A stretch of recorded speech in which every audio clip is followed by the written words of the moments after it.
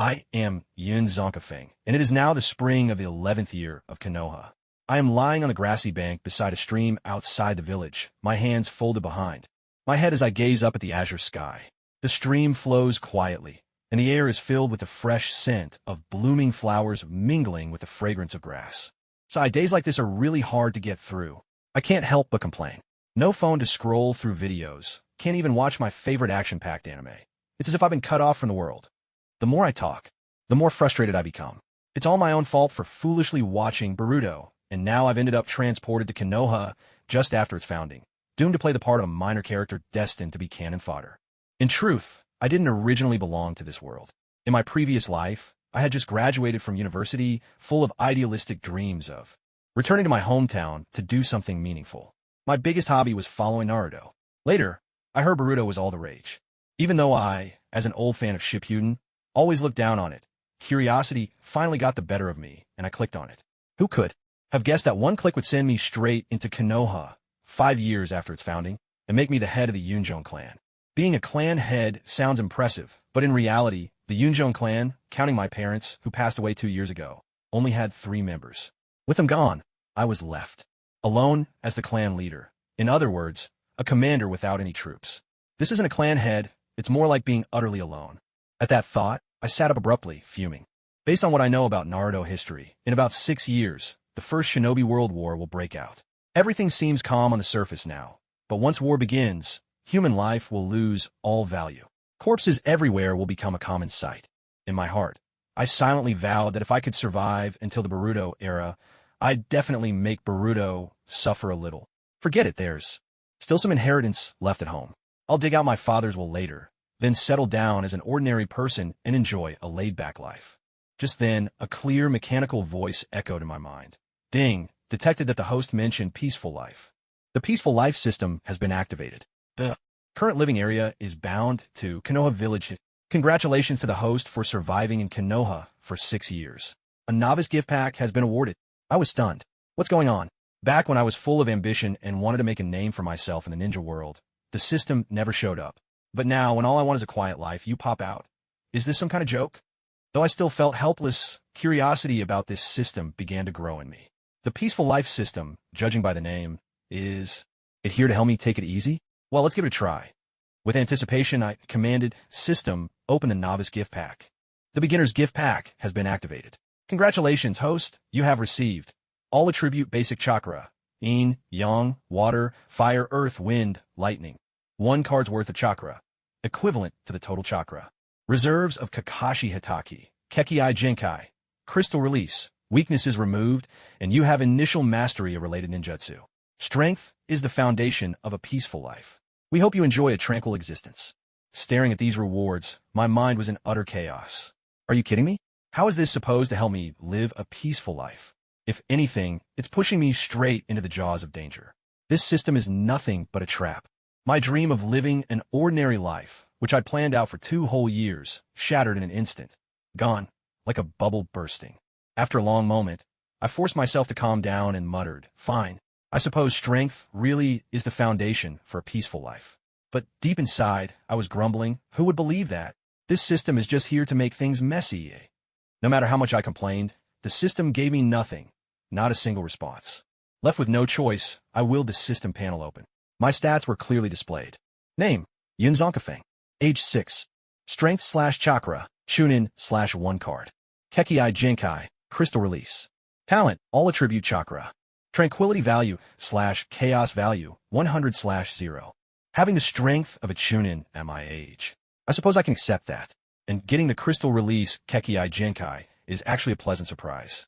I knew all too well that a 6-year-old Chunin would be considered a prodigy in Konoha, but on a real battlefield, that was still nothing special. Since I could no longer live quietly like an ordinary person, I'd have to change my approach, become a low-key ninja. If I made the right plans, maybe I could pull off a stealth retirement.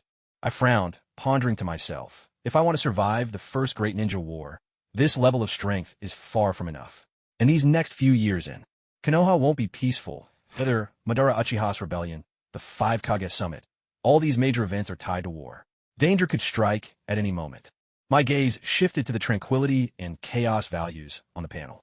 I more or less figured out what they were for. Put simply, if anyone around me or my clones threatened Konoha, chaos event would be triggered. Successfully resolving, it would earn me tranquility points, which I could use in the system shop for items, and I'd automatically gain 100 tranquility points every day just by being in Konoha. If I failed, though, the chaos value would increase. If it went above 70, the system would take back the power it had given me, though my own hard-earned skills would remain. Major historical events in Konoha also counted as chaos events. As for other ways to earn tranquility points, I'd have to discover those myself. I weighed my options. There are 6 years until the Great Ninja War. That should be enough time for me to grow stronger. And the Hidden Cloud Village, always eager to become the top ninja clan, is bound to stir up trouble as well. I stood up and brushed the dust off my clothes. Time to go back to the village and receive my father's will. Just as I was about to leave, I suddenly noticed a figure approaching from the distance. What's someone doing here? My heart skipped a beat. Although this forest was close to the village, the terrain was treacherous and it was easy to get lost. I myself had only stumbled upon it by chance 2 years ago and memorized the route, making it my secret hideout. Ordinary people would never come in here, unless, of course, they were a ninja. Carefully, I hid behind a large tree. As the figure drew closer, I finally got a good look at him. He seemed to be in his 20s, dressed plainly, with a beard and a casual demeanor. There's definitely something off about this guy. Could he be a spy? At that moment, the system's voice echoed in my mind. Chaos event triggered. The Hidden Cloud Village has dispatched a spy to scout, preparing for war. A rush of excitement surged through me. Well, things just got interesting. Crystal release, crystal mirror. A clear, transparent crystal mirror materialized before me, reflecting my own image within its surface. Crystal release, crystal clone jutsu. As I performed the technique, the reflection in the mirror slowly stepped out, identical to me in every way. My clone and I exchanged a glance, instantly understanding each other's intentions.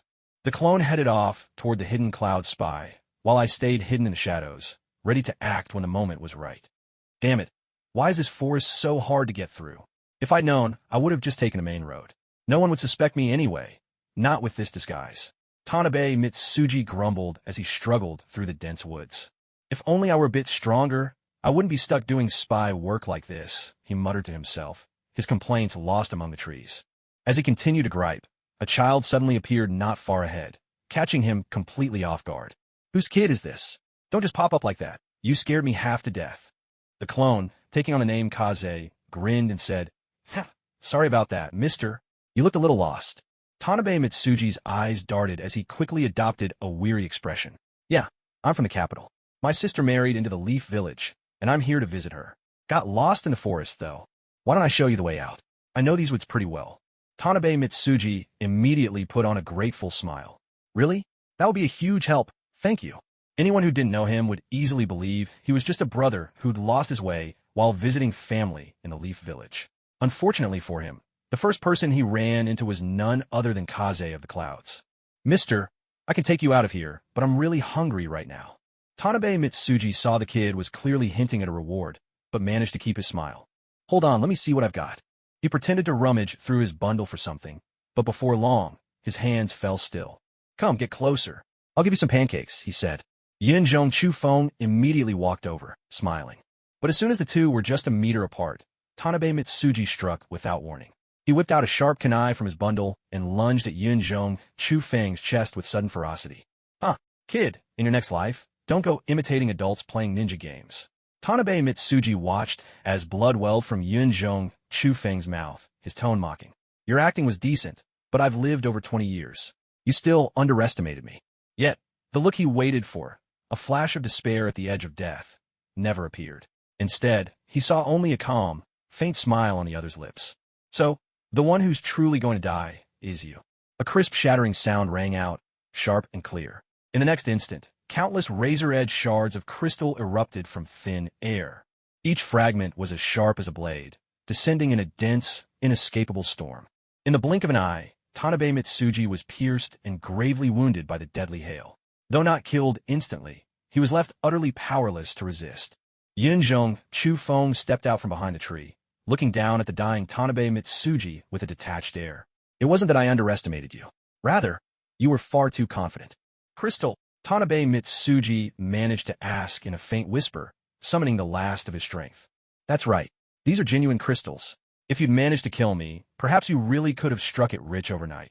Yin Zhong Chu Feng replied, a hint of mockery in his voice. Please, let me go. My daughter was just born.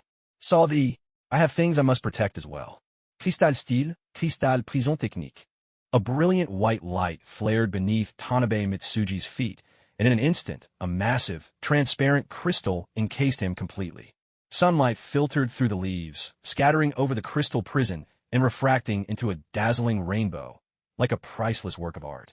The look on Tanabe Mitsuji's face at the moment of death was forever preserved within the crystal, beautiful yet merciless, like an insect frozen in amber. Such was the crystal prison technique. Almost no one had ever survived its grasp. Yin Zhong Chu Feng snapped his fingers, and the crystal prison shattered at once, dissolving into countless shimmering particles that drifted away on the breeze, a resplendent funeral. For anyone who tried to disturb the peace, Yin Zhong Chu Feng would never show mercy. Come to think of it, that spy managed to infiltrate Konoha this deeply, and yet no one noticed. If it weren't for me, Yin Zhong Chu Feng, something terrible would have happened to Konoha sooner or later. Chaos event complete. Completion rating, C+. Peace points earned, 1,400. Because the host directly killed Tanabe Mitsuji, the Konoha plan has failed. Chaos points increased by 5. Are you kidding me? Can I just kill him outright? Am I supposed to take him for a bath? Invite him out for a meal or something? Is this damn system messing with me? I went through all that trouble, racking my brains to outweed him, finally managed to deal with him. And now you stab me in the back? My situation right now is like Wu Zetian after she became a widow. I've already lost my Li Ji. I really want to know which bastard came up with this ridiculous plan. I'm going to find the Hokage. If I don't get an explanation today, not even Hashirama Senju will be spared. Without further hesitation, Yin Zonkafeng strode toward the village, seething with anger. On the way, many passers-by glanced at him, thinking he was just some bullied child about to run and tell the adults. No one knew that this 6-year-old, white-haired boy was actually plotting to challenge the first Hokage. After all, if Hashirama Senju unleashed his legendary true, several thousand hands technique, Yin would be pulverized in the blink of an eye, crushed to pieces like a kidney stone. Arriving at the entrance to the Hokage building, Yin Zonkafeng greeted the gatekeeping Shinobi one by one, deliberately claiming he was here to settle accounts with Hashirama Senju. Correction. He was here to receive his father's will. After stating his purpose, the guards didn't stop him. On the contrary, they let him in quite readily. Inside, the Hokage building had little in the way of security, and soon he found himself standing before the Hokage's office. The moment he arrived, Yin Zonkafeng quickly put on an innocent, harmless expression. Uncle, I am the head of the Yunzhong clan. I would like to see the Hokage and collect my father's will. The guard in front of the office, a member of the Senju clan, was very amiable. Go right in. The Hokage is waiting for you. Although they were guards, in truth, there was hardly anything for them to do. After all, who would actually dare to attempt an assassination on the first Hokage? Yin Zonkafeng knocked 3 times on the door. From inside came a booming voice. Come in. He pushed open the office door, and for the first time, Yin Zonkafeng laid eyes on the first Hokage himself, the legendary god of Shinobi who commanded all throughout the ninja world, Hashirama Senju. Hashirama was immersed in paperwork, but when he looked up and saw the white-haired child entering, he recognized him at once. You must be Yin Zhongshan's son, Yin Zonkafeng, right? Lord Hokage, you know who I am? Yin Zonkafeng was genuinely surprised that such a minor figure like himself would be remembered by the Hokage. I remember everyone in the village. Besides, your parents were once my trusted subordinates. It's a pity they died so young. My parents sacrificed themselves for the village. As long as the village stands, their sacrifice has meaning. In truth, he didn't really know what his parents had felt in their final moments. The village was still so new back then. Perhaps they hadn't felt much sense of belonging. Yet, they still chose to fight for it. These words came straight from Yin Zonkafeng's heart. Although he knew the village might become corrupt and shrouded in darkness in the future, now that he had awakened the system, perhaps many things could be changed. Upon hearing Yin Zonkafeng's words, Hashirama Senju immediately slapped the table and declared loudly, Well said. As long as the village stands, so do they. You're here today for the will, aren't you? Years ago, Yamashiro entrusted me with the will for the very day you'd come. With that, he opened a hidden compartment beneath his desk, took out a time-worn envelope, and handed it to Yin Zonkafeng. Yin Zonkafeng reached out to take the envelope, but at that very moment, the door to the office was flung open with a bang. For an instant, he thought a ninja had burst in to assassinate the first Hokage. Big brother, I need to talk to you. Tobarama, calm down. Can't you see there's a child here? Only after his brother's words did Tobirama Senju notice the white-haired boy in the room. He shot Yun Zonkafeng a meaningful glance, and Yun Zonkafeng instantly understood.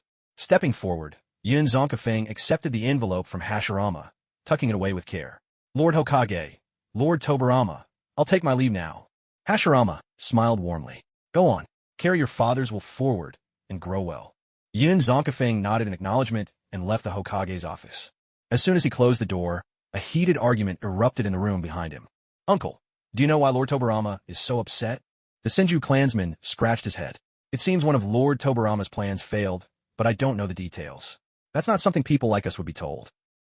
So was you causing all this trouble? And you even gave me that look? How infuriating. Though he found a culprit, he had to keep his emotions in check. Outwardly, he maintained a harmless smile. Thank you, Uncle. I'll be heading off then. Once he left the Hokage building, he could finally let out his frustrations. Darn you, second. Just wait till you're old. One day I'll make you experience what it's like to be bullied by a pack of kids. Of course, now is definitely not the time. With his water release, water mop, he could send me straight down the drain in a flash. No joke, ninjutsu that could conjure water out of thin air was far beyond the reach of ordinary people. I'd better head home and see what my father's will actually says. With that, he made his way toward the Yunzhong clan's compound. Big brother, my plan failed. The spy was killed on the way. It must be the work of the Uchiha clan. Tobirama Senju raged in the Hokage's office. Hashirama Senju could only sigh and rub his forehead. What does this have to do with the Uchiha clan? Acting like this won't help with peace. Oof. I'm just taking precautions. Besides, it was the Hidden Cloud village that sent the spy first. I merely responded in kind, but someone ruined my plan. If I ever find out who it was. Tobirama Senju had once accidentally discovered that the Hidden Cloud village had already sent a spy into Konoha. He'd intended to capture the spy as soon as they entered Konoha, hoping to extract intelligence about the Hidden Cloud, but in the end his plan failed. Watching his younger brother's determined expression, Hashirama could only relent and say with resignation, If that's how you feel, then go ahead. I trust your judgment. Hearing his elder brother's words, Tobirama finally let some of his anger subside. To him, his brother's views were far too idealistic. The current peace existed only because the other ninja villages were wary of Konoha's strength. It was nothing more than a fragile tranquility. If anything were to happen to his elder brother, Konoha would immediately become the target of all the other villages. By the way, that white-haired child from earlier, which clan does he belong to? That's right, he's from the Yunzhong clan. I noticed he's already able to refine chakra, and his chakra reserves far exceed those of most ninja. Tobirama nodded in agreement. He had observed Yunzhong Chufeng closely when they met. Though the boy was still young, the chakra he harbored was already on par with the elite ninja in the village. With proper training, he would surely become a pillar of Konoha in the future. It seems the Yunzhong clan has hope for a revival. Yes, Hashirama replied earnestly. If Yunzhong Shan hadn't failed to master the clan's secret technique, the Yunzhong clan might never have joined Konoha in the first place. That's the downside of a clan relying on a single tradition. Big brother, do you have any plans for this child? Hashirama thought for a moment, then answered, His talent is outstanding. I'm considering taking him as my disciple, but I want to observe his character a bit longer. Let's do that. If he proves worthy in both talent and character, we'll officially make him our pupil. Achoo! On his way home, Yunzhong Chufeng suddenly felt his ears burn, followed by a sneeze. Who's speaking ill of me behind my back? Don't tell me it's the Hokage. Yunzhong Chufeng was completely unaware of the conversation taking place in the office. Still, he didn't doubt that the first Hokage had already seen through the fact that he possessed chakra. In truth, that was exactly his intention. If he wanted to live safely in Konoha, there was no better identity than that of the Hokage's disciple. Just look at Kohor Udatane and Hamura Midokado, those two venerable elders. Though they became somewhat muddled with age, leading Konoha into chaos, at least they never harbored any real ambition. It was merely a matter of limited ability, but in the end, he still managed to live a peaceful life, even surviving into the era of Boruto. Even if you were the head of an old and esteemed clan, you would still have to address them respectfully as elder upon meeting them. Precisely because of this, Yunzhong Chufeng would deliberately display his abilities before Hashirama Senju, but only to a suitable extent. However, entrusting the management of the Hidden Leaf Village to a handful of rather mediocre individuals was, after all, a reluctant decision by the second Hokage. When young, the third Hokage Hiruzen could indeed be called a formidable figure, but in his old age, he became far less worthy of praise. Muttering complaints as he walked, It wasn't long before Yunjong Tsufeng arrived at the gates of his family's estate. Carved into the buildings within the estate was the image of a white crane soaring among the clouds, the emblem of the Yunjong clan, the hidden crane in the clouds. The clan's territory was vast. It was said that Yunjong Tsufeng's grandfather had fought hard to secure it in his day.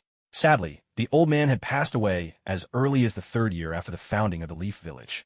With no servants at home, such a large estate felt especially quiet and deserted. But Yunjong Tsufeng had long grown used to it. Even when his parents were alive, there were only 3 people in the house. Compared to now, nothing much had changed. Entering the house, he casually found a spot to sit down and began to open the will his father had left behind. He was genuinely curious about what his father had written, to the point of specifically instructing that it could only be read once he turned 6. He gently unfolded the letter, and the first thing that caught his eye was his father's hopes for his future, along with his care and apologies. Tsufeng, you're 6 years old this year. Have you grown taller? Forgive your father for having to speak to you in this way. Reading the letter his father had left behind, although the word love never appeared between the lines, Yunjong Tsufeng could feel the deep affection his father held. Old man, you were never good with words, yet you managed to write so much. That must have been hard for you. In Yunjong Tsufeng's memory, his father, Yunjong Shan, had always been the silent type.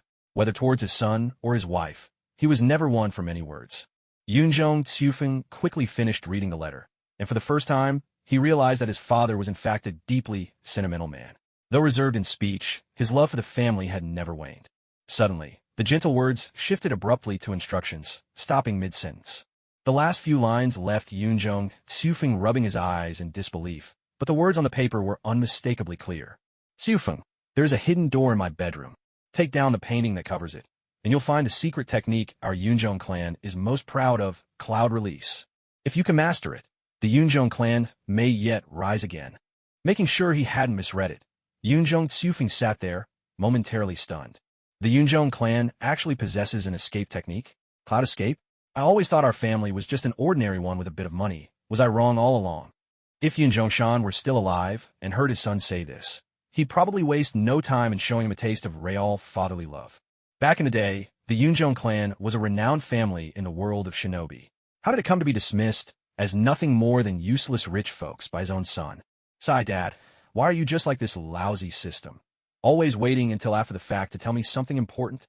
I was all set to live a quiet, peaceful life, clinging to someone powerful for safety, and only now do you tell me our family has a secret art. I am speechless. Despite his complaints, Yin Zonkafang still got up and made his way toward his father's bedroom to look for the secret door. To be honest, when Yin Zonkafang first learned that his family had a secret escape technique, he felt confused at first, but that quickly gave way to excitement. He'd already mastered crystal release, but learning another technique would only make him stronger and give him more peace of mind. Cloud escape. This was the very secret art that had allowed the single-layer Yunjong clan to survive in the Shinobi world to this day. That alone was proof of its power. But it also meant the technique wouldn't be easy to master. Otherwise, why had he never seen his father use it? Chances were, his father hadn't mastered it either. Well, better go and see for myself. If even I can't master it, then there's really no hope left, Yin Zonkafang muttered under his breath. If, in the end, he failed to learn Cloud Escape, he could almost imagine himself running to his father's grave and crying, Dad, this Cloud Escape is just too difficult. From today on, our father-son bond ends here. You'd better go find a more promising student. The respect and admiration he felt for his father was plain to see.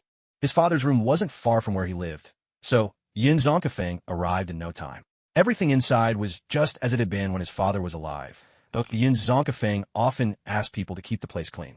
He quickly spotted the calligraphy scroll his father had once mentioned. Carefully, he took it down and set it on the table nearby. Things passed down from their ancestors were always precious beyond measure. Sure enough, behind the painting on the wall was a square stone, oddly out of place compared to the rest, and carved with the Yunjong clan's signature kan motif. Yin Zonkafang gently pressed the stone, and the bricks slowly shifted aside, revealing a pitch-black passage. Without hesitation, he stepped inside. Tiny lights flickered to life along the walls. There weren't many, but they were enough to illuminate the entire corridor. Yin Zonkafang hurried ahead and soon arrived at a spacious, brilliantly lit secret room. Inside, countless display cases were filled to the brim with all manner of scrolls and shinobi tools. Clearly, this was where the true wealth of the Yunjong clan resided.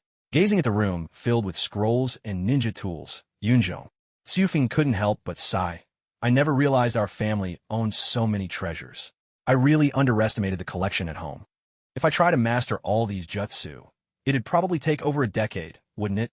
But these weren't the reason he had come here today. The scrolls weren't going anywhere, so finding information about Cloud Release was still his top priority. He stepped to the very center of a secret chamber, where a display case stood. On it rested just two items, a single scroll and an exquisitely ornate longsword. The hilt of the sword was carved with drifting clouds, while two cranes danced across the lacquered scabbard. The wooden sword rack bore the name, Crane's Cry Sword, engraved in bold characters. This sword is truly something. One day, it'll be mine, he murmured softly. He then turned his attention to the scroll beside it. This must be the scroll that records the Cloud Release training method. With great care, Yunzhong Xiufeng unfurled the scroll, only to be stunned by what he read.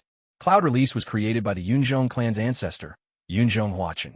This technique is formed by fusing the chakra natures of water, fire, and wind. It is classified as a Kekkei Toda, a bloodline selection technique. Training is extremely difficult, and very few have ever mastered it. Anyone struck by a Cloud Release jutsu will, at best, have their bodily organs utterly frozen. At worst, they'll dissolve into mist, vanishing without a trace. At that moment, Yunzhong Xiufeng's mind went completely blank. He'd always assumed that Cloud Release was just another powerful Kekkei Genkai, a bloodline limit. Never had he imagined it belonged to the exceedingly rare category of Kekkei Toda, a technique capable of blending three chakra natures. Within the Naruto universe, it was reminiscent of the Dust Release, detachment of the primitive world used by the second and third Tsuchikage of Awadakure. Shaking his head, Yunzhong Xiufeng could hardly believe how tumultuous his day had turned out to be. He felt as though he still hadn't woken from a dream. Reading further, Yunzhong Xiufeng found his headache growing worse. This is way too complicated. Combining three chakra natures in precise proportions? That's nearly impossible. The five basic chakra natures restrain and reinforce one another. To extract three and fuse them perfectly is a monumental challenge. But while this may be impossible for most people, for someone with a system like mine, it's just right. System, open the exchange shop. He had been wanting to see what he could trade for in a shop, and now was the perfect opportunity. As Yunzhong Xiufeng issued the command, a pale blue shopping panel appeared before his eyes. Seeing the dazzling array of goods, Yunzhong Xiufeng's spirits soared. In his mind, the more items in the shop, the better. He'd eventually be able to exchange for them all. He quickly scanned through the options and immediately spotted several intriguing items. A cell phone? A computer? I never imagined you could actually buy modern-day luxuries like these here. Although he was itching to redeem a phone and a computer right away, the amount of comm points required for these items was far too high. 5,000 points each. That was a total of 10,000 comm points for both, an amount so steep he couldn't even dream of it. Straw sandals. Put on these sandals and feel as if you're flying. Come on. Yun Zonkafeng had to fight back the urge to complain, silently cursing the system for being filled with all sorts of absurd things. What good could these shabby straw sandals possibly do? I better look for something I can actually use right now. Learning the cloud escape technique is the top priority. Just as he was about to keep browsing, something in the corner of his eye caught his attention. What's this? Naruto mobile game? This thing costs 50,000 comm points? Who in their right mind would spend 50,000 on a game? But once he read the detailed description, a sly smile crept across Yun Zonkafeng's face. In the Naruto mobile game, for every 100 tails you recharge, the host receives 1 comm point. I take back what I said. This game is an absolute bargain. If he could bring this game into the real world, it would essentially allow him to buy comm points with money. However, if he relied solely on his own top-ups, even 1,000,000 tails would only translate to 10,000 comm points. But Yun Zonkafeng had no intention of using only his own money. With a method like this, why not let everyone benefit? He wanted everyone in the ninja world to experience the joy of being patted on the head. A plan slowly began to take shape in Yun Zonkafeng's mind. This can't be rushed. It needs careful planning. With that thought, he set the idea aside for now. He continued browsing through the shop interface, soon finding a few items that could aid in training ninja techniques. Clear Mind accelerates ninjutsu training. 100 comm points per day. Wind and Fire Harmony speeds up training for wind and fire style ninjutsu. For 1,000 comm points. Both of these looked useful, but the first one came with a time limit. It would cost 100 comm points for just a single day, and since he had no idea how long it would take to learn Cloud Escape, using it long-term would be far too expensive. The second item only worked for wind and fire chakra, which was somewhat helpful for Yun Zonkafeng, but not the ideal choice. What really caught his interest was the last item. Genius grants exceptional understanding of chakra nature transformations, making it easy to develop ninjutsu. 15,000 com points. That's outrageous. 15,000 com points. He doubted he could scrape together that much, even if he sold himself. Luckily, the shop offered a 10% discount for first-time purchases, bringing the price down to only 1,500 com points. You ask me why I don't use these com points to buy the Rinnegan or the Mangekyo Sharingan. Well, that calls for proper explanation. The answer is simple, because they're not available. And even if I could buy them, would you really dare to use them? Maybe one day the shop will update and put up things like the Rinnegan for sale. Who knows? But all of that is not something Yin Zonkafeng needs to worry about right now. He's much more focused on the present. System redeemed genius. A soft blue light swept over him, and Yin Zonkafeng felt as though he'd just swallowed a magical pill. His mind suddenly became astonishingly clear. He immediately opened the scroll to take another look. The training methods that had once seemed confusing and impenetrable now appeared utterly simple. Ideas for developing new ninjutsu bubbled up in his mind, one after another. At this moment, Yin Zonkafeng couldn't help but think, this is truly a wonderful thing. Even though I've spent all my com points, it was definitely worth it. Now my speed in mastering Cloud Release will soar. There was still a month left before the Ninja Academy started its new term. Yin Zonkafeng hoped he could master Cloud Release before then. With a genius-level talent blessing him, wouldn't training in Cloud Release be a walk in the park? The first and second Hokage placed great importance on the founding of the Ninja Academy. They saw it as the cornerstone of Konoha's future, pouring their hearts and souls into its creation. The results spoke for themselves. The very first class of 36 students had now successfully graduated and begun carrying out safe missions. Among them, the most outstanding, Hiruzen Tsurutobi, Danzo Shimura, Kohor Yuditane, Hamura Mitokado, Torafu Akimichi, and Kagami Uchiha, were all chosen by Tobirama Senju as his disciples, training directly under the Hokage's guidance. Everyone understood that these 6 had limitless potential. Because of this, whether from commoner families or noble clans, all parents were eager to send their talented children to the academy, hoping they might catch the eye of the Hokage and earn a place as a disciple. Yin Zonkafeng's goal was the same. He had already given a small demonstration of his abilities in front of the Hokage, and now planned to make an even deeper impression at the academy, aiming ultimately to become the second Hokage's disciple. To him, it all felt like a natural progression. After the second Hokage retired, he would devote himself to assisting the third, and once the third grew old, he'd smoothly transition to supporting Minato. To call it assisting was perhaps an overstatement. He'd offer advice when needed, and if others listened, great. If not, he'd enjoy his peace and quiet all the same. His main goal was still to savor a calm and peaceful life, while conveniently dealing with any chaotic events the system threw at him. As long as the Hidden Leaf Village remained safe, nothing else really mattered. Yin Zonkafeng looked ahead to his future with excitement, having already mapped out every step in detail. But whether things would really go as he hoped, well, that was something no one could know for sure. A month slipped by in the blink of an eye. During this time, Yunjong Chu-Feng devoted himself to diligently practicing the cloud evasion technique, yet his progress fell far short of his expectations. The difficulty of mastering cloud evasion was far beyond what he had imagined. Each time he felt on the verge of success, but always failed at the critical moment. I admit, I was far too confident at the start, he reflected with a wry smile. Each day, he received calm points from the system as a reward, but since he didn't know what to spend them on for the time being, he simply let them accumulate. By now, he'd saved up 3,000 points. After completing another day of training, Yunjong Chu-Feng went to bed early. Tomorrow was the first day of school, and he certainly didn't want to be late. At dawn, Yunjong Chu-Feng was awakened by the familiar chime of the system. Live a peaceful day in Konoha. Reward, 100 com points.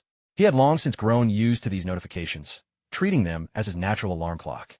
He got up quickly, dressed, washed up, ate breakfast, everything in perfect order, and then left the house. The Ninja Academy was located in the center of the Hidden Leaf Village, near the Hokage Rock and not far from the Hokage's office. On the way, Yunjong Chu-Feng saw many children around his age. Most were accompanied by their parents, though some walked alone. When they saw Yunjong Chu-Feng, their eyes naturally turned toward him. Dressed like this, I look just like a sword immortal. Of course people are going to stare. I completely stand out from the crowd, he thought. He wore a flowing white robe, embroidered with the Yunjong clan crest on his back.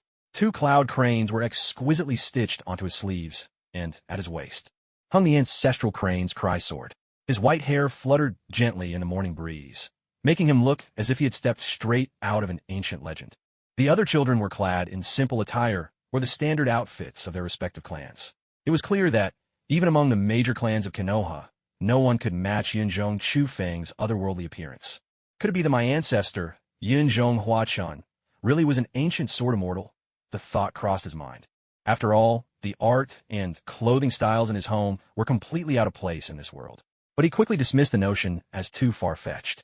If his ancestor truly were a legendary sword immortal, capable of shattering mountains with a single breath and altering the world with a word, then with one sword stroke, he could have cleaved open the void and traveled to another world. But to end up in the world of Naruto? Even the most daring novels wouldn't attempt such a plot. Besides, if a sword immortal really existed, the Yunzhong clan would have long since unified the entire shinobi world. Whether it was Kagaya Otsutsuki or Ishiki Otsutsuki, no one could withstand a single strike.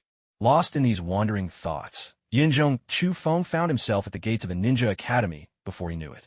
By then, 300 to 400 new students had already gathered outside. Among them, he spotted children from famous clans, like the Hyuga with their Byakugan and the serious-looking Uchiha, but most were ordinary civilians. After waiting for a while, the school administrators divided the children into several classes, each with about 50 students. Yun Zonkafeng was assigned to the first class. The classroom was newly built and spacious. Yun Zonkafeng looked around and noticed a little girl from the Uchiha clan, her hair, a striking shade of purple, making her look especially adorable. After getting her consent, Yun Zonkafeng sat down beside her. Class had not officially started yet. Most of the children in the room were around 6 years old, at that playful age when curiosity and energy run wild. Although they were still strangers to one another, it didn't take long before some of them began to play together. Yun Zonkafeng found all of this quite amusing, but perhaps because he was, after all, a traveler from another world, he couldn't help feeling a little out of place among these children. It was hard for him to relax and join their games. Just then, a boy with a little ponytail approached with a cheerful smile. Marusei Kusuka. What's your name? Yun Zonkafeng turned to look at him, momentarily stunned by the name. Then realization dawned. Wasn't this Konoha's legendary, eternal genin, the familiar face from even the 4th Hokage's era? So, this is what he looked like as a child, so honest and endearing. Although they didn't know each other, Yun Zonkafeng was finally meeting someone whose name he recognized. Despite that, Yun Zonkafeng introduced himself warmly. Hello, I'm Yun Zonkafeng, head of the Yunzhong clan. The girl sitting next to him seemed eager to respond after hearing his introduction, but in the end, she remained silent. Marusei Kosuka continued. Well, now we've met. I have 2 other friends, let me call them over. With that, he dashed off. Since arriving in this world, Yun Zonkafeng hadn't really made any friends, so he welcomed Marusei Kosuka's enthusiasm. Rather than feeling put off, he was actually looking forward to seeing what kind of people Kosuka would bring along. At that moment, Yun Zonkafeng realized he still didn't know the name of the girl at his desk. Smiling, he asked kindly, Hello, I'm Yun Zonkafeng. What's your name? Hearing this, the girl gave him a sweet smile and replied, Hello, Chufeng. I'm Uchiha Jili. A brief note here. Jili is an original character from the anime. She wears the Konoha forehead protector and is a member of the Konoha police force. For the sake of the story, I made her a little younger than in the original series. Yun Zonkafeng thought to himself, I never expected to meet another important character here. He had originally thought his deskmate was just an ordinary Uchiha girl. It never occurred to him that she was actually Uchiha Chiri. That meant she must have already awakened her Sharingan, right? After all, she was one of the creators of the forbidden technique, Izanami. If Uchiha Itachi hadn't used Izanami during the 4th Great Ninja War, far more lives might have been lost. I wonder how many tomo her Sharingan has. Uchiha Chiri seemed to sense Yunzhong Tsufeng's surprise and asked, What's wrong, Tsufeng? You look a little startled. Flustered, Yunzhong Tsufeng quickly waved his hand and explained, Oh, it's nothing. I just suddenly remembered something else. Chiri responded with a gentle laugh. I see. It seems your mind is wandering a bit today. With her teasing, Yunzhong Tsufeng couldn't help but feel a bit embarrassed. After chatting idly for a few moments, the two went back to their own tasks. It was, after all, their first meeting, and everyone was still getting to know each other. Before long, Maruhoshi Kosuka returned with 2 boys in tow. At the sight of them, Yunzhong Tsufeng was taken aback. One of the boys behind Maruhoshi had eyes that shone a vivid red. At first, he assumed the boy must be another member of the Uchiha clan, but on closer inspection, he started to guess the boy's true identity. Tsufeng, I'm back. These are my friends, Maruhoshi said. Yunzhong Tsufeng stood up and greeted them with a friendly smile. Hello, I'm Yunzhong Tsufeng. It's nice to meet you. The two boys had expected that anyone introduced as the head of the Yunjong clan would be proud and difficult to approach, but to their surprise, Yunjong Tsufeng was humble and easygoing. Of course, the title of clan head still carried some weight. They had imagined he must be the heir of some great family. In truth, Yunjong Tsufeng was simply an orphan with a bit of family property to his name. It was said that if you spread out all the ninja scrolls in his house, they'd form a ring around the entire Hidden Leaf village. Hello, I'm Umino Ichikaku. Pleased to make your acquaintance. The other red-eyed boy also introduced himself. I'm Yuhi Makoto. It's a pleasure to meet you. Sure enough, outside of the Uchiha clan, only Yuhi Makoto in the Hidden Leaf village was known for having red eyes. He was a legendary Jinjutsu master. Rumor had it that even the Mangekyo Sharingan couldn't break his illusions, though that claim still needed proof. Ultimately, he met a heroic end during the Nine-Tails attack, sacrificing himself to protect the next generation. As for Yumino Ichikaku, Yunjong Tsufeng recognized the name immediately. He was none other than the father of Irika Yumino. Amazing. All of them are famous figures. Yet, looking at them now, they all seemed like supporting characters. Was this some kind of academy for aspiring bit part actors? After everyone made their introductions and chatted for a while, class time soon arrived. A young male teacher walked into the classroom from outside. As soon as the students saw the teacher enter, they immediately sat up straight and quieted down. The teacher nodded with satisfaction and said, "First, let me congratulate all of you. The fact that you're sitting here means you each have the potential to become a ninja.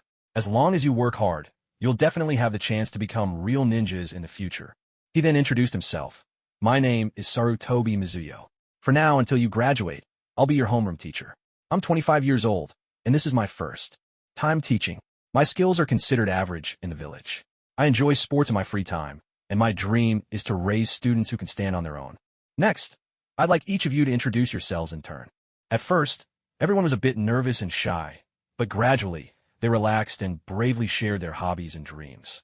Even if some dreams seemed unrealistic, that was the purest expression of childhood hope. Kimo no Torike's listened attentively to each person's dream. Mariboshi Kosuka hoped to become a powerful ninja in the future, while Yuhi Makoto dreamed of becoming a master of illusions, and Yumino Ichikaku wanted to become a teacher. "My name is Uchiha Kyo. I can't stand weaklings like you. As a member of the Uchiha clan, you're not even worthy of knowing my dreams. That's all." With that, he sat down abruptly, a scornful look on his face, as if he were surrounded by people of no consequence. His words stirred dissatisfaction throughout the class. Many students shot him angry glares. But Uchiha Kyo didn't care in the slightest, not even sparing them a glance. What an infuriating guy. One day I'll show him what's what. Mom was right after all. The Uchiha clan really are arrogant. Unbelievable. We're all students here. What makes him think he's better than everyone else? One after another, the classmates voiced their displeasure, and no one wanted to go near him. Uchiha Kyo just let out a cold, dismissive snort. Exactly the reaction he'd hoped for. In his mind, the commoners should be in awe of the Uchiha name. Meanwhile, Uchiha Yuri, who was seated next to Kimo no Torike's, frowned slightly. Clearly, she didn't agree with Uchiha Kyo's words. Soon, it was Uchiha Yuri's turn to introduce herself. "Hello, everyone. My name is Uchiha Yuri, and I love sweets. There's nothing in particular that I dislike. My dream is for everyone in the village and my clan to live peacefully without any more wars." Her demeanor was graceful and composed, and her gentle smile made her seem warm and approachable. At first, when everyone heard her surname, their faces wore somewhat unfriendly expressions. But once she finished her self-introduction, they realized she seemed quite different from Uchiha Kyo, and their attitude toward her softened a little. Yin Zonkafeng was a bit surprised by this, especially since Uchiha Chiri's dream sounded a little like his own. "Hello everyone, I'm Yin Zonkafeng. I like a peaceful life and quietly counting money. I don't like making plans. My dream is just to live calmly, always." After Yin Zonkafeng finished speaking, his classmates were all stunned. Enjoy quietly counting money? Dreaming of living a peaceful life forever? What kind of thinking is that? Couldn't he be a bit more serious? Chiri, who sat next to Yin Zonkafeng, couldn't help but let out a soft laugh. Luckily, no one noticed. Otherwise, she might have felt a little embarrassed. Because of Yin Zonkafeng's introduction, he was soon given a new nickname in class, Mr. Calm. It suited him quite well. All right. I know everyone's dreams now," the teacher, Sarutobi Mizu, said with a cheerful chuckle. "I hope you all achieve your goals. Now let's begin our first lesson." After a brief explanation of the school's rules, Sarutobi Sensei officially began the day's lesson. This class focused on understanding chakra and how to refine it. In fact, this lesson was more suited for children from civilian families, since those from clans had often learned these things before ever entering school. Most parents from civilian families weren't ninja themselves, so their children could only gain this knowledge through the academy.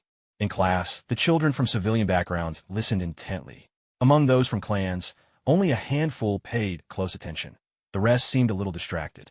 Yin Zonkafeng was one of those who listened seriously. Uchiha Chiri whispered, "Chu Feng, you're listening so carefully. Does that mean you've never learned about chakra before?" Yin Zonkafeng scratched his head at the question. "Oh no, I've actually learned it long ago. It's just that everyone understands chakra in their own way, so I want to hear different perspectives." It wasn't that Yin Zonkafeng was pretending to be a model student. As he said, he simply hoped to gain some inspiration from others' experiences. His own progress in developing cloud-style ninjutsu had been slow, so he wanted to hear how others saw things. Perhaps it would help. Hearing Yin Zonkafeng's explanation, Uchiha Chiri realized she'd been too quick to judge him. She felt quite embarrassed, recognizing her response had been a bit rude. "I'm sorry, Kufeng. I shouldn't have jumped to conclusions about you like that." Yin Zonkafeng waved it off, signaling that it was nothing. "Did what the teacher explained help you at all?" "A little, but not much." "That means you must be really gifted."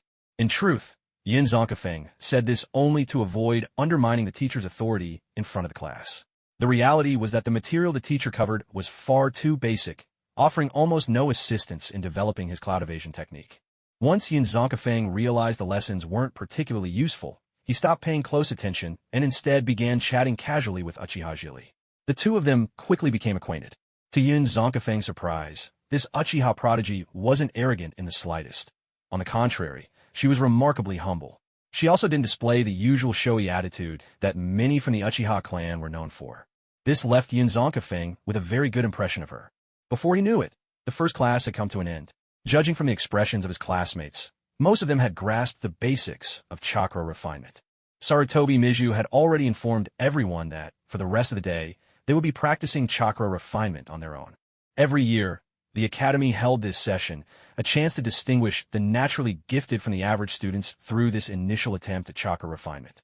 For most, their first successful refinement would take about a day. Exceptionally talented children, though, could succeed within just a few hours. As soon as class ended, Mariboshi Gukiai came over and asked, "Tsufeng, I bet you could refine chakra ages ago, right?" "Actually, no.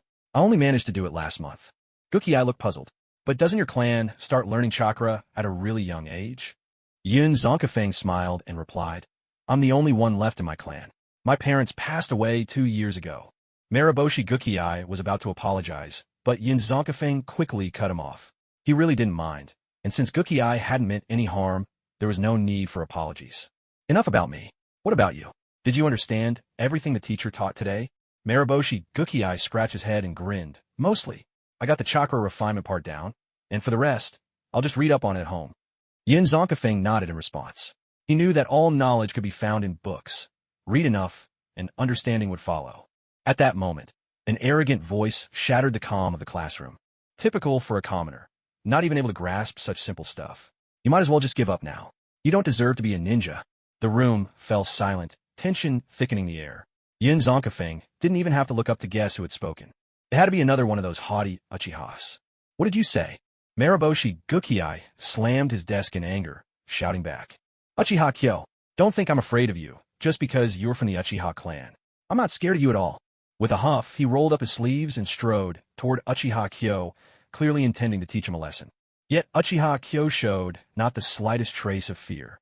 He looked at Mariboshi Kosuka with a mocking smile. Sensing that the confrontation was about to escalate, Yumino Ichikaku and Yuhi Mihiro hurriedly stepped in to hold Kosuka back. Seeing this, Uchiha Kyo couldn't help but laugh out loud. "Ha ha! Did you see that? Even your poor friends understand. In the Hidden Leaf Village, the Uchiha clan is not to be messed with." Kosuka was held back by his two friends, burning with fury and nowhere to vent it. "Mihiro, Ichikaku, let go of me. I'm going to teach this guy a lesson." Uchiha Kyo watched Kosuka tremble with anger, his eyes full of disdain. "You, a commoner, dare speak to me like that? The Uchiha are one of the founding families of the Leaf Village. Who do you think you are?" At those words, the faces of the commoner children present all grew bleak. They wanted to argue, to stand up against Uchiha Kyo's arrogance. But the Uchiha clan held great sway in the village, and no one dared offend them lightly. Ordinary families simply wanted to avoid unnecessary trouble. Only a handful of students from prominent families occasionally dared to speak a word of justice for the commoners. In truth, within the Leaf Village, while every clan took pride in their heritage, few openly belittled commoners the way the Uchiha did. This was one of the reasons behind the Uchiha clan's poor reputation in the village, and why they ultimately faced destruction. The Uchiha clan did indeed play a huge part in founding the village, but what does that have to do with you, personally?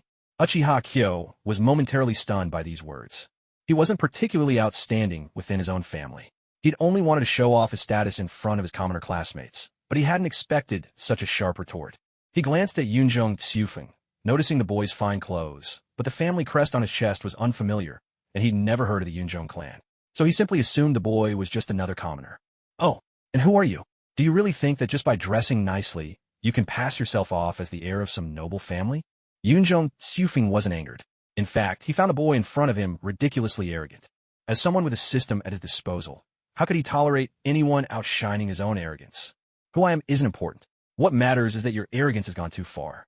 When it comes down to it, you weren't even born when the Hidden Leaf Village was founded. All you know is how to use your family's name to look down on others. Are you just trying to prove your own worth? Your behavior won't make people respect the Uchiha clan. In fact, all you're doing is tarnishing your family's name. Uchiha Kyo's eyes went wide with disbelief. What infuriated him even more was how every word this boy spoke seemed to cut straight to his heart, though he couldn't say why. All the more so because he had just been reprimanded for so long by a commoner. This was something Uchiha Kyo simply could not accept. Nonsense. The rules of this world are survival of the fittest. You commoners are meant to be ruled by us. If not for... Enough, Kyo. You're only tarnishing the clan's reputation by speaking like that. Yunjong Tsufeng had wanted to keep arguing, but to his surprise, Uchiha Chiri, who had been silent until now, suddenly spoke up and cut Kyo off. Zivi-sama, Uchiha Kyo tried to argue back, but in the end, he swallowed his words. He had no choice. In the end, as he himself had said, the weak must submit to the strong. And Uchiha Chiri was a prodigy in the clan. She awakened her Sharingan at the age of 5, and the clan placed great hopes on her. By comparison, he still hadn't awakened his Sharingan at 6. His status was naturally lower. Let's end today's dispute here. I apologize to everyone on Kyo's behalf. I hope this won't lead to misunderstandings about the Uchiha clan. We're not what you imagine us to be. Uchiha Chiri's words eased the tense atmosphere, and the children from commoner families regained some of their dignity. Some people's impression of the Uchiha clan improved, but others still couldn't accept it.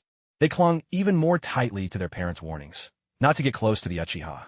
At that moment, Mariboshi Kosuka, now released by his 2 friends, walked up to Yunjong Tsufeng and thanked him. He shot a dissatisfied glance at Uchiha Chiri, then went back to his seat.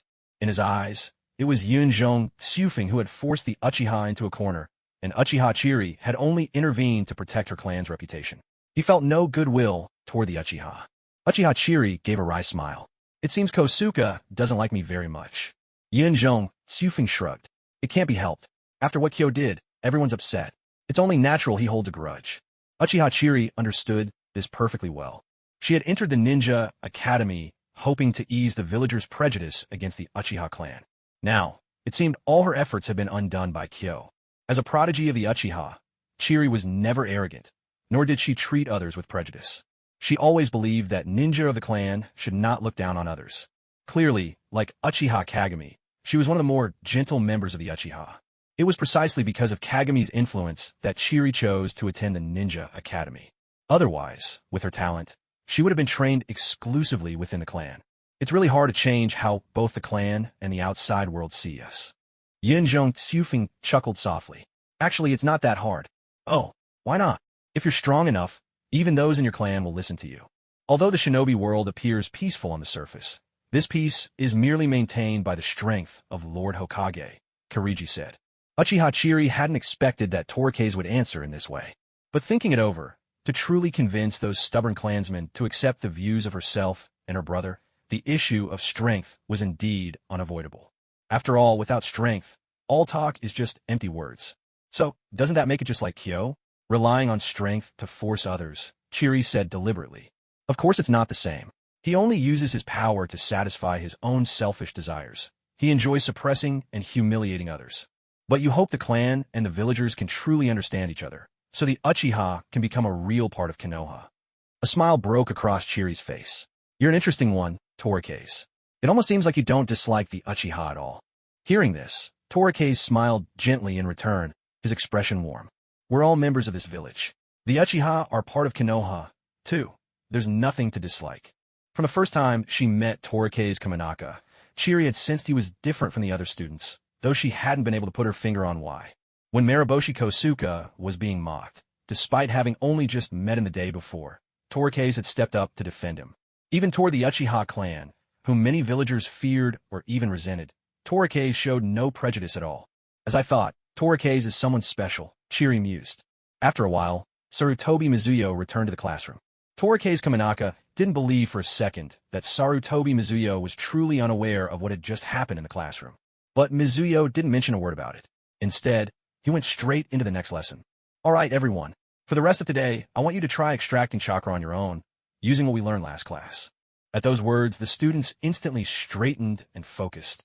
The ridicule from Uchiha Kyo during the break had left everyone feeling powerless. But now, the moment to start extracting chakra had finally arrived, and the children brimmed with determination. These 5- and 6-year-olds believed their talents rivaled anyone's. With confidence, they began the chakra extraction exercise as taught in the previous lesson. If they couldn't extract chakra, they wouldn't be able to continue with the rest of the course. For the students who had already mastered chakra control, however, this class was dreadfully boring. They couldn't talk for fear of distracting others, and since it was the first day of class, leaving was out of the question. All they could do was sit and wait, quietly, as the hours dragged by. After about 3 hours, finally, someone succeeded in extracting chakra. Excellent, Akane. To be able to extract chakra in just 3 hours is truly outstanding. This result came as no surprise to Torikase Kaminaka. Soon after, Mariboshi Kosuka and Uno Ichikaku also managed to extract chakra, one after the other. At such a pace, even children from some of the prominent clans might not be able to keep up. Sarutobi Sway nodded silently to himself. It seems this year's class has quite a few prodigies. I'd better report this to the Hokage, along with what just happened. Uchiha Kyo, a member of the Uchiha clan, had not yet awakened his Sharingan, but he had already mastered the art of chakra extraction at a young age. When he saw those commoners, he'd always looked down upon managing to extract chakra faster than he did on their very first attempt. He was filled with anger. What made him even more dissatisfied was that Uchiha Chiri, the clan's prodigy, not only failed to speak up for him, but actually took the side of the commoners. That white-haired kid, I'll make sure you regret it during the combat class, he thought bitterly. At that moment, he noticed Yunjong Tsufeng also diligently working on chakra extraction, so he muttered under his breath, mocking, "TCH, I thought you'd be something special, but you're just another commoner after all." Thinking of next week's exam, his confidence surged. After all, he could already use ninjutsu, and he was sure his strength far surpassed that white-haired boy's. If Yunjong Tsufeng could have heard Uchiha Kyo's words, he would have rolled his eyes in exasperation. The truth was, he was simply using the time in class to practice cloud release, not wanting to let a single moment go to waste. If he could successfully awaken a Kekkei Toda, he might finally achieve the peaceful life he longed for. Chiri, seeing Tsufeng beside him working so hard, was inspired to practice just as earnestly. As if a wave of motivation swept through the room, other students who had already extracted chakra also threw themselves into their training. Of course, Uchiha Kyo was not among them. By the end of the first day, about half of the commoner children still hadn't managed to extract chakra. This was a sign their talent was limited. At best, they might only reach the rank of Chunin one day. Some children left the classroom with joy, while others wore looks of disappointment. Yunjong Tsufeng was among the former.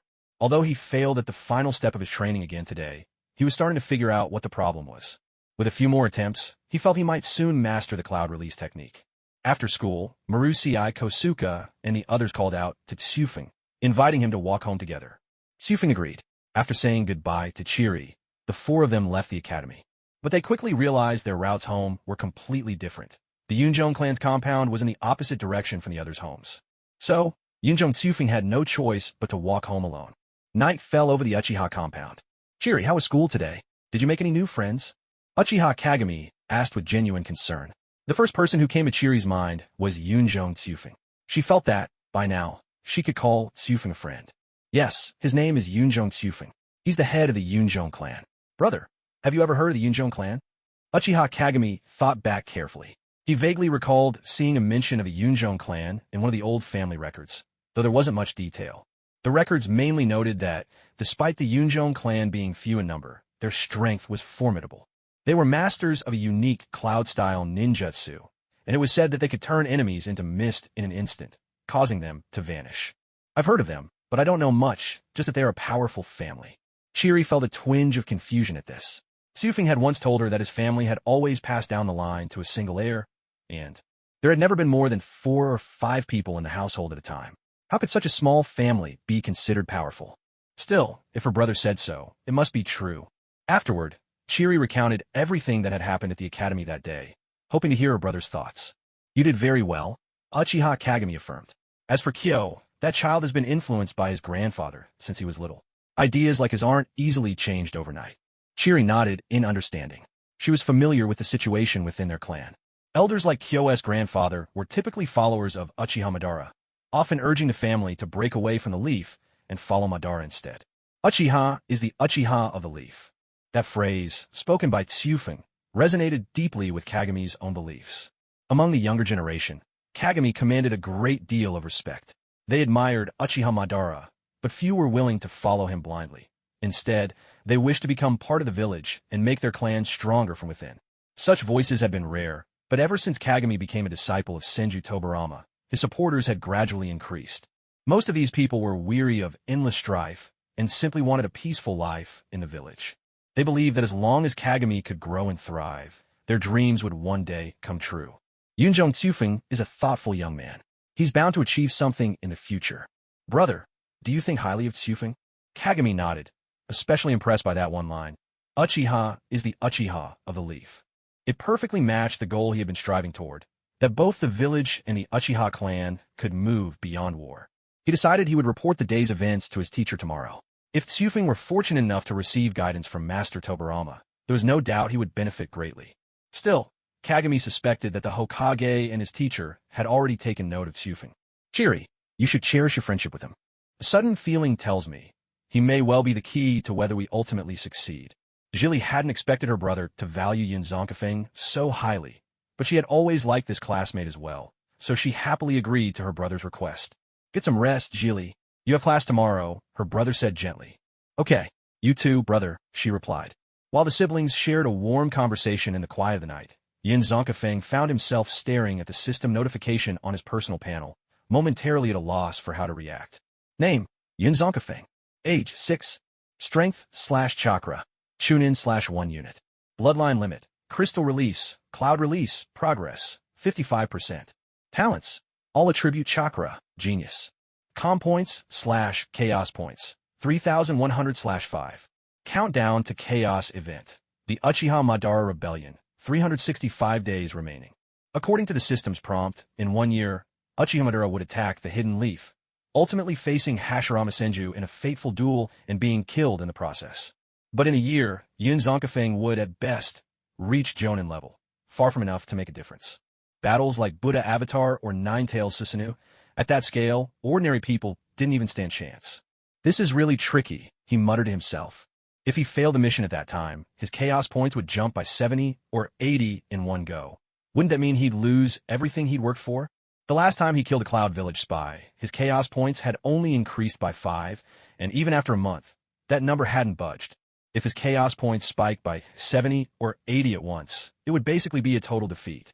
Just then, Yin Zonkafeng suddenly remembered something he'd seen in the shop when he exchanged for the genius talent last month. A powerful item, though it came with a hefty price tag. It's expensive, but if I want any hope of interfering in the battle between Uchiha Madara and Hashirama Senju, this is the only way. Now that he had a solution, the next step was figuring out how to earn enough com points. That item cost a staggering 60,000. Frustrated, Yin Zonkafeng raked his fingers through his hair, wishing that spies from other countries lurked all over the Hidden Leaf, so he could catch one every day. Unfortunately, all he could do was hope the second Hokage wouldn't stir up more trouble. I should walk around the village more often. Who knows, maybe I really will run into a spy. Time to sleep. Everything is possible in dreams. With that thought, Yin Zonkafeng drifted off peacefully. In his dream, even Hashirama Senju had become a spy sent from another nation. Everyone trusted him, yet he had let them down. Perhaps this, he thought, was the true weight of being Hokage. For now, he set aside his worries about how to earn more com points. After all, living well was the most important thing. Priorities couldn't be reversed. This was a principle Yun Zonkafeng had always held dear. As the night deepened, most of the Hidden Leaf's residents had already fallen asleep, leaving only the light in the Hokage's office burning through the darkness. Sarutobi Suya was reporting to Hashirama Senju about what had happened at the academy that day. At first, Hashirama's expression was stern, but as he listened, a look of satisfaction gradually appeared on his face. Is that so? That's what Kaze said. Yes, Lord Hokage. Though Kaze is still young, his mind is exceptionally quick. Mariboshi Gokiai is quite talented as well, but he's too impulsive. A few words from Uchiha Kyo are enough to provoke him. Hashirama nodded in agreement. In his view, no matter the situation, keeping a cool head was always most important. The more anger one feels, the more one must calm themselves. Still, for children who have just entered the academy, there was no need to be too strict. Passion and impulsiveness are common at this age. With time and learning, they'll change. There's no need to worry too much. Guide them well. These children are the future hope of Konoha. Yes, Lord Hokage. Afterward, Sarutobi Suya reported on a few other matters and discussed plans for upcoming lessons. With a grand wave of his hand, Hashirama told him these things could be left in his care, expressing his full trust in Sarutobi's abilities, and urged him to head home and get some rest. We're all striving for our shared dream. But where are you now? By then, the village of Konoha outside the window had already sunk into the embrace of night. Only a handful of houses still glimmered with light. Hashirama felt a warmth flooding his heart, as if the fatigue of the entire day had melted away. For all who place their trust in me, I will use my own hands to create true peace. A surge of powerful energy erupted from him, so intense that cracks appeared in the wall. Had anyone been nearby, they might have been overwhelmed by the sheer force of his presence. Not long after, Hashirama sheepishly scratched his head and burst out laughing. I guess I got a little carried away. Looking at the cracked wall, he felt a bit embarrassed, thinking that he'd have to trouble the repairman yet again. I'd better head home, or Mito will be upset with me. So it turned out that the man known as the god of Shinobi was, in the end, just an ordinary husband. Meanwhile, out on the academy training grounds, Sarutobi Suya was leading the students through a live combat lesson. Half a month had passed since their very first class together. In that time, they'd already had one practical lesson focused on shuriken, throwing, and evaluation. Today's exercise, however, was sparring in pairs. Some students were excited, while others looked anxious. The diligent ones brimmed with confidence, able to sense the gap between themselves and others even without fighting. As for those who often slacked off, such a lesson was bound to be a hard wake-up call. Xiufeng, are you confident about today's combat class? Jili asked with concern. Jili worried that Yunzhong Xiufeng might become the target of Uchiha Jing's revenge. A few days ago, Yunzhong Xiufeng had embarrassed Uchiha Jing in front of everyone, and Jili knew all too well how much. Uchiha Jing held a grudge. Though Uchiha Jing was slightly weaker than Jili in terms of skill, he had mastered ninjutsu even before entering school, making him something of a prodigy in their class. Jili had always thought Xiufeng was clever and had interesting ideas, but she wasn't sure about his actual abilities. Whenever she asked, Xiufeng would always claim to be weak, which only made her worry more. I guess I'm all right, Xiufeng replied, scratching his head. It's not like I'll be unlucky enough to get grouped with Uchiha Jing, right? That was exactly what Jili was afraid of. She knew very well that both Uchiha Jing and his brother, Setsuna, never forgot a slight. If they set their minds on revenge, they would always find an opportunity. Seeing Xiufeng's casual attitude, Jili grew even more anxious that he might end up at a disadvantage. The truth was, what Xiufeng really worried about was accidentally injuring Uchiha Jing too seriously. Sensing Jili's unease, Xiufeng tried to reassure her. Don't worry. Did you forget I always come in first in every practical lesson? Yunzhong Xiufeng consistently earned top marks in both theory and practice, always ranking near the top of the class. Yet he never boasted, which made him well-liked among his classmates. All right then. Seeing Xiufeng so confident, Jili decided not to press the matter any further. She felt she had done her part in reminding him. Once Sarutobi Mizuka had restored order in the classroom, she began explaining the objective of today's combat class. Today is Class 1, as first actual combat lesson. I hope all of you will do your best.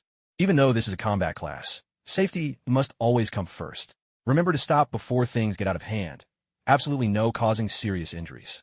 Knowing this was everyone's first time in a real combat class, and that excitement and nerves were inevitable, Sarutobi Mizuka placed extra emphasis on safety before moving on to announce the groups. Nara Masato and Hyuga Sho, Akimichi Taya and Yamanaka Taichi, Sarutobi Suk and Shimura Denver, Uchiha Jili and Yuhi Makoto. When she heard the group assignments, Jili turned to Tsufeng with a smile, as if to reassure him that she wouldn't hurt any of his friends. Tsufeng nodded back in acknowledgement. He didn't look down on Yuhi Makoto. There was just a clear gap in their abilities. Mariboshi Kosuka and Yumino Ichikaku. As soon as Mariboshi Kosuka heard he had to fight his good friend Ichikaku, his mood instantly soured.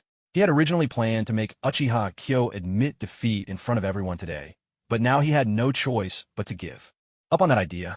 Sarutobi Miju was a man of principle. Once he made a decision, he never changed it. All Kosuka could do was clench his fists and silently vow to himself that next time, he'd make sure Uchiha Kyo lost face. The last pair, Human Teikei's versus Uchiha Kyo, Sarutobi Miju announced. Human Teikei's pressed his hand to his forehead, feeling resigned as he realized he'd been grouped with Uchiha Kyo after all. He had no interest in acting out some tired story of the tables turning and the underdog rising. He just wanted to get the match over with and play his part as a mere bystander. After all, he had lunch plans with Chiri at the Akimichi clan's barbecue restaurant, and eating was the real highlight of the day. Uchiha Kyo, meanwhile, maintained his usual air of arrogance, his gaze mixing mockery, indifference, and a touch of nonchalance as he looked at Teikei's. Feeling uneasy under his stare, Teikei's subtly turned aside and whispered to Chiri, "Has Uchiha Kyo been reading some overbearing in novels lately? Why does he look so complicated?" "Huh?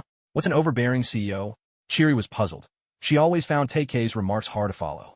"Oh, it's nothing, just something I made up. It's normal if you don't get it." "Oh." Chiri didn't ask further. She had a vague feeling that listening to more might just teach her something weird. At Sarutobi Miju's command, the first match officially began.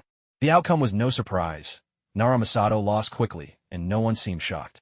After all, the Nara clan was truly skilled in secret techniques, while the Hyuga clan was renowned for their Byakugan and Taijutsu. One by one, the students took their places on the field, while Sarutobi Miju stood to the side, meticulously recording each student's strengths and weaknesses in detail, carefully preparing for their future training. Chiri's match with Yuhi Makoto ended quickly as well.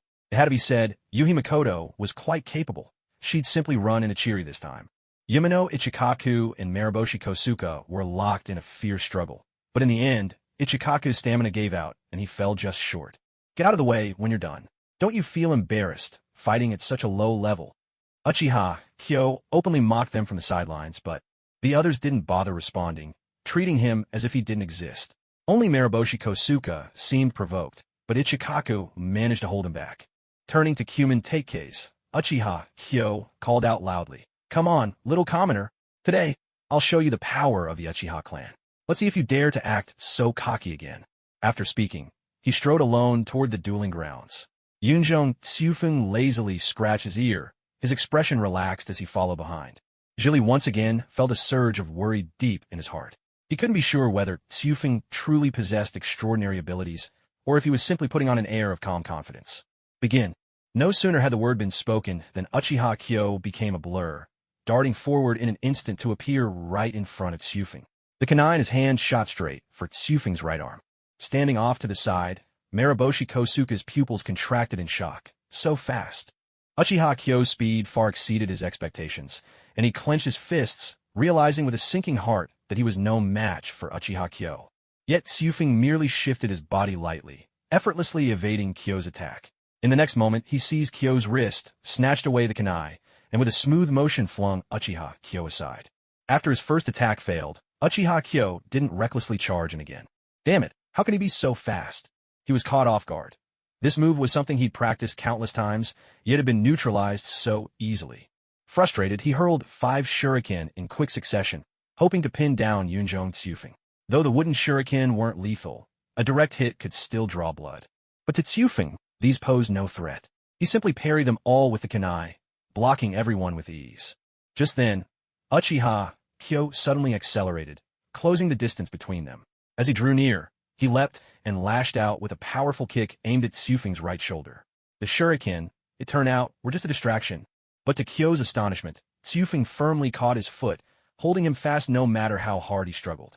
Uchiha Kyo never expected that this commoner, Tsufeng, would possess such strength.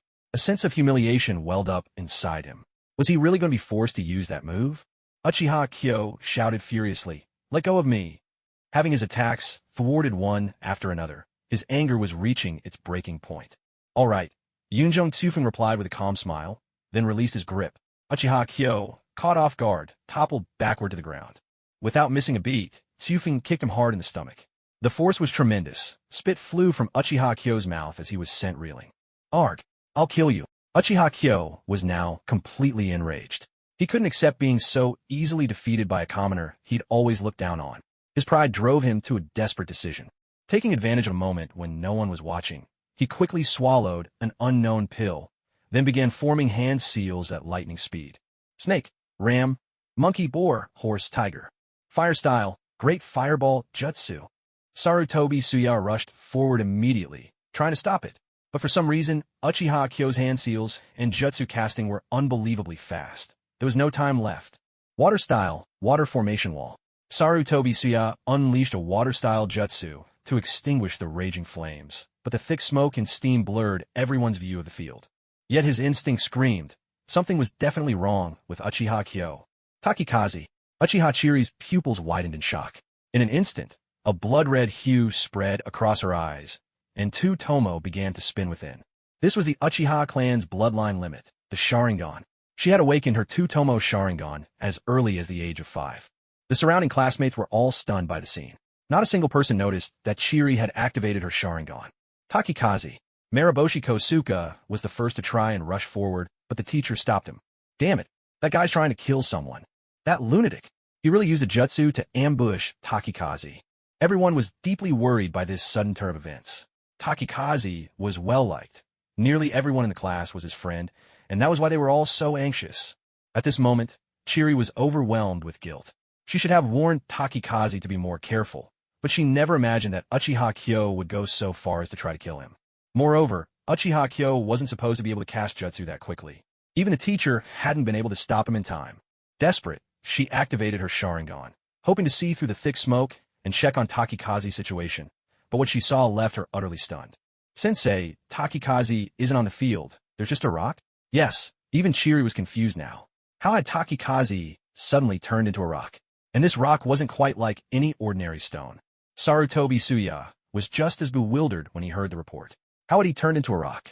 Wind-style gale palm. Since all he needed was to clear away the smoke and steam, he didn't channel much chakra into the technique. As a fierce gust burst from his palm, the students finally got a clear view of the field. There stood Uchiha Kyo, looking as if he'd been drained by a vengeful spirit, his entire body shriveled and gaunt. But nowhere could they see the slightest sign of Takikaze. Instead, what caught everyone's eye was a pale pink, translucent crystal statue, its features identical to Takikaze's, shimmering brilliantly under the sunlight. Sensei, can the fireball jutsu actually turn someone into crystal? Mariboshi Kosuka blurted out in confusion. Sarutobi Suya was at a loss for words. All he could manage was a dazed reply. It can turn people into fertilizer. You idiot, that's not me. Takikaze smacked Kosuka hard on the head. Caught off guard, Kosuka was a little annoyed, until he turned around and realized that Takikaze had somehow appeared right behind him. Hey, Tsufing, you're alive. Yunjong Tsufing replied irritably. Were you really hoping I'd die? Mariboshi Kosuka scratched his head and gave a goofy grin. No, of course not. I'm really glad you're okay. That's a relief, Tsufing. You really gave us a scare. Another classmate chimed in. Even Sarutobi Sensei was still rattled. If someone had died on his very first field trip with students, he dreaded to think how his clan might punish him. Tsufing turned to Sarutobi Sensei and assured him he was fine, then walked straight over to Uchiha Kyo. Tsufing. He looked back to see Kairiri watching him, conflicted. Don't worry, I won't kill him. Tsufing stepped in front of Uchiha Kyo, who lay on the ground looking almost like a shriveled husk, and hoisted him up with one hand. So light. Then, with a swift motion, he hurled Uchiha Kyo high up toward a sturdy tree. Crystal release. Hexagonal shuriken barrage. With a flick of his wrist, countless hexagonal crystal shards spun and sliced through the air like shuriken, catching the sunlight and bursting into a dazzling display as brilliant as a light show. Each crystal shard struck precisely at the edge of Uchiha Kyo's clothes, the force sending him flying several meters before pinning him securely to the tree, without leaving a single scratch on his skin. Are those crystals? Kairiri prided himself on his knowledge of ninjutsu, but what Tsufing had just unleashed was unlike anything he'd ever seen. A thought crept into his mind. Could this be a Kekkei Genkai? Yunjong Tsufing dusted off his hands and brushed the dirt from his clothes, utterly unconcerned about revealing his crystal release. In truth, This was exactly what he wanted. He could have used any other technique if he'd wished to keep it secret. Before long, the commotion attracted many other ninja, who soon arrived at the scene. After Sarutobi Mizuwa got the full story, he immediately took Uchiha Kyo away. According to the rules, attacking someone in the village with malicious intent was a matter for the Hokage. Punishment could mean imprisonment or even execution. In short, things were not looking good for Uchiha Kyo. "Tsufeng, this ninjutsu you used?" Sarutobi-sensei asked. "Sensei, it's my Kekkai Genkai, crystal release." Amazing, a Kekkai Genkai. In his own class, no less. From everything he'd studied, there was no record of crystal release ever appearing in history. This had to be reported to the Hokage at once. "Everyone, that's all for today. Go home and take the rest of the day off. We'll resume class tomorrow." Naturally, the announcement of a day off was met with cheers, and everyone knew exactly who to thank for this unexpected break. After offering Tsufeng their gratitude, the students quickly dispersed, leaving only Kairiri standing. "I can't believe you're this strong, Tsufeng. Looks like I worried for nothing," Kairiri complained, a trace of good-natured annoyance in his voice. "Ahem, today's meal is on me. Order whatever you like." "How about it?" Jilly's face lit up with a sudden smile. "Great, just watch. I'll eat until you're broke." "In my Yunjong clan, we lack for many things, but money isn't one of them." The two exchanged a knowing grin and headed off in the direction of the Akimichi barbecue house. Meanwhile, inside the Hokage's office, Hashirama Senju was busy reviewing documents. Naturally, he had noticed what had happened earlier. He had even considered handling it personally, but Tobarama stopped him, reasoning that the Hokage shouldn't personally attend to every matter. Subordinates need opportunities to learn too. Just then, the office door swung open and Hiruzen Sarutobi entered. "Hokage-sama, Tobarama-sama, I failed in my duties, please punish me." Hashirama waved his hand, signaling that there was no need for self-blame. "Tell us, what happened?" Sarutobi reported everything that had transpired during the combat class to the Hokage in full detail. With a dark expression, Tobarama said, "The Uchiha clan, evil by nature. None of them can keep to themselves. To think they'd dare brawl openly in the village." Hashirama felt a wave of frustration at the situation, but at least Yunjong Tsufeng hadn't been injured. "So, you're saying Tsufeng has already mastered his clan's secret cloud release technique?" "Cloud release?" Sarutobi looked puzzled. Why did he keep hearing terms he didn't understand? "Hashirama-sama, Tsufeng actually said his ability is crystal release." At this, both Hashirama and Tobarama sat bolt upright. The table even cracked under the impact of their hands. "What? Crystal release? Not cloud release?" Sarutobi was startled by their reaction and grew a little unsure. Yes, that's right. Tsufeng really did say crystal release." Hashirama's face broke into a broad grin. "Quick, tell us in detail." Sarutobi immediately composed himself and answered seriously. "I witnessed two of Tsufeng's techniques. The first, after being hit by great fireball, his entire body turned into a crystal statue. But in my opinion, it seemed more like a variant of the body replacement technique. The second was the spontaneous creation of countless crystal shuriken, stronger and faster than ordinary shuriken, extremely dense and nearly impossible to evade." Tobarama pondered for a moment after hearing this. It seems that boy has been mastering crystal release for quite some time. Otherwise, how could he have learned such techniques? "I've never heard of crystal release as a Kekkai Genkai." Hashirama nodded in agreement. He had always thought highly of Yunjong Tsufeng, believing him capable of learning cloud release. But it seemed he had still underestimated Tsufeng's talent. Seeing that both leaders were in high spirits, Sarutobi ventured a question. "Just now, Hokage-sama and Tobarama-sama mentioned cloud release. Does that mean Tsufeng has mastered a second Kekkai Genkai?" Hashirama Senju shook his head. "You still don't know your students well enough. You've never even heard of the Yunjong clan?" Hearing this, Sarutobi Mizumu was immediately overcome with shame and apologized repeatedly. Young people should always keep learning. If a student asks you a tricky question one day and you can't answer, wouldn't that undermine your authority? "Lord Tobarama, you're absolutely right. I have indeed become complacent lately." Hashirama's laughter lightened the heavy mood in the room. "Ha ha, it's fine, it's fine. Go ask Sasuke about it when you get back. He definitely knows about the Yunjong clan."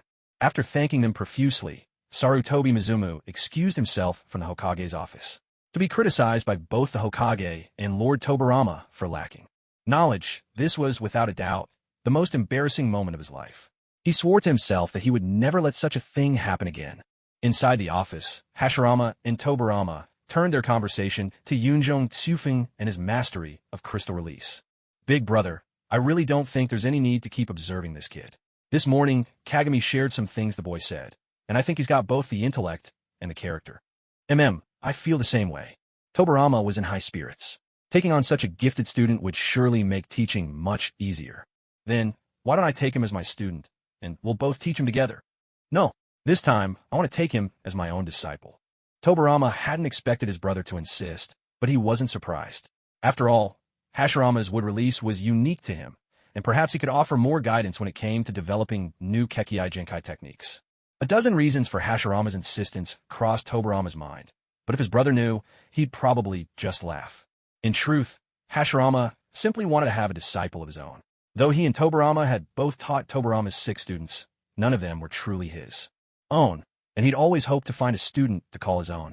But Konoha's true prodigies were few and far between. Hardly anyone had ever truly impressed him.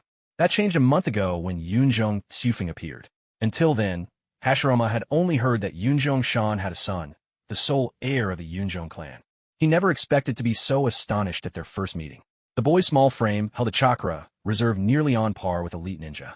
Hashirama had assumed he might have mastered the secret cloud release techniques of his clan, but he hadn't imagined the boy would also possess the unprecedented Kekkei Genkai, crystal release.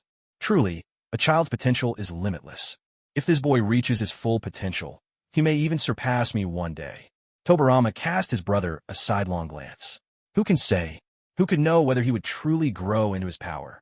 The future is always the most unpredictable of things. There's never been a shortage of geniuses, yet most of them perish young, precisely because of that very title. Where's the child? Hashirama Senju asked. I've sent someone to find him. Meanwhile, Yunjong Kefeng had no idea that the Hokage himself intended to take him as a personal disciple. His real hope was simply to become a student of the second Hokage, which would have been more than enough for him. Unfortunately, he had underestimated his own talent just a bit. Of Tobarama's 6 disciples, perhaps only Hiruzen Sarutobi and Kagami Uchiha could temporarily compare with Kuaifeng's abilities. Temporarily, indeed, since Yunjong Kuaifeng's talents were not set in stone, they could still grow. Kefeng, why don't you order some more meat? I'm still not full, Chiri said. Kefeng glanced at the growing stack of empty plates on the table, surprised. This girl was only 6 years old. How could she possibly eat so much? Still, a promise was a promise. He told her to eat as much as she liked, and he certainly wasn't short on money. Boss, another 20 plates of meat, please. The owner, delighted to have such generous customers, grinned from ear to ear and promised to bring them right away. At this point, Chiri started to look a little embarrassed. For some reason, though, whenever she was around Kefeng, she never felt like pretending to be ladylike. Kefeng, is your wallet going to survive this? Kefeng waved a hand dismissively. It's nothing, really. I'm more worried about whether your stomach can handle it. Chiri straightened up, full of energy. Of course, every night when I get home, I have to spar with my brother, so I need to eat well at lunch. That was quite the opposite of Kuaifeng's own habit. He always ate just enough at lunch, never too much, afraid overeating would affect his training later in the day. He knew his current weakness all too well. Even though the system had given him the strength of a chunin, his taijutsu was still lacking. That's why he dedicated his evenings to physical training. Soon, the owner returned, pushing a small cart stacked with 20 plates of meat. Perhaps out of kindness, or maybe just hoping to keep 2 such profitable customers coming back. He'd thrown in an extra plate of meat and some vegetables as well. Kefeng, when you have time, how about we spar too? Chiri suggested. Kefeng chuckled. What brought that on all of a sudden? Chiri's expression turned serious. It was clear she wasn't joking. I want to see how big the gap is between you and me. Kefeng scratched his nose, feigning modesty. I'm really not that strong. One good hit, and I'm done for. So maybe it's best not to. He'd hoped to dodge the issue, but Chiri wasn't about to let him off the hook. She fixed him with an intent gaze that made him feel a little uneasy. All right, I promise. Now hurry up and eat. Chiri flashed a brilliant smile, but then her face turned grave, as if she'd just remembered something important. Kefeng, you need to be very careful of one person. Who is it? Chiri's expression was deadly serious. There was no hint of a joke. Uchiha Shatsuna. Oh, Yunjong Tsufeng wasn't exactly familiar with this name, but it wasn't entirely strange to him either. Uchiha Setsuna was known within the Uchiha clan as a pure reactionary, an ardent admirer of Uchiha Madara. During the rule of the second Hokage, Setsuna had instigated a rebellion, attempting to assassinate the second Hokage, and was ultimately sentenced to life imprisonment. When Jilly brought this up, her tone grew noticeably serious, and even the pace at which she picked up her meat slowed. He's Jing's older brother. Both siblings were deeply influenced by their grandfather's teachings. They believed that only by following Uchiha Madara could the Uchiha clan be revived. And that old man, taking advantage of his status as an elder, spreads Madara's ideology within the clan. But in truth, most clan members have grown weary of war and are quite content with their current lives. Hearing Jili's explanation, Tsufing immediately understood why one had to be cautious of Uchiha Setsuna. After all, he had just beaten up Setsuna's younger brother and left him in a sorry state. It would be surprising if the older brother didn't try to take revenge. What's more, if Setsuna had the nerve to rebel in the future, it was clear he wasn't someone who could be reasoned with easily. Trouble was bound to come his way. All right, I'll be careful. Thank you, Jili. Jili smiled gently, assured him it was nothing, and went back to eating. This is delicious. We never have food this good at my house. The Akimichi clan values fine cuisine above all else. Otherwise, these prices wouldn't be so high. This meal cost them over 1,000 ryo, enough to support an average household for half a month. Jili certainly had quite the appetite. Just then, two ninja from the Senju clan entered the barbecue restaurant. As soon as they walked in, they spotted Yunjong Tsufeng and headed his way. Hello, you're Yunjong Tsufeng, right? We meet again. Tsufeng looked up, wondering who it could be, and realized it was the guard he'd met on the day he went for the will. If that man hadn't given him a clue, Tsufeng would probably still be searching for that insidious schemer. Oh, it's you from that day. Is something the matter? Would you like to join us for a bite? The Senju ninja shook his head and replied, No, thank you. The Hokage wishes to see you. When you finish your meal, please come with us. Tsufeng could already guess why the Hokage wanted to see him. With the last of the meat now gone from the grill, he paid the bill and got ready to follow the guard to the Hokage's office.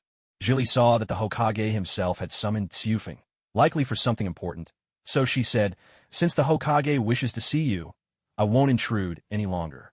Thank you for the meal. Why don't you come along, too? Haven't you admired the Hokage for ages? Jili's eyes lit up with excitement, her gaze sparkling as she turned to the guard. Really? I can go too. The guard scratched his head, looking a bit troubled as he said, I'm not really sure about this. Lord Tobarama said that only Kyumo no Kaze is to be granted an audience with the Hokage. Before Chiri could react, Kaze spoke up. Just come with me. I'll handle everything else. Chiri wasn't the type to hesitate.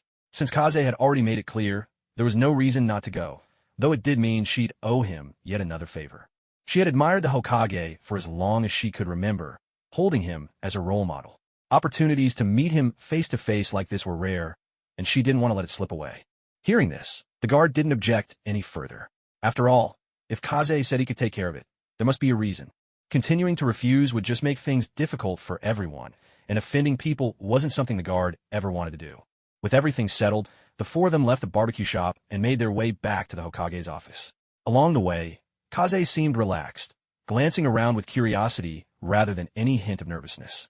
Chiri, on the other hand, was jittery, perhaps because she was about to meet her idol in person for the very first time. She was so worried about making a mistake or giving the Hokage a bad impression. But honestly, she was overthinking it. You two can go in now. The Hokage and Lord Tobarama are waiting inside, said the two Senju shinobi, before resuming their posts at the door. Kaze and Chiri entered the Hokage's office together. Haha, Kaze, it's been a month since we last saw each other, hasn't it? Hashirama greeted them with a hearty laugh, showing none of the airs of a leader. He was more like a friendly neighbor. Good afternoon, Lord Hokage, Lord Tobarama.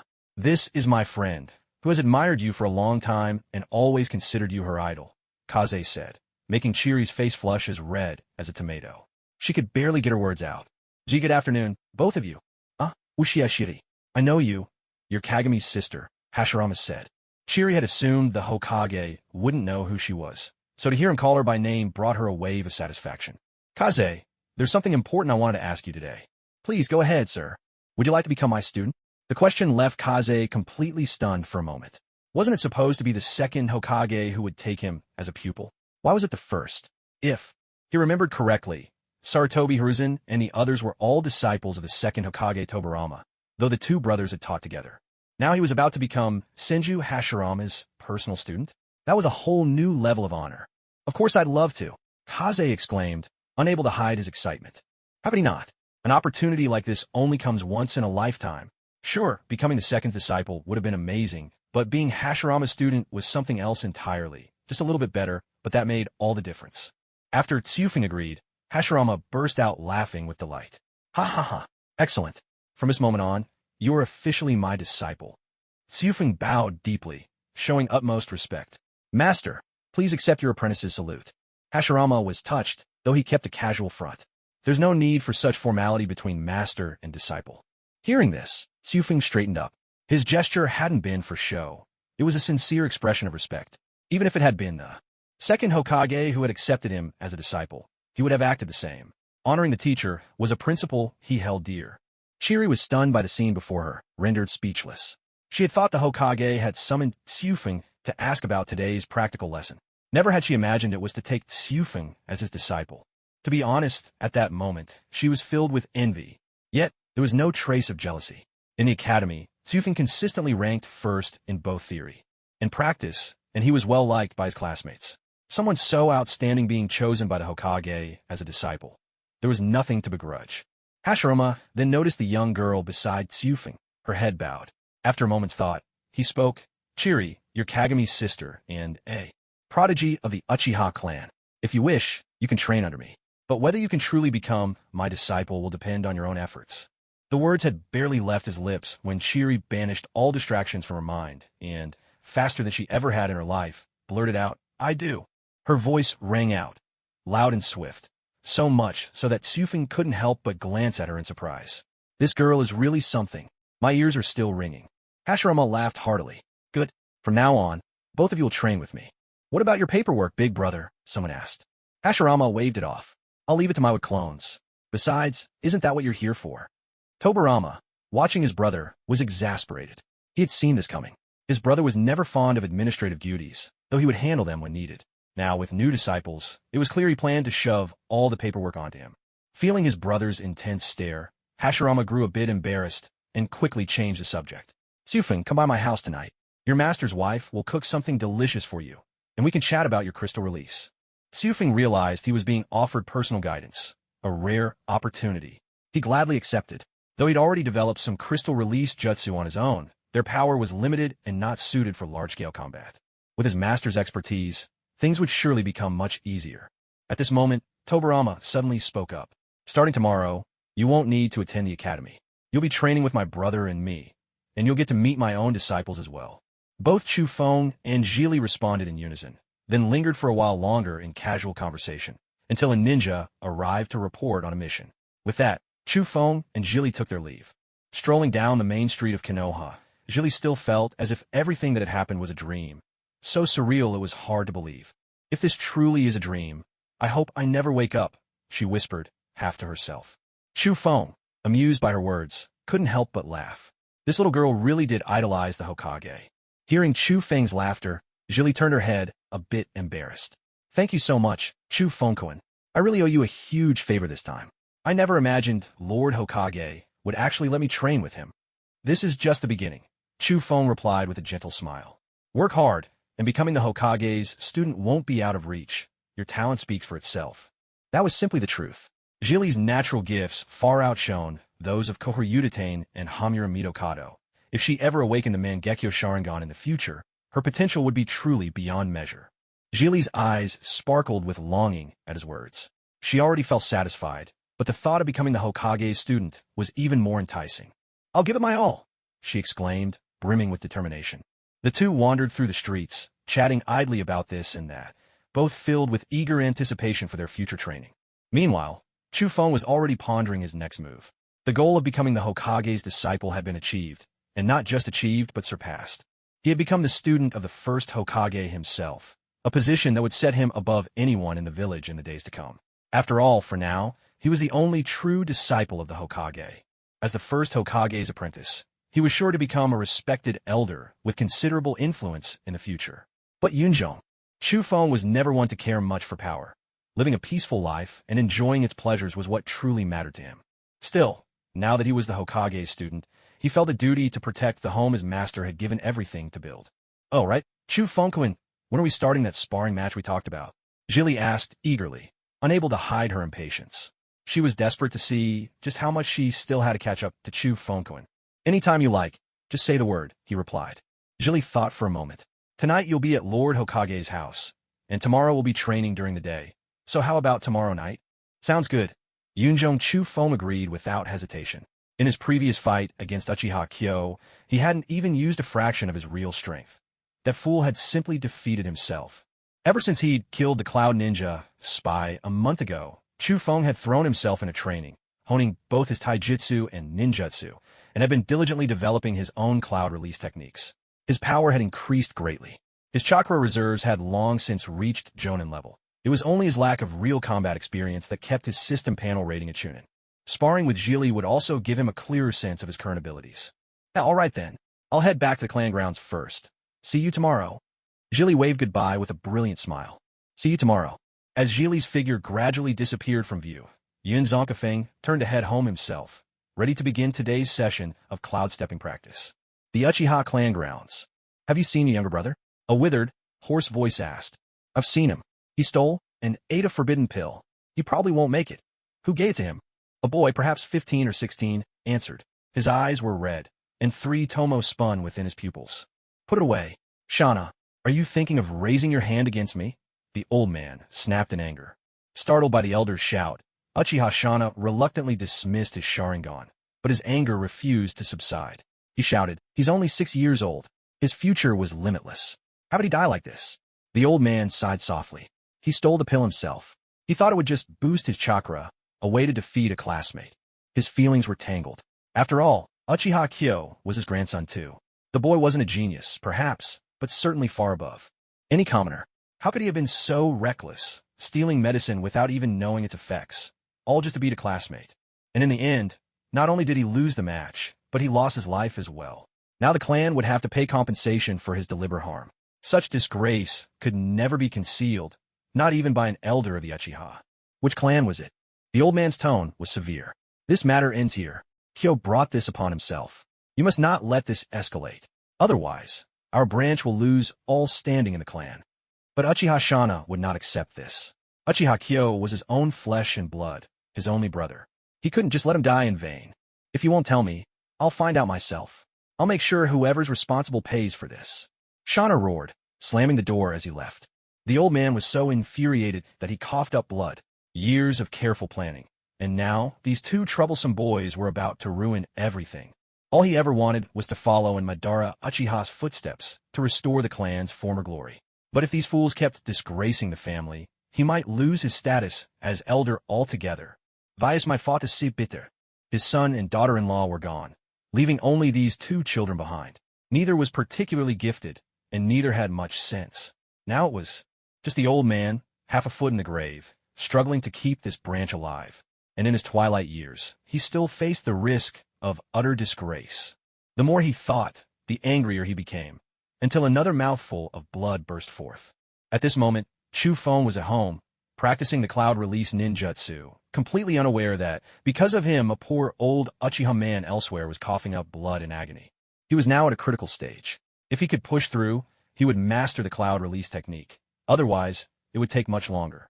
A faint blue energy swirled around Chu Feng's body.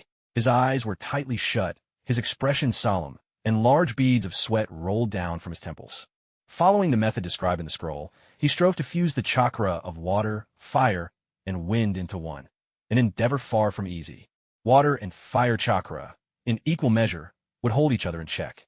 But with the addition of wind chakra, fire would be fueled, water suppressed, and perfect fusion would become impossible.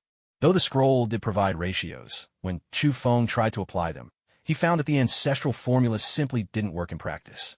With a muffled bang, Chu Feng's face suddenly turned deathly pale. Failed again. The backlash from the failed chakra fusion wasn't severe, but it left the chakra within him in disarray. If he wanted to continue, he'd have to realign his chakra from scratch. But for Chu Feng, this was nothing new. He'd lost count of how many times he'd failed in the past month. Though it didn't work out this time, he had finally found the right ratio. This time, it'll work for sure. Once he had rebalanced his chakra, Chu Feng attempted the fusion again, silently reciting in his mind, 44% water, 31% fire, 25% wind. This was the formula he had painstakingly deduced through countless trials over the past month. Sure enough, when he fused his chakra according to this formula, the 3 elements restrained one another. None could overpower the rest, and in the end, they merged obediently into one. He exhaled deeply, a thick cloud of mist billowing from his mouth. Compared to the hidden mist technique, the cloud release was clearly denser, with lower visibility and a much colder presence. I finally did it. Only he knew how much suffering he'd endured these past days. At first, he had followed the ancestral formula to the letter, only to repeatedly fail. In the end, he had no choice but to find his own proportions. What puzzled him, though, was why his father had never mentioned this. Was it some kind of test? He couldn't fathom his father's intentions. But if Yin Zhongshan were still alive, he'd probably just say, "Son, I forgot." Whatever the case, Chu Feng had finally mastered the cloud release, gaining a new layer of protection. I wonder which is stronger, dust release or cloud release? The answer to that, he supposed, could only be found on the battlefield. Glancing out the window, he realized it was already late. He hurriedly took off his clothes and went to take a shower. After such a long session of training, he had worked up quite a sweat. He would be visiting his master's home soon, and it wouldn't do to show up with an unpleasant odor and leave a bad impression for no reason. After finishing, Yun Zonkafeng changed into a set of fresh clothes. After all, it was his first time visiting his master's house. He needed to look more formal. He was now dressed in the ceremonial attire of the Yunzhong clan, a black robe embroidered with hidden crane patterns in gold thread, exuding an air of nobility. Whether it was just his imagination or not, he felt that there was a certain heroic spirit about him. Outside, dusk was settling in. "It's about time," he murmured. He tied up his long white hair and stepped out the door. Walking along the street, he noticed that the street vendors were starting to pack up and head home, while a few restaurants remained open, bustling with business inside. All these sights put Yun Zonkafeng at ease, reminding him of carefree childhood days spent visiting his grandfather in the countryside, a life of tranquility and contentment, utterly unhurried. From several streets away, he could hear mothers with booming voices calling their children home for dinner. Everything about the scene was beautifully heartwarming. In that moment, he found himself starting to understand the dreams of Hashirama Senju, why he would go to such lengths to build this village, and why he would protect it with his life until the very end. After walking for about 20 minutes, he arrived at the Senju clan compound. From the outside, it looked rather ordinary, lacking the ethereal atmosphere of the Yunzhong clan. Whenever Yun Zonkafeng returned home, he always felt as though he were entering a cultivator's sanctuary. In contrast, the Senju compound resembled a grand mansion, lively, filled with the warmth of everyday life. He had no idea where his master's home might be, so he simply stopped a random passerby to ask, "Uncle, could you tell me where the Hokage's house is?" The passerby froze with just one thought in his mind. How is this kid so wealthy? If he wasn't mistaken, the design on this robe was sewn with real gold thread. Do they even make such things these days? "Who are you? What business do you have with the clan leader?" the passerby asked. "Oh, Lord Hokage asked me to come. I'm his disciple." The passerby looked as if his mind might explode. He didn't even dare glance at Yun Zonkafeng's gold-embroidered robe again. Kids these days weren't just rich, they could boast too. But before he could say anything, someone emerged from the compound. "There you are, kid. Big brother's been waiting for ages." Tobirama Senju stood at the entrance, his expression stern. It was clear he wasn't in the best of moods. "Sorry, Lord Tobirama. I just finished training and lost track of time." Seeing how polite the boy was, Tobirama let the matter drop and led him into the compound. Outside the clan grounds, the bewildered passerby was left reeling in the wind. So this kid really is the clan leader's disciple? In just 5 minutes, half of Konoha village had heard news. The heads of all the major clans were busy making inquiries, eager to find out who was blessed with such fortune, and perhaps to win that person over.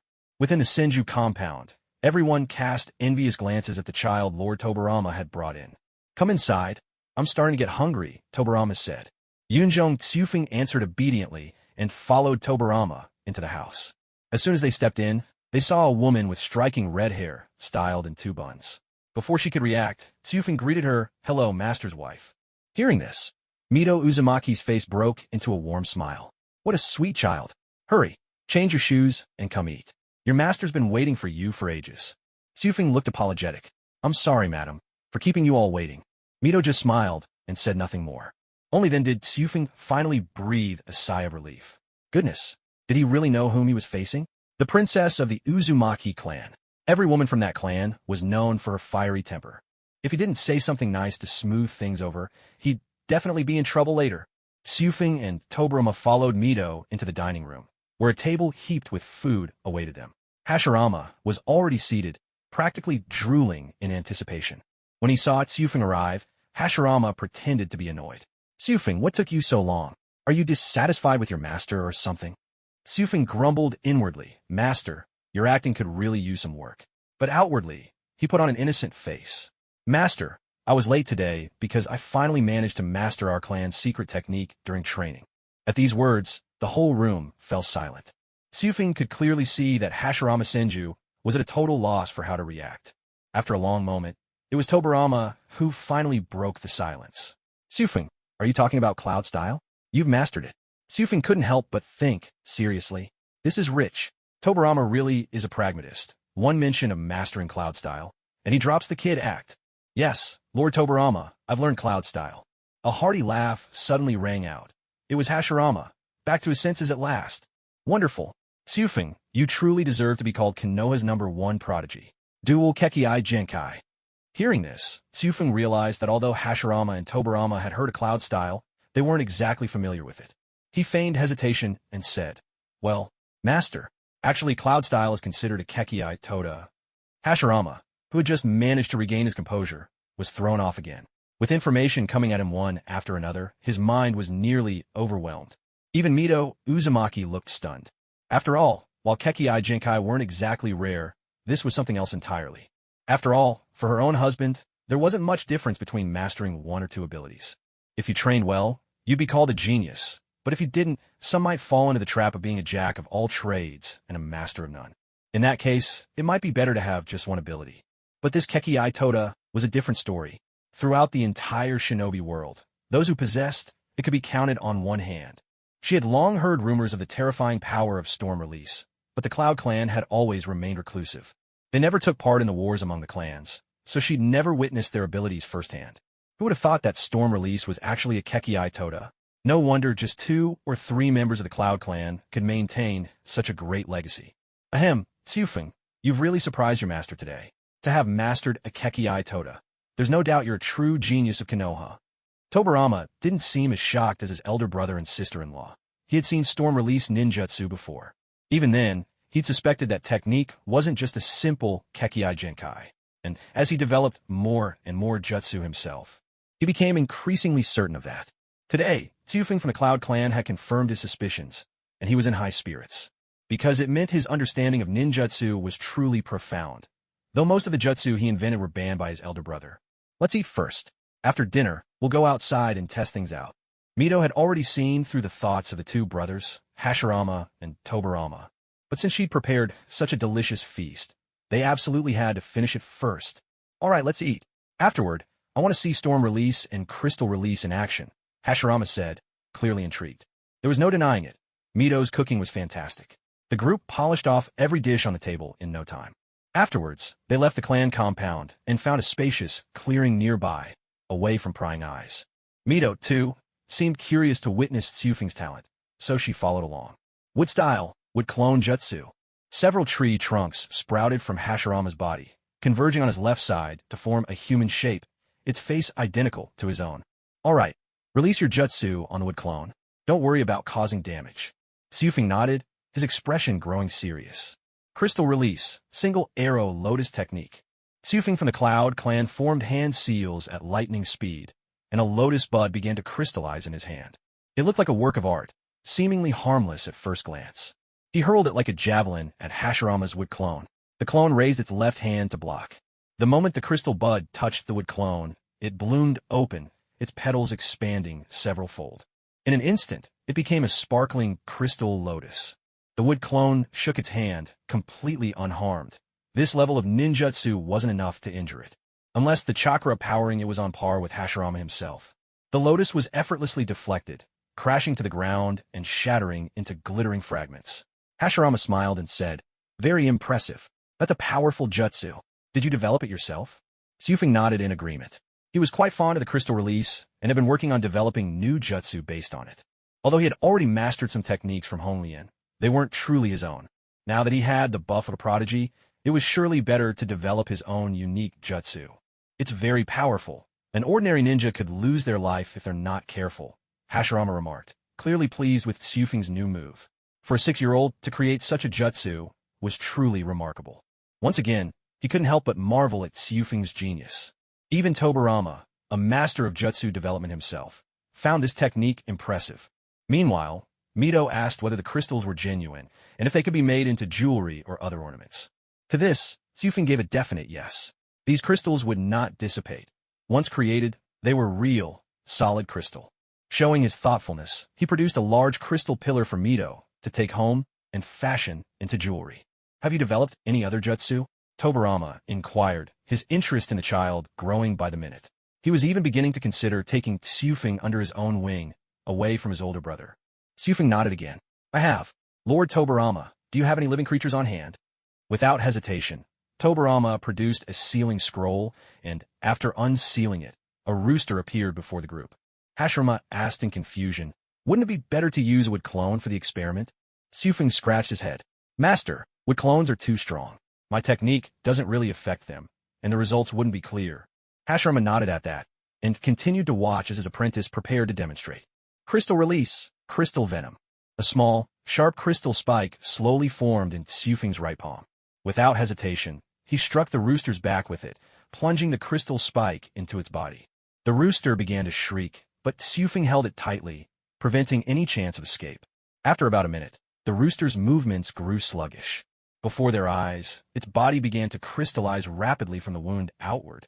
Even its feathers were not spared, gradually turning to shimmering crystal. Finally, after a desperate, dying cry, the rooster stood frozen, a flawless crystal statue.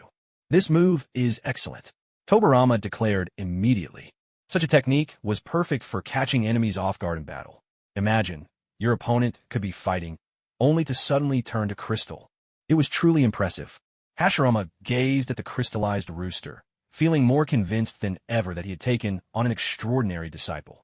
At only 6 years old, Tsufing had already developed such a complex jutsu. Though this move might not be fatal to the truly strong, it would force them to expend chakra to resist it. Such distractions in battle could be fatal. If left unchecked, the victim would slowly turn to crystal.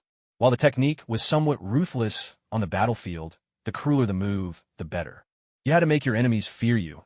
Only then would they think twice before starting a war. Excellent. Your crystal release is truly powerful. You should continue to develop it well, and I believe you have what it takes to do so. Receiving his master's approval, Chu Feng felt a surge of happiness.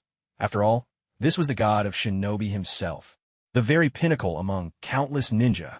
Well then, let's try the cloud release next. Hashirama Senju had long been looking forward to seeing cloud release in action.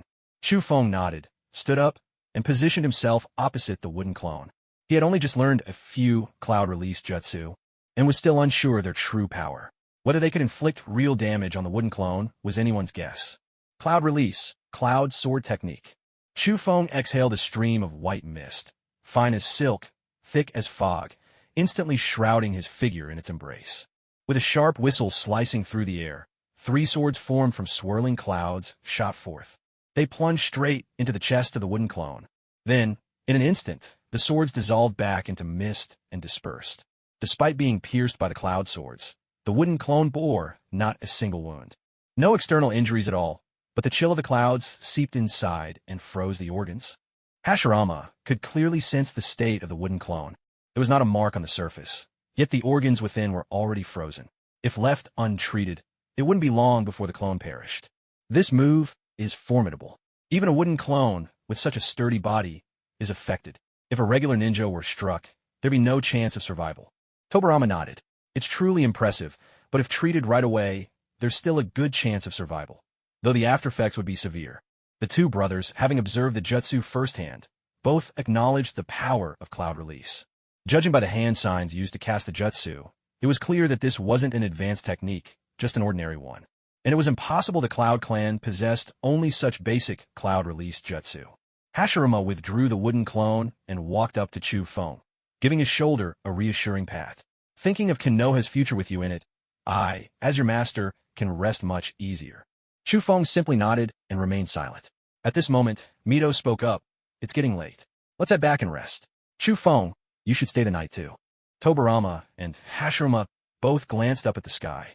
It was already quite late, time to turn in for the night. Chu Feng, stay at our place tonight, Hashirama offered. Naturally, Chu Feng would not refuse.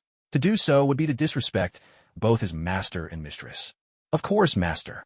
I'll do as you say. Thus, their evening training concluded on a perfect note, even if it could hardly be called ordinary training. Once they returned home, everyone soon went to bed. After all, televisions had yet to appear in this world, let alone cell phones. With little in the way of entertainment, the only options were to take a walk after dinner and then sleep. It might have been a bit dull, but there was a rare and gentle peace about it all.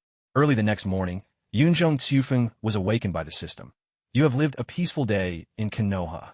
Awarded 100 peace points. With today's edition, Yunjong Tsufeng had now accumulated 4,700 peace points. However, this was still far from enough to exchange for the life-saving item he would need when Uchiha Madara attacked Konoha.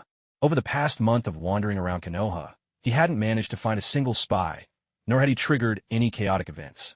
He felt it was high time to explore other methods. Just waiting around like this definitely wasn't a long-term plan. Tsufeng got up briskly and made his bed. After dressing neatly, he left the guest room in search of a place to wash up. At that moment, he noticed that his teacher's wife, Mito, had already gotten up early and was now busy preparing breakfast. "Good morning, Aunt Mito." "Good morning, Tsufeng. You're up so early, why not sleep in a bit?" In Mito's view, children this young should be allowed to sleep in. After all, once they were grown, there'd be no time for such luxuries. "No need, Aunt Mito. I do this every day. I'm used to it." In truth, if it weren't for that wretched system announcing messages at the crack of dawn, Yunjong Tsufeng could easily sleep straight into the afternoon. But thanks to the system's reminders, he'd never been late a single day, an advantage with its own pros and cons. Under Mito's guidance, Tsufeng quickly washed up. By the time he sat down at the table, Hashirama had also woken. Hashirama, bleary-eyed, looked nothing like the majestic Hokage. He resembled an exhausted office worker just off his shift. A dangerous thought suddenly flashed in Tsufeng's mind. Perhaps this was the perfect moment to take out the Hokage offline? Yawning, Hashirama mumbled, "Tsufeng, why are you up so early?" "I'm just used to it, sensei." Hashirama reached out to ruffle Tsufeng's hair. Kids shouldn't put so much pressure on themselves. Times have changed, you know. Tsufeng felt a bit embarrassed by his teacher's gesture. "You worry too much, sensei." Since Tsufeng had said so, Hashirama didn't press the matter. After all, both of Tsufeng's parents had died in the line of duty. That was why Hashirama tried to show him extra care, even though Tsufeng was notably mature and wise beyond his years. But in Hashirama's eyes, he was still just a child. Not long after, Tobarama arrived, wide awake and impeccably dressed, a sharp contrast to Hashirama. After breakfast, Hashirama sent a wooden clone to the Hokage's office to handle paperwork for him. Missing his disciple's first day of training would be a lifelong regret he wasn't willing to risk. Tobarama, meanwhile, had already informed his students the day before to gather this morning atop the Hokage rock. "Well, let's head out." By now, the others should have arrived too. After bidding farewell to Mito, Tobarama stood behind Hashirama and Tsufeng, placing his hands on their shoulders. In the blink of an eye, the three of them appeared above the Hokage rock. So powerful. So fast. This must be the Flying Thunder God technique, the space-time ninjutsu developed by Tobarama Senju. It was ultimately passed down to the fourth Hokage, Minato Namikaze, who became known throughout the ninja world as the Yellow Flash. Tsufeng barely even sensed anything. In the very next instant, the world around him had already changed. What a marvelous space-time technique. Who knows how Lord Tobarama even managed to create such a thing. No wonder he's the man who invented countless forbidden jutsu. Seeing the look on Tsufeng's face, Tobarama couldn't help but smile. "Well, Tsufeng, interested in learning it." Tobarama always had a particular fondness for prodigies like Tsufeng, putting aside his usual strictness. In the distance, Tobarama's other students all wondered if they were still half asleep. Was their stern teacher actually being gentle? "Lord Tobarama, I don't think this jutsu suits me. I'm just curious about how space and time can be manipulated," Tsufeng replied. Tobarama wasn't the least bit upset by Tsufeng's refusal. Instead, he said, "In a few days, I'll explain to you how I developed this technique." Tsufeng's heart leapt with joy. This was practically being spoon-fed the answer. "Thank you, Lord Tobarama." For a genius, Tobarama always had infinite patience, provided the talent was dazzling enough. Like Tsufeng, for example. At only 6 years old, he'd already created several powerful jutsu. No matter how Tobarama looked at it, he found himself growing increasingly fond of this child. His desire to steal Tsufeng away from his older brother only grew stronger by the day. Hey, Danzo, did you see that? Sensei just smiled at that kid." Hiruzen Sarutobi shook his companion non-stop, desperate for Danzo to tell him this couldn't possibly be real. Struggling to hold back his dizziness, Danzo managed to choke out, "Stop shaking me, Hiruzen. I'm about to lose my breakfast." Seeing Danzo on the verge of collapse, Hiruzen finally let go, apologizing. Yet he still couldn't understand. How could their normally stern teacher be so gentle today? and not even to them. So it's him, murmured Kagami Uchiha quietly on the side. But even that faint whisper didn't escape Hiruzen's ears. He hooked an arm around Kagami's shoulder, his face full of righteous curiosity. Kagami, what do you know? Spill it now. Kagami looked at Hiruzen, who was acting like a total goof, and smiled helplessly. That's Tsufing of the Clouds, Lord Hokage's student. Suddenly, Hiruzen felt like maybe it would be better to just stay in the dark, blissfully ignorant. Knowing this kind of news was almost too much to bear. Hiruzen Tsurutobi slumped to the ground, looking completely dejected as he said, "Since when did the Hokage take on a disciple? How come I didn't know about this?" Kagami Uchiha chuckled. "Just yesterday, most of the people in Konoha already know." Hiruzen glanced around at his companions, only to receive nods of confirmation from all of them. Kagami then asked, "By the way, do any of you know about the Yunjong clan?" At his words, the others suddenly remembered. This kid was actually from the Yunjong clan. Only Koharu Yuditane and Hamura Midokado still looked lost, since they were both from civilian families. At this, Danzo explained, the Yunjong clan is an ancient family. No one really knows where they came from. The clan passes down its line to a single heir each generation. They're known for their mastery over clouds and mist, and each member is formidable. Very few dare to provoke them. Hiruzen, having regained his spirits, nodded and added, "And, what's more, I heard that the previous clan head, Yunjong Shan, never managed to master the clan's secret technique. That's why the Yunjong clan had no choice but to join Konoha." Off to the side, Choza Akimichi was munching on snacks, quite intrigued by someone who shared his name. Every now and then, he'd chime in with his own opinions. "So, does that mean this kid has already mastered that secret technique?" Koharu Yuditane asked. "Why do you say that?"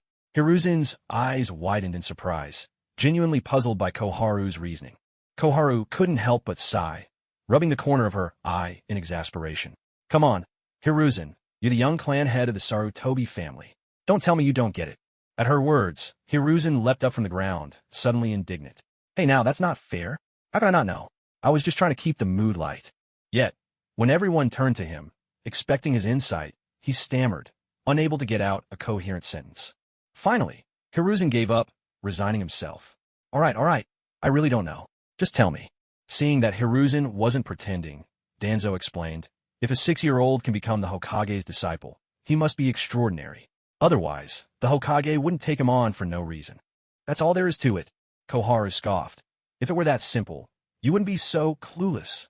Hiruzen's face flushed bright red, but he stubbornly insisted, "Humph, I was just pretending, of course I knew. I was testing you all. Congratulations, you passed." Everyone was left speechless, but it was true. Without Hiruzen Sarutobi, this team would probably be gloomy and lifeless all day long. "Monkey, the rest of you, hurry up and get over here." Hearing Lord Tobarama's call, the group immediately dashed over, anxious not to anger their teacher and risk punishment.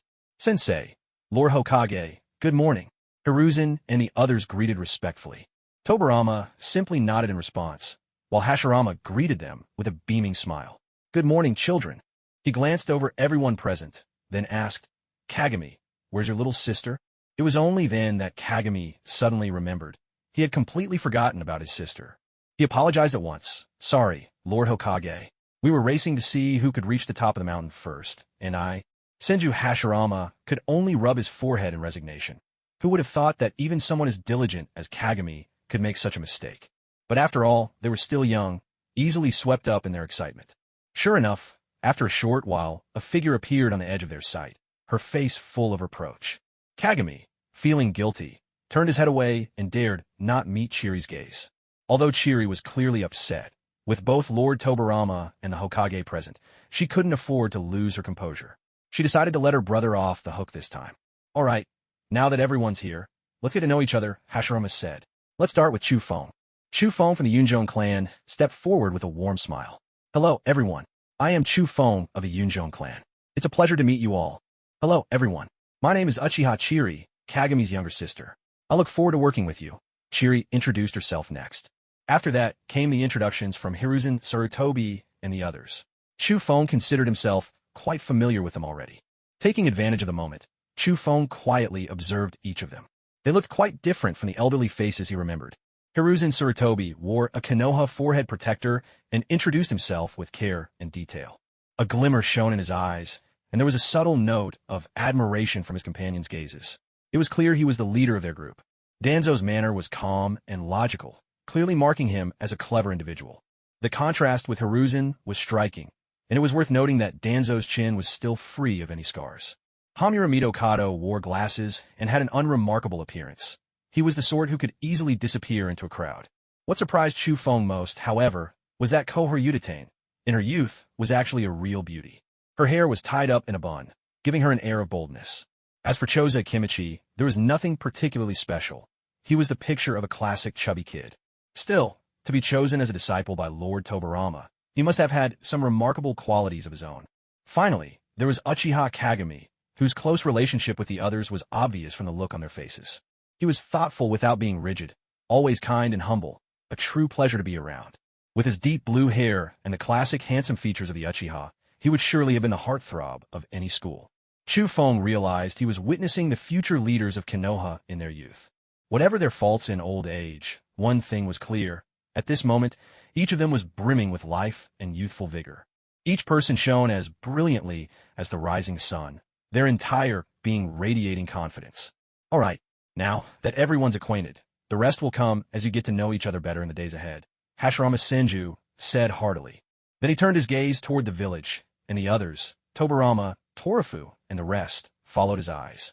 From here, the view stretched wide. Standing in this spot, the entire village lay spread out beneath them.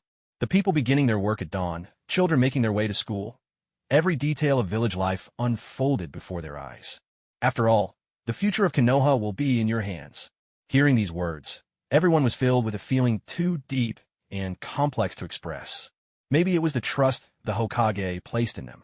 Maybe it was their own love for the village. Or perhaps it was something else entirely. But whatever the reason, in that moment, a seed called Konoha was planted in each of their hearts. One day, that seed would take root and sprout, growing into a towering tree that would shade and protect all. Wherever the leaves of Konoha dance, the fire will burn ever on. Hiruzen Sarutobi grinned with pride and said, I know. That's the will of fire from the first Hokage. Hashirama fondly ruffled Hiruzen's hair. That's right, little monkey. This is my will of fire. And what about your own will of fire? That question caught everyone off guard. It seemed none of them had truly considered it before. Your will is our will, Lord Hokage, Danzo replied earnestly. Torafu glanced at Danzo from the corner of his eye. He could tell that, at this moment, Danzo was far from becoming the shadow of Konoha he would be in the future. Though Danzo rarely smiled, Torafu could still see a spark of light in his eyes. No, you must have a will of your own, Hashirama said sternly, his tone startling everyone present. When you get home today, think carefully about what I've said. Find your own will of fire. In a week, I want to hear it from each of you. Hashirama's presence was overwhelming, and these fledgling shinobi could hardly bear its weight. They could only nod repeatedly in agreement. Even Torafu, who felt little affected, nodded along, cautious not to stand out. Torafu guessed at what his master meant, and when it came to his own will of fire, he already had a few ideas. Mirrors, what do you think Lord Hokage really means? Akimichi Torafu asked, munching on snacks as usual. He'd given it some thought, but realized he didn't have a will of fire of his own. I think Lord Hokage doesn't want us all to simply follow his vision for the village. If we did, we'd just become puppets carrying out orders, Kagami replied. Torafu nodded, suddenly enlightened by Kagami's words. Barring any surprises, the second Hokage would surely be Lord Tobarama. Of course, I trust my little brother, the Hokage, completely. But as for the third Hokage, it's very likely that one of these few will be chosen. If the one selected is someone who only clings to the ways of the ancestors and doesn't know how to adapt, the village is bound to run into trouble. Danzo, standing nearby, also heard Kagami's words and began to reflect. The Hokage's remarks just now had brought him a moment of clarity. All this time, he had been following the Hokage's will to the letter, even allowing himself to daydream about what it would be like once he became Hokage. My own will of fire? Do I even have one? He wasn't sure. Since childhood, he had trained and studied under the guidance of those two elders. Their beliefs and ideals had seeped into every fiber of his being. And it wasn't just Danzo. Aside from Keisuke and Yuri, everyone else wore some trace of confusion on their faces. Especially Sarutobi Hiruzen, who darted back and forth among his 5 teammates, pestering them with questions and seeking answers everywhere. Finally, his antics got on Koharu's nerves, and she gave him a good thrashing to make him settle down. Even Hashirama couldn't help but worry a little. This was a test he had set for them. If they could solve it, the future would be bright. In truth, he only had himself to blame. If he had reached this understanding sooner, he wouldn't have had to put these kids through such a dilemma. Don't rush, children. Take a moment to calm down and think about what I said. Hashirama reassured them. Today's question is a tough one, so there's no need for extra training. You're dismissed for now. For the young monkeys and their friends, learning ninjutsu was no longer the most important thing. Improving their actual combat ability had become their top priority. Usually, Tobirama would lead them in combat drills, but since Big Brother had spoken, it was time to call it a day. When they heard they were dismissed, Sarutobi Hiruzen and the others wandered down the mountain at a leisurely pace. Meanwhile, Keisuke and Yuri stayed behind and spent the morning training taijutsu with Hashirama, and both of them felt they had gained a lot. Both Keisuke and Yuri shared the same weakness. While strong in ninjutsu, their taijutsu was lacking. Hashirama Senju made sure to focus on their taijutsu training. The morning's training had worn them out, but neither complained. After all, this was the fastest way to grow stronger. By noon, Hashirama told the two to take a break and dismissed them as well. Big Brother, why did you ask that kind of question today? That's not like you. Tobirama couldn't help but ask, still puzzled by what his brother had said that morning. Although they had taught Sarutobi Hiruzen and the others together for so many years, and had never spoken of it directly, his brother's intention was always for Hiruzen and the others to inherit his ideals. So why had he suddenly changed his tune today? Hashirama put his hands on his hips and laughed heartily. It's all because of this new disciple of mine. Tobirama was even more confused. How could a single child influence his brother's will? Seeing the confusion written all over his brother's face, Hashirama decided not to keep him in suspense any longer. Last night, I had a private chat with Tsufeng. Initially, I just wanted to ask him about his experience cultivating the cloud evasion technique, but what he said ended up giving me a new insight. Oh, he told me that his family's ancestors passed down a method for cultivating cloud evasion. The scroll details all the chakra attributes and their precise ratios. Tobirama nodded. For clans possessing secret techniques, it was common practice to leave behind clear instructions to help future generations learn. But for some reason, even though Tsufeng followed the scroll exactly, he couldn't master the technique. In the end, he had no choice but to experiment and discover his own chakra balance. Only then did he succeed. At this point, Tobirama had a good idea of what his elder brother was getting at. Actually, the succession of the Hokage is not entirely unlike what happened with the Cloud Clan. Unlike the ancestor of the Cloud Clan, leaving behind a fixed will of fire to teach future generations how to govern the village. Perhaps for many generations, people could follow my will and keep the village thriving. But if something unexpected suddenly happens in a future generation, if my way of the will of fire can no longer save the village, and the Hokage doesn't know how to adapt, it will be just like Yun Zongshan failing to master cloud evasion by blindly following the scroll, despite generations of success. In such a case, the entire village might be destroyed in an instant. Maybe, after a few generations, someone like Tsufeng will appear, someone who knows how to adapt and lead the village anew. But the damage suffered by the village in the meantime would be incalculable. As Hashirama spoke, his excitement grew, his emotions swelling with each word. Because he could not bear the thought of the village he loved so dearly, the village he would protect at any cost, truly vanishing from history at some point in the future. Just like so many clans that perished during the wars, whose end barely left a ripple in the world's great river. I actually spent the whole night thinking about whether I should test them in this way.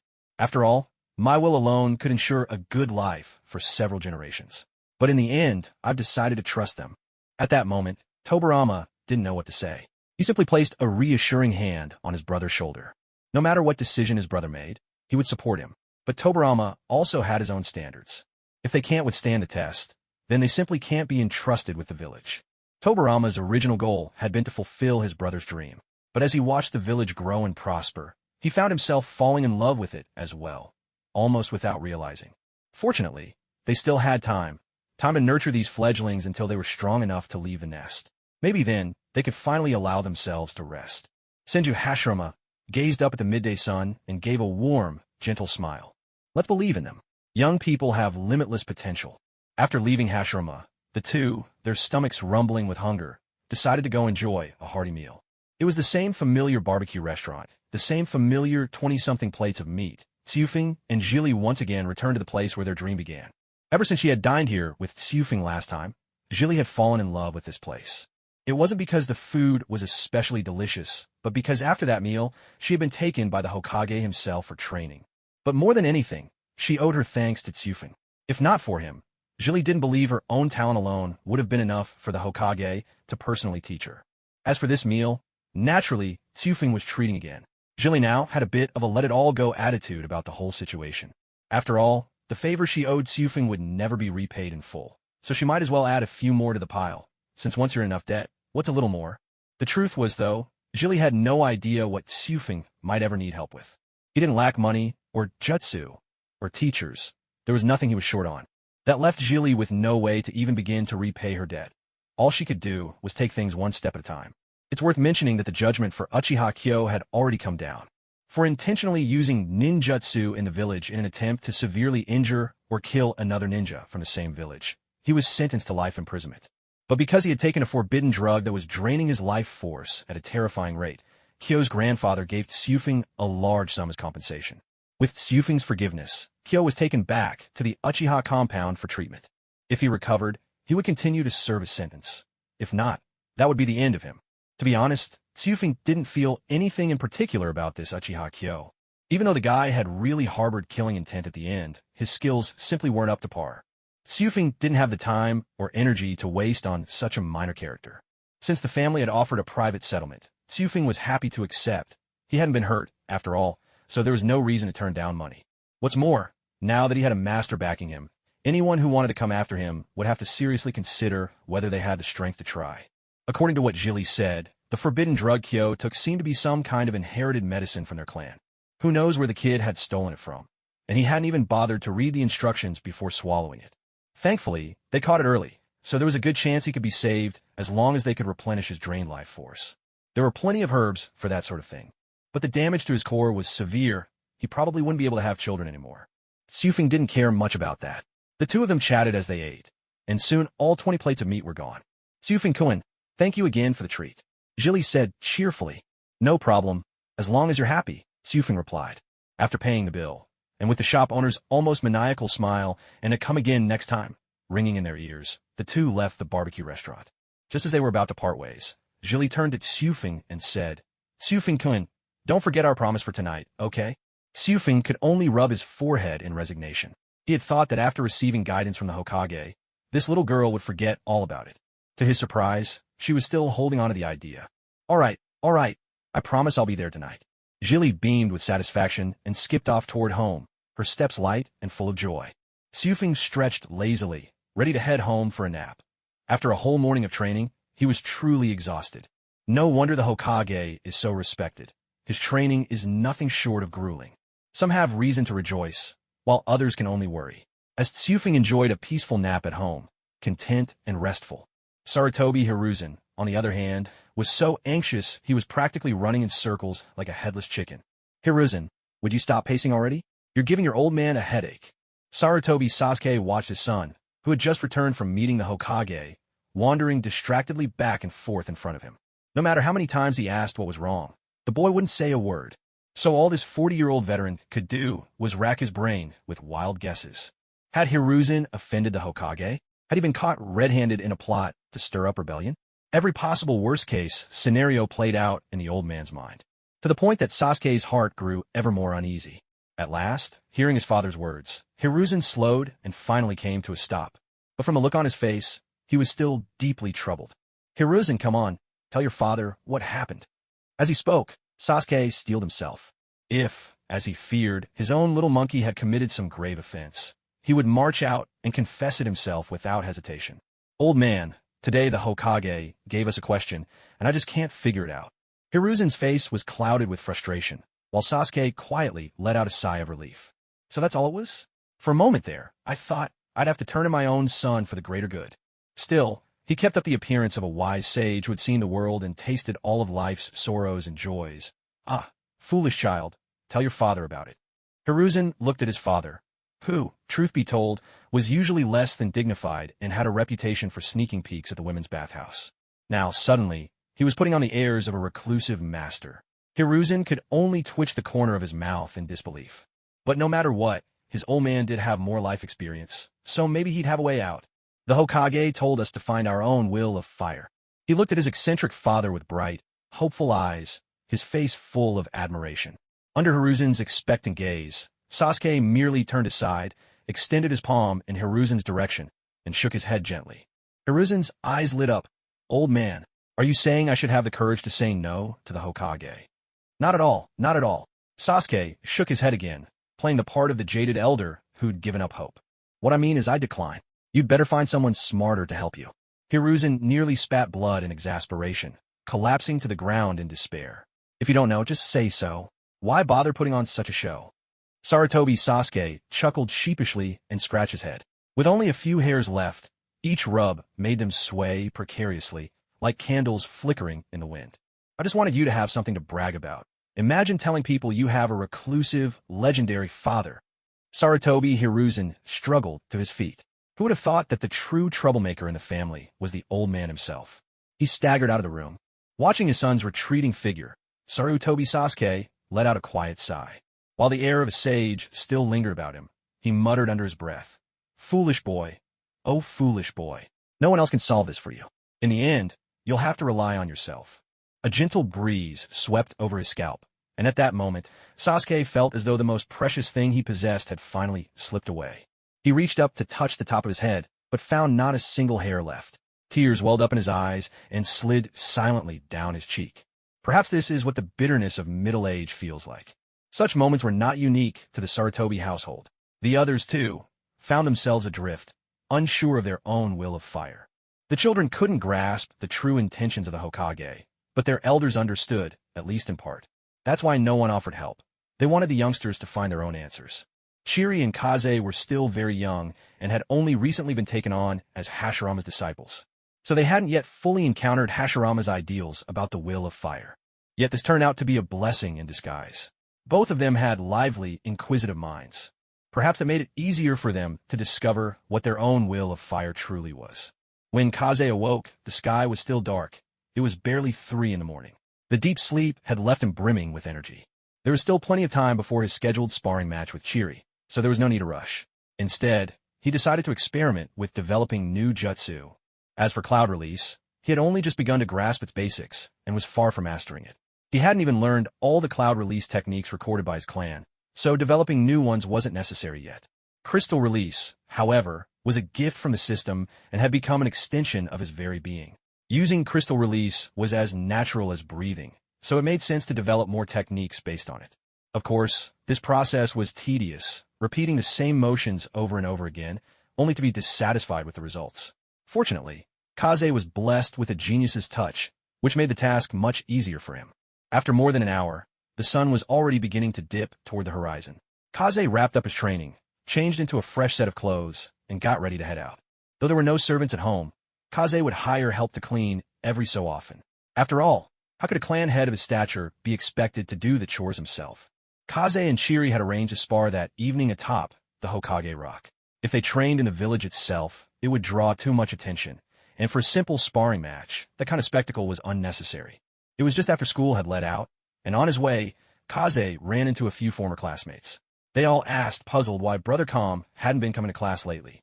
Sufing glanced around and changed the subject without giving a direct answer. After all, how could he tell this group of children, who had only just started school less than a month ago, that he had already become the Hokage's apprentice? That would be too much of a blow for them. He had hoped he might run into Mariboshi Kosuka and the others, but even after passing by the school building, he didn't see them. So, Sufing simply headed up the mountain.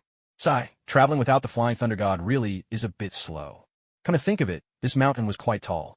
Jilly had already experienced that for herself earlier this morning. As for Sufing, he'd caught a lift with Tobarama's wind technique, so he hadn't felt it as much. After nearly 20 minutes of climbing, they finally reached the summit. The sky was turning a dusky gold, and standing there, gazing down at the entirety of Konoha, brought on a flavor all its own. Before long, Sufing heard movement on the path behind him. He figured it must be Jilly, but he stayed on guard just in case. Only when Jilly's figure emerged did he relax. "Sorry to keep you waiting, Sufing," Jilly said apologetically. She'd been the one to invite Sufing here for a spar, yet she was the one who'd arrived late. "No worries. I haven't been here long either. Shall we get started?" Sufing asked. "Well, there's no need to rush so much, is there? By the way, Sufing, do you have your own will of fire yet?" Jilly had always admired Sufing's way of thinking and wanted to learn from him. The Hokage had just given them an essay assignment on the subject, and although she already had some ideas of her own, she still wanted to hear Sufing's thoughts. "I suppose I have a rough idea, but it'll take a long time to really develop. It's not something that comes together overnight, nor is it something you can sum up in a sentence or two." Hearing this, Jilly could only nod in agreement. Let's get started. I can't shake the feeling there's something off about this place. To be precise, the feeling had only come over him since Gilly's arrival. A prickling sense of unease, as if someone were watching. I'm coming, Gilly called out, her pupils spinning as her eyes transformed into the three-tomo Sharingan. Against Xiufeng, Gilly didn't hesitate. She activated her Sharingan right away, entering her strongest state. Gilly had learned Xiufeng's true strength from their previous battle with Jing, so she didn't dare let her guard down. She darted forward in a flash, kunai slicing toward Xiufeng's arm. But Xiufeng showed no sign of panic in the face of her attack. He twisted his body to evade and caught hold of Gilly's arm as she passed. Just as he was about to toss her aside, Gilly twisted sharply, breaking free from his grip, then leaped into the air and flung 3 shuriken at him. Crystal release, crystal mirror technique. A pale pink, translucent crystal mirror shimmered into existence between them, blocking the shuriken Gilly had thrown. Crystal release, mirror image technique. In an instant, Xiufeng's figure vanished completely. Even with her Sharingan, Gilly couldn't track him at all. Damn it, where is he? A bead of sweat slid down her temple. Gilly had thought that opening her Sharingan would allow her to suppress Xiufeng for a while, but she had still underestimated her opponent. Found you. Just as Gilly noticed something unusual in the crystal mirror, Xiufeng had already emerged from it. His upper body out in the open, while his lower half remained inside the mirror, as if he'd been sliced in two at the waist. Crystal release, hexagonal shuriken dance. With a string of rapid hand seals, Xiufeng unleashed a flurry of crystal shuriken, scattering them through the air like 1,000 blossoming flowers, inescapable from every direction. Seeing this, Gilly realized that if she didn't give it her all now, defeat was inevitable. Fire release, great fireball technique. A massive fireball roared from her mouth, the signature jutsu of the Uchiha clan. Gilly truly lived up to her reputation as a prodigy. Her fireball was more than twice the size of the one Jing had unleashed earlier. The storm of crystal shuriken collided with the blazing fireball, and both vanished into nothingness at the point of impact.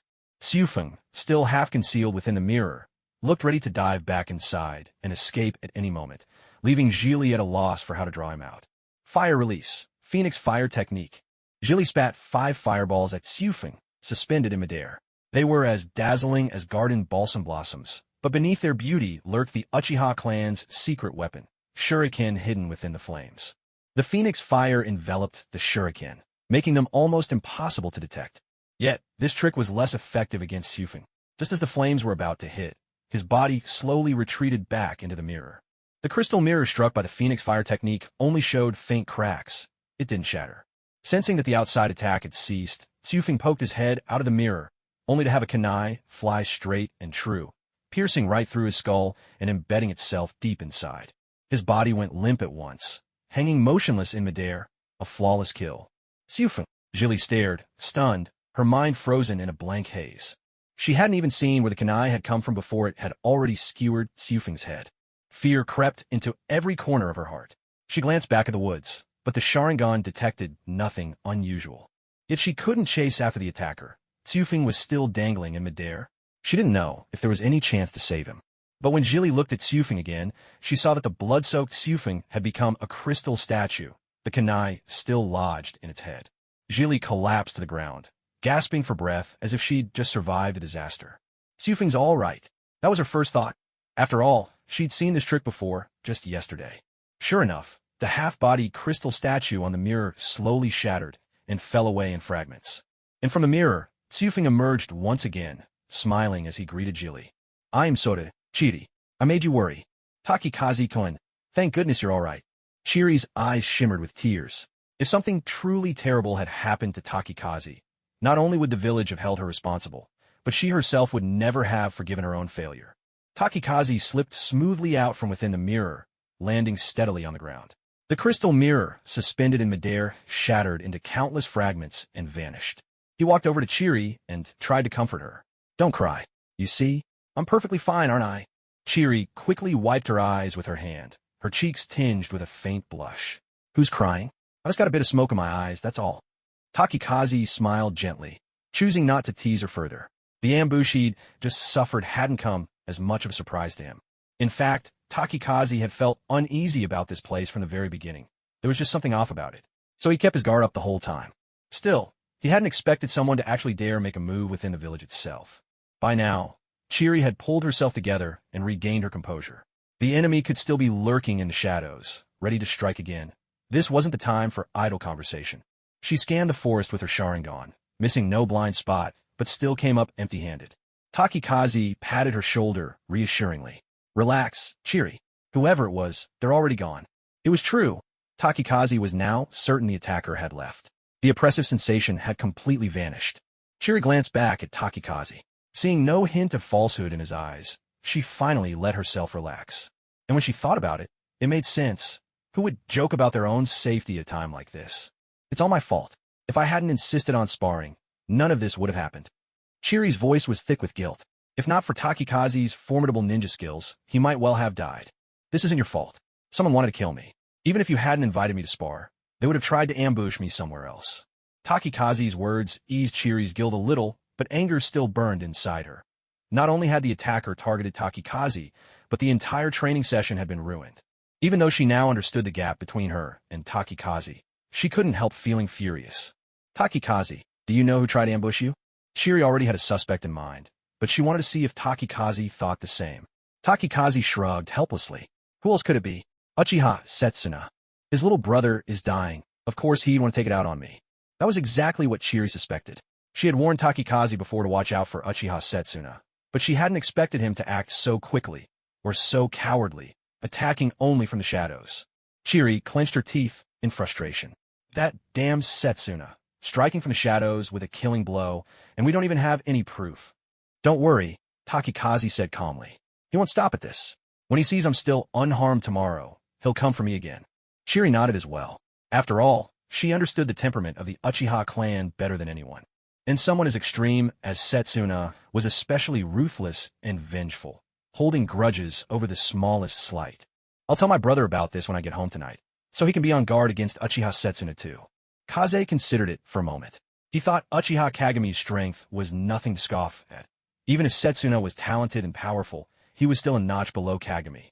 Still, his sister's concern that her brother might fall prey to some underhanded scheme was well-intentioned. There was no need for Kaze to play the wise advisor. This was a matter for the siblings themselves. Noticing the lights in the village of Konoha were growing dimmer by the minute, Kaze reminded her, we should head back soon. If it gets completely dark, it'll be a hassle. Chiri responded with a sound of agreement. Though complete darkness wouldn't affect her Sharingan at all, it would make things a bit more difficult for Kaze. Still, she didn't mind seeing him home. Lost in her own tangled thoughts, she suddenly spaced out. Seeing Chiri so absent-minded, Kaze waved his hand in front of her eyes, but she didn't even notice. It wasn't until Kaze gently tapped her on the shoulder that she snapped back to reality. What were you thinking about so intently? Kaze teased. Chiri's face flushed bright red. She stammered, oh, it's nothing. Let's hurry down the mountain. With that, she darted off in a fluster, leaving Kaze puzzled in her wake. On the way down, Chiri did her best to calm herself. Tonight, she had really lost her composure. Her pace quickened more and more, and Kaze had no choice but to speed up as well to keep up with her. In this way, the two of them made their way back to the village. Kaze-kun, I'll head home now. Take care on your way. Yes, see you. Don't worry. This is the village. It's perfectly safe. After exchanging farewells, they went their separate ways, each returning to their own home. Once Chiri was gone, Kaze's expression gradually darkened. The fact that someone had tried to ambush him tonight left him deeply unsettled. He had only wanted a peaceful life in Konoha, to enjoy the experience of living in another world. But some bit-part villain just had to show up, acting tough, right in front of him, and, after getting beaten, they even went looking for backup. Sometimes it's true. If you don't bother others, there's always someone who will bother you. Kaze gave a helpless shake of his head and continued homeward. By now, the village lights were barely flickering, only a few households still aglow. Back at his house, Kaze took off his clothes, which were covered in dust from the earlier fight. Even his white hair looked a little ashen under the lamplight. Time for a bath, he murmured. After preparing the water, Kaze eased himself into the tub. The battle just now might have been easy, but it had still left him feeling tired. A soothing bath made Sufing feel much better, but the thought of having to follow his master's grueling physical training tomorrow filled his heart with an indescribable bitterness. There was no other reason. His master's regimen was simply brutal. Yet it wasn't really Hashirama's fault for being so strict. It was just that when it came to ninjutsu, there was little he could actually teach Sufing. So, in order to help Sufing develop both his ninjutsu and taijutsu in a balanced way, Hashirama had no choice but to use this method to rapidly improve his physical skills. Seufeng buried his mouth in the water, blowing bubbles to ease his mood, a habit from his previous life whenever he felt down. Ding! Chaos event triggered. Due to Uchiha Kyo nearly dying in a sparring match with a host, Uchiha Setsuna is now determined to take revenge for his younger brother. Oh, come on! Still blowing bubbles in the bath, Seufeng shouted out, but all that escaped was a much larger bubble underwater, causing him to choke on the water.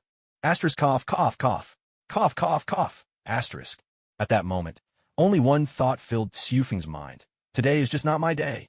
Ambushed, and now choking on water.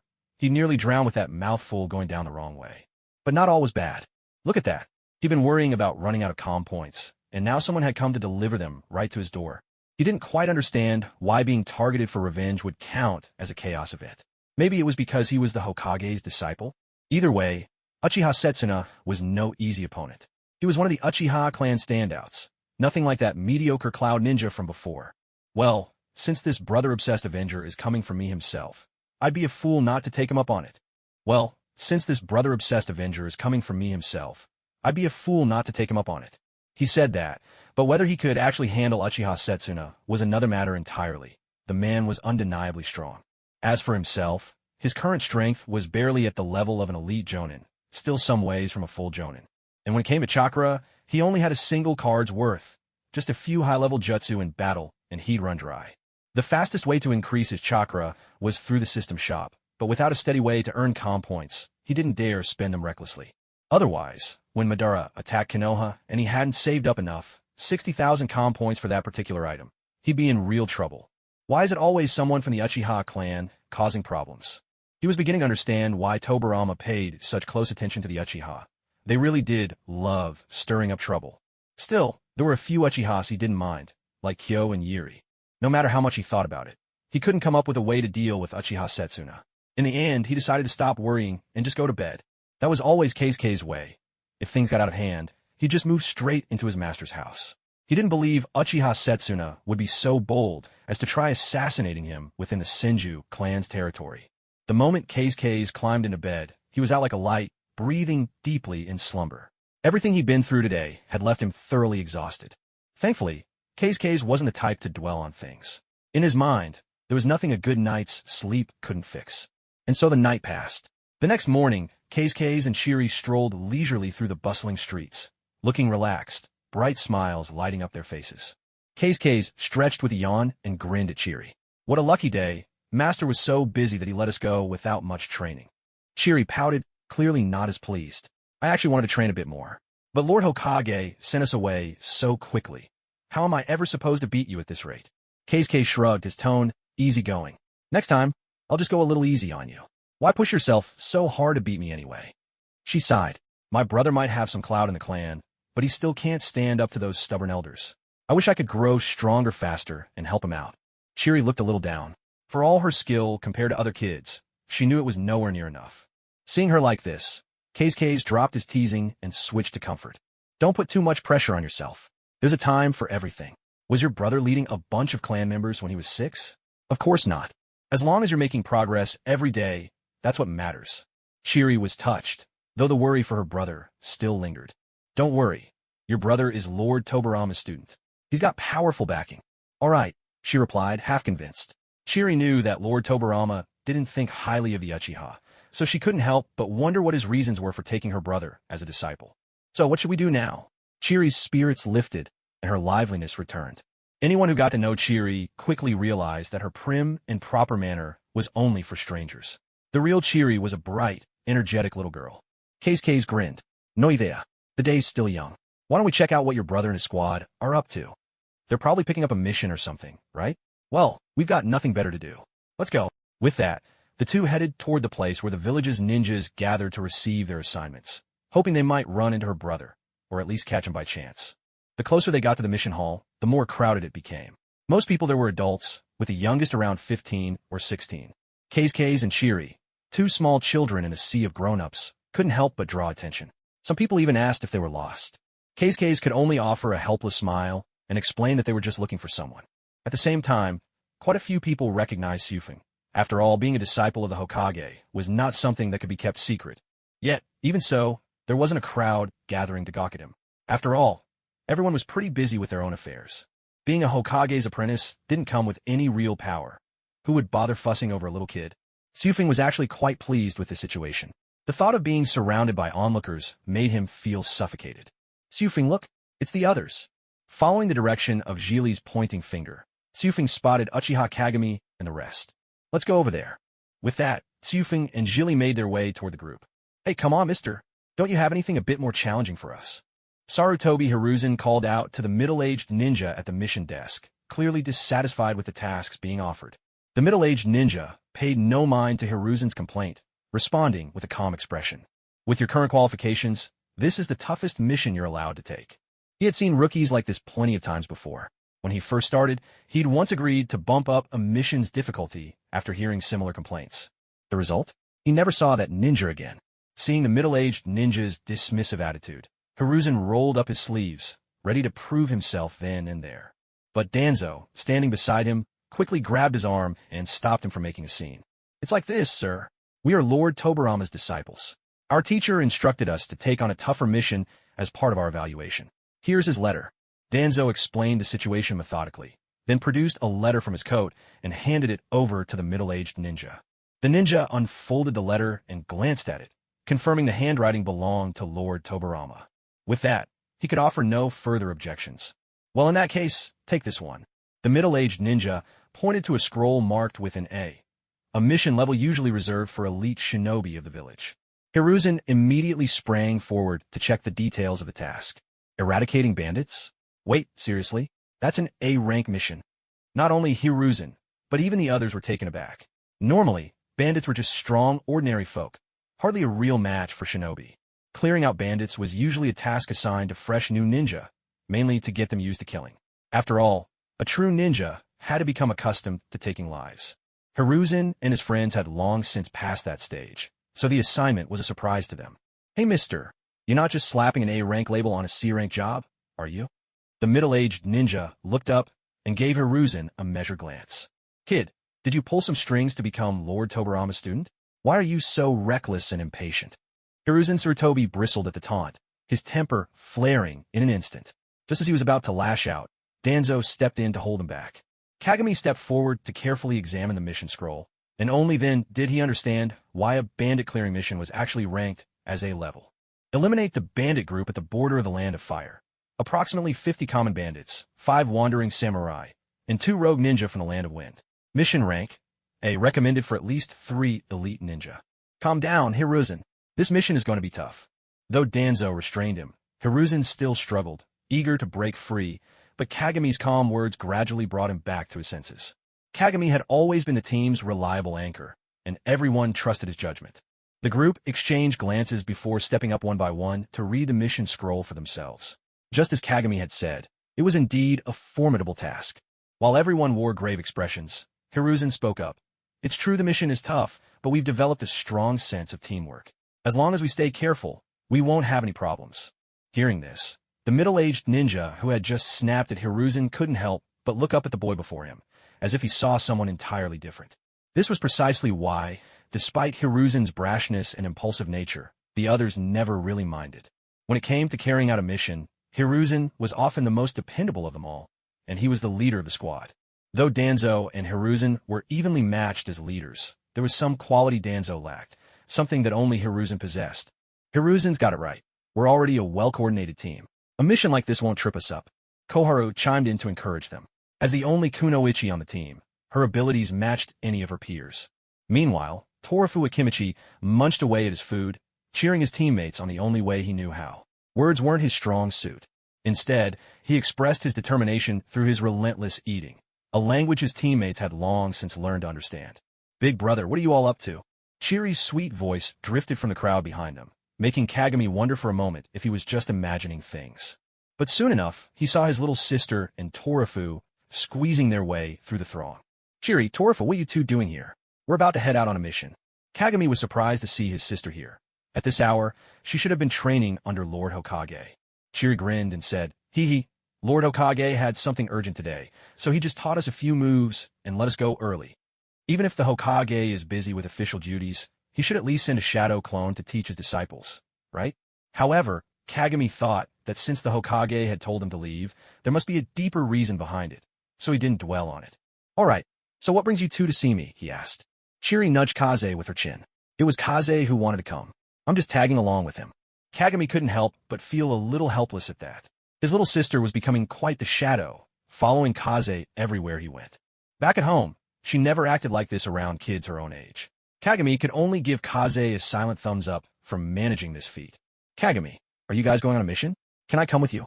Kaze blurted out. The words had barely left his mouth when shock rippled through the group. Not just Kagami, but Chiri and everyone else. Did this kid even know what he was asking? "Don't be ridiculous. First of all, there's no way I could take you with me. And even if I did, if anything happened to you, the Hokage would skin me alive," Sarutobi Hiruzen said sternly to Kaze. But in truth, this wasn't just some spur-of-the-moment request from Kaze. Ever since the system had alerted him to a new chaos event last night, he'd been turning the idea over in his mind. For the past couple of days, Kaze had been wandering all around the village, deliberately passing by anyone who seemed remotely suspicious. And yet, after walking the length and breadth of the Hidden Leaf, not a single chaos mission had been triggered. There wasn't a single spy lurking in all of Konoha, but the threat of Uchiha Shana loomed closer every day. Kaze had to find some way to earn peace points. He was hoping that maybe if he went outside the village, where there might be bandits or rogue ninjas, he could trigger a chaos event. Otherwise, not even a reward would tempt him to go on mission. Wasn't it far more appealing to just stay home and sleep in comfort? "What do I have to do to go with you?" "I'm not joking," Kaze said, his tone serious. Sarutobi Hiruzen's expression grew serious as well, realizing Kaze wasn't just making childish talk. The tension in the air thickened.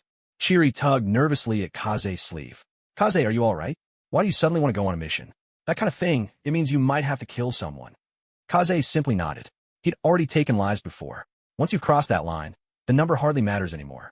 "Don't worry, Chiri. I just want to train myself a bit. Big brother Hiruzen wouldn't let anything happen to me." Chiri relaxed a little at his words. The tense atmosphere from a moment ago had left her on edge. Hey, don't talk like you're about to head out right this minute. There's no way I'm agreeing to this." Sarutobi Hiruzen's refusal was firm. In his eyes, kids as young as Kaze, only 6 years old, deserved to be protected within the village walls. Letting children go on missions was completely against the ideals of the first Hokage. That was no different from sending them to war. "How about we have a match? If my abilities earn your approval, take me with you. If not, I promise I won't bother you again." Chu Feng's tone was resolute, for if he missed this opportunity, who knew when the next one would come? Recently, most of the bandits in the mountains have been wiped out. The remaining fugitives have fled to the borders of the Land of Fire, banding together with a few samurai and ninja to form a small group. If Hiruzen Sarutobi managed to eliminate this group completely, the Land of Fire would enjoy a rare period of peace.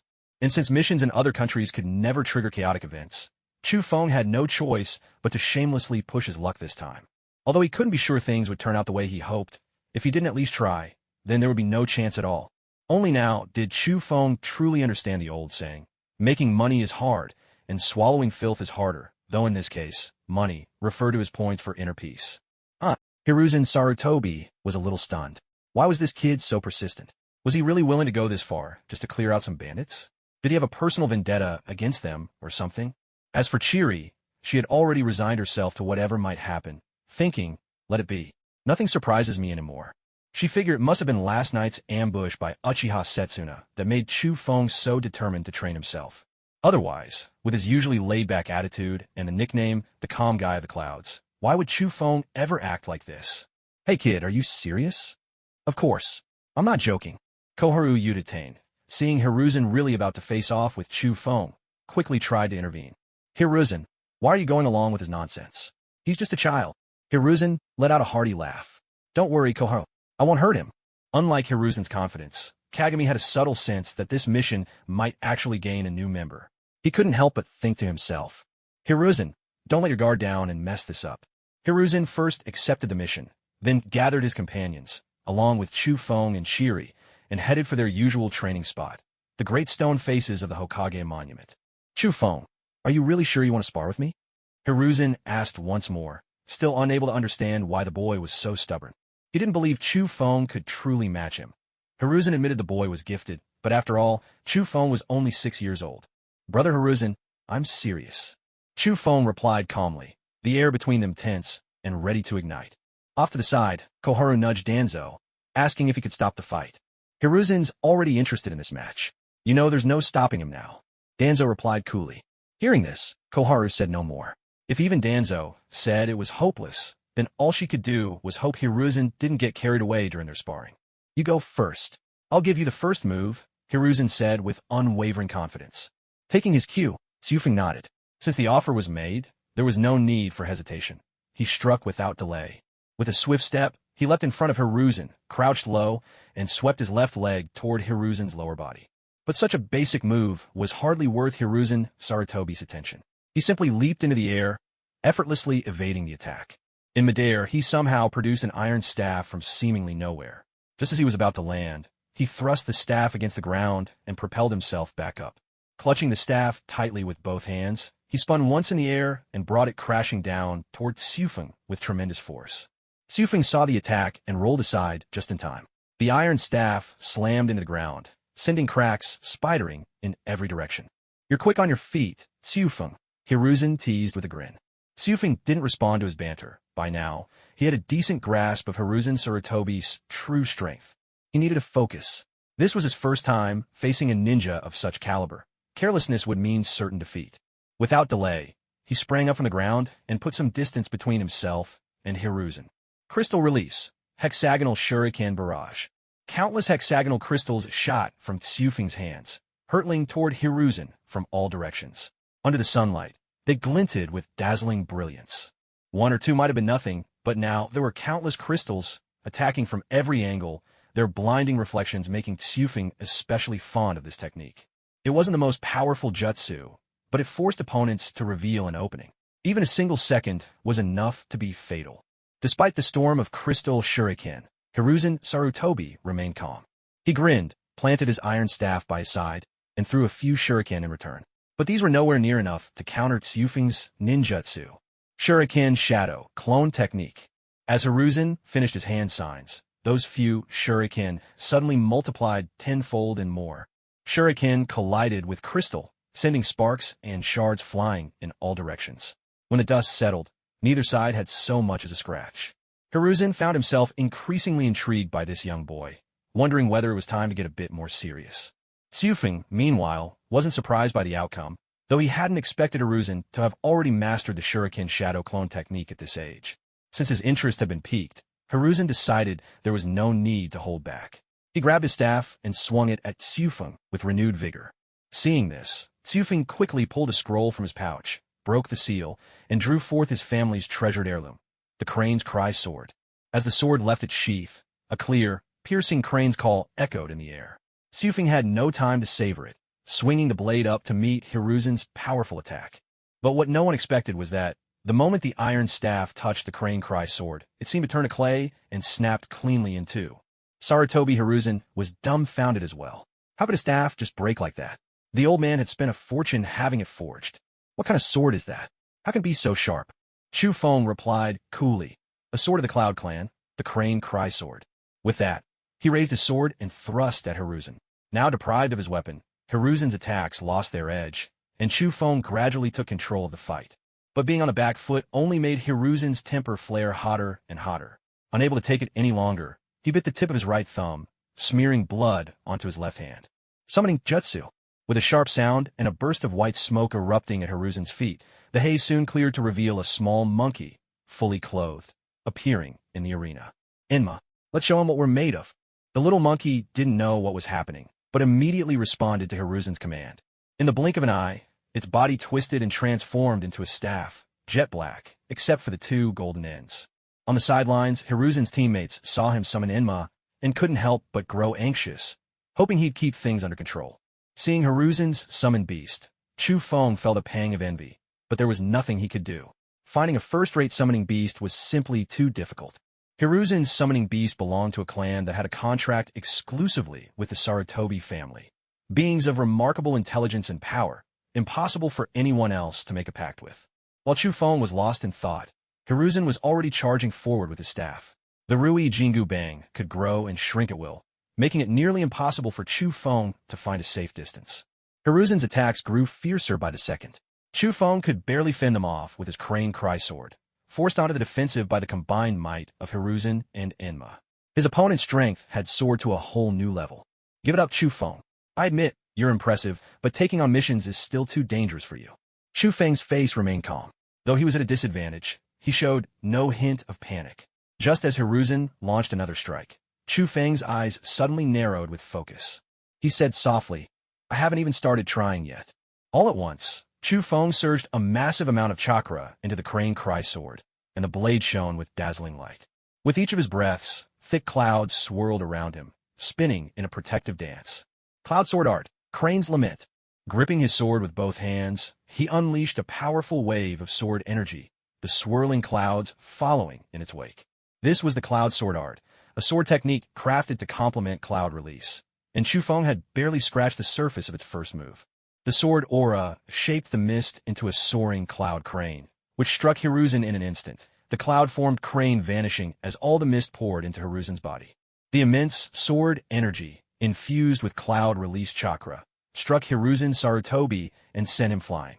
As he crashed heavily to the ground, his entire body seized up, frozen and unable to move. Although the sensation of being frozen soon faded, a lingering chill remained in every joint of Hiruzen's body. He leaned on his Rui Jingu Bang staff for support as he rose from the ground, his gaze toward Cumin Teikei's growing far more serious. This strange sword technique was unlike anything he had seen before, and the mist that had invaded his body. Surely, this was the cloud release his father had spoken of. That feeling of almost being frozen to death was truly unbearable. Even now, the cold still clung to his body. I admit you're strong. You can come with us. I admit you're strong. You can come with us.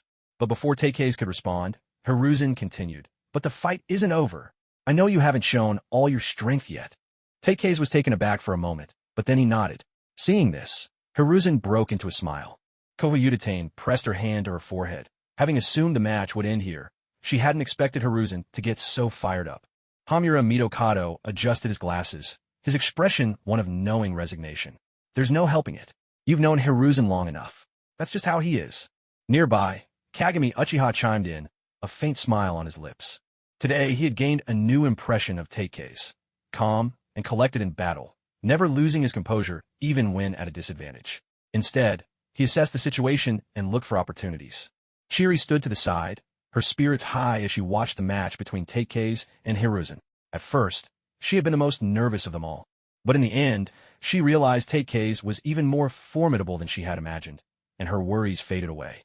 Hiruzen flexed his joints, and, as the cold subsided, he prepared to continue the fight. He dismissed Enma from the summoning, signaling his intention to use ninjutsu to decide the outcome. After all, ninjutsu was his true specialty. Taijutsu was merely the icing on the cake. Earth Release, Great Mud River. In an instant, the ground beneath Hiruzen's feet turned to sludge and surged toward Teikei's. The torrent was swift and expansive, covering nearly half the arena in thick mud. There was nowhere to dodge. Teikei's hands flashed through a series of hand signs before he slammed his palms onto the ground. Instantly, countless giant crystal spikes burst from the earth, forming a defensive wall that blocked the mud entirely. Not a single drop seeped through. Seeing this, Hiruzen actually grinned. Raising a crystal wall in such a vast flood of mud only makes you a bigger target. Earth Release, Earth Dragon Bomb. A fearsome dragon's head burst from the ground, its jaws wide as it unleashed a barrage of earth bullets at the dazzling crystal wall. Though the crystal's strength surpassed that of the earth bullets, the relentless, focused assault soon left cracks spreading across the shimmering barrier. Even so, the crystal wall remained unyielding, and Yun Zonkafeng continued to pour chakra into repairing it, leaving the scene locked in a tense stalemate. A bead of sweat trickled down Hiruzen's temple. He had clearly underestimated the wall's defense. But if he gave up his attack now, defeat would be absolute. With resolve hardening in his chest, his hands began to weave through a flurry of seals. Perched atop a tree, forced there by the surging mud, Danzo caught sight of the seals Hiruzen was forming and was instantly alarmed. He shouted, Hiruzen, you still can't control that jutsu. But was already too late. Fire style, Dragon Flame Bomb. A torrent of fire erupted from Hiruzen's mouth, transforming into a fierce, roaring dragon. It crashed into the crystal wall, mingling with the churning mud below. Hiruzen struggled to guide the Dragon Flame Bomb's path, careful not to let the fire catch the entire forest ablaze. This combination technique had been in his mind for a long time, though he'd never managed to complete it. Until now. Who would have thought he'd succeed at this very moment? Mud and fire, cold and hot, combined to riddle the crystal wall with countless tiny cracks. Under the relentless assault of the Earth Dragon Bomb, the wall finally gave way and collapsed with a thunderous crash. It shattered into countless fragments, vanishing into the mud below. In an instant, fire and mud swept through the sanctuary within the crystal wall, leaving nothing visible but flames and sludge. Only now did Sarutobi Hiruzen suddenly realize he might have gone too far today. He immediately halted all his jutsu. The flames died down, the mud stilled, and Hiruzen's eyes swept quickly over the battlefield. Yet there was no sign of Chu Feng. Just as Hiruzen began to panic, a voice echoed from within the mud. Crystal style, Mirror Palace Demon Killing Array. Before Hiruzen could pinpoint the direction, the earth around him erupted. Countless crystal vines sprang forth, encircling him like a massive cage. Buds blossomed along the vines, each unfolding into a crystal mirror. The relentless transformations left Sarutobi Hiruzen reeling, a sense of peril gripping him. It felt as though his life could end at any moment. And then, with each new change, Chu Feng's reflection appeared in every mirror. He slowly emerged, half his body still within the glass. Forming a seal, a crystal lotus bud materialized in his palm. Crystal style, single arrow lotus, echoed a chorus of Chu Fengs from the mirrors, each hurling their lotus bud toward Hiruzen in unison. As the storm of crystal buds rained down on him like a deadly barrage, Hiruzen shouted, "I surrender." At that instant, every bud blossomed into a razor-sharp crystal lotus. Sunlight poured in from above, transforming the crystal cage into a dazzling palace of light. The distance between Hiruzen Sarutobi's throat and the crystal lotus petals was no more than the length of a single shuriken, and by now, sweat was streaming down his face. But in the blink of an eye, the entire cage, along with the crystal lotus, shattered and collapsed, scattering into countless sparkling fragments that soon vanished into thin air. Hiruzen Sarutobi dropped to the ground with a heavy thud, gasping for breath, not just from the shock of Tokike's jutsu. Much of his exhaustion came from maintaining his own jutsu for so long, having drained far too much chakra. "I say, were you really trying to kill me just now?" Hiruzen grumbled, clearly annoyed. For a moment there, he truly believed Tokike's meant to finish him off. At that moment, Tokike's emerged from the ground, scratching his head sheepishly. "Of course not. It's just that you're so strong, big brother Hiruzen. I had to give you a little scare, that's all." Hiruzen's face made it plain he didn't quite believe it, but he had to admit, Tokike's was incredibly strong. And this was just a 6-year-old child. The truth was, just like Hiruzen, Tokike's last move had been a desperate gamble. It was a technique he'd only devised in theory and had never actually used before. Today, with no other choice, he'd been forced to put it into practice. This crystal release, Mirror Palace Demon Killing Array, was actually a combination of several jutsu. It should really be classified as a collaborative technique, and those first crystal vines that grew forth had been Tokike's own invention.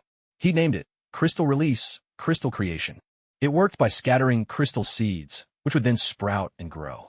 The seeds that ensnared Hiruzen Sarutobi had been hidden in the crystal wall ahead of time. When Hiruzen shattered the wall, the seeds fell into the earth along with the fragments. Tokike's had been lucky. If the seeds had landed much farther from Hiruzen, he would have lost today's match. "Big brother Hiruzen, can I go with you guys now?" Tokike's asked, scratching his head with a mischievous grin. Hiruzen, never one to hold a grudge, had already put their fight behind him. He threw an arm around Tokike's shoulders.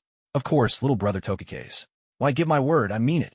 Tokike's finally felt completely at ease. He'd gone all out just to gain a single point of inner peace. What an ordeal. Just then, the voice of the system suddenly rang out in Tokike's mind. "Ding, congratulations, host, on unlocking a new function." For a moment, Tokike's was stunned, his whole body going rigid. Hiruzen noticed something was off and gave Tokike's a gentle shake. "What's wrong, little brother Tokike's?" Tokike's snapped out of it and quickly waved his hand. "It's nothing. I just used up a lot of chakra and feel a bit tired." Hiruzen nodded. He, too, was running low on chakra. Clearly, there was no way they could set off on their mission right now. "In that case, head home and get some rest. We'll leave tomorrow." Chu Feng was now eager to figure out the situation with the system, so he accepted Hiruzen's suggestion without a second thought. The others all nodded in agreement as well. Just like that, the match came to an end, with Chu Feng successfully joining the team for the upcoming mission. Everyone then went home to rest and recuperate, preparing to set out on their mission the next day. As soon as they disbanded, Chu Feng dashed straight home. The whole act about being drained of chakra was just a ruse. He was actually perfectly fine. Back at home, Chu Feng immediately opened his panel. "Name, Yunjong Chu Feng. Age 6. Strength/chakra, Elite Chunin/1 unit. Kekei Genkai, Crystal Release, Cloud Release. Talent, All Attribute Chakra, Genius.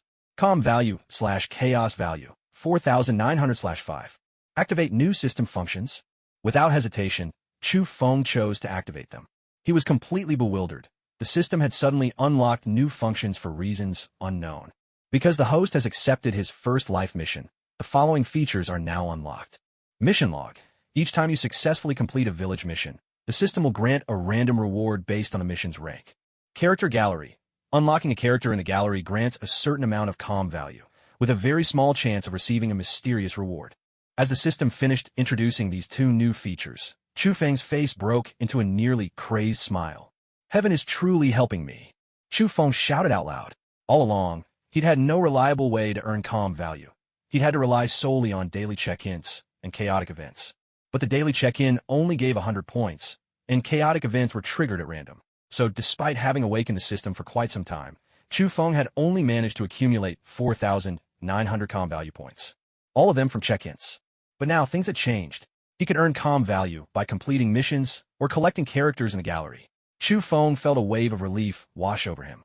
Now, at last, he would have the confidence to play a meaningful role when Madara Uchiha launched his rebellion, without being completely powerless and risking system backlash. Life is truly wonderful. All the pain and exhaustion from this morning suddenly felt worthwhile. The fight with Sarutobi Hiruzen had been mainly mentally taxing. Chu Feng didn't actually have much combat experience. He'd relied on a crash course from Hashirama over the past few days, along with some bizarre ninjutsu, to catch Hiruzen off guard. If they had to fight again, it would be much harder for Chu Feng to win. After all, Hiruzen and the others were seasoned ninja who had been through countless battles and missions of all sizes. Chu Feng, at best, had only ever killed one person, that unfortunate spy. Now, Chu Feng was in high spirits, humming a cheerful tune about how today was a good day, strolling leisurely around his room. But suddenly he paused mid-step. He seemed to have overlooked something. That meant if he casually accepted a mission like catching cats or cleaning up trash, he should be able to unlock new features as well. Right? With a soft sigh, Chu Feng decided not to argue with the system anymore. Today was such a beautiful day. There was no need to ruin his mood. Sometimes, patience brings calm seas, but if you give in too much, you might just end up with bone spurs. He really couldn't swallow this frustration. If he could have unlocked all the features at the very beginning, would he have needed to take such risks? A place where samurai and ninja could sleep under the same roof. Could anything good possibly come out of that? But there was nothing to be done. After all, it was his own stubborn insistence that got him into this mess. He even beat up the team captain just for the chance to join. Now, if he said he wanted to back out, was that even possible? No way. Though he said all this, Chu Feng knew that if he hadn't decided to join Hiruzen Sarutobi's team to clear out the bandits, if he hadn't taken that step forward, he probably wouldn't have successfully unlocked the new features. Chu Feng wasn't blind to this truth. He just wanted to curse at the system for a bit. After venting, he cheerfully started exploring the new features. When he opened the mission log, the entire panel only showed a single task, the bandit clearing mission he'd stubbornly forced his way into. At first glance, nothing seemed special about it. There was no indication of what would happen if he failed. Was this really some kind of freebie? Could he get rewards from the system just for completing missions, on top of real-world money? Chu Feng didn't believe it for a second. Knowing the system's sly nature, he figured if he failed the mission, he'd be slapped with 10,000 points of chaos value. In the clouds, Chu Feng made a silent vow. Once he accepted a mission, he absolutely could not fail. He wouldn't give the system any chance to mess with him. His gaze then shifted to another feature, the character archive. With a thought, Chu Feng watched as the character archive opened slowly, like the pages of a book. On the panel, a series of photo-like portraits appeared, reminiscent of ID pictures. Looking closely, Chu Feng realized these were all characters who had appeared in Naruto, though most of the archive was still grayed out. He found a picture of his master, Hashirama Senju, and tapped it with his finger. The system's voice chimed in once more. Ding! Character unlocked. Hashirama Senju. Reward. 1,000 calm points. Wow, who knew my master was worth so much? Chu Feng couldn't help but exclaim. 1,000 points. That would take him 10 days of sign-ins to accumulate. The only downside was that this was a one-time deal. He couldn't unlock the same character again. If only the archive could be set up so that you could unlock different versions of a character from different periods. Imagine being able to milk each character repeatedly. The thought alone was thrilling. After a few more attempts, Chufeng finally understood how this feature worked. As long as he'd had some kind of interaction with a ninja from the archive in real life, he could unlock their portrait, whether that encounter was pleasant or not. Names like Kosuke Marusei, Shinkayuhi, and Ichikaku Miya all appeared in the catalog, though the comm points they offered were rather low. For instance, famous figures such as Hiruzen Sarutobi and Tobarama Senju were each only worth 1,000 comm points. Interestingly, even Uchiha Haruyuri was listed among those with 1,000 comm points, perhaps because he developed his Zanami? All in all, this was truly a bountiful haul. At this point, Tsufeng had already amassed 16,300 comm points. For him, this was a veritable fortune.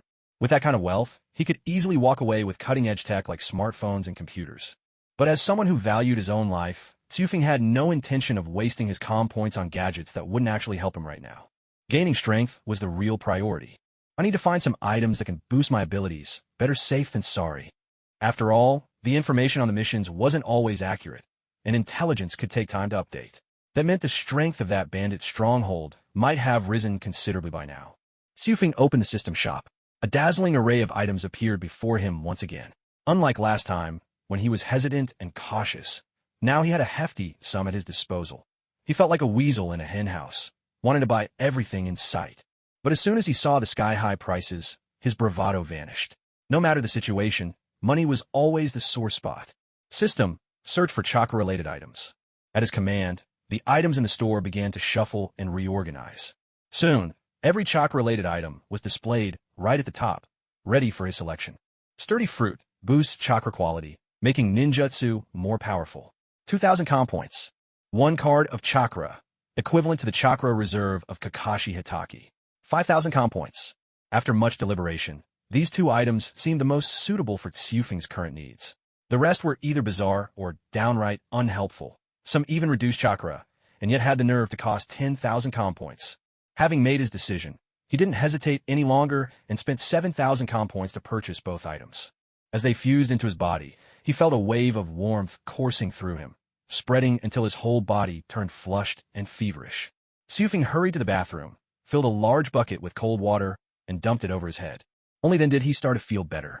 He gasped for breath, puzzled by this reaction. He hadn't even felt this way the first time he fused with a bloodline limit. Was it because both his chakra quantity and quality had improved at once? Fortunately, the sensation didn't last long, and his body soon returned to normal. Glancing at his stats, Tsufeng saw his chakra had reached 2 cards, and his strength had risen to Jonin level. This was something Chufeng had anticipated. Boosting the chakra within his body would, to some extent, always enhance his strength. While it's true that more chakra generally means greater power, it can also lead to instability. That's why one must train in various techniques to ensure strength and chakra remain balanced. Today had been a day of abundant gains. At last, Chufeng could use his Serenity points to exchange for items, no longer needing to worry about saving 60,000 points to deal with Uchiha Madara. His strength had also seen a noticeable improvement, making him feel safer than before. As for the future, that could wait. For now, there was still Uchiha Setsuna lurking somewhere in the shadows, no doubt scheming for a deadly strike against him. But now, Chufeng no longer needed to fear him. If Setsuna dared to show his face, Chufeng was ready to finish him for good. Though Chufeng preferred a laid-back, easygoing life and was content to go with the flow, he was certainly not someone to be bullied. A gentle breeze swept through, sending a chill down Chufeng's spine. Only then did he realize that he was still soaking wet. He hurriedly stripped off his drenched clothes, dried himself off, and dove under the covers, soon drifting off to sleep. Big brother, are you really at ease with this? Inside the Hokage's office, Tobarama's expression was grave as he spoke. Hashirama waved his hand dismissively. Didn't you see that kid's abilities? Sure, it was partly because the monkey underestimated him and didn't know his opponent well enough. But a loss is still a loss. On the battlefield, a mistake like that could spell real trouble for the monkey. Tobarama had nothing to say to that. In truth, he and Hashirama had watched the entire match between Chufeng and Sarutobi Hiruzen from start to finish. At first, Tobarama never imagined Chufeng could win. He thought, while Chufeng was certainly talented, his strength surely didn't match up to Hiruzen's. But reality proved him wrong. Hiruzen had actually lost. Tobarama could practically see the triumphant grin stretching across his brother's face. Hashirama glanced at his brother's gloomy look, but seeing Tobarama hold back out of respect for his authority as elder brother, he couldn't help but burst out laughing. Ha ha, Tobarama, don't be so tense. I'll have Wood Clone follow them. It'll serve as a trial run. But big brother, didn't you once swear never to send children to the battlefield again? How is this any different? Tobirama pressed on, convinced he knew his brother better than anyone. Yet now, he wasn't sure what Hashirama was really thinking. If it were anyone else, I'd never agree to it, Hashirama replied. Before Tobirama could respond, Hashirama continued. Chu Feng isn't like the others. He's gifted, ninjutsu, taijutsu, chakra, intelligence, he excels in all. If we keep a genius like him protected in a garden, shielding him from every hardship, that's the surest way to ruin his potential. Hearing this, Tobirama's agitation faded, and he spoke calmly. You're right, big brother. I was being too rigid. Hashirama got up and walked over to Tobirama, placing a reassuring hand on his shoulder. You're not rigid. You just care too much about Chu Feng's safety. Tobirama looked up at his elder brother. That familiar, ever-present smile was there, the kind that could put anyone at ease, no matter the circumstances. Keisuke, like you, has an astonishing gift for developing new ninjutsu. That's why you feel this way. You're afraid this fragile sapling might snap in the wind. Just like Itama and Kawarama once did. Brother, the deaths of his two younger brothers had always been a forbidden subject for the eldest, yet today, he brought it up on his own. Don't worry. I have this feeling that Keisuke will grow to be an even greater ninja than I am. Until then, I won't let anything happen to him. After all, I am his teacher. Tobirama nodded, falling silent. Since his brother had spoken so firmly, as both sibling and subordinate, he knew he had no right to object. With the Wood Clone watching over them, the children's safety was assured. He couldn't quite pinpoint when these feelings began, but sometimes Tobirama felt as if all the children of Konoha were his own. Whenever state affairs allowed him a respite, Tobirama would often visit the Ninja Academy, watching the children as they strove toward their dream of becoming shinobi and made it their purpose to protect the village. Without realizing it, a smile would always find its way onto his face. To Tobirama, this was his own embodiment of the will of fire. No matter how powerful he and his brother were, time would catch up to them. Only by protecting these tender shoots could the tree continue to grow. And as for them, the old, withered branches, they would eventually burn out, becoming nourishment for the next generation to flourish. That was precisely why Tobirama had wanted to stop Keisuke when Hashirama tacitly approved his actions. In his eyes, veteran shinobi like himself had yet to expend their final spark. Letting a child as young as 6 take on missions was, to him, an affront. Ha, Tobirama, truth be told, you'd probably make a better Hokage than I ever could. Hashirama clapped Tobirama on the back, laughing heartily. A faint smile played at Tobirama's lips. Who can say? After all, I've never been Hokage myself. They exchanged a knowing glance, and in perfect unison, turned back to the work that had been interrupted by Keisuke's commotion. Every matter, large or small, in Konoha had to be reported to the Hokage. Without Tobirama's help, Hashirama truly feared he'd drop dead right there in his office. But even if the pile of paperwork doubled, Hashirama would never complain, for this was the village he loved with all his heart. The next morning, after washing up, Keisuke got ready and headed out to meet Sarutobi Hiruzen as promised. Since he was going out on a mission, wearing a robe would be inconvenient, so Keisuke changed into the standard ninja combat uniform of the village. It was a rare stroke of luck. There actually was a ninja uniform in the house that fit someone his age. When he arrived at the meeting point, Chu Feng was surprised to find that he was actually the last one there. He had thought he was already quite early. He hadn't expected that everyone else would arrive even before him. Among this group, Chu Feng also caught sight of a very familiar figure. Kufeng. Jilly waved happily, signaling for Chu Feng to hurry up and join them. Jilly? Why are you here too? Chu Feng was puzzled by this. He was sure Sarutobi Hiruzen wouldn't have agreed to it. Jilly clenched her little fists and threatened. My brother agreed to let me come, and no one else objected. You don't have a problem with it either, right? Faced with Jilly's threat, Chu Feng pretended to be scared and quickly replied, Of course not, of course not. With you here, I'm sure we'll complete the mission easily. Jing, who couldn't stand this any longer, reached over and gave Jilly's hair a playful, rough tousle, leaving it a mess. Remember, Jilly, this time you have to stick close to me. I don't expect you to take out any bandits. Just make sure you don't get hurt yourself. Jilly wasn't upset by her brother's lack of trust, nor did she argue. She simply promised that she'd behave herself. Chu Feng raised an eyebrow. Jilly was acting very out of character today. In truth, Jilly didn't want to be so meek either, but only she knew how desperately she had pleaded last night, praying to the heavens and the earth, just to have her brother bring her along. She had tried every trick she could think of, threats, bribes, persuasion, before Uchiha Jing reluctantly agreed. Chu Feng had actually already guessed as much. With Gili's competitive nature, there was no way she'd let this opportunity slip by. As for why Hiruzen agreed to Gili's unreasonable request, it was mainly because Jing took full responsibility for her safety during the mission. All right, since we're all here, let's get going, Sarutobi Hiruzen said cheerfully. After all, this was their graduation exam. If he hadn't used up so much chakra yesterday, he'd probably already be at the bandits' hideout by now. Everyone checked their equipment pouches, shuriken, kunai, explosive tags. Everything was fully stocked. They had enough soldier pills for the journey there and back as well. With everything ready, the gates of Konoha slowly opened, and for the first time, Chu Feng and Gili officially set out on their mission. In reality, they were lucky to be born in relatively peaceful times. Before the founding of the village, 6-year-olds would already be fighting on the battlefield. Back then, a ninja who lived to 30 was considered blessed with longevity. How tragic those days were. They took the main road, so their pace was quick.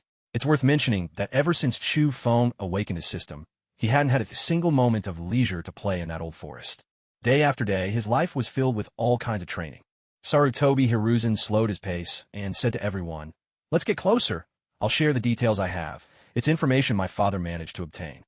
The group immediately complied. Hiruzen's father, Sarutobi Sasuke, was not only one of the village's most formidable shinobi, but also the head of the Sarutobi clan. He had led the Sarutobi clan to join Konoha village, earning immense respect within the community. As for the information Hiruzen mentioned, it most likely came from some bounty organization or the black market. These information brokers practically wished for war to break out every day, desperate to profit from the chaos. There are 5 samurai. Their leader is on par with the village's top shinobi. The rest are of little consequence. Everyone nodded in understanding. Hiruzen and his companions had dealt with many samurai before, but most turned out to be little more than bluster. They lacked the true spirit of a warrior and crumbled at the first blow. And then there are 2 rogue ninja from Sunagakure. One specializes in fire style, the other in wind style. They're twin brothers, and their teamwork is seamless. They escaped the pursuit of sand shinobi, fled into the land of fire, and have been ruling a mountain as their own. Their combined wind and fire attacks are especially powerful, so we need to be extra cautious. The key is to separate and defeat them individually. Understood. Though the intelligence was brief, it was enough to give everyone a clear sense of the enemy's strength. This would help them avoid carelessness that could lead to irreparable consequences. After considering for a moment, Kagami spoke up. The main purpose of combining wind and fire is to amplify the power of fire. If we have strong enough water-style users to counter them, they shouldn't pose much of a threat. Koharu, you're skilled in water-style. Would you be able to suppress them? Danzo asked from the side. Koharu shook her head uncertainly. I can't say for sure without actually facing them, but I should at least be able to weaken their jutsu. Boasting during a mission was the worst mistake. Failing to recognize your own limits could prove fatal. If someone rashly volunteered for a critical task in a team operation and then failed, it could spell disaster for everyone. I'm skilled in water style too. If I work together with Sister Koharu, we should manage. Torafu spoke up calmly. A smile appeared on Hiruzen's face. Little Torafu, I didn't expect you to be adept with water style as well. To be precise, I'm proficient in all 5 elemental styles. Though it sounded boastful, no one doubted Torafu's claim. They had all witnessed his abilities firsthand and knew he could be trusted. In his previous match against Hiruzen, they'd only seen a glimpse of his crystal-style techniques, leaving much of Torafu's true power still shrouded in mystery. But that was exactly what made a competent shinobi, never letting anyone get a complete grasp of your abilities. Koharu smiled.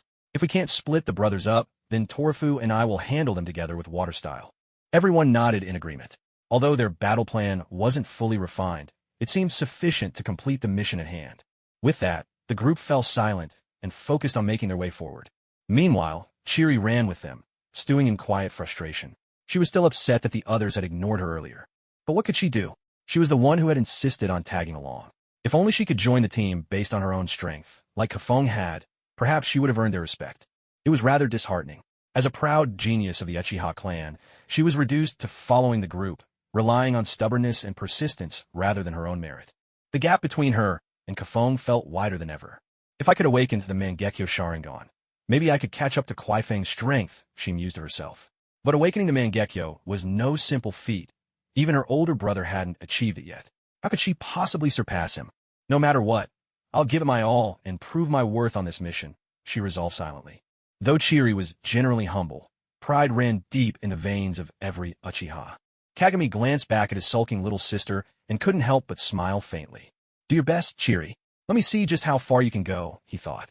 As one of the 5 great nations, the Land of Fire was blessed with abundant resources and vast territory. Even after traveling all day without pause, the group had only managed to cover half the distance. It would take at least another day to reach the nation's border. A full day's journey left everyone feeling weary, and their only sustenance had been the rather unpalatable military rations. If we follow the map, there's a small village up ahead. We can stop there to rest, Hiruzen suggested. They'd set out at dawn, and now, after a full day's march, everyone was in need of a break. Fortunately, their mission target wasn't on the move, so there was no need to rush. That's wonderful.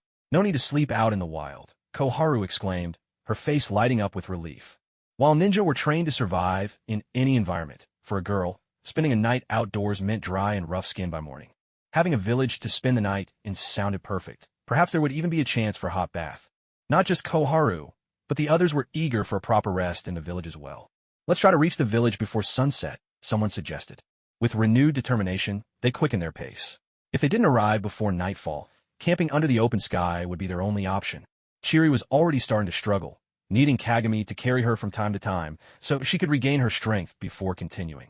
Yet Kafong seemed unaffected by the journey. Whether running or walking, he moved with an easy, unhurried grace that made Chiri envy him all the more. She even felt the urge to dissect Sufing, and began to wonder if he was even human. How could he still be so energetic after an entire day on the road? Sufing, aren't you tired? Jilly asked softly from atop Jing's back. It's all right. I'm a little tired, but it's nothing I can't handle.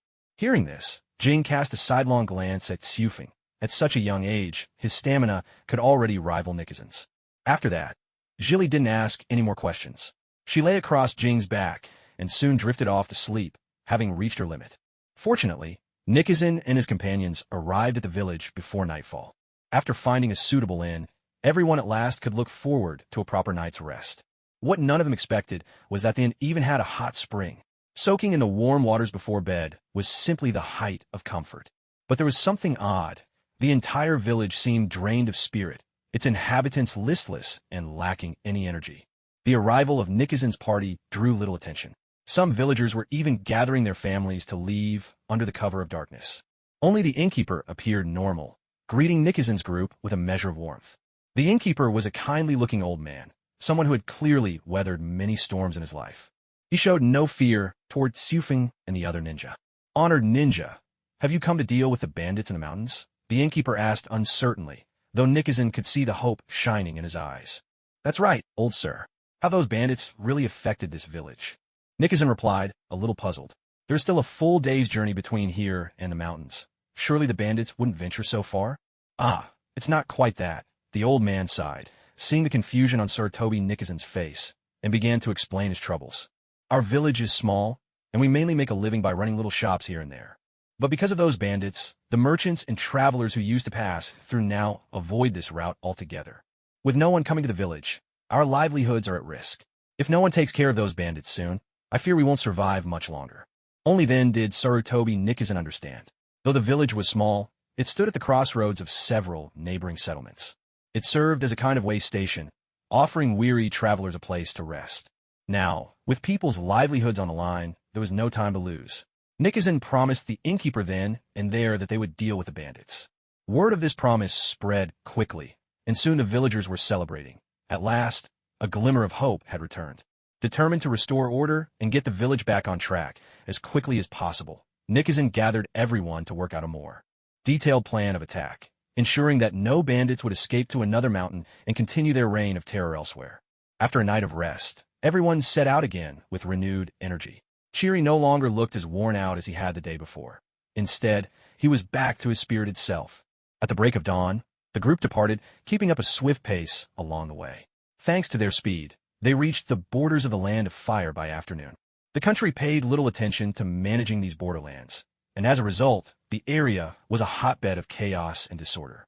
Even rogue ninja from the Sand Village could cross over and throw their weight around here. Most of the border region was covered in dense forest, providing perfect cover for enemies to hide.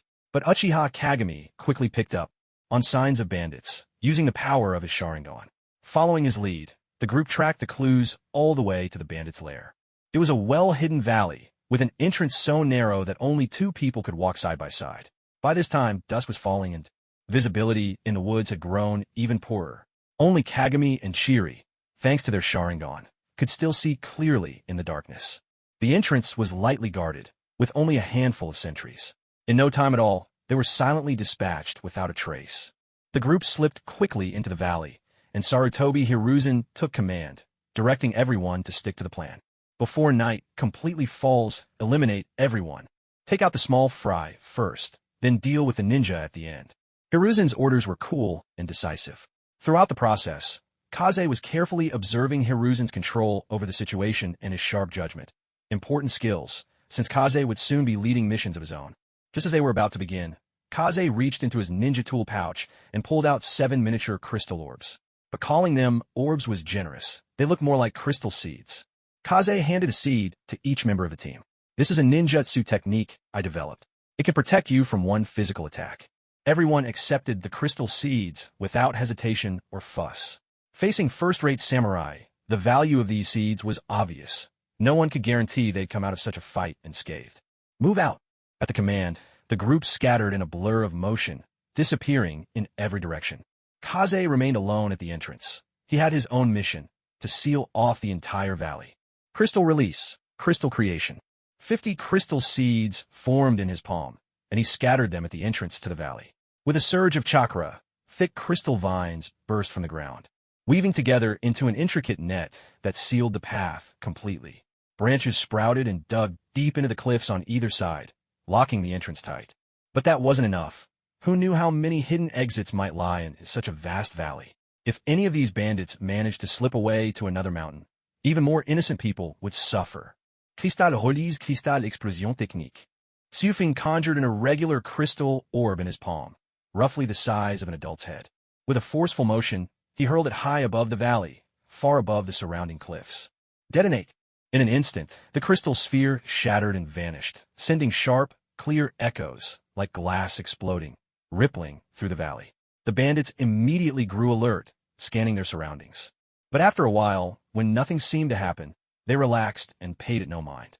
Little did they know, the crystal explosion had already scattered crystal seeds into every corner along the valley's outer rim.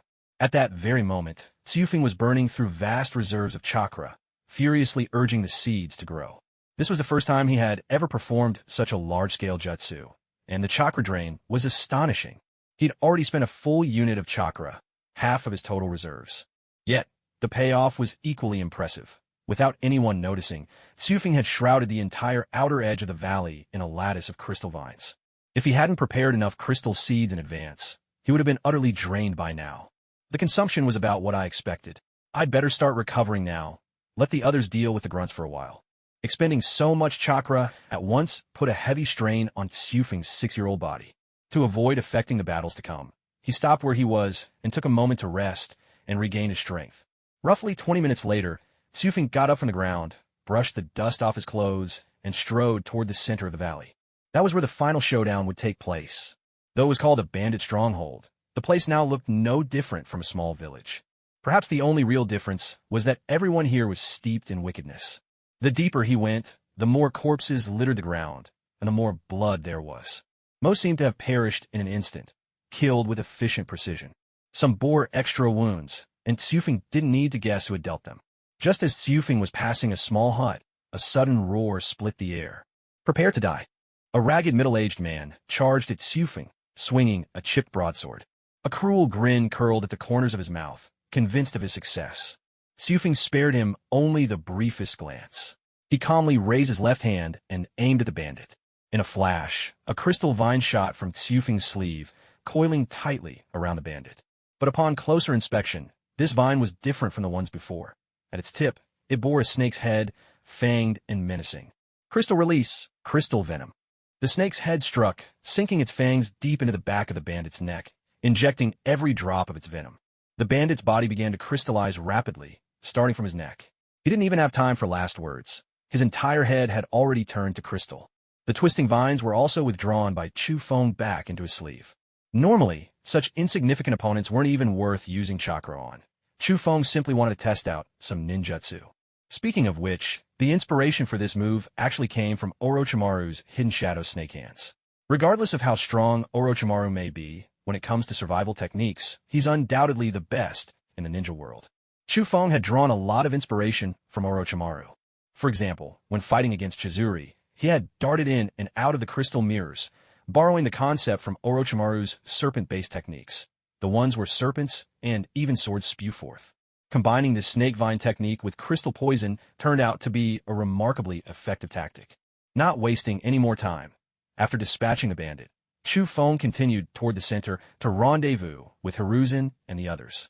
He could already hear the shouts and clashing of battle in the distance, prompting him to quicken his pace. By the time Chu Feng arrived at the meeting point, the fight had already begun. Uchiha Kagami and Danzo were engaged with the strongest of the 5 samurai. Hiruzen, Koharu, and Akimichi Chu Feng were holding off 2 enemy ninja. Meanwhile, Mito Minyin was fending off 4 samurai alone, but even he was starting to struggle against so many opponents at once, forced to fight and retreat at the same time. Given the danger of the situation, Chizuri wasn't present. "Brother Minyin, let me help you." Crystal release, crystal mirror, crystal release, crystal clone. 2 techniques unleashed in tandem. 2 Chu Feng clones emerged from the mirror, intercepting 2 of the samurai and greatly easing the pressure on Mito Minyin. "That's perfect. I can handle 2 samurai myself. Go assist Hiruzen." Without hesitation, Chu Feng sprang into action. Everyone knew their own abilities well enough not to show off at such a critical moment. On Hiruzen's side, the 3 of them hadn't been able to decisively overpower the 2 rogue ninja from Sunagakure, but neither could the enemy break through them. The standoff had reached a tense equilibrium until Chu Feng arrived.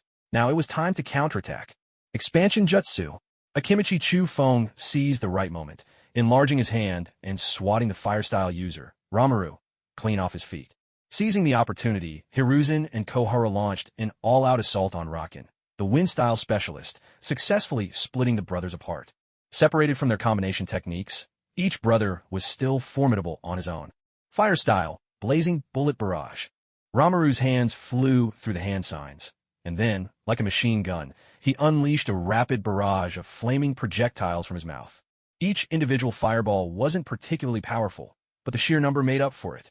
With his body enlarged by the expansion jutsu, Akimichi Chu Feng became an easy target, his massive hands taking the brunt of the relentless flames. Water-style, water formation wall. Chu Feng spewed a torrent of water from his mouth, raising a defensive wall in front of his allies. Ramaru's fireballs fizzled out instantly upon contact with the water wall, filling the air with billowing steam. "Damn it, that brat is skilled at water-style jutsu. We need to take him out first." In an instant, he burst forth, charging straight at Torike's. Akimichi Torike's used the multi-size technique to enlarge his entire body. His huge fists clenched as he anticipated Ramaru's move, then slammed down with tremendous force. Just as the blow was about to land, Ramaru managed to change direction at the last possible moment, barely escaping with his life. Had he been a second slower, even if he survived, he would have been left crippled. Torike's chuckled, never taking a single step back from beginning to end. He knew he had his comrades beside him. Their mutual protection was their strength. Ramaru's failed strike meant he had missed his best chance. The possibility of launching another surprise attack was now almost non-existent. Water-style, water dragon bullet technique. The vast amount of water released earlier through the water formation wall now swirled and gathered around Torike's, coalescing into a fierce, menacing water dragon. It surged toward Ramaru with unstoppable momentum. How can this brat even use such advanced ninjutsu? Damn it. Fire-style, flowing blaze technique. Ramaru drew a deep breath, unleashing a torrent of flames with a sudden exhale. The fire snaked forward like a living stream, quickly entwining the water dragon, strangling it in a deadly embrace. The water dragon, in turn, smothered the winding flames. Water and fire canceled each other out, erupting into a thick cloud of steam as they collided. For a moment, the dense steam obscured Torike's from everyone's view. Hidden in the mist, Torike's murmured words only he could hear, cloud-style, cloud spear technique. He exhaled a billowing mass of white cloud, then made a grasping motion. The clouds instantly gathered in his palm, forming a long, white spear of condensed vapor. Exhaling once more, he merged the cloud with the steam left by their battle, using the cloud as his guide to effortlessly pinpoint Ramaru's location. He hurled the spear straight at his target. A cry of pain echoed through the steam, and a smile crept onto Torike's lips. Whether it was steam or mist, as long as Torike's infused it with his cloud chakra, the entire field of vapor would become his to command. Within the clouds, Torike's was the master of all.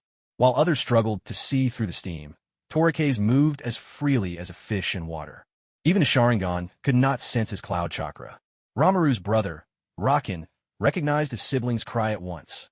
Breaking free from the attacks of Hiruzen and Koharu, he rushed desperately toward his brother. Ramaru, hang in there. Use that technique. Guided by the sound of Ramaru's anguished voice, Rakin dove straight into the cloud. When he finally reached his brother, he found Ramaru's body cold as ice, as if frozen to the core. With great effort, Ramaru forced out a few slurred words. Rakin, I'm dying. Use that move. Then run. Rakin's eyes turned bloodshot, his voice nearly unhinged with grief. Don't talk like that. You're my brother. We escaped from Sunagakure together. Ramaru shook his head. He knew his own condition all too well. He was barely able to breathe now, his entire chest as if frozen solid. There was no way he could survive this. Come on, then. Seeing Luo Maru's unwavering resolve, Luo Jin nodded with a mix of resentment and unwillingness. He had managed to escape from the hidden sand village with his younger brother, after all, and now his brother was about to die in this remote mountain ravine. Wind-style, tornado technique. A violent gust erupted from his mouth, scattering the entire misty cloud. Debris from shattered houses and the ruins left by the battle were swept up and whirled into the air. Then, the raging winds converged, twisting and spinning into a massive cyclone. The powerful pull seemed determined to drag everyone into the storm's heart and tear them apart. Fortunately, Akimichi Torike's managed to stay grounded with his enormous frame, barely holding his footing against the gale. He cradled everyone in his palm, shielding them from disaster. They'd underestimated the strength of these two brothers after all. This was their final, desperate dance. Could it be stopped? Fire style, great flowing blaze. Luo Maru, forcing his broken body upright, summoned the last of his chakra and unleashed a torrent of fire. This time, the flames were even fiercer, even more overwhelming than before. The roaring blaze collided with the cyclone, and in an instant, the fire shot skyward. Wind fed the fire, making it surge even higher. At that moment, Luo Maru's flames multiplied several times over. The fire twisted upward with the cyclone, transforming into a colossal, flaming tornado. All of you die. Come with us, and be buried together with the brothers Luo. Luo Jin roared, madness in his voice. By now, Luo Maru had already died in his brother's arms, spent from unleashing his final jutsu. It seemed Luo Jin had no intention of fleeing. He meant to perish here and drag Torike's and the others with him. Akimichi Torike's clutched everyone in his hands and ran toward the exit of the valley, but the tornado's pull was relentless, drawing ever closer. Their situation was looking increasingly dire. Damn it, how's it looking? Is there any way out? Hiruzen Sarutobi's face was grave. The disaster before them far surpassed anything he had imagined. He simply couldn't understand. Why would two such powerful shinobi betray their own village? Koharu shook her head helplessly. With these two jutsu combined, it's already at S rank, or even beyond. What about you, Torike's? Any ideas? Hiruzen pressed urgently. If they delayed any longer, they'd all be doomed. I'm almost out of chakra. I can't use a water-style jutsu strong enough to stop this. In truth, even with a full chakra reserve, none of their jutsu could withstand the firestorm conjured by Luo Jin and Luo Maru. This is bad. Chiri. Suddenly, Kagami Uchiha realized his younger sister was still hiding in one of the houses. He immediately tried to leap down to search for her, but Danzo grabbed him tightly, holding him back. Don't be hasty. The tornado hasn't reached the houses yet, so your sister may not be in danger. But if you jump down now, you'll definitely be putting yourself at risk. Danzo's words were not wrong. They had settled Chiri in a room far from the center of the area, and at this moment, they still hadn't reached her location. Don't let your concern cloud your judgment, Kagami, Hiruzen added. Chiri was probably safe, but if Kagami were to jump down recklessly, he might end up losing his life. Just then, Torafu suddenly spoke up. Let me go find Chiri. We'll meet up at the mouth of the valley. Hiruzen frowned slightly. He had just managed to dissuade one, and now another was volunteering? I can guarantee I'll make it back safely. Trust me. As the team leader, I have no reason to take your word for it. I'm responsible for everyone's safety here. The other companions chimed in as well, supporting Danzo's stance. Even Kagami tried to talk Torafu out of it. Danzo is right. Chiri might not be in danger, and I can't let you go risk yourself either. For Kagami to say such words left a bitter taste in everyone's hearts. If only they were stronger. Would the situation be so dire right now? Torafu, still unwilling to give up, wanted to argue further. He couldn't bear the thought of possibly watching Chiri get hurt while he stood by helplessly. After all, Chiri was his best friend. Wood-style, deep forest emergence. With a thunderous roar, countless thick trees erupted from the earth, spreading like vines throughout the entire valley. The fierce, devastating fire tornado that had nearly driven everyone to despair shattered and vanished the instant it touched the spreading branches, as if erased from existence. Only a few lingering sparks flickered and burned atop the trees. "It's the Hokage," Hiruzen called out, pointing toward the entrance of the valley. Everyone followed his gaze, and sure enough, there was the Hokage. Instantly, the anxiety in their hearts melted away. "Chiri is with him too. Looks like the Hokage rescued her along the way." Kagami beamed, a wide grin nearly splitting his face, his earlier gloom gone, as if it had never existed. Torafu saw it too. Wasn't that Chiri being carried by their master like a handbag? Only then did he break into a smile. Thank goodness their teacher had arrived. Otherwise, he truly wouldn't have known how to turn things around. He'd even been about to risk revealing his secret system by trading for some power-ups from a shop. With the tornado's suction gone, Akimichi Torafu strode in quick steps to the valley's entrance. "Hokage-sama." All of them bowed respectfully to Hashirama. As long as he was there, a sense of safety filled the air, for everyone except their enemies, of course. "Haha, did I scare you kids?" Hashirama laughed heartily as he looked over the group of dusty, battered children before him. Especially Torafu, whose white hair was now gray with soot. Hiruzen, racked with guilt, spoke up. "I'm sorry, Lord Hokage. I failed in my duty." Hashirama gently patted Hiruzen on the head. "I saw everything you did. Every move was flawless. It was only that the enemy's true strength exceeded our expectations. There's nothing you could have done. Intelligence is never 100% accurate. Just be sure to remember this lesson well." Hearing these words, Hiruzen felt a warmth in his heart. For the Hokage to say such things lifted a burden from his mind. But the fact remained, he had failed in his duty. If not for Lord Hokage's intervention, he truly couldn't imagine how he would have handled things. On a real battlefield, for people like them, there would have been no option but death. At that moment, Chiri suddenly threw herself into Kagami's arms, her voice trembling on the verge of tears. Kagami stroked her head gently and spoke softly. "It's good that you're safe. Now you understand just how dangerous these missions can be, don't you?" Chiri didn't answer, but nodded silently. Faced with that raging tornado of fire, she had been completely stunned. She realized that in a battle of that scale, she was powerless to even intervene. She couldn't even run for her life. It was only thanks to the Hokage's timely rescue that she was still alive. When she heard the Hokage's voice in that ruined shack, all her fear suddenly melted away. Kagami leaned down and whispered quietly to Chiri. "If you want to fight alongside Torike's, you'll have to work on getting stronger." Chiri still said nothing, but hugged Kagami's arm even tighter. "In this mission, you all did very well." Hashirama praised them as he looked around at the group. But most crucially, it was Torike's surprise attack on Ranmaru that turned the tide. Everyone agreed wholeheartedly. If Ranmaru hadn't been gravely wounded and on the brink of death, who knew how much longer the battle would have dragged on? Hashirama then gave each person feedback on their strengths and weaknesses during the fight, so everyone could clearly recognize their own shortcomings. In the world of Shinobi, pride and complacency can be fatal. "All right, kids, the mission's done. Let's head back to the village and report in," Hashirama said, smiling warmly. "I won't be accompanying you the rest of the way." As he finished speaking, Hashirama's body gradually stiffened and, in the end, turned into wood. Hiruzen couldn't help but click his tongue in surprise. To think, after unleashing such powerful jutsu, that was only a clone. Danzo clapped him on the shoulder. "The Hokage has far too much on his plate to personally oversee a mission of this level." "I suppose you're right. The Hokage's abilities truly are extraordinary." There is no doubting that the god of Shinobi was not someone to be trifled with. "All right, let's hurry back and give our report." "That battle really wore me out," Hiruzen said. With that, he and his companions headed toward the mouth of the valley. But when they arrived, they suddenly remembered. The entire valley had been sealed off by Torike's jutsu. "Siufeng, can you undo this jutsu?"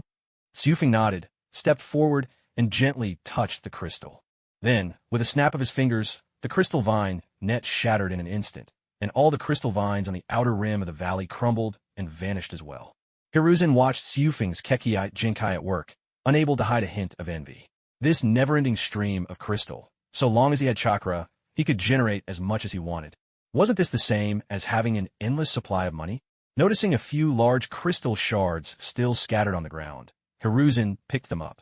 Such beautiful crystals. He planned to bring them back as a gift for Bawako. Girls usually like gemstones and crystals, don't they? With the obstacle of the crystals gone, the group set off on their journey back to the Hidden Leaf Village. Though their mission was over, Tsufing had yet to receive any reward from the system, not even a prompt. He figured it must be because the mission hadn't been officially handed in yet, so he didn't feel anxious about it. After all, not a single enemy in the valley had survived. There was no reason for the task to remain incomplete. Sarutobi Hiruzen, Danzo, and Uchiha Kagami led the way at the front, while Koharu, Hamura, and Akimichi Tsufing brought up the rear, keeping Tsufing and Chiri protected in the center of the formation. Tsufing, are you hurt? Nope, I'm pretty tough, Tsufing replied, half joking. Chiri pouted slightly. I knew I shouldn't have worried about you. Moments earlier, Chiri had heard from Kagami that Tsufing had wanted to rescue her all by himself, a revelation that moved her deeply. She and Tsufing had only known each other for a little over a month, yet he'd been willing to risk his life to save her. Not wanting to ever fall behind again, and determined to prevent a repeat of today's events, Chiri resolved to train even harder from now on. Tsufing couldn't help but feel amused at Chiri's expression, all the while unaware of what she was thinking. Although they hadn't known each other for long, friendship wasn't something measured by time.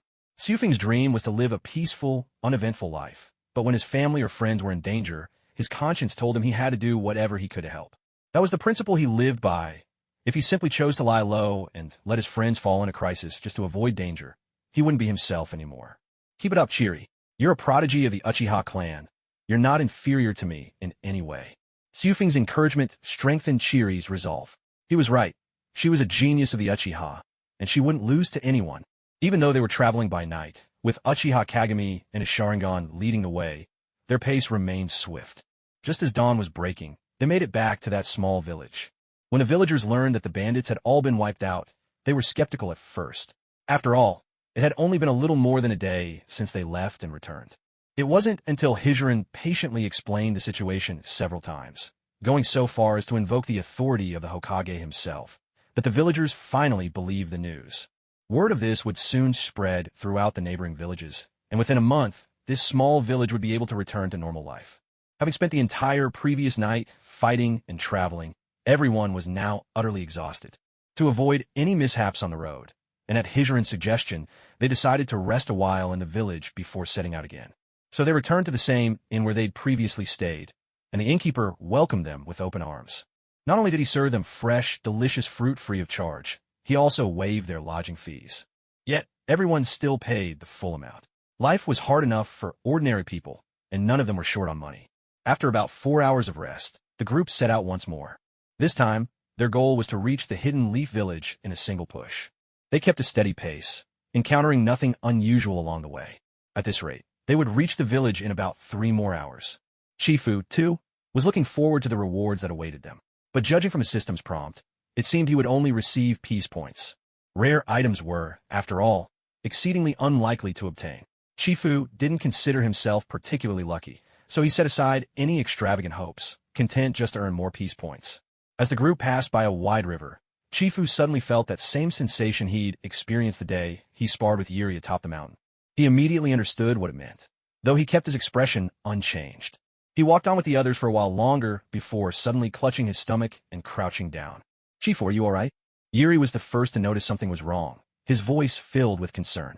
I'm fine, just a bit of a stomachache. Need to find a place to go to the bathroom.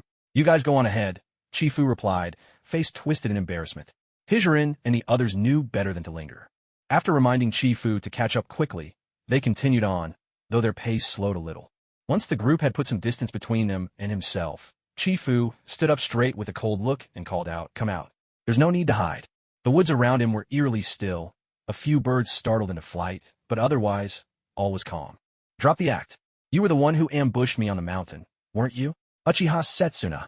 No sooner had he spoken than a roaring, blazing fireball hurtled toward him from the woods to his right, a classic jutsu of the Uchiha clan. The great fireball technique. Shifu responded instantly, water-style, wild water wave. A torrent of water spewed from the mouth of the wind collector, forming a shockwave that collided head-on with the incoming grand fireball. The relentless hiss of vaporizing steam filled the air. The steam quickly spread throughout the forest, and within this dense mist, a lone figure gradually emerged. You might have had a chance to survive. If you want to blame someone, blame your own arrogance, you foolish brat. A pair of scarlet, Three Tomo Sharingan eyes snapped open, their piercing gaze cutting through layer upon layer of steam, fixing squarely on Wind Collector. Yet, faced with Uchiha Setsuna's threat, Wind Collector remained unfazed. He even mocked him. You think you got me cornered? It's just a 3-Tomo Sharingan. Do you really think you're Madara, Uchiha? Setsuna burst out laughing at the retort. Just a 3-Tomo? I can't believe a 6-year-old would dare look down on me. A twisted smile spread across his face. Then allow me to show you the true power of the Sharingan. TSK. I'm afraid you won't get the chance. Before Uchiha Setsuna could erupt in fury, Wind Collector's hands flew through a rapid series of hand signs, a sly smile tugging at the corners of his lips. Cloud style, Mist of Clouds Jutsu. A breath of cloud poured from Wind Collector's mouth and swiftly spread through the lingering steam. In the blink of an eye, the steam was swallowed up and replaced by thick, rolling clouds. To his shock, Uchiha Setsuna realized the Sharingan could no longer see anything. The water vapor before him had taken on the form of blinding white clouds. What sort of ninjutsu is this? Damn it! Setsuna roared in frustration. But no one answered him. He had hoped to use the steam to his advantage, but in a twist of fate, it was turned against him. Even his prized Sharingan had been rendered useless. In truth, the blame lay with Setsuna's own arrogance. He had failed to investigate Wind Collector thoroughly, perhaps never truly considering a 6-year-old to be a threat. Only now did regret begin to gnaw at him. But the arrow had already left the bow, and there was no turning back. Even without my Sharingan, I can still kill you. Then by all means, give a try. The moment Wind Collector spoke, Setsuna hurled 3 shuriken in the direction of the voice. But apart from the dull clatter of metal striking stone, there was nothing. What a cunning opponent, resorting to taunts to draw me out. To have his attack thwarted and be met with constant ridicule. Anyone's patience would wear thin, let alone the proud Uchiha. Fire style, devastating fire annihilation. A blazing fan of fire erupted from Setsuna's mouth. Under its searing heat, some of the cloud dissipated, but it was quickly replaced by more clouds swirling in from all sides. Despite all his effort, it was for naught. Irritation gnawed at Setsuna's composure, and a sinister voice echoed in his mind. Kill him. Kill him. Is hiding in this thick mist all you can do? You're just like a turtle shrinking into its shell. Xiufeng let out a soft chuckle at those words. This is Cloud Mist, a unique Kekkei Totai of my Cloud clan. Didn't you do your homework before coming to kill me? Uchiha Shana was struck as if by lightning, frozen in shock. What did that brat just say? Kekkei Totai? Something even more advanced than the Sharingan? Impossible. Absolutely impossible. He's just trying to shake my resolve. Yes, that must be it. He's cunning, no doubt about it. Clinging desperately to his own rationalizations, Shana managed to steady his nerves, his mind gradually calming down. Just then, a small figure took shape within the swirling clouds. It was Xiufeng himself. How are you so weak? Weren't you the one who said you'd kill me? This time, Shana ignored Xiufeng's taunting words. Instead, he drew his sword and slashed directly at him. But Xiufeng simply stepped back, effortlessly dodging the strike. No way. Shana was incredulous. Very few in his clan could evade that attack. Yet this boy had dodged it with just a single step. How is this possible? Perhaps wanting him to die, with some understanding, Xiufeng explained. Within this cloud mist, all your abilities begin to slow down. As you breathe it in, your body starts to freeze from the inside out, beginning with your internal organs. In other words, from the moment you entered the mist, you've been slowly dying. But Shana had no gratitude for Xiufeng's explanation. He simply couldn't accept that something as insubstantial as mist could be lethal to him. Wildly, he slashed at Xiufeng with reckless abandon, his swordplay devolving into chaos. He shouted furiously, his voice echoing through the fog. Impossible. I'm the Uchiha prodigy. I can't die by your hand. Fire style, great fireball jutsu. A massive ball of fire erupted forth. Shana poured nearly half his chakra into this great fireball, making it more than twice the size of a normal one. Xiufeng reached out to the air, gathering a thick wall of cloud mist before him, forming a sturdy shield. The fireball crashed into the cloud shield, sending showers of sparks everywhere. The surrounding mist burned away, clearing the air. For a moment, the world grew brighter. Ha! Your mist is gone now. Your death is at hand. Shana's eyes gleamed, convinced that Xiufeng was finished. He raised his blade and charged forward. No, that's not it. With those calm words from Xiufeng, 2 crystalline vines suddenly burst from beneath Shana's feet, winding tightly around his body and binding him in place. Crystal style crystal blade. A gleaming crystal blade formed on Xiufeng's right arm. With a swift slash, blood spurted forth as Shana's right arm was severed at the root, landing in the grass beside him. This strike was to settle the score from last time. The searing, excruciating pain made Uchiha Shana cry out on the spot. But Chu Feng's movements did not stop. Don't worry, your younger brother probably won't survive either. He'll be joining you soon enough. Cloud release, cloud transformation technique. With that, his left hand, shrouded in vaporous clouds, slammed heavily onto Uchiha Shana's chest. With that, his left hand, shrouded in vaporous clouds, slammed heavily onto Uchiha Shana's chest. Yet, after taking Chu Feng's palm, Uchiha Shana strangely felt no pain. He tried to retort with a mocking remark, but found his whole body powerless. His lips grew unbearably heavy. His hands and feet seemed to vanish altogether. Terror flooded his eyes, but he couldn't even whimper. He could only glare at Chu Feng with all the life he had left. Do you know why this move is called cloud transformation? Chu Feng spoke calmly, his voice drifting through the mist. Hearing this, Shana ceased struggling. No more cries escaped him, and his eyes lost all emotion, empty, lifeless. In the next instant, his body suddenly dissolved, unraveling into wisps of white cloud that drifted skyward and vanished into the horizon. This cloud transformation was the very core technique of the cloud release style, though it was also considered an introductory jutsu. Once you mastered cloud transformation, you learned how to turn a living person into vaporous cloud, a fundamental step for progressing to more advanced and powerful cloud release techniques. It's still quite different from dust release, Chu Feng murmured to himself. He had once thought the effect would be similar to dust release, but using it in practice made the distinction clear. Dust release reduces everything within its range to atomic dust, while cloud release transforms the target into vaporous clouds. There's a world of difference between the two. Though it sounds less destructive than dust release, cloud release offers endless possibilities, whereas dust release is limited to its single technique, the original world attachment. Chu Feng glanced in the direction where Hiruzen and the others had gone. He figured he could catch up. After all, it hadn't taken him long to kill Uchiha Shana. Cloud release, cloud surge. A torrent of cloud burst from Chu Feng's sleeves, propelling him upward like a jet engine, straight into the sky. In another moment, he plummeted back down. Whoa, that's intense. I'm really not used to this yet. It was his first time using this jutsu, and he had trouble controlling it. He wobbled wildly in the air, nearly crashing into trees several times. Chu Feng increased the burst of cloud, finally stabilizing himself midair. After several tries, he managed to master the technique. His spirits soared. He circled through the sky several times, shouting with glee, "All right, let's go." In a streak of mist, he flew off toward Hiruzen and the others, leaving only a trail of cloud in the sky.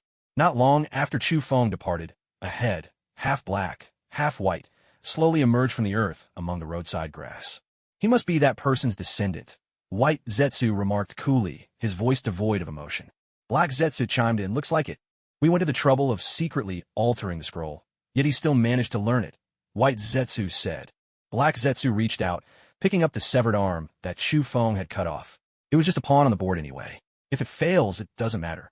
White Zetsu responded with a soft murmur. "Is this thing even useful? Who knows? It's just another move in the game," Black Zetsu replied, his tone nonchalant. With that, they both gradually melted back into the earth. Meanwhile, Chu Feng was oblivious to all this as he sped down a wide road, racing along at full tilt. With the power of Cloud Surge activated, Chu Feng's speed was astonishing. Since this technique only relied on propulsion to sustain what could be called flight, it didn't drain much chakra. More importantly, it couldn't be used in combat, making it a jutsu best suited for traveling quickly or showing off. Ding! Chaos event ended. Completion grade, A+. Com points awarded, 6,000. Whoa! Chu Feng exclaimed. 6,000 com points from just this one chaos event. What a haul! After waiting a while to make sure no additional chaos points had accumulated from messing up someone's plans, Chu Feng celebrated wildly in midair. Everything was heading in the right direction. If things kept going like this, why should he be afraid of Uchiha Madara? In high spirits, Chu Feng picked up speed and soon spotted Hiruzen and the others waiting at a fork in the road. "Hey, everyone!" Chu Feng called out loudly. On the ground, Hiruzen's ears twitched. Did anyone else just hear Chu Feng's voice? Hearing this, Koharu glanced behind them, but saw nothing, not even a shadow. "You must be hearing things. There's nothing there." "Impossible," Hiruzen declared, full of conviction. "Don't underestimate ears honed by years of eavesdropping. Years of patrolling the women's bathhouse." At that, Koharu didn't hesitate. She gave Hiruzen a thorough beating right then and there. "You pervert! How can you admit to peeping with such pride?" Hiruzen rubbed his swollen cheek, looking wounded. "But I really did hear him." Danzo, watching from the side, shook his head. "Then why didn't your years of patrolling tell you Chu Feng was up in the sky?" Everyone immediately looked up, and sure enough, there was Chu Feng, hovering midair with billowing clouds streaming from his sleeves. Seeing this, Hiruzen quickly turned to Koharu and said, "See? I told you I heard him." But his only reward was another round of punches. "Do you think that's why I'm hitting you, you lecher?" After being pummeled twice in a row by Koharu, Hiruzen could barely speak, left feeling nothing but wronged. Why should peeking into the women's bathhouse earn you a beating? Isn't this a tradition passed down in the family? At this moment, Tsufeng slowly descended from the sky, a smile still lingering on his face. Everyone looked a bit puzzled. What's going on? Did a bout of diarrhea actually make you feel good or something? But no matter the reason, Tsufeng's entrance could only be described as top-tier style. After all, what could be cooler than descending straight from the clouds? "Hey everyone, I finally managed to catch up with you all, just in the nick of time," he greeted. Koharu stepped forward, circling around Tsufeng as she examined him. "Tsufeng, what kind of ninjutsu did you use just now? Since when can Cloud Step let you fly?" Faced with Koharu's curiosity, Tsufeng was refreshingly straightforward. "Koharu, this technique works by continuously releasing thick white clouds to create thrust, so it's not actual flying." He then explained some of the drawbacks, and Koharu quickly realized this was just a travel technique. Even so, it was something new to her. She had never seen ninjutsu quite like this before. Just then, Hiruzen, who had been beaten so badly he could hardly speak, squeezed his way forward from behind, stammering, "Since Tsufeng is back now, let's hurry on our way." His voice sounded rather odd, making it hard for Tsufeng to place who it belonged to at first. But when he looked over at Sarutobi Hiruzen, he was even more confused. "Koharu, who's the guy with the pig's head?" Koharu rubbed the back of her head, a bit embarrassed. That's Hiruzen." Upon hearing this, Tsufeng didn't say anything more, but simply cast Hiruzen a meaningful look. Hiruzen caught the glance and nodded back, as if to say, "Good brother, no words needed." Since Hiruzen's current state made everyone want to laugh whenever he spoke, Danzo temporarily took over as team leader, guiding everyone back toward the village. With Tsufeng rejoining the team, their pace picked up a bit. About 2 hours later, the group could clearly see the main gates of Konoha village in the distance.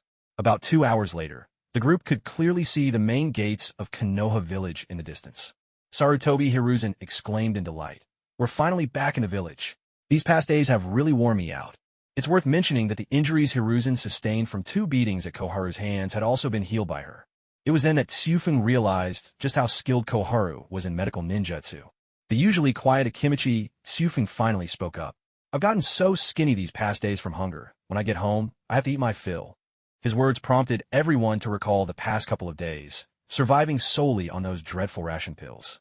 This time, they were determined to treat themselves to a real feast.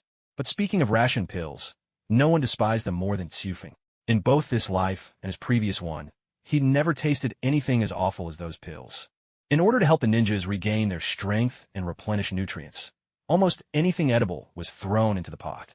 The result was a concoction with all sorts of flavors mixed together, making it utterly unpalatable. He swore to himself that next time he went on a mission, he would definitely bring his own food. Eating the stuff every day was truly unbearable. When they reached the gates of the Hidden Leaf Village, the village guards came to check the group's identities. After verifying that Hiruzen and the others weren't spies disguised from another country, the guard allowed them to pass. Even after returning to the village, they couldn't just go their separate ways. They still needed to report to the Hokage, hand in their mission, and receive their reward. For Kafu, this mission wasn't particularly special. At most, he'd simply faced a stronger opponent than usual. But for Chiri, it was a tremendous leap forward. This was the first time she had taken a life. The nausea and dizziness were almost too much to bear. However, having undergone some training since childhood, she managed to adjust after a while. This experience helped Chiri grow a great deal, and it wouldn't be long before she could stand on her own as an outstanding kunoichi. In truth, Kafu had also felt uneasy the first time he killed someone. After all, in his previous life, he lived in a peaceful world and had never witnessed such violence.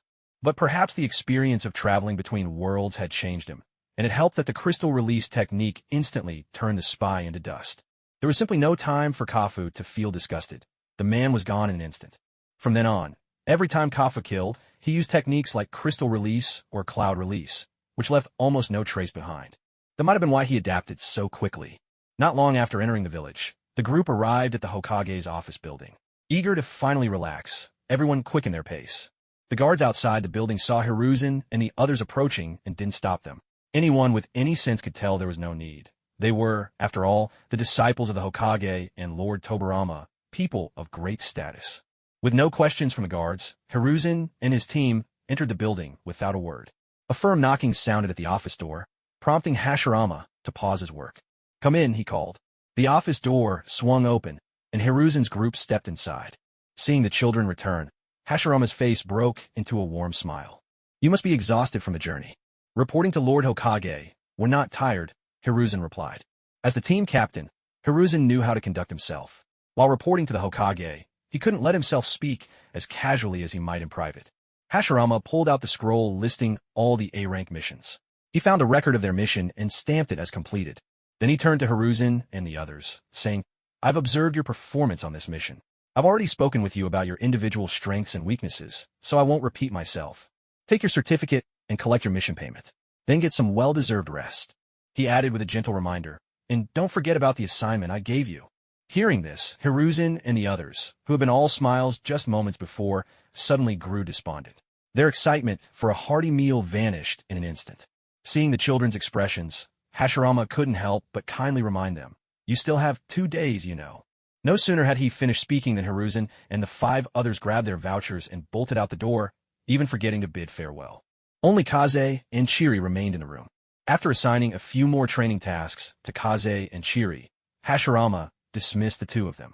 Kaze, for his part, chose to keep secret the fact that he'd encountered and killed Uchiha Setsuna on the way. Since Setsuna had already vanished into dust, there was no need to invite any extra trouble.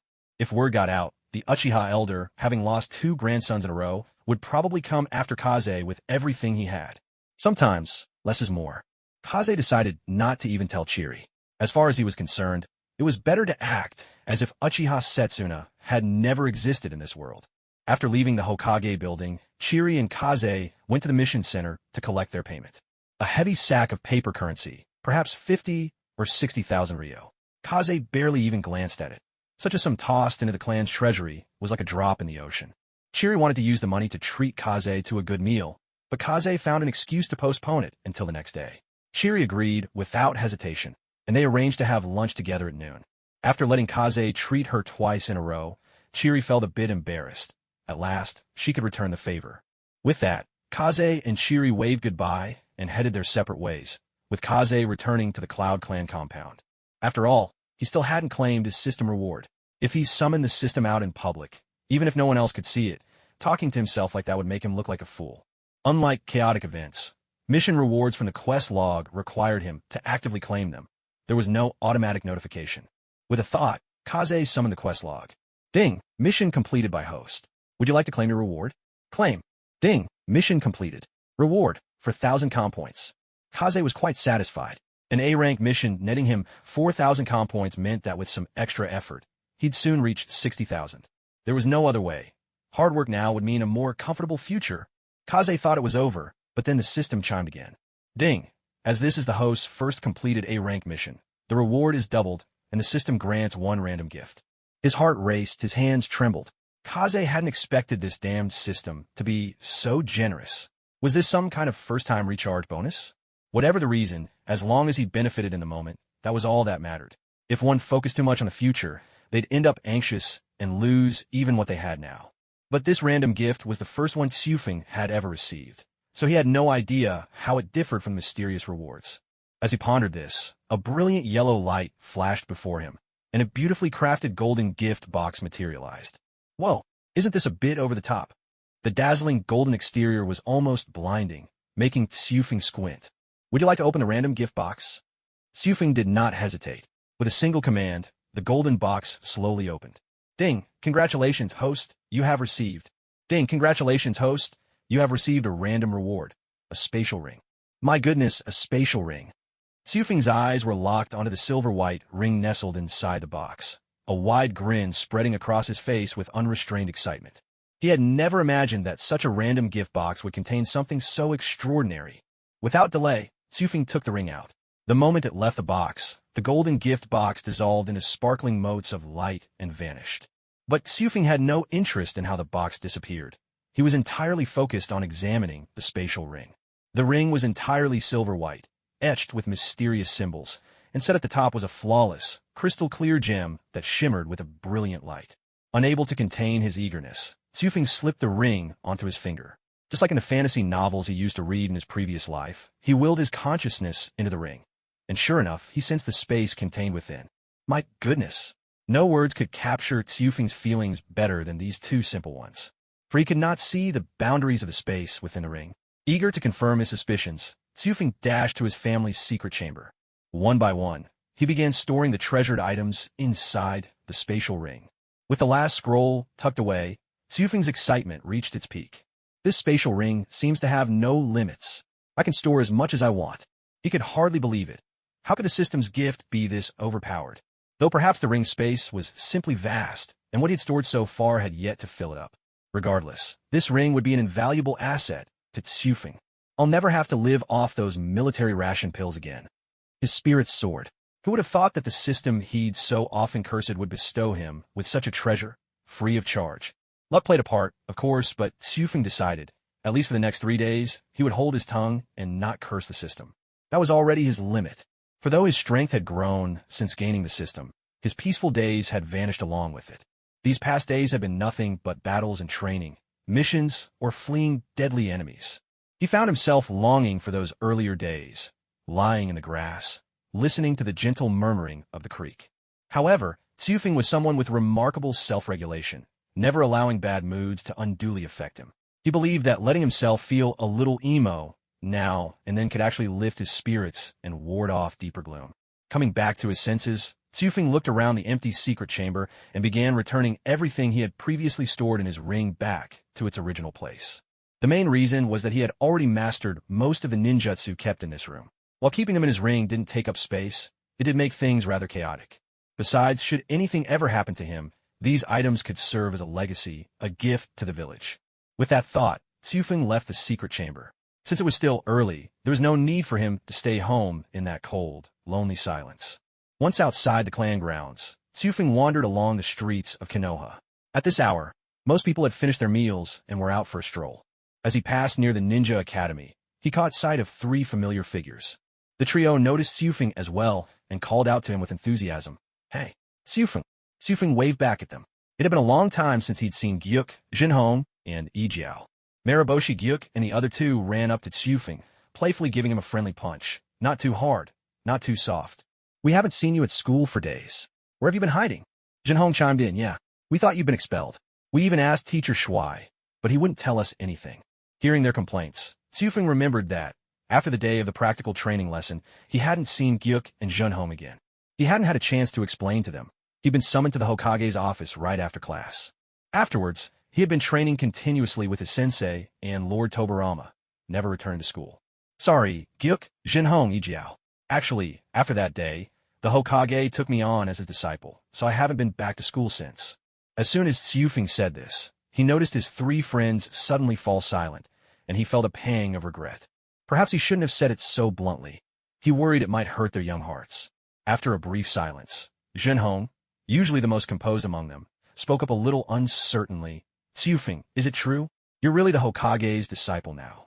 Xufeng took a deep breath and nodded. Now that he had told them, there was no reason to hide it any longer. Anything less would feel petty. At that moment, Mariboshi Gyuk patted Xufeng on the shoulder, his face lighting up with a broad smile. Wow, you really gave us a scare. We're shocked that you became the Hokage's disciple, but knowing you're all right is all that matters. Heino Ijiao nodded as well, offering Xufeng his heartfelt congratulations on becoming the Hokage's student. After all, they were the best of friends. Taking a breath of relief, Chu Feng realized his worries had been unfounded. He had feared he might trouble Gu Jie and the others, but it turned out he had been overthinking things. Afterward, Chu Feng shared stories of his recent experiences with his friends, letting these children, who weren't even ninjas yet, broaden their horizons. They couldn't have imagined that Chu Feng had already grown so powerful, able to fight side by side with Lord Sarutobi Hiruzen and the others. And, from the way he spoke, it seemed Chu Feng was on excellent terms with such distinguished figures. This only fueled their longing for the life of a ninja. Chu Feng chose not to reveal the harshness of a ninja's world so soon. After all, to shatter someone's dreams is one of the cruelest things a person can do. After carefully selecting which moments to recount from his recent mission, Chu Feng went on to share with the three of them some insights into chakra and his own experiences with ninjutsu training. Although they hadn't begun learning ninjutsu yet, he knew they would one day find these lessons useful. They chatted idly for a while longer, until Maraboshigu Jia suddenly remembered they had some unfinished business, and, with hurried goodbyes, the trio dashed off. Watching them disappear into the distance, Chu Feng smiled softly, then continued his leisurely stroll through the village. Though he appeared to be a 6-year-old child, Chu Feng's soul, having lived 2 lives, was nearing 30 years of age. Yet somehow, he found himself able to play alongside these genuine children with ease, perhaps a reflection of his personality in his previous life. Back then, his friends often teased him, saying that, even in his 20s, he still acted just like a kid. But to Chu Feng, there was a deeper reason. He regarded every person here as a living, breathing individual. He never allowed himself to view others as mere NPCs just because he'd traveled to another world and watched a few episodes of an anime. Nor did he believe himself to be some chosen hero of this world. In fact, having seen the anime, Chu Feng understood all the more deeply just how hard everyone here worked for the sake of their families and their village. From the lofty Hokage to the youngest student just starting school, no one was any different. Chu Feng deeply disliked having been thrust into this era, with its constant wars and the fragility of life. Yet he also cherished being here, for it gave him the chance to witness firsthand what the future of Konoha Village, one shaped by his presence, might become. "Hey, isn't that Chu Feng?" A woman's voice called out from behind him. The voice was instantly familiar. Chu Feng turned around, and sure enough, "Aunt Kato, what a surprise to meet you here." The woman who greeted him was Kato Zakumi's wife, Kato Mamiko. Because their families lived close by, Chu Feng's parents had always had a good relationship with the Katas. After his parents passed away, Zakumi and Mamiko had looked after him with extra care, and for this, Chu Feng held them in deep respect. Just then, Chu Feng noticed that Mamiko was carrying a young child in her arms, a toddler, perhaps only 2 years old, whose striking blue hair was impossible to miss. Did Aunt Kato bring Dan out to play? Masamiko wore a gentle smile, her face warm and kind. "Yes, Dan is always making a fuss at home, so I thought I'd bring him out for some fun." Xufeng stepped forward and tried to amuse the young Kato Dan, but Dan turned his head away, choosing to ignore Xufeng altogether. Masamiko seemed a little embarrassed. "Dan is a bit shy around strangers. You don't visit us often, so he doesn't really know you." Xufeng waved it off, unbothered. While he could get along with kids, a 2-year-old was simply beyond his repertoire. Since his attempts at play hadn't worked, Xufeng quickly lost interest. Dan was still young. There would be plenty of time to tease him in the future. When it came to Kato Dan, Xufeng had always been rather fond of him. Though Dan hadn't appeared often, his mastery of spirit transformation had left a lasting impression on Xufeng's mind. To be able to separate your soul from your body and strike down an enemy, that was powerful indeed. There were only a handful of jutsu in the entire ninja world that could manipulate the soul. Yet the drawbacks were just as obvious. Once the soul left the body was left defenseless, a sitting duck, vulnerable to anyone. In the end, Dan fell victim to this very flaw. His dream of becoming Hokage ended far too soon, and his death became a lifelong sorrow for Tsunade. "What about you, Xufeng? Out for a stroll as well?" Masamiko asked. Now that she thought about it, she realized she hadn't seen much of Xufeng lately. Xufeng scratched the back of his head. The house was just too quiet. I figured I'd come out for a walk." Hearing this, a trace of sadness flickered in Masamiko's eyes. Xufeng's parents had been close friends with her and her husband. No one expected them to pass away so soon, leaving behind only this 6-year-old child. Thankfully, he never had to worry about food or shelter. "If you ever feel lonely, just come over to Annie's house," Masamiko said gently. A warmth spread through Xufeng's heart. He nodded in response. They chatted for a while longer. Unlike Marusei and the others, Masamiko had somehow learned about the Hokage taking Xufeng as a student. She worried deeply when she heard Xufeng was already undertaking missions at such a young age. Again and again, she urged him to be careful on missions, to always put his life first. As dusk slowly fell, the two began heading home. Masamiko was like a mother to Xufeng, gently fussing over him the entire way, reminding him to take care of his health, not to stay up too late, or exhaust himself. Xufeng found comfort in this familiar, caring nagging. It gave him a sense of security. When they reached the entrance to the Yunshu clan grounds, Masamiko offered one last reminder. "Get some rest early, Xufeng. The Hokage's training must be tough. Good luck." With that, she turned and left. Tsufeng watched her until she disappeared on her way home, then entered the clan grounds himself. Unlocking the character guide added Kato Dan and Uchiha Setsuna, earning a total of 1,000 commerce points. This was, in fact, the first time he had encountered Kato Dan since awakening the system. As for Uchiha Setsuna, it could be said he was put to good use, granting another bit of calmness points to Tsufeng. After a quick wash, Tsufeng lay down on the bed and drifted off to sleep. Late at night, within the Uchiha clan grounds, an old man stood before his house, gazing up at the star-studded sky. Heaven, it seemed, always delighted in making the already miserable even more wretched. His son and daughter-in-law had both died one after the other. His youngest grandson, after taking a forbidden drug, was left with a hollowed-out life, alive, yet no different from the dead.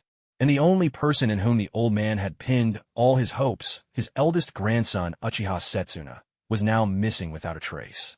They say you went to avenge your brother, yet the one you sought remains alive and kicking, while you're likely buried in some distant land.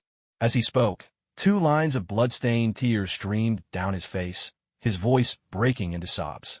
In his eyes, the 3-tomo Sharingan spun and converged, finally settling into a shape reminiscent of a shuriken. The Mangekyo Sharingan. Who would have thought I would unlock the Mangekyo only when my life is nearing its end? The old man's voice bordered on madness, making it hard to tell if he was joyful or grief-stricken. Fortunately, this was the far edge of the clan grounds, with only his branch of the family living here. It seems my time hasn't come just yet.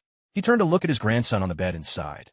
Little more than skin and bones, while the flames of hatred blazed fiercely in his eyes. I will make you all pay the price. One day later, early in the morning, Tsufeng, along with Jili, Sarutobi Hiruzen, and the others, gathered atop the Hokage rock. It was now the 3rd day since Tsufeng and his companions had returned to the village after their mission, and the deadline for the task assigned by Hashirama had finally arrived. Though traces of uncertainty still lingered on everyone's faces, the panic and helplessness from before had completely faded away. Just as Hiruzen was about to ask his companions about their will of fire, Tobirama appeared before them, bringing Hashirama along with his flying thunder god technique. Good morning, children. Ha ha ha. Seeing the Hokage in such high spirits today, everyone secretly breathed a sigh of relief. If the Hokage had been in a foul mood, any wrong word could have earned them a scolding. Tobirama's face was as unreadable as ever, showing no hint of emotion. You all know what today is, don't you? At his words, everyone immediately straightened up and responded in unison. Then I hope your answers today won't disappoint us. Though Tobirama spoke sternly, he only meant to give them just a little pressure. After all, these children had trained under him since they were small. He could more or less guess what each of them was going to say. Since he and his elder brother were teaching the students together, one of them had to play the strict role. Otherwise, without someone to instill a little fear, the children would quickly become unruly. Monkey, you go first. Seeing that Hiruzen Sarutobi was trying to shrink back, Tobirama was quick to call him out. Hiruzen looked utterly miserable, but there was no way out. He had to brace himself and speak. My will of fire is to protect. At these words, Hashirama's lips curled into a faint smile, though he hid it well, and no one noticed. What does it mean to protect? Tobirama pressed. Because I really love the village, and I care deeply for everyone in it. Every time I return from a mission and see the villagers' smiling faces, I'm filled with energy again. That's why I want to protect the village and everyone who lives here. Tobirama gave a small nod. Though Hiruzen's will of fire was somewhat similar to his elder brother's, Tobirama knew that Hiruzen wasn't just saying this to please anyone. It truly was his resolve. I hope you'll always remember what you've said today, no matter what the future holds. Next, Danzo. Called by name, Danzo stepped forward. He had found his own will of fire, but he wasn't sure if expressing it would upset these 2 great men. My will of fire is to suppress. Hearing this word, both Hashirama and Tobirama were taken aback for a moment. Danzo continued quickly. By suppression, I mean raising the village's overall strength, making it so powerful that other villages have no choice but to submit and wouldn't even dare think of making us their enemy. After Danzo finished explaining, the 2 brothers fell silent for a long while, which only made Danzo more uncertain and nervous. In truth, Hashirama and Tobirama simply felt that Danzo's idea was a bit too forceful, but from another angle, it could also be considered correct. After all, this was the reality in the shinobi world. Because of Hashirama, Konoha stood at the very top among the 5 great shinobi villages. No one dare bare their fangs at the leaf. All of this was thanks to Hashirama's overwhelming strength. Danzo, your perspective isn't bad, but you must always draw a line. Never harm anyone in the village. Do you understand? Tobarama's tone was stern, with a clear note of warning. Upon hearing this, Danzo bowed deeply. I understand, sensei. He then retreated back into the group. One after another, Koharu, Hamura, Choza, and Kagami Uchiha all shared their own wills of fire. There were small imperfections here and there, but they each managed to pass. Hashirama, however, advised them to reflect further and refine their ideas once they got home. K's, it's your turn. K's, you're up. K's let out a slow breath and stepped forward. Just now, seeing how nervous Hiruzen and the others were when sharing their will of fire, he couldn't help feeling a bit puzzled. But when he truly found himself standing before the two guardians of the Hidden Leaf Village, ready to express his own will of fire, a wave of nervousness crept into his heart. Don't be nervous, Chu Feng, Hashirama said gently, offering a bit of reassurance. He had always held a deep fondness for this disciple of his. From their very first meeting, this child had displayed a profound love for the village. Ever since then, Hashirama had been watching Chu Feng, sometimes consciously, sometimes without even realizing it. Chu Feng had never disappointed him. From the moment he entered the Ninja Academy, his remarkable talent for ninjutsu became apparent, and he always managed to mediate disputes among his classmates with ease. He even possessed unique insights into the relationships between the great clans and the village itself. The more Hashirama pondered this, the more he looked forward to what Chu Feng might say. Wherever the leaves dance, the fire will continue to burn, unceasing and eternal. Everyone turned to Chu Feng, their gazes tinged with a hint of confusion. The Hokage had clearly asked everyone to discover their own will of fire, but Chu Feng's words. Withered branches and leaves turn into nourishment, feeding the tender buds of early spring. Some looked at Chu Feng, half understanding, while in Hashirama and Tobarama's eyes there was unmistakable satisfaction. The young ones might not grasp the full meaning behind Chu Feng's words, but the two elders did, because they themselves were the branches about to become nourishment. And why do you say that? Hashirama asked, feigning ignorance. Chu Feng stepped forward, standing atop the Hokage rock, gazing down at the entire Hidden Leaf Village. Then he turned around.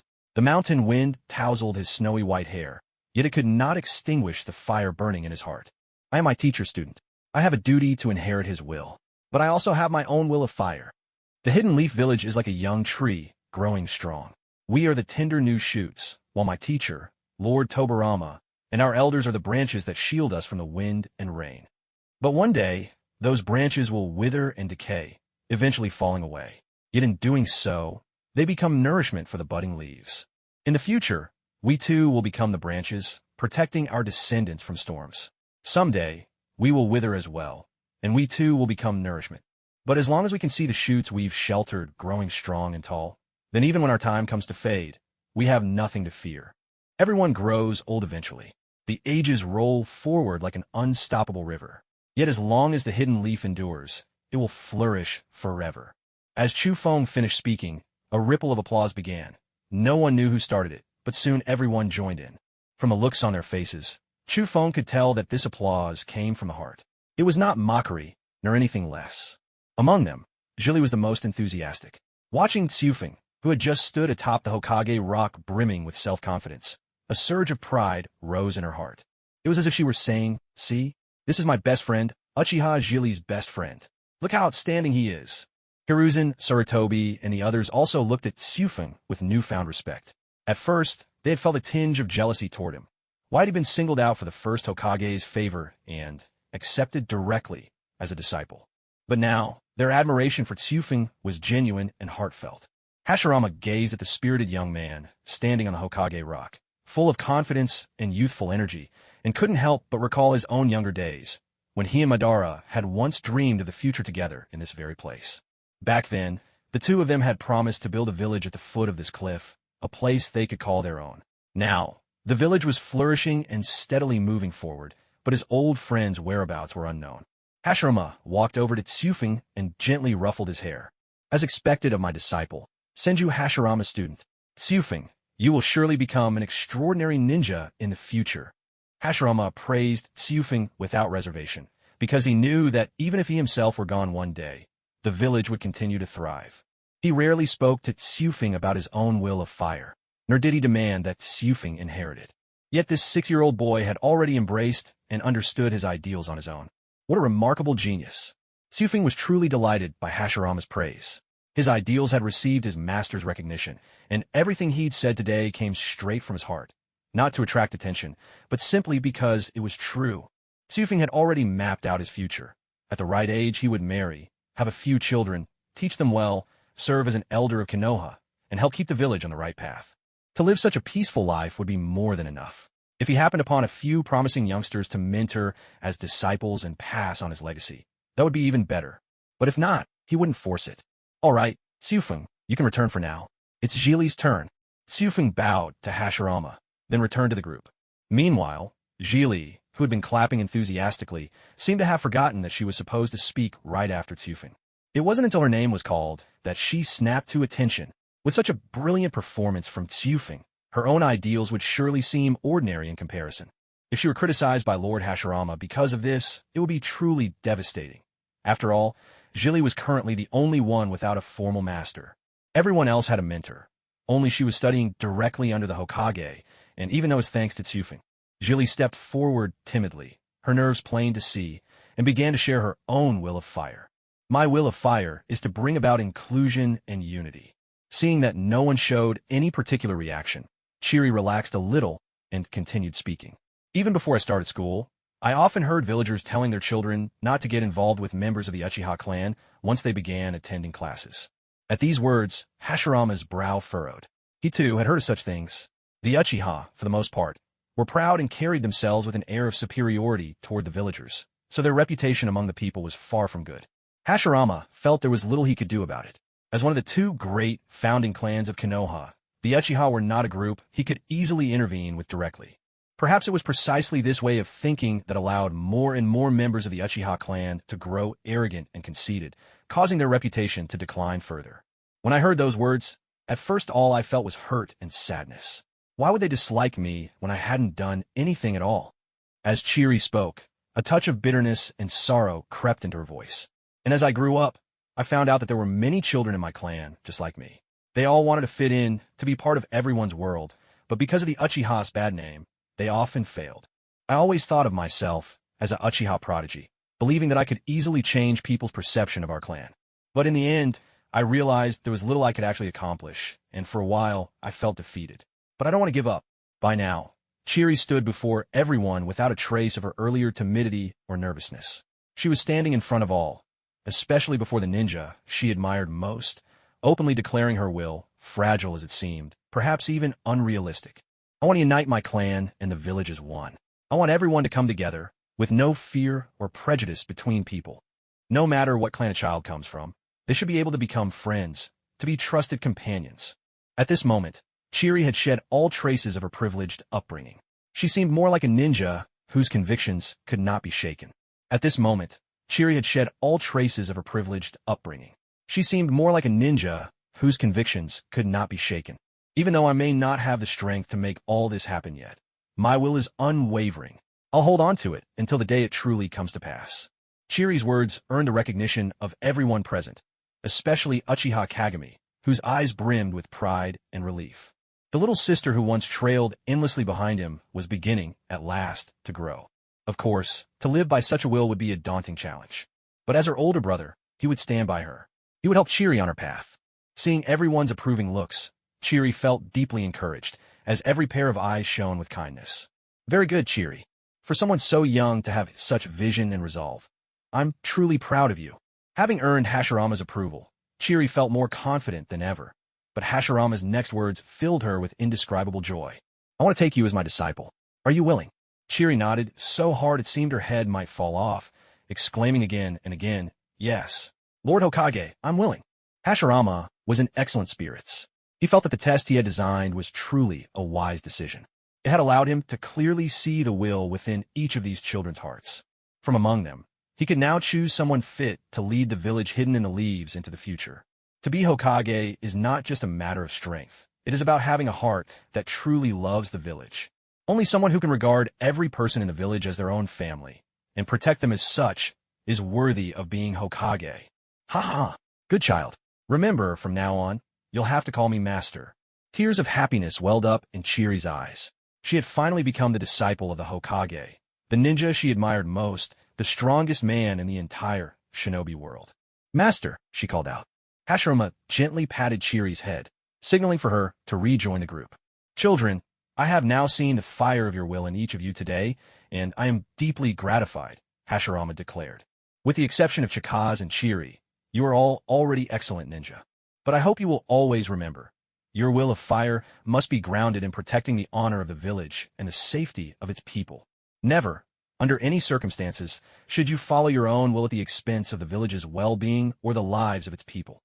Hashirama's tone grew stern, his words carrying a weight of authority that could not be ignored. If someone were truly to act otherwise, it would be a grave mistake. He needed these children to understand this deeply. Chikaz and the others, hearing this, solemnly promised Hashirama that such a thing would never happen. With that, Hashirama let his commanding presence fade, gave them a few more instructions, and then sent them all down the mountain. Soon, only Hashirama and Tobarama remained at the summit. Hashirama's wide robe billowed as a sudden wind swept past, making his sleeves flutter dramatically. Tobarama, out of all these children, whose will do you believe is best suited to lead the village? Hashirama asked. Tobarama didn't ponder long. He just smiled faintly. Big brother, haven't you already chosen someone? Hashirama turned to gaze in the direction of the village. Whenever there was no official business, he liked to come here alone. Sometimes, he would sit for an entire day in contemplation. The future is uncertain. No one can say what's to come. We must keep watching and keep learning. Tobarama nodded in agreement. It was far too soon to pass final judgment on these children. Besides, they weren't yet at the age where a successor had to be chosen. Until the day they could finally set aside their duties, they would devote themselves wholeheartedly to nurturing these children, and from among them, choose the one most worthy of protecting the village hidden in the leaves. Out of the blue, Hashirama suddenly asked, Tobarama, what do you think the hidden leaf village will be like 50 or even 60 years from now? I have no idea. All I know is that by then, we'll both be nothing but a handful of dust. The two brothers exchanged a knowing smile. That's true. Still, if there were a chance, I'd really love to see what the future of the Hidden Leaf Village looks like. Everyone must eventually face death, just as even the mighty sage of 6 paths from ancient times could not escape that fate. But will and ideals can be passed down from generation to generation, and Hashirama had already found a successor. The years flowed by, relentless and unforgiving, and in the blink of an eye, nearly 12 months had passed. There are now only 3 days left until Madara Uchiha would launch his rebellion against the Leaf. Over these past 12 months, Kufu had followed Hashirama, learning a vast array of knowledge and taijutsu techniques. Whenever there was spare time, he would also join Sarutobi Hiruzen and the others on various missions. Kufu was a powerful asset, and Sarutobi Hiruzen was more than happy to have him along. This, in turn, allowed Kufu's calmness points to steadily accumulate, now reaching a total of 74,300. At last, this was enough to help Kufu weather the coming storm of chaos. If possible, he truly didn't want his master and Madara Uchiha to end up fighting. Kufu believed that the reason the god of Shinobi, Hashirama Senju, had died so suddenly was because he'd recklessly used cellular regeneration to heal himself in too many battles, pushing his cells to their absolute limits until he finally perished. If his teacher could avoid fighting Madara Uchiha this time, perhaps he could live a few years longer. And maybe by then, Kufu would have found a way to cure him. After all, the system shop always updated its stock. Who's to say there wouldn't be something that could rejuvenate Hashirama's cells? At the moment, Kufu and Chiri had just finished their training and were debating what to have for lunch. The thought of Madara's impending attack did make Kufu a bit anxious. But he had to keep his composure and could only offer Chiri a word of caution. Chiri, on the night 3 days from now, make sure you don't stray too far from your brother. Chiri looked at him, puzzled. What's going on, Kufu? Is something about to happen? Kufu had been off all morning, and now he was speaking in riddles again. I just have a bad feeling about it. Anyway, just do as I say, all right? Although Chiri had no idea what Kufu might be hiding, she decided to trust him since he insisted. After all, her house wasn't far from her brother's. They only lived in different buildings. Besides, over the past year, Kufu had helped her out of trouble more than once. So Chiri chose to believe in Kufu. After weighing their options for a while, the two finally decided on barbecue for lunch. Ever since Chu Feng first took Zhili to that barbecue place, Zhili had fallen in love with the restaurant and continued to go there often throughout the past year. The owner was raking in profits, so much so that he completely renovated the shop, and business was booming more than ever. After they finished their meal, Chu Feng said goodbye to Zhili and returned to his clan grounds. For the whole year, Chu Feng had barely had a moment to himself. He'd been working non-stop, all in the pursuit of accumulating his comm points. He was becoming more and more convinced that this so-called peaceful life system was a complete sham. Ever since he got the system, his life had been anything but peaceful. System. Open the shop. System. Open the shop. The shop interface appeared, and Chu Feng began scrolling through the endless list of goods. It wasn't that he didn't want to use the search function. He just had no idea what category the item he wanted would fall under. After all, that particular item was so unique. As he browsed, if anything else caught his eye, Chu Feng would make a mental note of it. After all, even if he spent 60,000 points, he still had 14,300 comm points left in hand. That was more than enough for him to buy a few interesting knickknacks. He kept scrolling, but the item he wanted continued to elude him. Instead, something else grabbed his attention. Summoning Seed. By combining a summoning seed with a beast, insect, or plant, you can induce true evolutionary change, breaking the shackles of bloodline and granting extraordinary power. 10,000 comm points each. Ever since his first battle with Hiruzen Sarutobi, the summoning technique that Hiruzen used had always piqued Chu Feng's curiosity. The technique itself was easy enough to learn, but finding a suitable summon was another story. There were plenty of chakra-using animals in the world, but those that could be trained as summoning beasts were few and far between. Chu Feng was also certain that this item must have just been added to the shop. He checked the system shop just last month, and there hadn't been any items related to summoning beasts. He stroked his chin thoughtfully. This is interesting.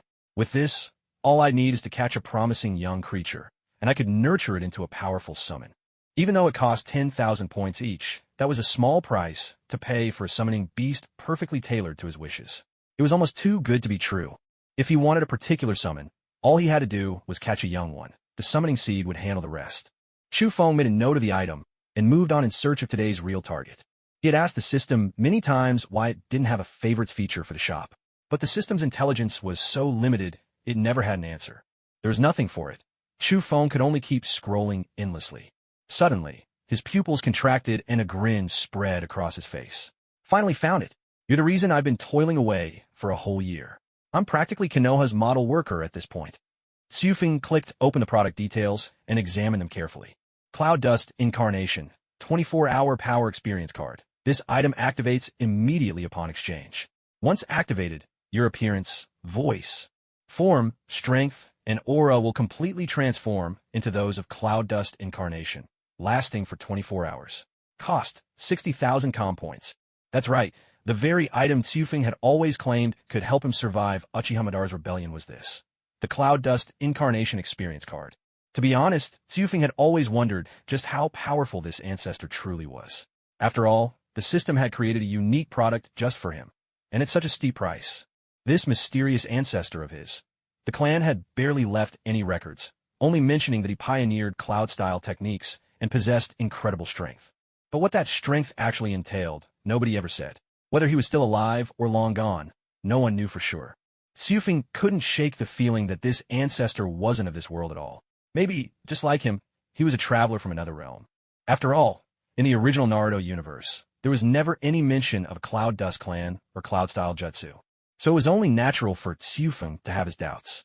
Now, what he really wanted was to see if he could uncover any clues while using the ancestor's experience card. Why was he so obsessed with figuring this out? Honestly, he was just bored. Clearly, he hadn't been assigned enough missions. Who knows? What if, by some chance, this ancestor really was a sword immortal? You never know. Just take the Heron's Cry sword handed down in his family. Xufeng had compared it to countless rare ores used for forging legendary weapons. Yet none of those ores matched the Heron's Cry sword at all.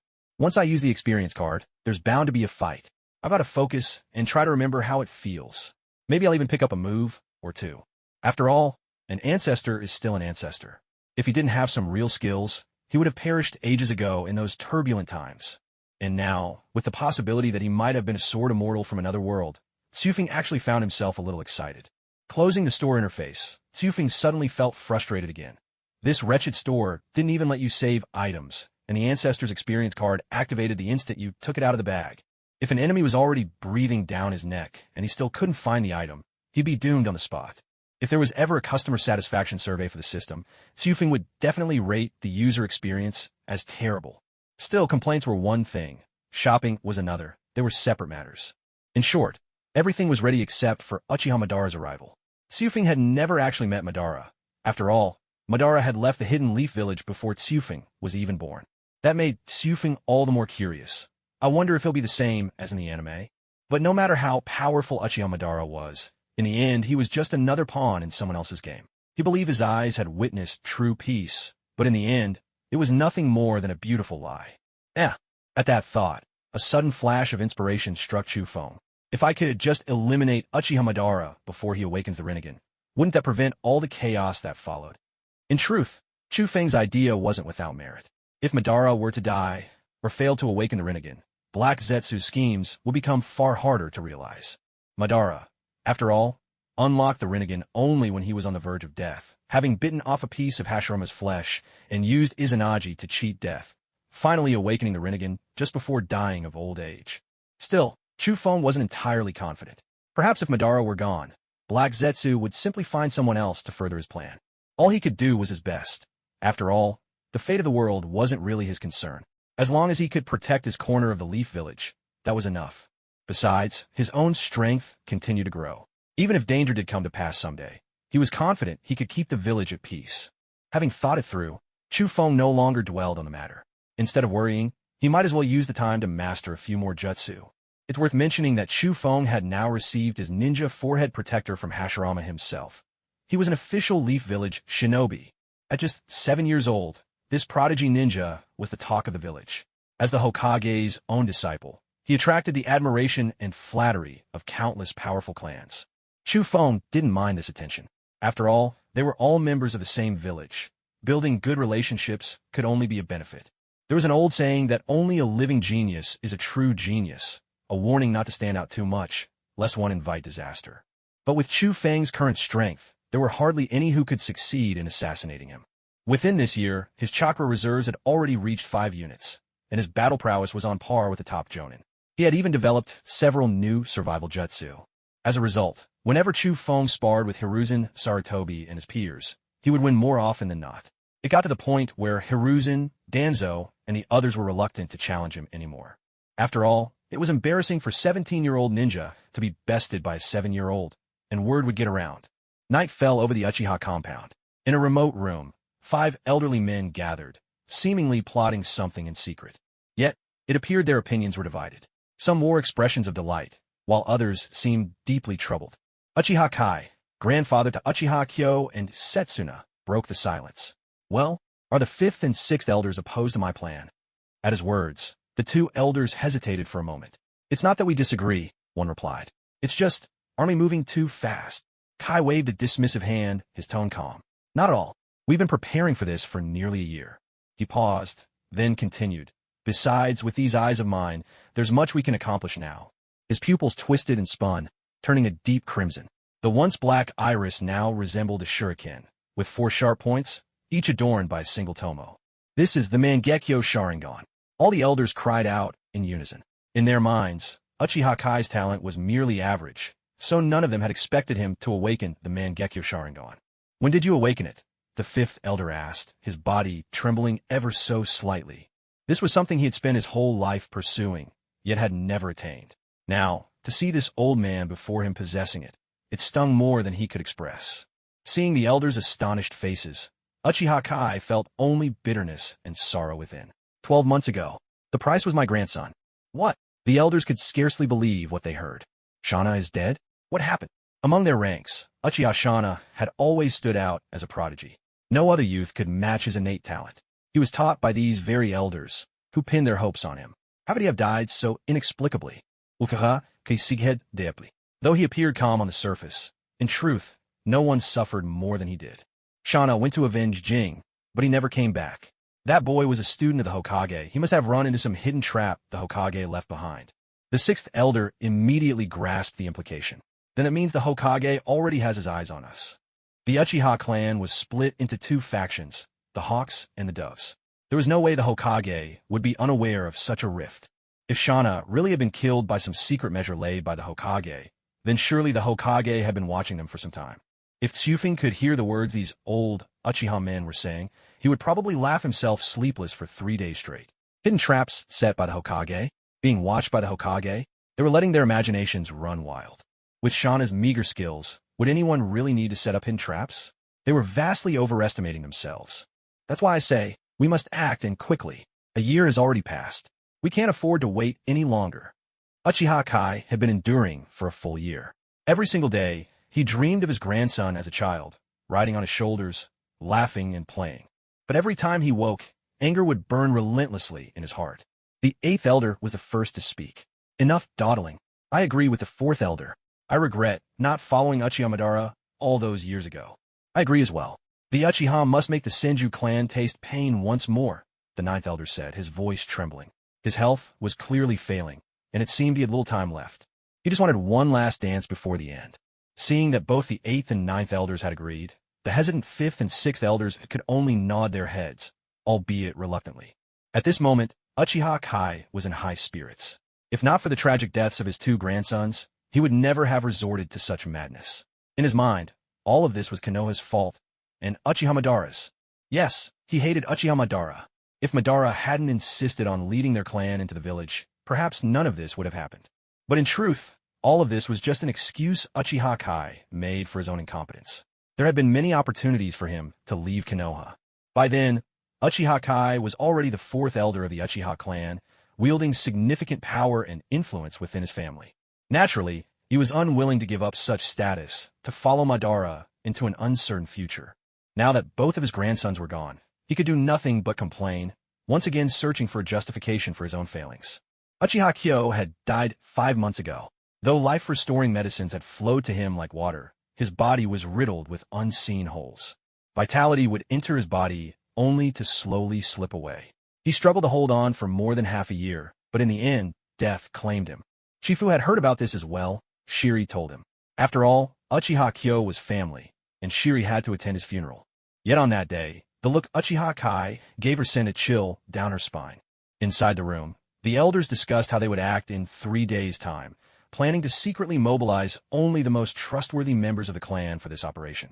Their first targets were clear, the pacifist faction within the Uchiha.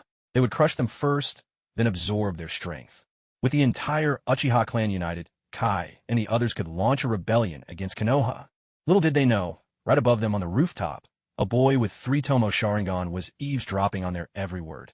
Even with a powerhouse like Uchiha Kai, who had awakened the Mangekyo Sharingan, inside, none of them sensed his presence. This youth was none other than Uchiha Kagami, the young leader of the pacifist faction, the strongest among the new generation of Uchihas, and a figure of great renown in the clan. Aside from the 5 elders inside the room, the remaining elders, the 1st, 2nd, 3rd, 7th, and 10th, were all sympathetic to the pacifist cause. Though none of them had awakened the Mangekyo Sharingan, they felt no fear toward Uchiha Kai. Months ago, Uchiha Kagami had already sensed that the 4th elder was secretly plotting something, and he had been watching him from the shadows ever since. Throughout this time, Uchiha Kai had made no secret of his deep disdain for Konoha and its leaders, and he would often bring up the subject of revenge against the village. But in the end, it had always just been idle talk. Nothing substantial could come of it, for without evidence, they couldn't risk alarming the enemy. Today, however, Kagami Uchiha had finally found proof that these men intended harm against the Uchiha clan and the Hidden Leaf village. At this moment, Kagami remained calm. He had long anticipated a day like this would come, so he was not the least bit surprised. Yet, this was not something he could prevent on his own. He needed to inform the Great Elder first and decide on the next steps together. After all, this concerned the internal affairs of the Uchiha clan. If word got out and the situation escalated, it would become a scandal for the entire clan. Should that happen, Yuri's hopes and ideals would be lost forever. With that, Kagami leapt lightly into the night, his movements utterly silent. In the blink of an eye, he vanished into the boundless darkness. Returning home, Kagami headed straight for his father's room, for his father was the current head of the Uchiha clan. Kagami's grandfather, meanwhile, was the great elder of the Uchiha, a mark of how distinguished both Kagami and Yuri's family status truly was. Yet neither of them ever let this make them arrogant. On the contrary, they constantly pushed themselves to improve. He knocked softly on the door twice. From within came a man's voice, deep and resonant. "Kagami, is that you?" "Komin." Kagami answered, then pushed open the door. Inside, a middle-aged man was playing chess with an elderly gentleman. Though the elder's hair was almost entirely black, betraying little of his age, and his body was still robust, he was currently arguing with the middle-aged man over taking back a move. When Kagami entered, the old man waved off the game, tossing his chess piece aside in feigned irritation. The middle-aged man could only shake his head at his father's antics. After all, the old man was like an incorrigible child, as long as his health allowed it. he might as well indulge him. The middle-aged man was, of course, Kagami's father, Uchiha Huio. The elderly man was his father, Uchiha Jintaro, Kagami's grandfather. Jintaro beamed at Kagami. "What brings you hurrying in like this, Kagami? Is something the matter?" Without hesitation, Kagami reported to his father and grandfather what he had just discovered. Fourth Elder Uchiha Kai is conspiring to betray the Hidden Leaf. The act is planned for 3 days from now, and he has awakened the Mangekyo Sharingan. At this news, Jintaro and Huio showed little surprise. Kagami had informed them long ago that the Fourth Elder was plotting something in secret. Today merely marked the moment when those plans were set to unfold. Neither Jintaro nor Huio saw Uchiha Kai as a real threat. After all, Uchiha Kai's position as elder was due more to a lack of older candidates than to any particular talent or strength. By seniority, he qualified, but in terms of ability, he had little to offer. However, the old man has awakened the Mangekyo now, so we'll have to tread carefully. Once the Mangekyo is awakened, it's no exaggeration to say one's power undergoes a qualitative transformation. One can become twice as formidable, if not more. Jintaro seemed visibly troubled, his voice tinged with fear. This is a real problem. I never expected that fellow to awaken the Mangekyo. At that moment, Huiao calmly pressed Kagami for every detail of what he'd overheard tonight, so he could make a thorough assessment. When Kagami finished recounting, word for word, the entire conspiracy between Uchiha Kagami and the other 4 elders, Huiao's brow furrowed deeply. 5 elders conspiring to rebel, and their first target was their own clan? If this got out, people would laugh themselves silly. But Huiao noticed one key detail. The 5th and 6th elders were being dragged along, half-pressured and half-willing. That could be a breakthrough. Those old men never had much loyalty to begin with. All that talk about following Uchiha Madara was utter nonsense. Especially the 5th and 6th elders. 2 old men who clung to life and wouldn't even dare set foot on the battlefield. People like that are the easiest to bribe. Kagami, I have a task for you. Father, please tell me. Huiao pondered for a moment, then revealed his plan. The 5th and 6th elders crave nothing more than the clan's power and luxury. Find a way to win them over in these next few days. Just make sure they don't take action. Kagami seemed a bit uncertain about this idea, but before he could speak, Huiao added, "We'll deal with them after all of this is settled." Only then did Kagami nod in agreement and accept the task. "Father, grandfather, should we tell Sensei and Lord Hokage about this?" Huiao immediately cut Kagami off, his tone turning stern. "No one can know. I understand your respect for Tobarama and Lord Hokage. But unless outsiders are dragged into this, it remains an Uchiha family matter. Nothing more." At this point, Jintaro interjected, seizing the conversation from Huiao. "If word gets out, it'll turn into a story about the Uchiha clan attempting a coup. No one will care whether it's the Hawks or the Doves." Uchiha Jintaro's eyes blazed red, and within his pupils, a 6-pointed star slowly emerged, adorned with Tomo. This was none other than the Mangekyo Sharingan. When it comes to the Uchiha's affairs, the Uchiha will resolve them. A commanding aura radiated from Jintaro. His words were cold, stripped of all warmth. Gone was any trace of the playful old man who moments ago had seemed ready to renege on a move. It seems those old fools, after a few quiet days, have forgotten their own limits. Only on the verge of death do they awaken the Mangekyo, and yet they dare to challenge me. Under this overwhelming pressure, Kagami and Huiao both found it difficult to breathe. Uchiha Kagami, who had only been born a few years and had followed his clan to join the Hidden Leaf Village, was witnessing his grandfather's power for the very first time. All this time, he had thought the old man only possessed the 3 Tomo Sharingan. Who would have guessed he was hiding his true strength? "Father, please, put away your powers." Hearing his son's words, Shintaro finally slowed down and came to a halt, the Mangekyo Sharingan fading from his eyes. "Honestly, war never seems to leave us alone," he muttered. Shintaro was an old ninja, no stranger to battle. In the Warring States period, the great clans each carved out their own territories, fighting endlessly for land. Now, even after founding the village, conflict still followed them. What, after all, does war ever bring ninjas? It seemed to bring nothing but endless pain. Shintaro's wife, his eldest son, and his 2 brothers, all had lost their lives to war. He understood the agony of war all too well. That was why, after the Uchiha joined the Hidden Leaf, he urged his clan to truly become part of the village and cherish this hard-won peace. "All right, Kagami, let your grandfather have some quiet time to himself. You go and get some rest." "Okay, father, grandfather, I'll be heading back then." With that, Kagami turned and left the house, letting out a breath he hadn't realized he was holding. He had always thought of his grandfather as a mischievous old man, never imagining he was this powerful. Kagami yearned for the Mangekyo Sharingan, but he knew the price was tremendous psychological pain. Perhaps he would have to lose his father, his grandfather, or even Chiri to awaken it. If that was the cost, he'd rather never have the Mangekyo. Kagami believed that, relying on his own strength, he could still stand at the very summit of the ninja world. Kagami's dreams weren't grand. He simply wanted to protect his sister and his family, and do what he could for the people of the village. Perhaps he was better suited to being a good brother or a good husband than a Hokage. Big brother, why are you back so late today? Chiri had been waiting at the doorway for ages before she finally saw her brother return, looking a bit worn out. I was reporting some things to father and grandfather, so I got back late. Chiri took her brother's hand and led him inside. You must be exhausted. Go get some rest. 2 days later. As always, Chu Feng was woken up by the system. Ding, congratulations, host, on a peaceful day in the Hidden Leaf Village. You have been awarded 100 peace points.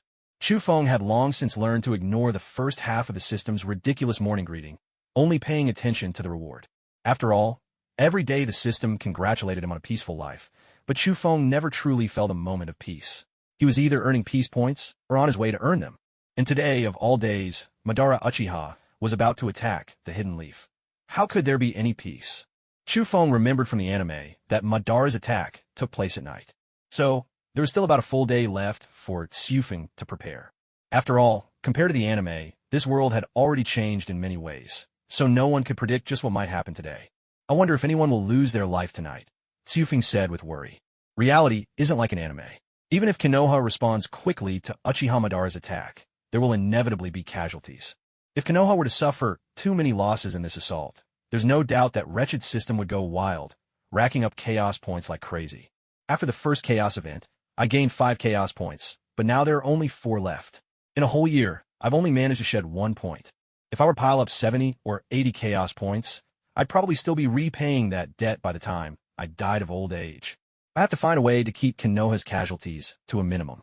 The best approach would be to spot Uchiha Madara as soon as possible and try to pin him down.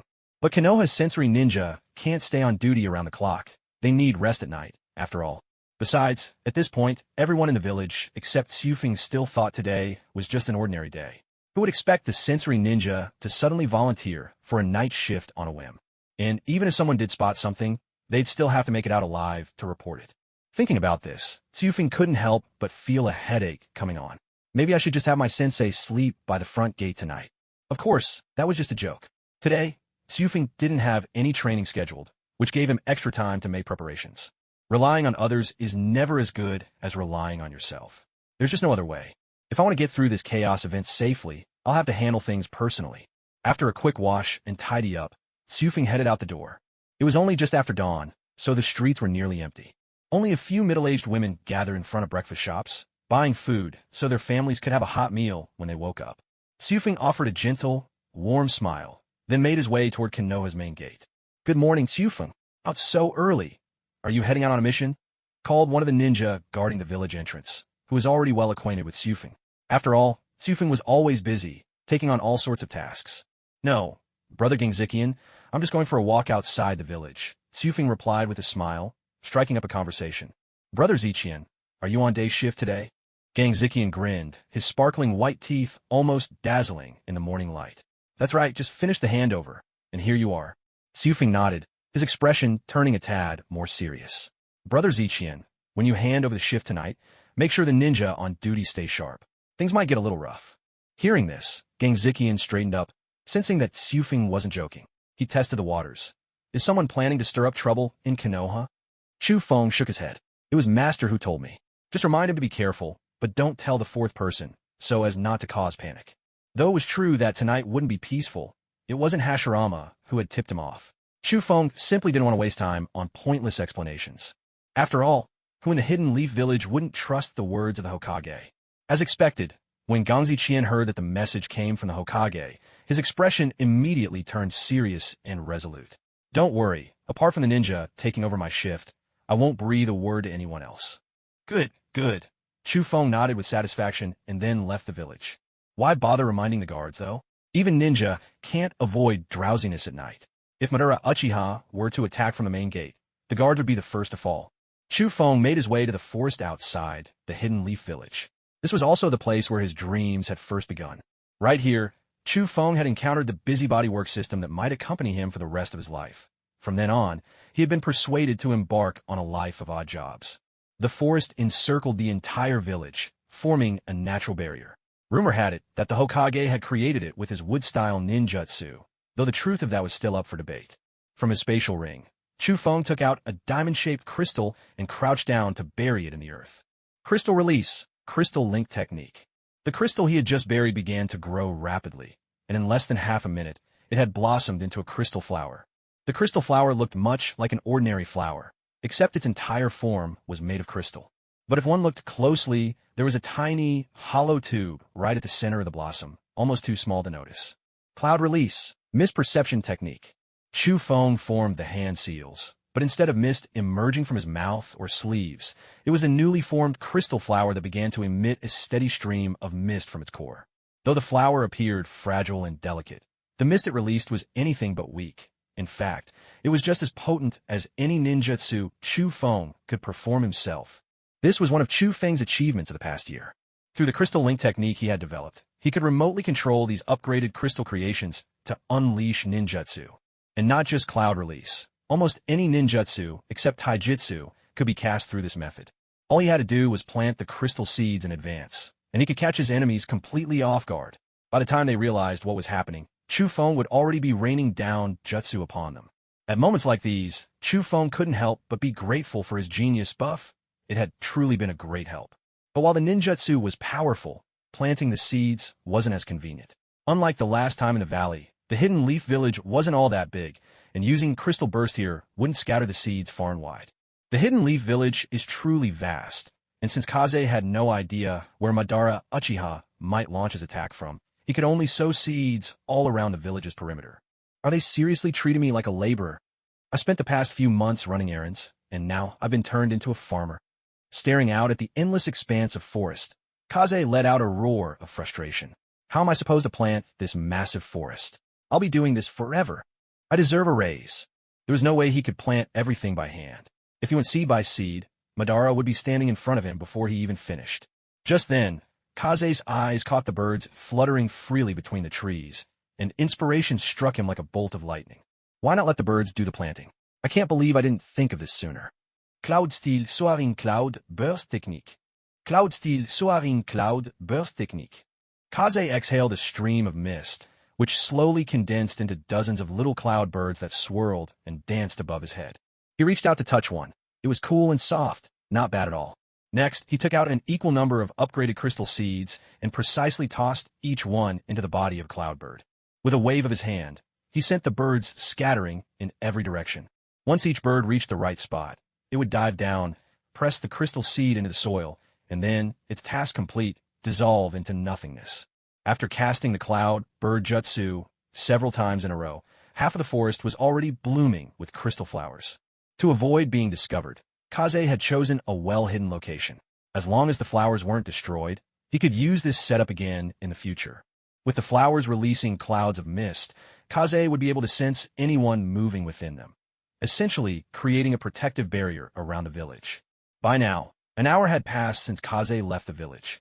At this pace, in another hour, the entire forest around the outskirts of the Hidden Leaf would be sown with seeds.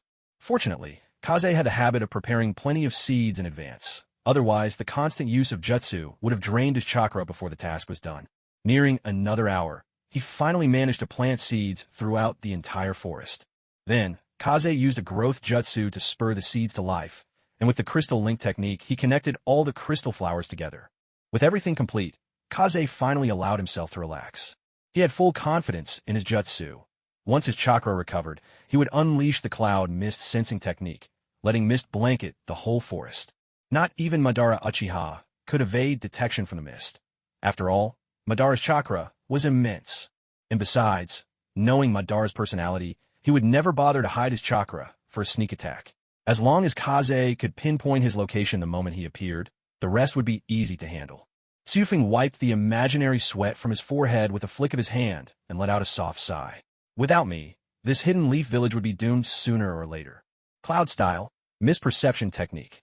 In an instant, a vast amount of chakra drained from his body, leaving him weary in both body and mind, his eyelids growing heavy. Tsufing's breathing grew rapid and uneven. Clearly, this jutsu, which encircled the entire outskirts of the village, had taken a significant toll on him. Fortunately, it was only ordinary mist, nothing that could instantly exhaust all of Tsufing's chakra.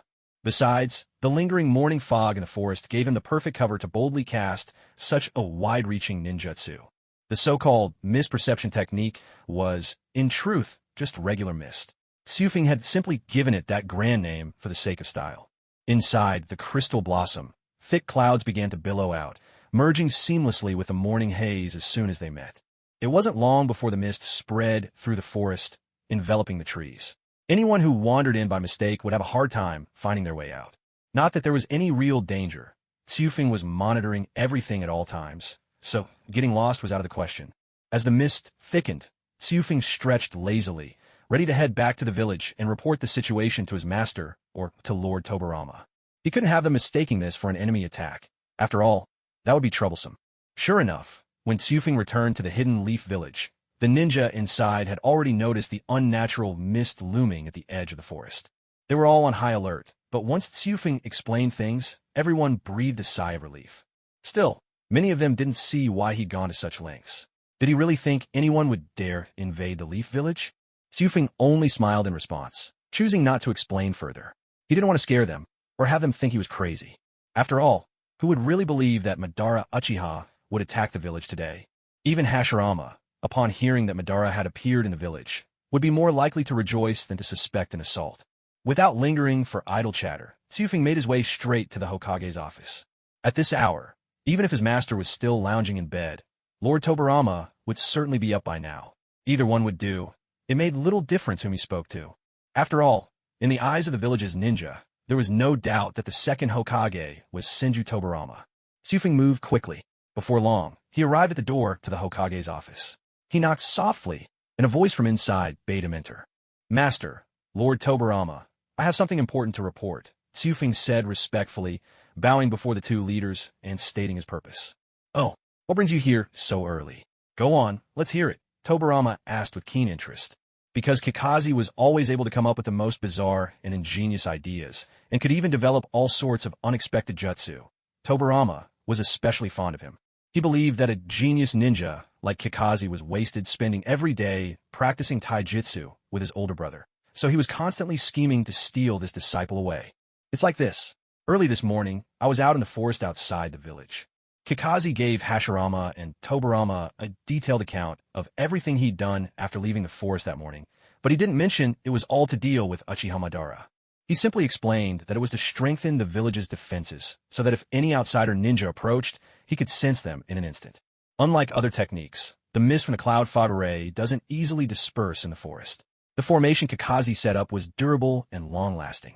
Hearing Kakashi's explanation of the whole affair, both Hashirama and Tobarama understood what was going on. "You rascal, I was just telling my brother that all the commotion outside must be you tinkering with some new jutsu. Looks like I was right." The more Tobarama looked at Kakashi, the more satisfied he felt. His own group of students were all talented and strong, and their teamwork was excellent. But when it came to developing new jutsu, they fell a bit short. Among them, only Sarutobi Hiruzen showed some talent for creating new techniques. The rest simply couldn't compare, and even Hiruzen's jutsu development was nowhere near Kakashi's level. Kakashi could create 7 or 8 new jutsu in a year, while Hiruzen would be lucky to manage 1 or 2. Tobarama now had only one thought. I could have endured the darkness, if only I had never seen the light. Before discovering Kakashi, Tobarama would often say to Hiruzen, "Monkey, you're the disciple I have the highest hopes for. Don't let me down." But now, the thing Tobarama said most often to Hiruzen was, "Look at Kakashi, then look at yourself. He develops so many new jutsu every year, and you can't even squeeze out a single one in 6 months." In short, nowadays Tobarama found fault with everything Hiruzen did, while he regarded Kakashi as a treasure, always trying to lure him away from his older brother. "Kakashi, you did an excellent job with this. Thanks to you, Konoha will be much safer. You must be exhausted today, aren't you?" Hashirama looked at his disciple with pride. At such a young age, he could already cast such a large-scale jutsu. Truly a genius. At such a young age, and you can already master such a wide-reaching technique. What a prodigy. Hashirama repeated, his satisfaction obvious. "Because I've been preparing for a long time, it wasn't actually that exhausting today," Kakazi replied. Hashirama nodded at this. Kakazi had always been a worry-free student, which sometimes made Hashirama feel like he wasn't doing enough as a teacher. What made you think of setting up a cloud fog array outside the village? Hashirama asked. I feel that the forest surrounding our hidden leaf village already serves as a natural barrier, so I had an idea. Perhaps we can strengthen this barrier even further. Hashirama's face broke into a smile. He was genuinely pleased with what Torike's had accomplished today. Thanks to this, the village wouldn't need to station so many ninja on guard duty or patrols anymore. This would free up more hands for other important tasks. Right now, the hidden leaf was thriving, and there was a shortage of people for many jobs.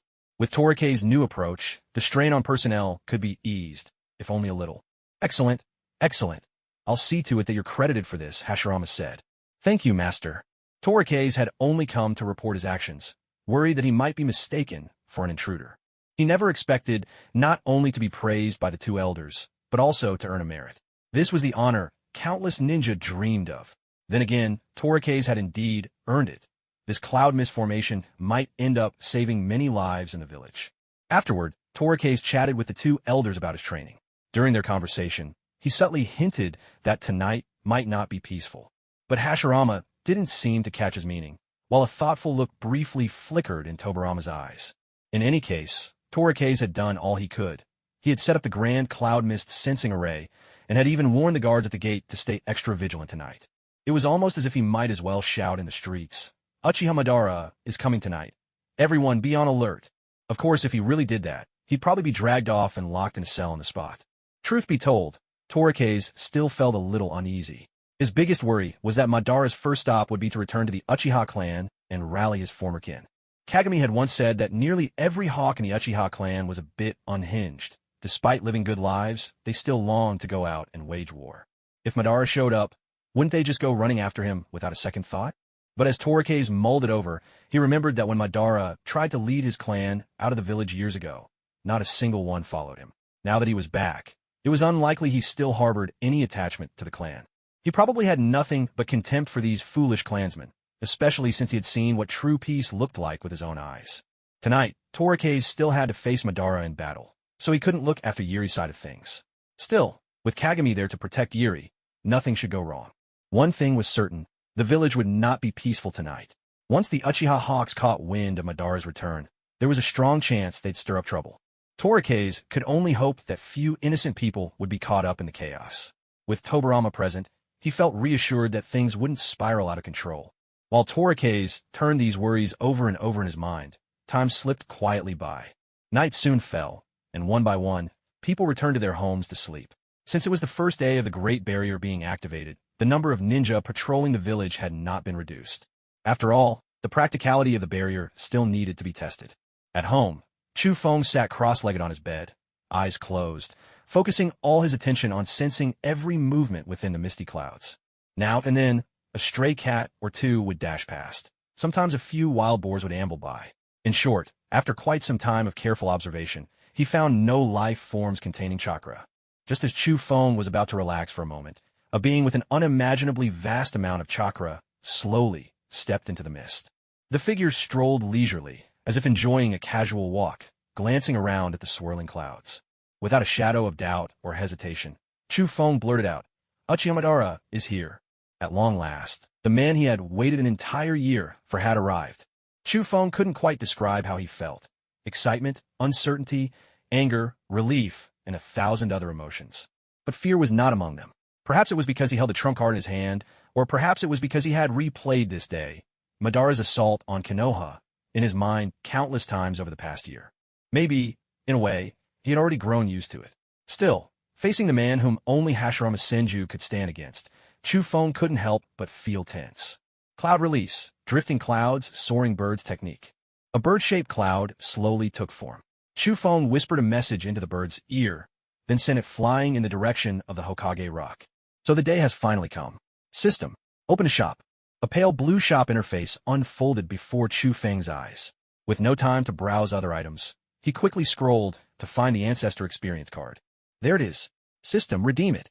Ding, congratulations, host. You have successfully redeemed One Day Cloud Dust Transformation Experience card. Watching 60,000 comm points vanish in an instant, Chu Feng couldn't help but feel a pang of heartache. A whole year spent saving, and it was all gone in a heartbeat. Chu Feng liked to think that the heavens punished him for being too wealthy by saddling him with the system. In reality, he had riches beyond compare, but comm points always reminded him of his limits. But in the very next moment, Chu Feng felt a surge of tremendous energy flooding into his body. Then, to his surprise, he found he could no longer control his body with his usual ease.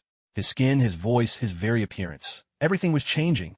At first, panic seized him, but recalling the system's introduction to the product, Chu Feng quickly regained his composure.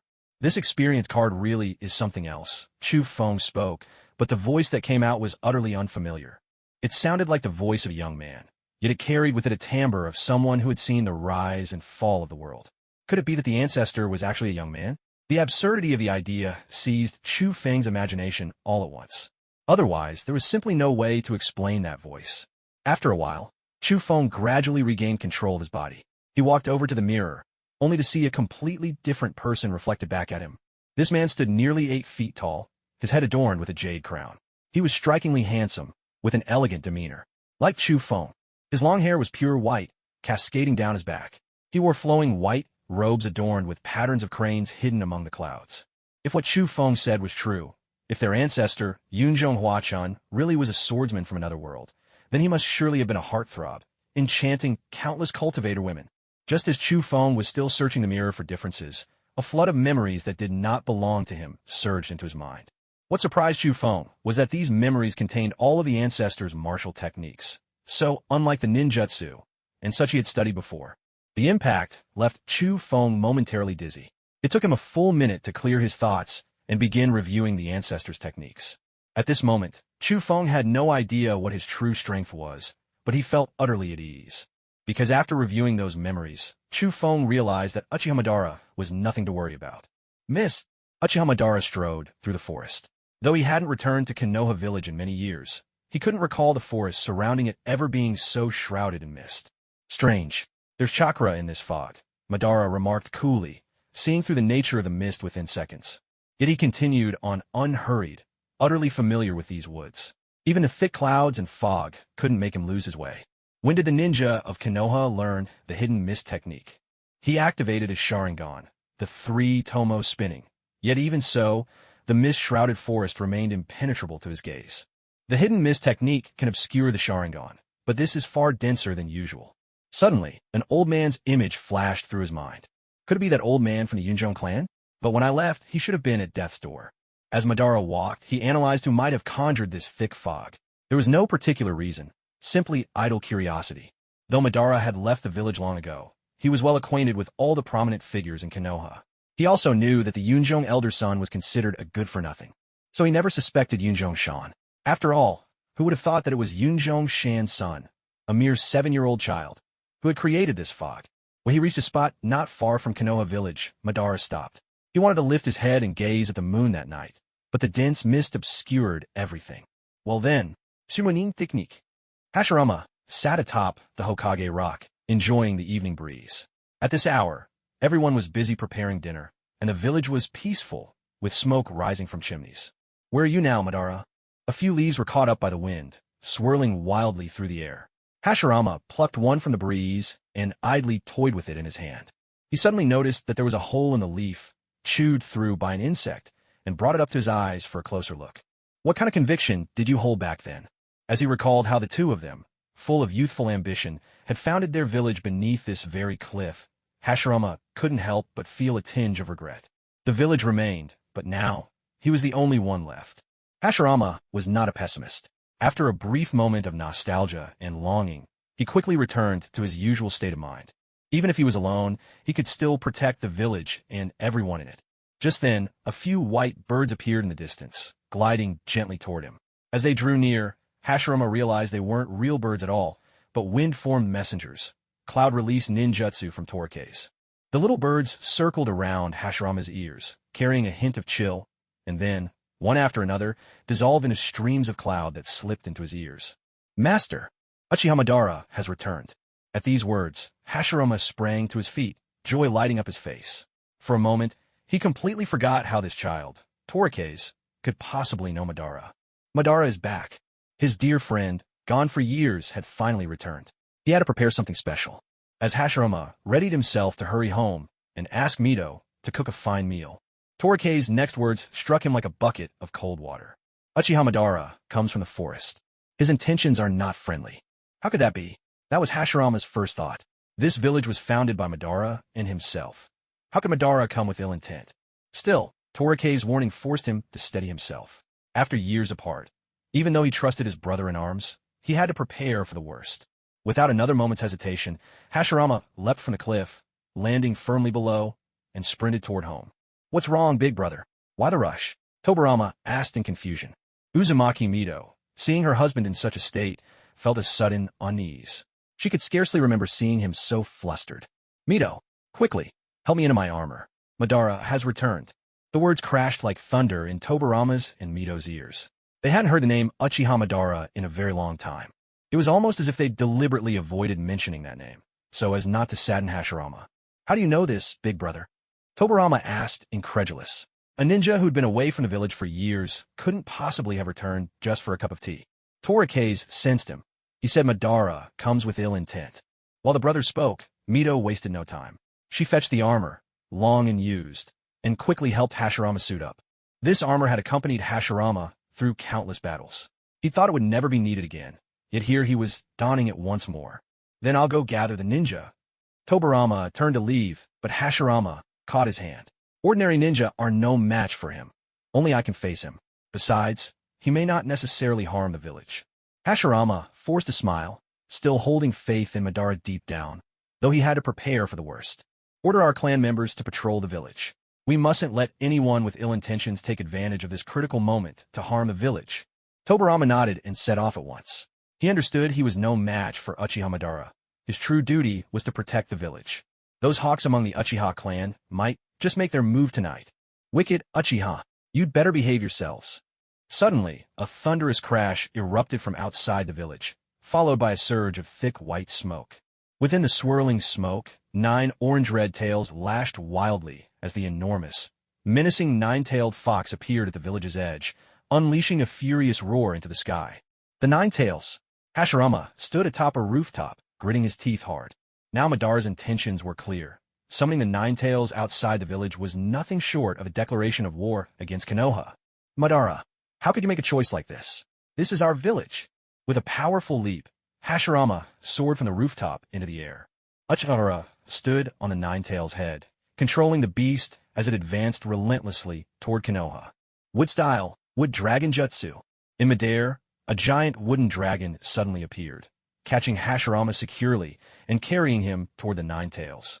The people of Konoha heard the Hokage's voice and rushed outside to see what was happening, but Senju clan members were already going door to door, warning everyone not to leave their homes no matter what.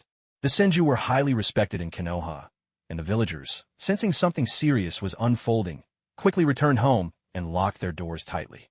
Seeing the wooden dragon in the sky, Madara burst into laughter. "Hashirama, so you've finally come." "Why?" Hashirama stood on the dragon's head, his voice demanding answers. "Why attack the village? Do you really wish to destroy this hard-won peace?" Madara sneered, full of disdain. "This village, this so-called peace, they're nothing but illusions." The 3 tomo in his eyes spun and twisted, transforming into a strange, mesmerizing pattern.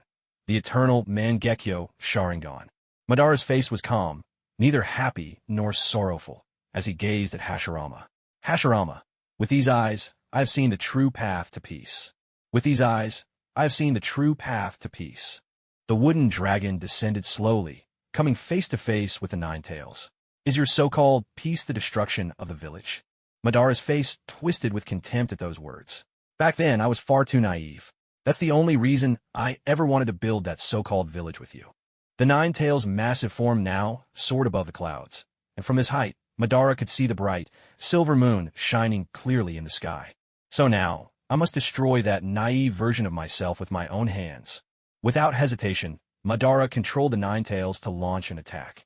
Its razor-sharp claws slashed toward the wooden dragon, and with just a single swipe, carved deep gashes into its body. "Madara, are you truly going to destroy everything we've worked for?" Hashirama called out. But Madara remained silent, offering no reply. In that moment, a new resolve seemed to settle on Hashirama's face, his confusion finally replaced by determination. The Nine Tails opened its massive jaws, releasing swirling blue and red chakra that fused together, forming a dark, purple-black sphere. This was a jutsu only tailed beasts could perform, the Tailed Beast Bomb. The Nine Tails launched the Tailed Beast Bomb straight at Hashirama. The wooden dragon shattered instantly into a rain of splinters the moment it collided with the attack. Wood style, wood human technique. Just as the Tailed Beast Bomb pierced through the wooden dragon's head, hurtling onward with unstoppable force, something began to swell from the dragon's body. A wooden growth that, in an instant, transformed into a giant, fanged wooden humanoid. The Tailed Beast Bomb, brimming with destructive power, was caught out of midair by the wooden giant's bare hands, which then tried to force it back onto the Nine Tails' face. But at the very moment the strike was about to land, a suit of blue, bone-like armor suddenly materialized on the Nine Tails' head. The Tailed Beast Bomb exploded violently against the armor, the blast so tremendous that most of the surrounding forest was obliterated. Even the distant Hidden Leaf village was shaken by the impact. Though the damage there was not severe, huge cracks appeared in the village walls, but thankfully, no one was harmed. Chunks of rock and splinters of wood whirled through the air. When the smoke finally cleared, Madara stood atop the Nine Tails' head. Protected by the fully unleashed Susanoo, he was completely unharmed. Hashirama, too, stood unscathed, shielded by a series of wooden barriers shaped like masks. Wood style, ranking technique, is it? Madara murmured to himself. Hashirama looked at the scene before him, his eyes filled with determination, yet a small smile played on his lips. Using Susanoo as armor for a tailed beast? That's quite the idea. The entire Nine Tails was now wrapped in Susanoo as protection, wielding two enormous greatswords in its hands.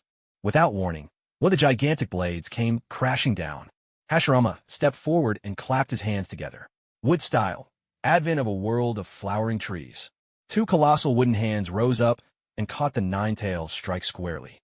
Then, from the crater blasted out by the Tailed Beast Bomb, even more wooden hands erupted from all directions, reaching for the Nine Tails. But with a single sweep of its blade, the Nine Tails sliced through all the wooden hands. In a blink, the air was filled with a storm of flying splinters and broken wood. Hashirama jumped from place to place, searching for a safe foothold. This place is far too close to the village. I have to draw the battle away from here. Then he dashed off into the distance. Madara Uchiha thought that Hashirama was trying to flee, so he commanded the Nine Tails to give chase. They ran until they reached the banks of a great river. At last, Madara ran out of patience. While still in pursuit, he forced the Nine Tails to unleash a Tailed Beast Bomb. He then merged the Susanuo's massive blade into the Tailed Beast Bomb itself, fusing their power. That enormous sphere, brimming with destructive energy, began to gather and swell ominously. Let's see you try to block this, Hashirama. The Tailed Beast Bomb shot forth like a comet, obliterating everything in its path. Nothing could withstand that overwhelming force. Even Hashirama Senju, hailed as the god of Shinobi, seemed utterly insignificant before such a devastating technique. Hashirama sensed the mortal danger at his back. By now, they were far enough from the village. Without hesitation, he bit his finger, slammed his palm into the ground, and shouted, summoning Jutsu, fivefold Rashomon. The earth before him shook violently, and then a gate, like a demon's maw dragged up from the depths of hell, rose up from the soil. For more gates followed in rapid succession, breaking through the ground one after another. The battlefield was shrouded in smoke and dust. Hashirama's long hair streamed out behind him in the wind. In an instant, the Tailed Beast Bomb pierced through all 5 Rashomon gates. But its trajectory was altered. The attack roared past Hashirama, soaring toward the far bank and smashing directly into the earth. A tremendous explosion followed, its blast radius as vast as the Hidden Leaf village itself. In an instant, all traces of land and forest vanished without a trace. You used Rashomon to change the course of the Tailed Beast Bomb. As expected of you, Hashirama.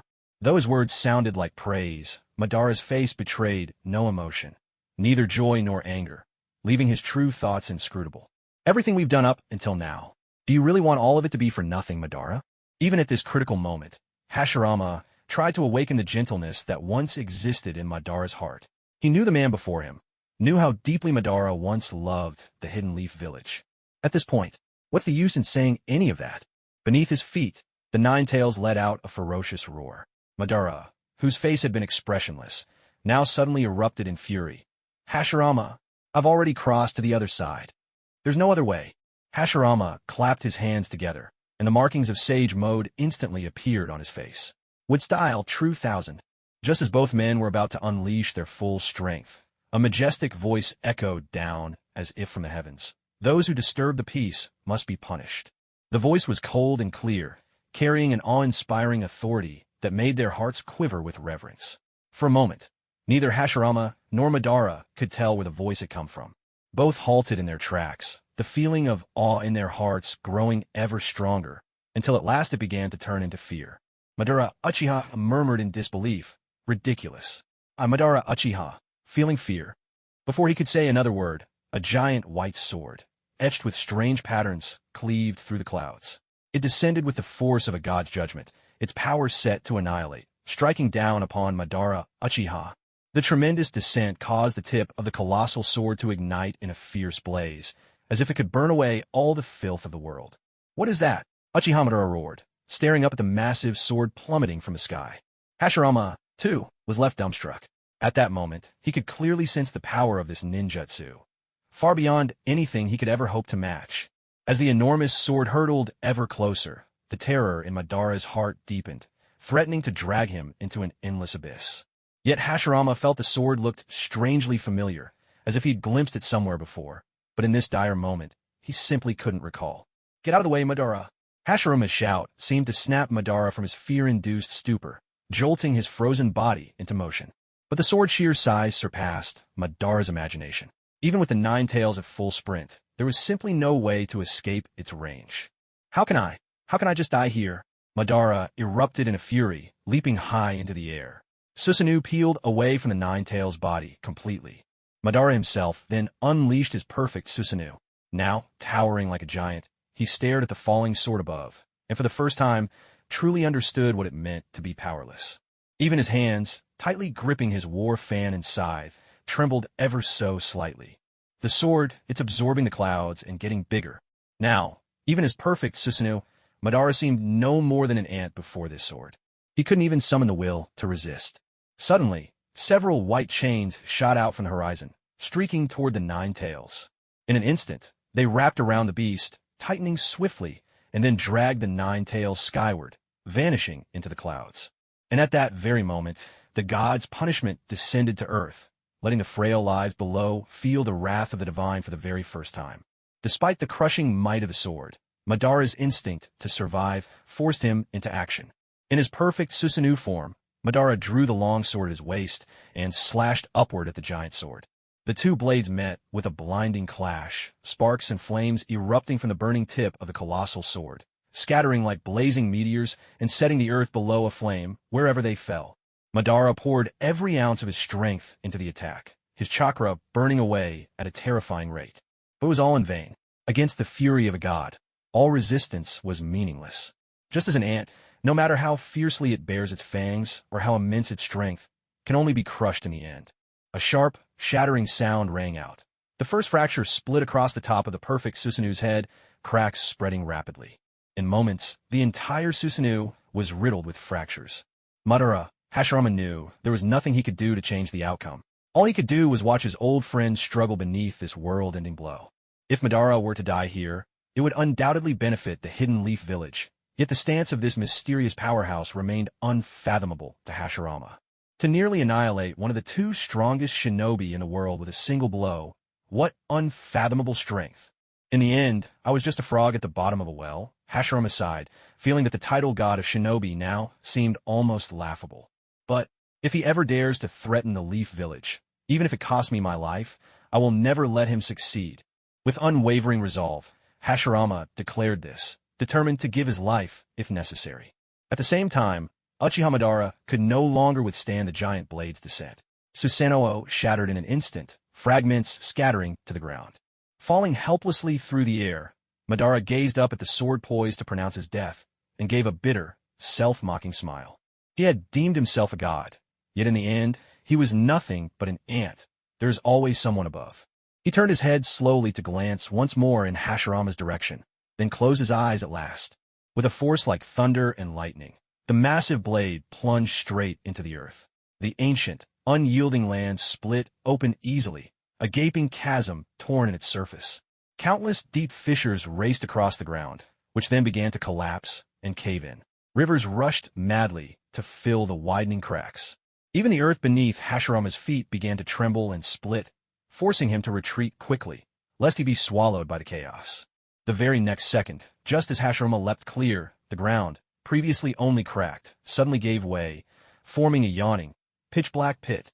Moments later, Hashirama felt a rising heat. From the spot where the blade had struck, a red glow erupted, joined by billowing clouds of black smoke. In a flash, torrents of magma burst from beneath the earth, spreading in all directions, incinerating everything in their path. Nothing survived. The trees, the rocks, all were reduced to ash. The magma surged relentlessly onward, showing no sign of cooling. That direction leads to the village. This is bad. The lava was flowing rapidly. Though the village was still distant, Hashirama could not predict when, or if, the flow would stop. Without a moment's hesitation, Hashirama set off to intercept the advancing magma. His chakra reserves were still plentiful, and he remained in sage mode. He should be able to manage. Just then, the earlier voice sounded again. Disperse. With that single word, the white blade embedded in the earth broke apart, dissolving into a vast mist that shrouded miles of land. A heartbeat later, the mist seemed to be drawn upward by an unseen hand, surging into the sky with astonishing speed. Standing atop a small hill, Hashirama gazed in disbelief at the sight before him. Such a spectacle some might never witness in their entire lives. Witnessing this control over the clouds and mist, Hashirama formed a few guesses in his heart. Some of his earlier worries were quietly eased. Once all the swirling mist had been drawn back into the clouds, Hashirama realized that a vast stretch of land, spanning more than a dozen miles, was now draped in a veil of white. It stood in stark contrast to the distant greenery. Everything, magma, soil, mountains, rocks, and trees, had been frozen in ice, sealed within a crystalline world. All signs of life had been halted at the moment before death, preserved forever in this frozen tableau. The dense web of cracks and the yawning chasm carved by the colossal sword were silent evidence of the terrifying power behind this attack. Suddenly, a beam of moonlight pierced through the clouds and fell upon the chasm. Raising his gaze, Hashirama saw a young man strolling leisurely through the air, as if walking in a tranquil courtyard. The man seemed to be toying with something in his hand, but he was too far away for Hashirama to make it out. What puzzled him even more, though, was the disappearance of the nine tails. How could such an immense creature be swept up into the clouds so effortlessly, and then simply vanish? The clouds overhead drifted ceaselessly in the wind, yet that sliver of moonlight remained, undiminished by their passage. And despite the fierce wind, the man's robe did not stir. Not even a strand of his hair was ruffled. It was none other than Tsufeng, empowered by the Ancestor Experience card, standing amidst the clouds. Did I go too far? After all, this is still my homeland, he mused. The move he had just unleashed was none other than the clan's secret art, Cloud Release, Cloud Sword. With the blessing of his ancestor, a single swing of the Cloud Sword had shattered the mountains and sundered the earth. Had he used his full strength, unleashing 1,000 blades, the entire land of fire might have been leveled. Of course, Uchiha was not so easily killed. After all, he still had his Anaji. Though Tsufeng did not know if Madara could truly be destroyed this day, he still wanted to try. Perhaps he could change the course of history. With a grasping motion of his left hand, countless clouds gathered before him in the sky, shaping themselves into a gleaming white spear. With a flick of his wrist, the spear hurtled towards where Madara had stood only moments before, plunging into the chasm in the blink of an eye. A violent explosion followed, causing the ground around the rift to collapse and leaving behind a deep crater. But then, from the depths of the pit, a chorus of anguished wails arose, haunting cries echoing like the torments of the underworld. Hearing those cries, Hashirama almost thought the man in the sky had torn open the gates of hell itself. Not just Hashirama, even Tsufeng himself was baffled by the turn of events. He had been ready to let loose, figuring the place was ruined anyway. Why hold back now? But why were there still cries of agony? Could there be life beneath the ground? Tsufeng still couldn't tell if Uchiha Madara was dead. The endless wailing from the pit below sent chills up his spine. Yet nothing else seemed to happen. Tsufeng wondered if the strike had pierced a subterranean cavern, and the wind whistling through it was making those mournful sounds. But just at that moment, under the radiant moonlight, a naked figure climbed out of the deep pit. His whole body was pure white, utterly devoid of any trace of blood, and sharp spikes protruded from his back. Green hair drifted lightly in the breeze. The sight of this person caught Chu Feng off guard. He hadn't expected to run into White Zetsu at this point in time. Climbing out of the pit, White Zetsu looked up at Chu Feng in the sky and grinned.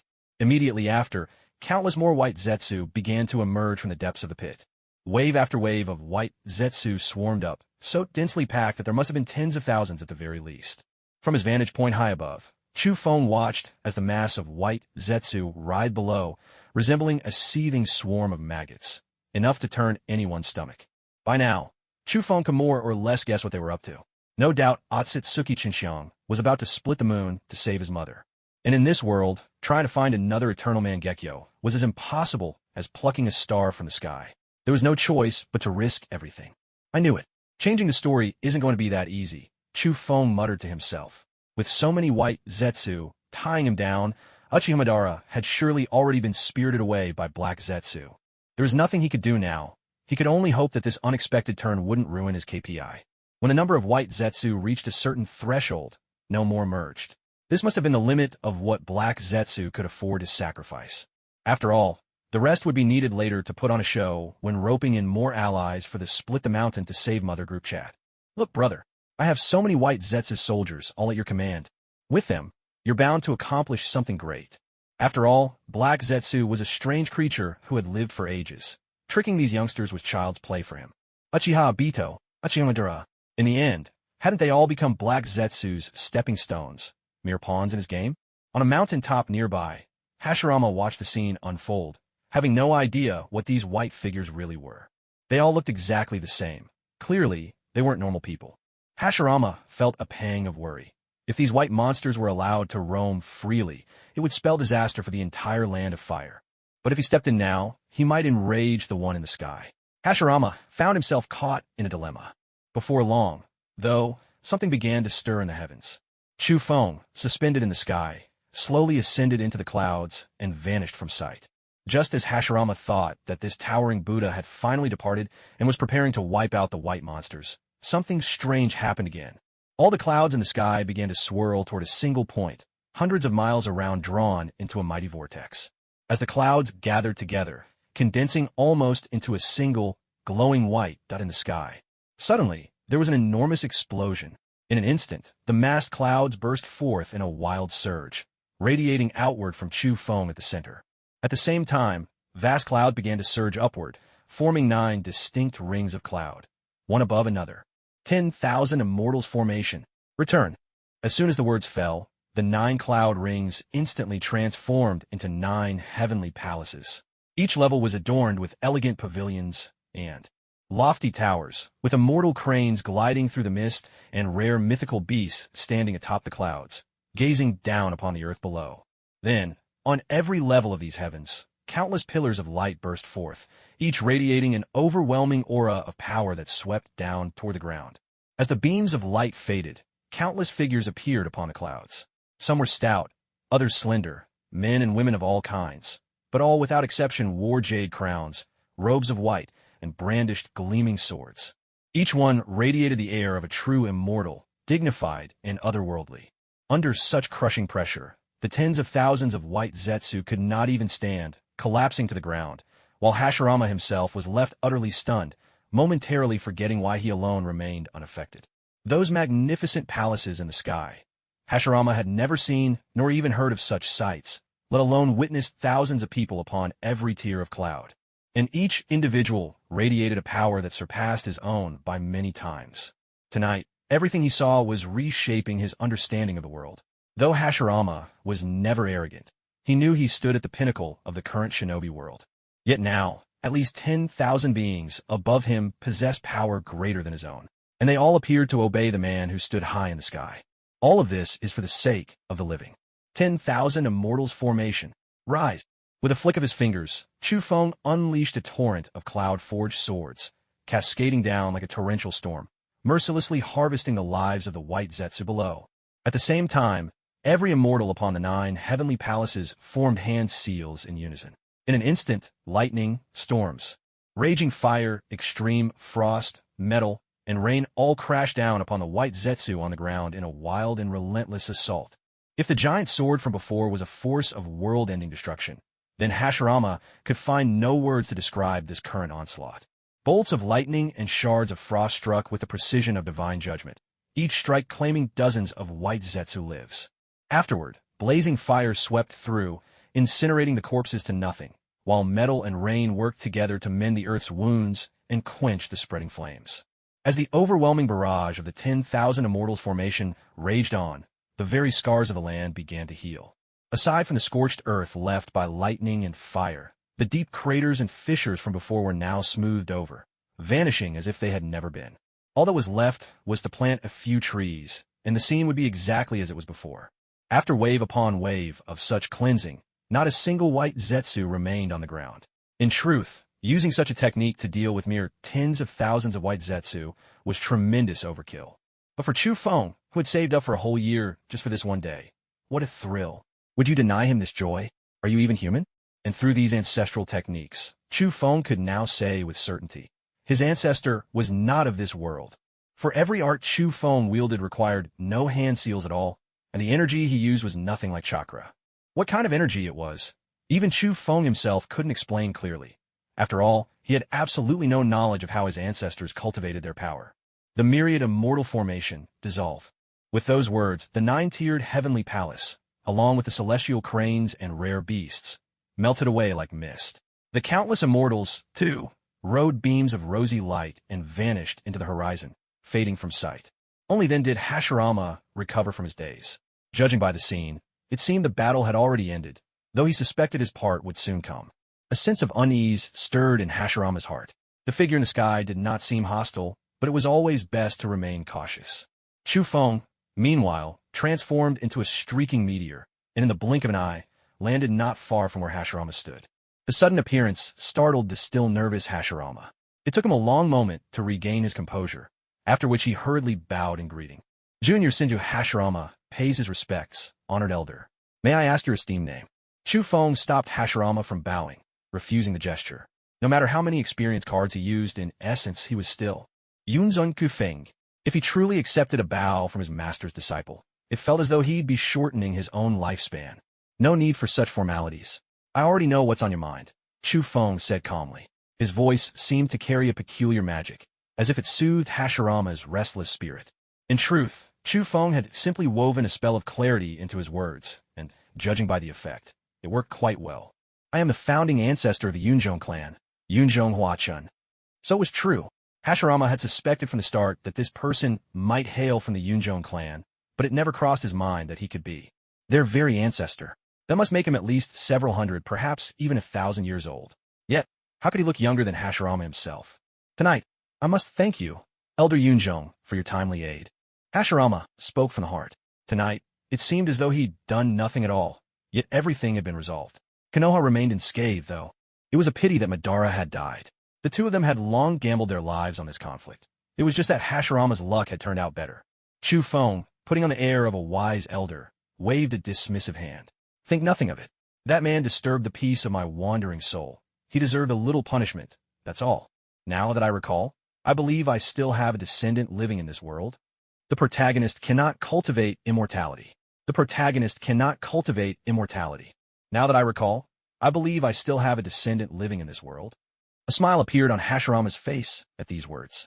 Yes, Elder, though I am not sure which generation, the Yunzhong clan does indeed still have bloodline descendants among us. Chu Feng nodded with quiet composure. That is well. I have taken your descendant as my disciple, Elder. I hope you will not take offense, Hashirama said respectfully. Before such a formidable figure, he made sure to display the proper attitude. To accidentally offend him could bring terrible consequences. Chu Feng brushed it off with a wave. No offense taken. You are already the strongest in this world. There is no better teacher for my descendant. Speaking to his master in this way was a completely novel experience for Chu Feng. Usually, it was his master who strictly instructed him and pointed out his mistakes. But today, the roles were reversed. With you here, how could I ever claim to be the strongest? Please, master, don't tease me. Feigning an air of wisdom, Chu Feng shook his head and replied, As I just told you, I am but a solitary spirit, long since departed from this world. For a moment, Zhu Jian was too stunned to respond. He had thought that when the ancestor in the clouds called himself a lone spirit, it was merely a lofty title that the strong sometimes granted themselves. He had never imagined it was literal, that he was truly a soul. If even a spirit could possess such power, How formidable must he have been in life? Zhu Jian instantly fell into a state of dejection. The thought that I can't even measure up to his soul, this notion wounded itself around Zhu Jian's heart. But in truth, Chu Feng was just using this as an excuse to slip away. Who could say for sure whether the old ancestor was truly dead or alive? It hardly mattered to him. Anyway, he was simply putting on a grand show to complete his task. Yet, it seemed he had unintentionally wounded his master's pride, awakening a hidden side of Zhu Jian. Young man, your path stretches far ahead. There's no need to compete with the likes of a dead man like me. Seeing the look on his master's face, Chu Feng had no choice but to offer some comfort.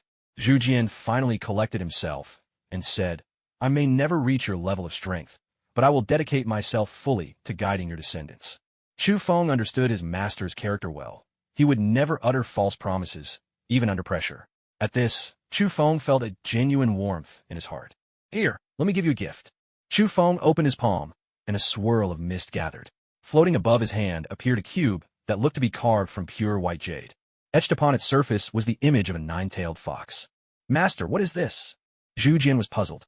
Although the object was exquisitely beautiful, he truly couldn't guess what the ancestor in the clouds intended with it. It's that nine-tailed fox.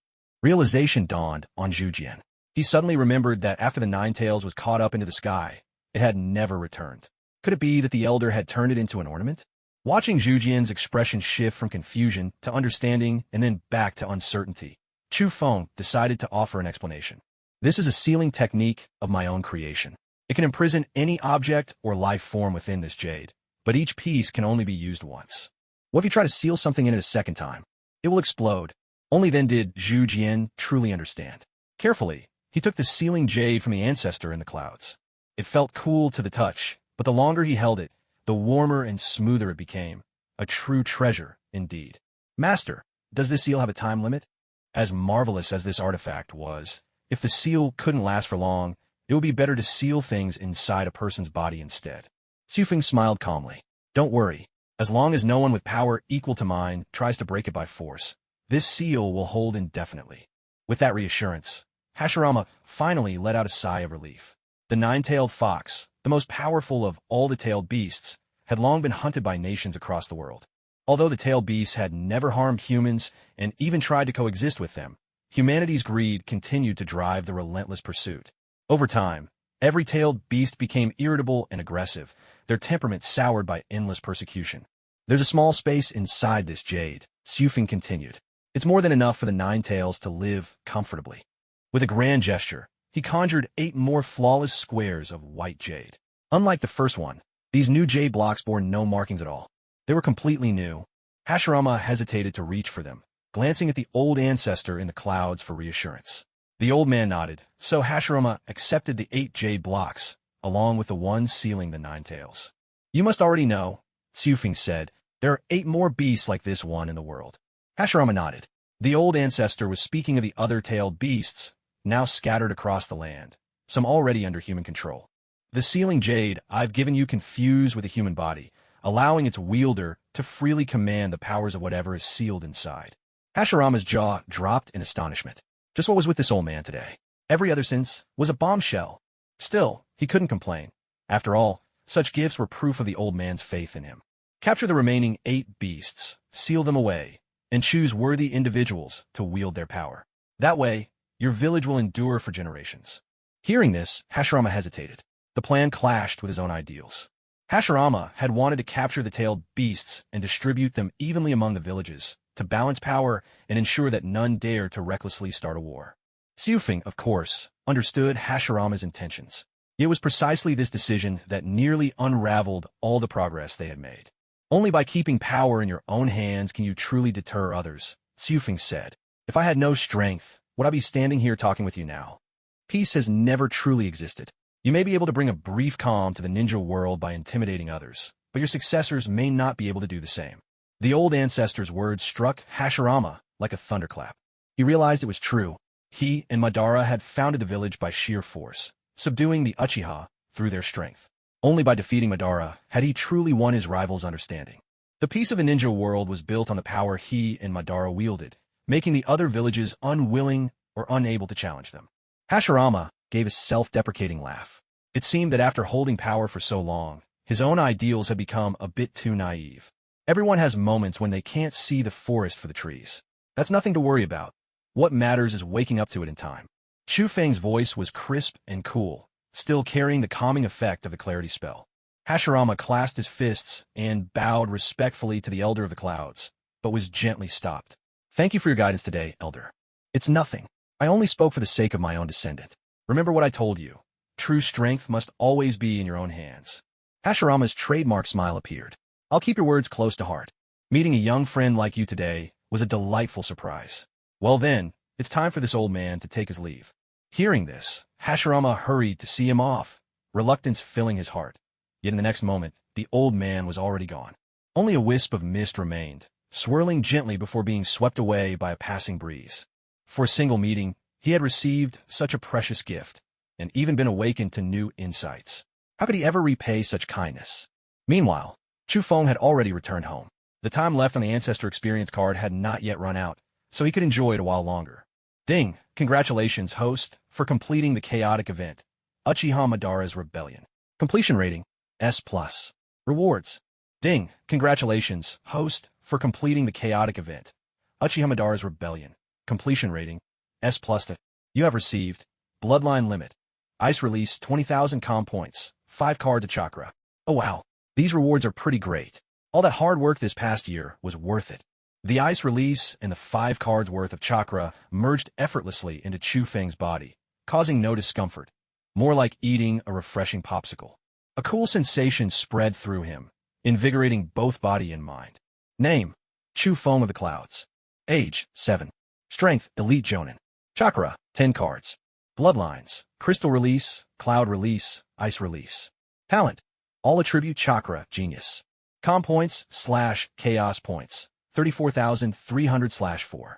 Looking over his attribute panel, Chu Feng felt a surge of satisfaction. Strangely enough, even though the Ancestor Experience card was still active, he could summon his own panel as usual. Chu Feng didn't bother to question it. His strength now had fully reached the level of an elite Jonin, his chakra reserves vast and deep. At this point in the ninja world, except for Kaga-level powerhouses, no other ninja posed any real threat to him. He let out a slow breath. Solving the crisis of Uchiha Madara's rebellion was a monumental step closer to the peaceful life he longed for. During the time with the Ancestor Experience card, Chu Feng finally understood what it meant to be a true powerhouse. Capturing the Ninetales was as easy as picking up a toy. One technique was all it took to seal the beast away, and the seal was rock solid. Even Jinchuriki, after all, experienced moments of weakness, giving the tailed beast a chance to break free. But with the Myriad Sage Array, a technique capable of devastating the world, Chu Feng could have unleashed it 1,000 times over in his ancestor state. It was almost funny. His chakra reserve seemed endless, as if he could never run out. There were still many jutsu that Chu Feng had nowhere to unleash.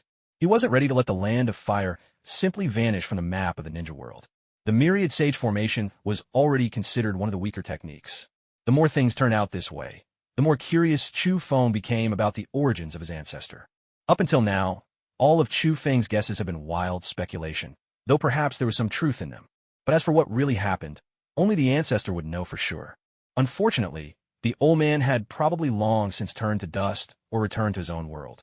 It had only been barely 3 hours since Chu Feng exchanged for the ancestor's experience card. He'd thought that dealing with Uchiha Madara would be a massive struggle, but who could have guessed the ancestor's power would become clear in a single move? His strength was beyond belief. He defeated Madara in an instant. Although Madara didn't die, since Black Zetsu managed to save him. Still, with the event rated S+, and nothing too unexpected happening, Chu Feng was thoroughly satisfied. And honestly, Madara's Susanoo really was impressive, truly the aura of a powerhouse. But when his own life was at stake, no matter how much he loved piloting a Gundam, Chu Feng knew he had to smash it to pieces. Better someone else than himself. There's an old saying, better the other guy than me. That's just the way it goes. Besides, since Madara wanted to attack the village, Chu Feng, as the Hokage's disciple, had every reason to stop him. As I thought, without me, this Konoha village is doomed sooner or later. Chu Feng had wanted to go out and have some fun before the experience card expired. But after thinking it over, there really wasn't anywhere that caught his interest. Maybe he should just go and wipe out the other 4 countries? Once that idea took hold, it wouldn't leave him alone. His mind started working out all the details. Just as Chu Feng was about to throw his head back and stride out the door, the system's voice sounded again. Ding! Chaos event triggered. Uchiha, clan rebellion. What? How was this even related to me? Chu Feng asked in confusion, but the system remained completely silent. It was like punching into a cloud. He was left even more frustrated. Damn system. Do you even realize how ambitious my plans are? I was about to single-handedly bring about the grand finale. And now you're giving me a mission. Right now, Chu Feng had only one thought. The system must be monitoring his every move. Otherwise, how else could it be that every time he finished formulating a strategy, a mission popped up? It must be worried he'd end the whole story in one go. Chu Feng gritted his teeth, forcing the words out through clenched jaws. Fine. I'll do it. Isn't that enough? He couldn't reveal himself just yet. If Hashirama returned to the village and saw him, the whole act would be exposed, and then he'd have a lot of explaining to do. Moreover, with missions involving so many people, one careless move could easily increase the chaos value. For nearly 12 months now, whenever Tsufeng handled matters of chaos, he did so with the utmost caution and diligence. With a gentle wave of his sleeve, a small white-feathered bird, almost tangible in its clarity, appeared at the window and then soared off in the direction of the Uchiha clan's compound. Let's see how things unfold first. If Jilly listened to my advice, she should be safe. Tsufeng had anticipated trouble tonight, which was why he told Jilly not to stray far from Kagami. His intent was to prevent the old diehards of the Uchiha from colluding with Madara, orchestrating an incident from within and without. Who would have thought the fighting on Madara's side would end, only for things to erupt here, just now? Tsufeng could only shake his head. These Uchiha really had a knack for picking the worst timing. Hashirama was probably almost at the village gates by now. This was nothing short of courting disaster. Yet in all his calculations, Tsufeng seemed to have left himself, the outside variable, entirely out of the equation. A battle meant to last the entire night was resolved by you in just 2 or 3 hours. Who could you possibly reason with about that? The white-feathered bird soared above, relaying everything it saw straight into Tsufeng's mind. Soon, it reached the Uchiha compound. Outside, several members of the Senju clan had rushed over, drawn by the sounds of argument, but the Uchiha were barring their entry. Within the compound, the Uchiha themselves were clearly split into 2 factions, most likely the so-called hawks and doves of the family. Both sides stood in tense confrontation, weapons in hand, but what caught Tsufeng off guard was an unexpected scene. The peace faction, once at a disadvantage, now outnumbered the hawks. Kagami stood behind his father and grandfather, holding Zhili's hand tightly. In times like these, there was no way Zhili could be left alone in the house. It would be far too easy for someone to take her hostage. Uchiha Kai glared, eyes wide, and roared furiously. 5th, 6th, how dare you betray us at such a critical moment? Have you thought about the consequences? The 2 elders he named shrank back, unable to meet Uchiha Kai's gaze. Though both belonged to the Hawk faction, their allegiance was driven by a desire for greater influence and wealth rather than conviction. 2 days ago, when Uchiha Kai first plotted betrayal, the 5th and 6th elders had hesitated, only joining in under duress. Then, just yesterday, Kagami managed to sway them to the peace faction through a mixture of threats and promises. These 2 had truly mastered the art of sitting on the fence, always running to whichever side offered more profit. Uchiha Huiyao looked at the timorous elders with open disdain. If not for the sake of family stability, he wouldn't waste a single moment on these 2 useless old men. If he were to kill 5 elders in a single night, the clan would lose heart and unity, so he couldn't act rashly. The great elder, Uchiha Jintaro, revealed the Mangekyo Sharingan in his eyes. Chakra surged around him, and a wave of oppressive energy swept toward Uchiha Kai. At the same moment, Uchiha Kai also awakened his Mangekyo Sharingan. A pale, bony claw lunged toward Shintaro. Hepatidi, Shinta. Hepatidi, Shinta. The grand elder, Uchiha Shintaro, sneered with contempt, standing with his hands clasped behind his back. From behind him, a jet-black skeletal claw rose to meet Uchiha Kai's attack. The 2 Susanu's claws collided with a thunderous force, sending a powerful shockwave through the air. Uchiha Huiyao immediately leapt in front of Q and Zhili, shielding the 2 children from the impact. Uchiha Kai, you're still too green to challenge me with Susanoo. Uchiha Shintaro had awakened the Mangekyo Sharingan in his middle years.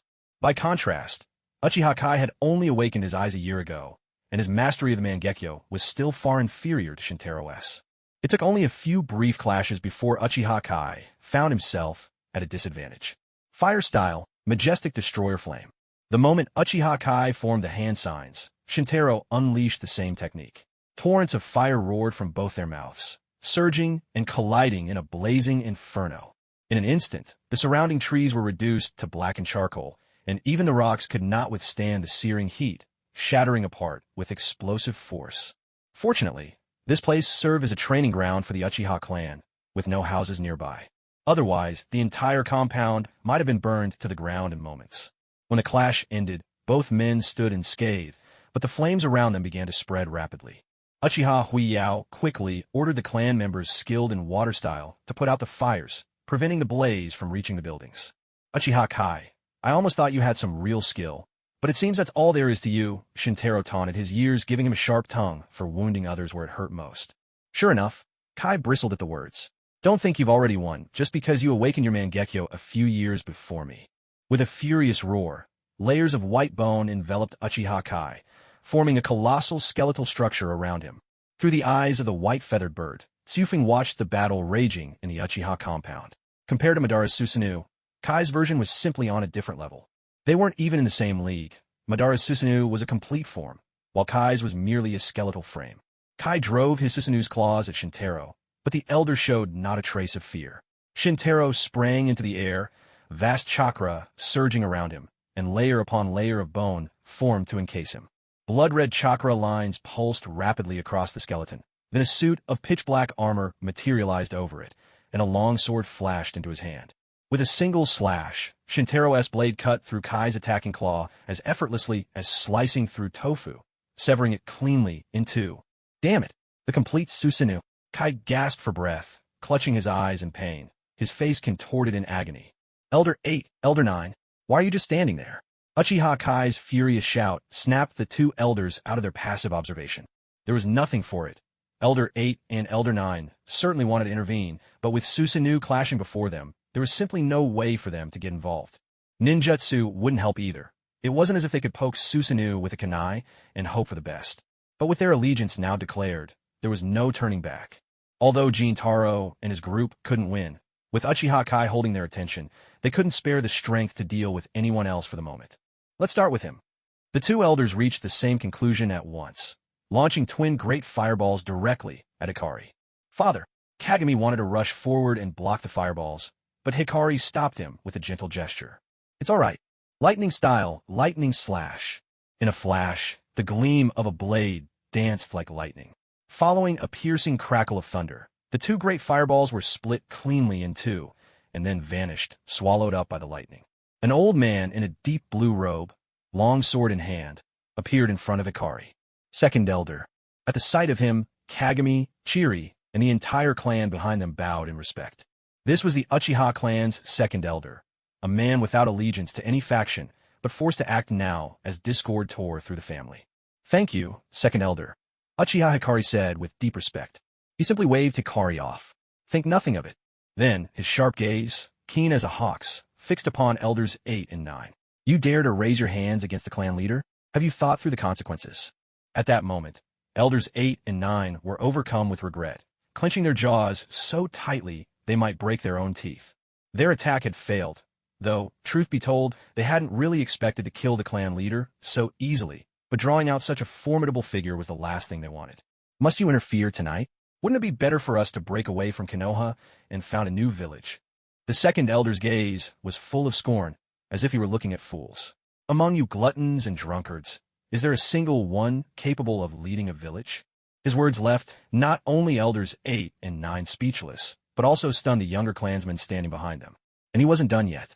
The second elder continued. When Uchiha Madara once wished to lead the clan away from the village, perhaps if you'd left with him then, there might have been a chance to build something new.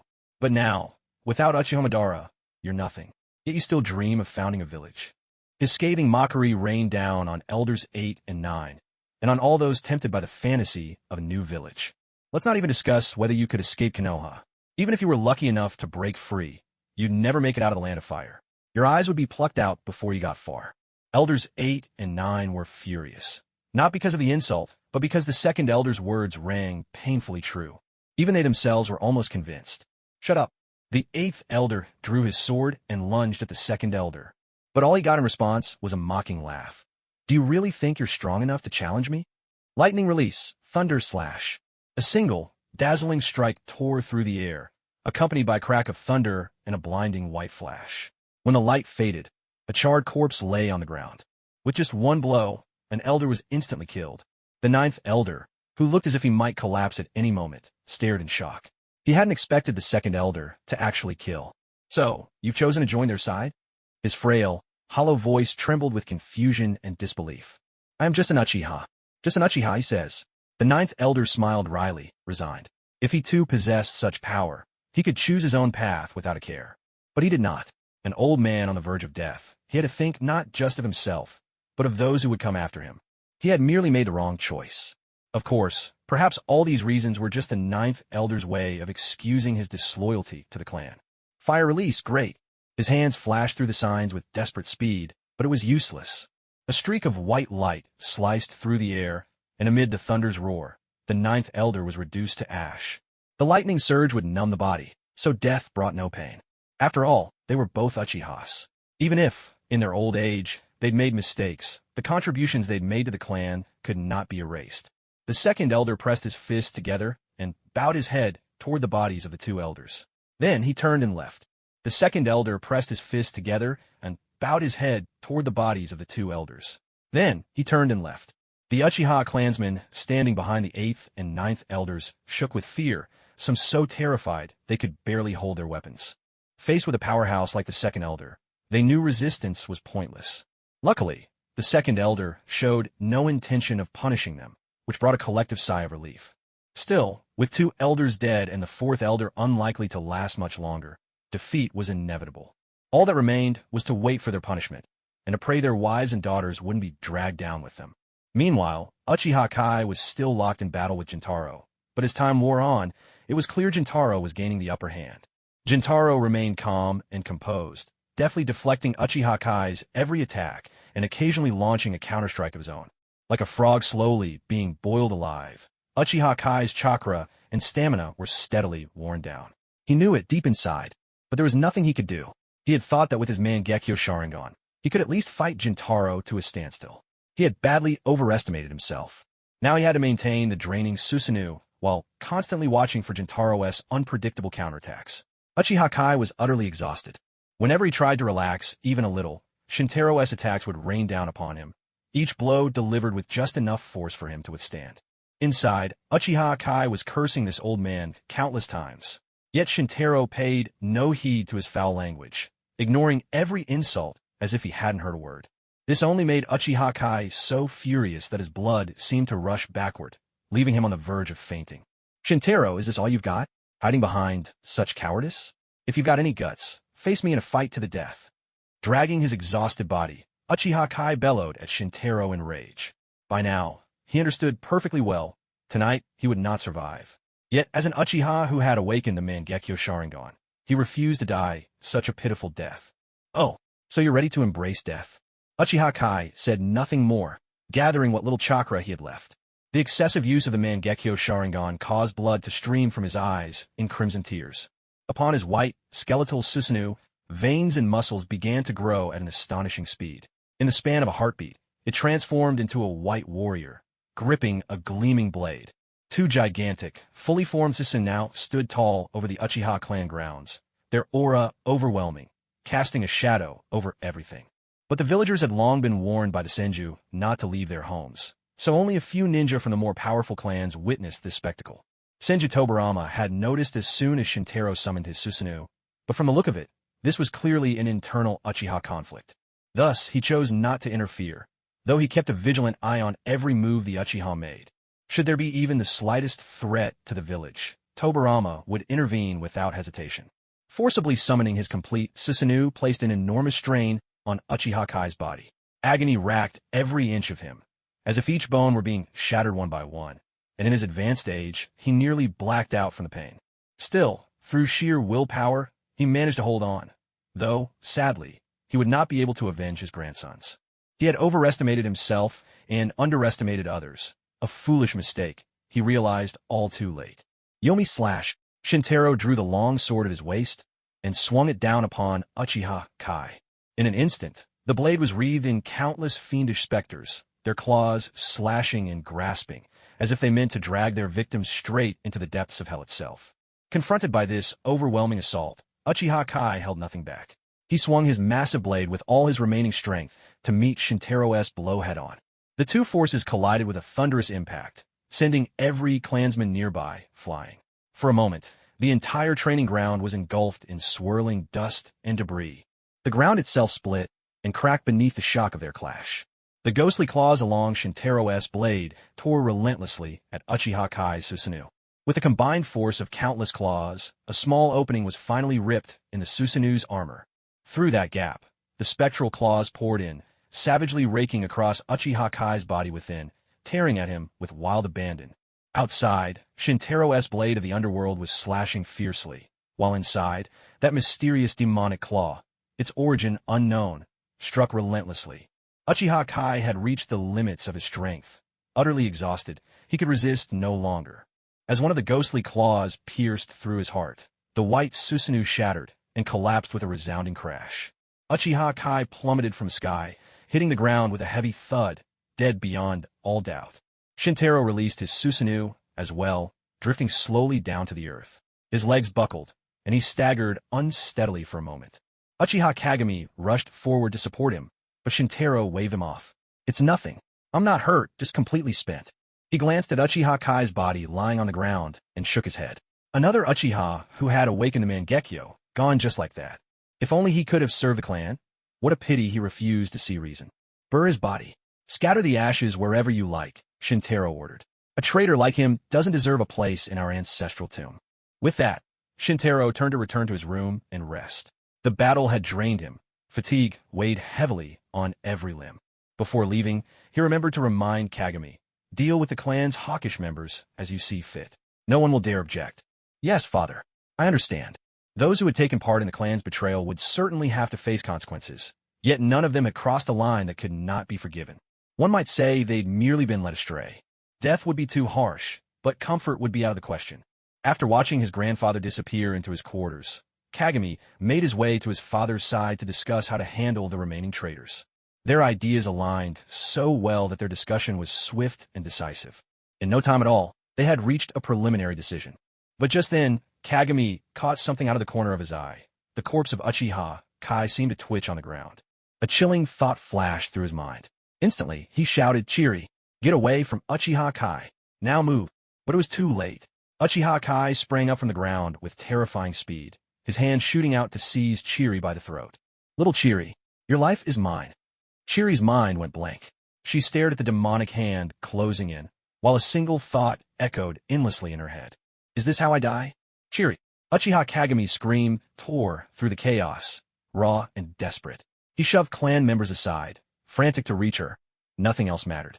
He saw the confusion and terror on Chiri's face, and the murderous intent in Uchiha Kai's eyes as he prepared to take his sister's life.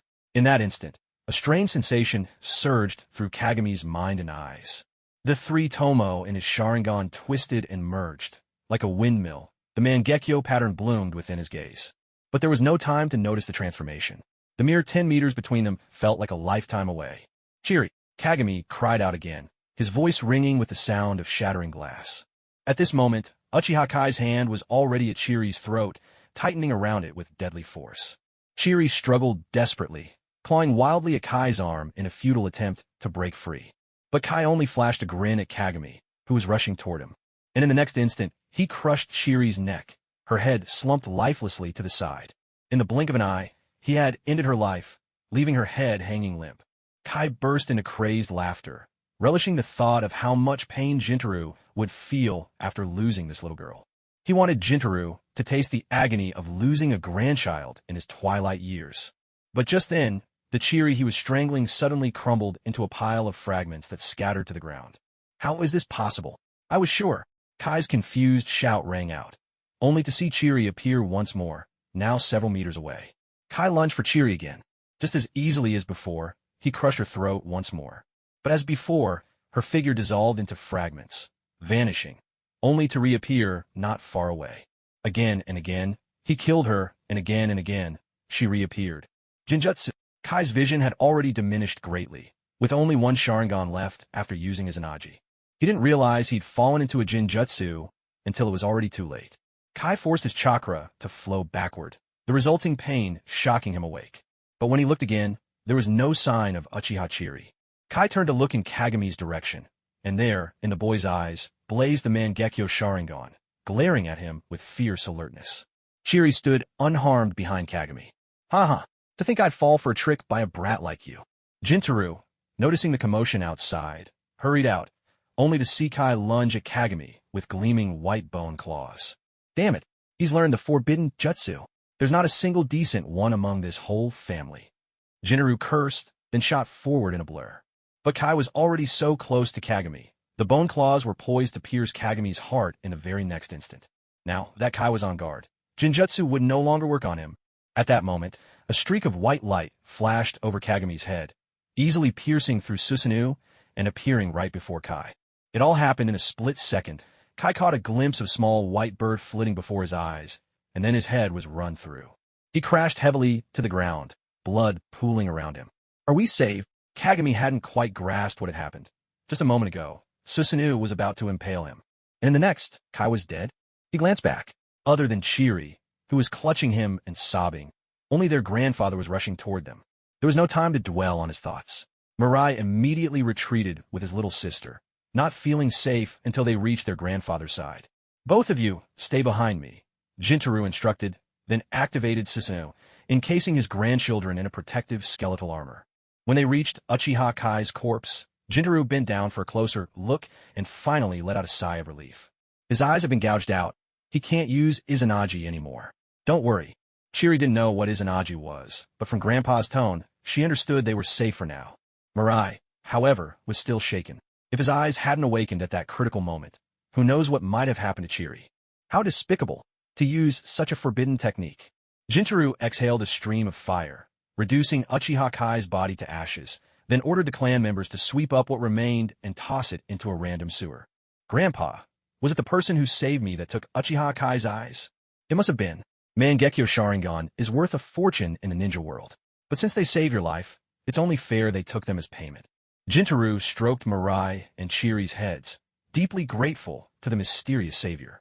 If only he knew who it was, he'd thank them face to face. One Mangekyo Sharingan was nothing compared to the life of his precious grandson. So young, and you've already awakened the Mangekyo.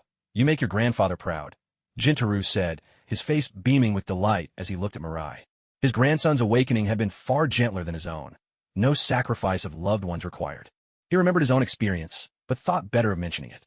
Mirai, however, took little joy in unlocking the Mangekyo. If he could, he'd rather never awaken it at all than relive that moment. By now, Chiri had also recovered from her fright.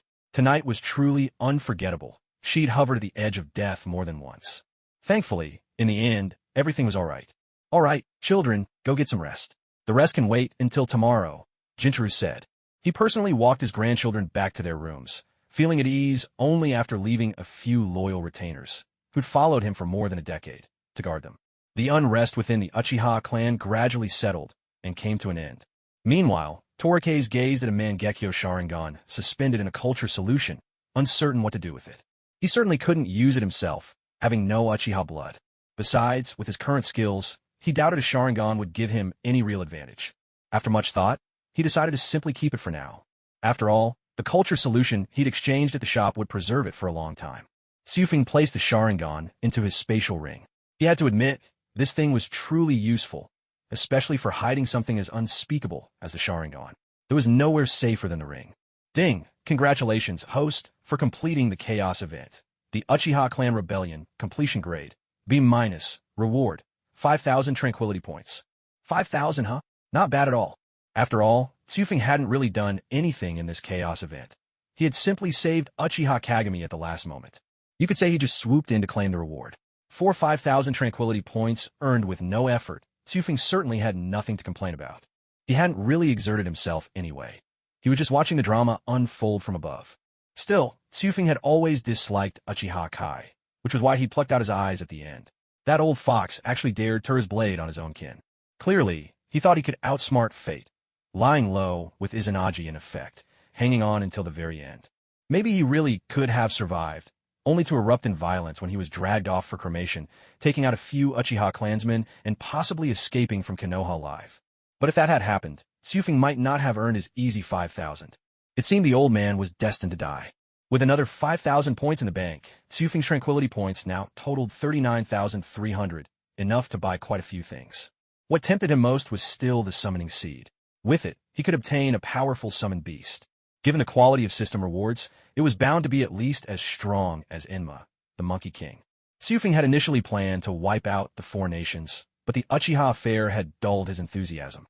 Nothing much was likely to happen now, so he canceled the Ancestor Experience card. He reverted to his original appearance. His strength suddenly dropped back to his usual level, and for a moment Tsufing found it hard to adjust. Just as he was about to recover and head to the shop to exchange for the summoning seed, a thick, swirling mist appeared from nowhere, filling the entire room. "Come here," a low whisper drifted through the fog. Suddenly, Tsufing's mind went blank as the mist enveloped him, and he collapsed to the floor. His mind faded into darkness as the mist consumed him, and he fell heavily to the ground. When he awoke again, his surroundings were astonishingly strange. Tsufing now found himself adrift in a vast river of stars. Brilliant constellations flickered overhead as countless stars were born and destroyed. He drifted along with the current of this cosmic river, passing close to a black hole, almost being swallowed by its pull. These breathtaking sights dazzled Tsufing. The beauty of the galaxy was something one could never fully appreciate from the ground. Only when immersed in its immensity could one truly feel its grandeur. Yet, Tsufing couldn't tell if any of this was real, or just an illusion, or perhaps the workings of a dream. To make sense of everything, Tsufing chose the most straightforward method he could think of. He pinched his own cheek. Not too hard, of course. The sharp sting assured him this wasn't a dream. Yet everything around him still felt impossibly surreal. One blink of an eye, and just like that, he found himself in the depths of the universe. Damn it, could it be that blasted system has kidnapped me? But the more he thought about it, the less sense it made. He didn't have anything worth taking. Why bother kidnapping him? At that moment, a massive meteor hurtled straight towards Tsufing. In a panic, he instinctively threw up his hands to shield himself. But the instant he touched the meteor, the scene around him shifted once again. When he opened his eyes, the swirling galaxies had vanished, replaced by a mist-shrouded courtyard. The heavy clouds veiled the sights within the yard, but outside the enclosure stood 3 ancient pines. A handful of cranes soared gracefully overhead, their cries echoing through the air. "Come in, child." A familiar voice rang out, gentle, yet tinged with an ethereal chill that washed away all the stray thoughts crowding Tsufing's mind. He quickly straightened his clothes, then stepped forward, making his way into the courtyard. Passing through the encircling mist, Tsufing finally took in the scene within. The layout was simple. A small cottage, a modest pond dotted with lotus blossoms, and beside the water, a stone table with a cup of tea, steam curling upward. The owner of the voice sat by the table, beckoning Tsufing over with a warm gesture. Tsufing dared not hesitate. He quickened his pace and approached the stone table. He bowed deeply. Junior Zissen Tsufing of the Yunzong clan greets the ancestor. "Good child, come, have a seat and a cup of tea." No wonder Tsufing had entered the courtyard without a second thought upon hearing that voice. It was none other than Huachin, the founding ancestor of the Yunzong clan. Just hours ago, Tsufing had been using the old ancestor's name to scare off Zhu Jian outside. It seemed the ancestor had heard about it. Otherwise, why summon him here? He just told Zhu Jian he was nothing but a wandering soul. Had he offended the old master? Don't be so nervous, child. Have some tea. For the second time, the old ancestor urged Tsufing to drink. Without hesitation, Tsufing picked up the cup and took a small sip. The moment the tea slid down his throat, energy surged through his body. Even his chakra felt as if it was growing. He could sense the tea's miraculous effects, but Tsufing resisted the urge to gulp it down. Instead, he continued to savor it in small, careful sips. To lose his manners in front of the ancestor, he might never make it back. Then again, if he really couldn't return, wouldn't that mean his dream had come true? A peaceful life on some nameless hilltop in the middle of nowhere, it didn't sound so bad. Watching Tsufing's composed demeanor, Huachin nodded quietly to himself. If my own descendants can't even resist such minor temptations, that would be truly disappointing. Seeing that the tea was almost finished and the elder hadn't spoken, Chu Feng took the initiative to break the silence. "Elder, may I ask what has brought you to summon your junior here?" Yin Zhong Huachin eyed Chu Feng, noticing his nervousness, and couldn't help but smile. "You rascal, weren't you acting quite bold just now when you pretended to be me?" You had your master utterly bewildered. Chu Feng flushed red at these words, not expecting the elder to be so frank. Shouldn't matters like this be handled with a bit more subtlety? I only did that because... Before he could finish, Yin Zhong Huachin cut him off. I already know the reason behind it. He continued, but your fortune is truly remarkable. You even managed to capture a wisp of my spiritual consciousness that I left in this world. This world, Chu Feng picked up on that particular phrase. Perhaps, just as he had suspected, the elder was from another realm. That's right. I am not originally from this world, Yin Zhonghuaqin confirmed. Years ago, I arrived here by chance, met a woman, and ended up staying for over a century. As he spoke, a trace of nostalgia flickered in his eyes. When she passed away, I tore through the void and returned to my own world. Hearing this, Chu Feng ventured a tentative question. From your words, Elder, it sounds like you loved your wife deeply. Why didn't you take her back with you? Yin Zhonghuaqin shook his head and sighed. The people of this world are too weak. Their bodies cannot withstand the strain of breaking through the barriers between realms. At that time, I also lacked the power to bring her with me. Chu Feng felt a pang of regret at this, but thought that being able to spend a lifetime with the one you love must have been enough. Surely, the elder's wife had no regrets. I could only take her soul back to my own world and reconstruct her body there. So much for feeling moved. Why not just say it all at once? Why the dramatic pauses? But at that moment, Chu Feng realized something. The elder had been talking in circles and still hadn't explained why he'd summoned him here. Elder, you still haven't told me the reason you called me here. Yin Zhonghuaqin smiled faintly. A year ago, the wisp of my consciousness was captured by your stroke of fortune, and only now have I finally been freed. But my powers are exhausted, which is why I called you over. For a moment, Chu Feng didn't know what to say. So the elder had been trapped here since arriving through the system, only released when Chu Feng's trial ended. But the elder didn't seem to have any intention of punishing him. This fragment of my consciousness existed solely to prevent the downfall of our clan. Now that your crisis is resolved, my purpose is fulfilled. As he spoke, Yin Zhonghuaqin reached into his sleeve and produced 2 white eggs. Their shells gleamed like flawless jade, occasionally casting out a soft, colorful glow. This is a crane egg. You can use it to make a spirit beast contract. Chu Feng stared at the crane egg in his ancestor's hand, his eyes flashing with excitement. He had always said he wanted a spirit beast. Now, his ancestor had brought him 2 at once, and they were crane eggs. Once they grew up, wouldn't they easily outmatch those ape demons and such? Yin Zhonghuaqin saw how pleased his descendant was with the gift, but still offered a gentle reminder. These 2 crane eggs have exceptional potential, but how far they'll grow in the end still depends on how you raise them. Chu Feng accepted the 2 eggs, nodding earnestly. Understand, ancestor. Thank you very much. Yin Zhonghuaqin nodded, his gaze lingering on his surroundings with a hint of reluctance. Then, his body began to dissolve into wisps of cloud and mist, slowly fading away. Once this last trace of my spirit disperses, I'll no longer be able to find this realm. The future of the Yunzhong clan is in your hands now. With these final words, he faded completely from sight. Once Yin Zhonghuaqin's spirit vanished, the entire courtyard began to fade as well, until nothing was left but darkness. After some time, Chu Feng slowly opened his eyes. Sitting up and looking around, he found himself back at home. He couldn't be sure if everything that just happened was real or merely a dream. But then he noticed 2 pearly white eggs beside him, and a smile lit up his face. It wasn't a dream. The crane eggs are still here. He carefully picked up the 2 crane eggs, checking them over to make sure they were unharmed. Only then did he breathe a sigh of relief. But now, a pressing problem presented itself. The crane eggs were perfectly fine, but how was he supposed to hatch them? There was no way he could do it himself. He certainly couldn't just tuck them into his shirt and carry them around all day. Could he? A thought popped into his mind. Maybe I could find a hen? Ask it for a little favor. I remember Aunt Kato has a hen at her house. I'll go borrow it tomorrow. Their families were close, after all, and Mrs. Kato probably wouldn't mind. It was just asking her hen to hatch some eggs, after all. And what an honor for the hen. To have a chance to hatch crane eggs would be a highlight of its life. Yes, that settles it. At that very moment, Mrs. Cato's hen was strolling leisurely in the yard, blissfully unaware that it was about to become a proud new mother. If it could speak, it would probably cluck in protest. You're really making things difficult for me, aren't you? Chu Feng opened the system marketplace and began searching again, wondering if he might find something like an experience card. But unfortunately, there was nothing of the sort. Perhaps, just as his ancestor had said, his existence was meant only to help the family through its time of crisis. Still, Chu Feng didn't mind too much. After all, the biggest crisis had already passed. There were still a few years to go before the first Great Ninja War, which would be enough time for Xufeng to improve his strength. Xufeng spent 20,000 tranquility points in exchange for 2 summoning seeds from the system shop, leaving his tranquility points at 19,300. With nearly 20,000 points left, it would be more than enough to handle any sudden events that might arise.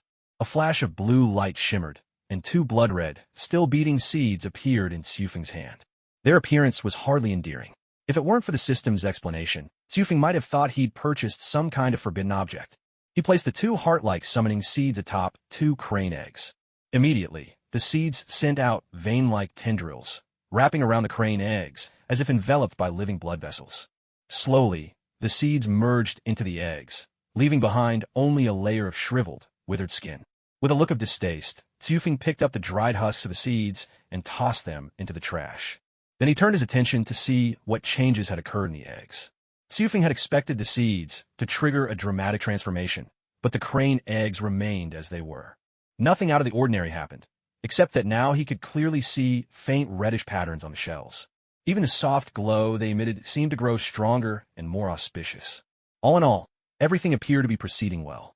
Originally, these were already crane eggs, and now, with the seeds' influence, their very essence of life had evolved.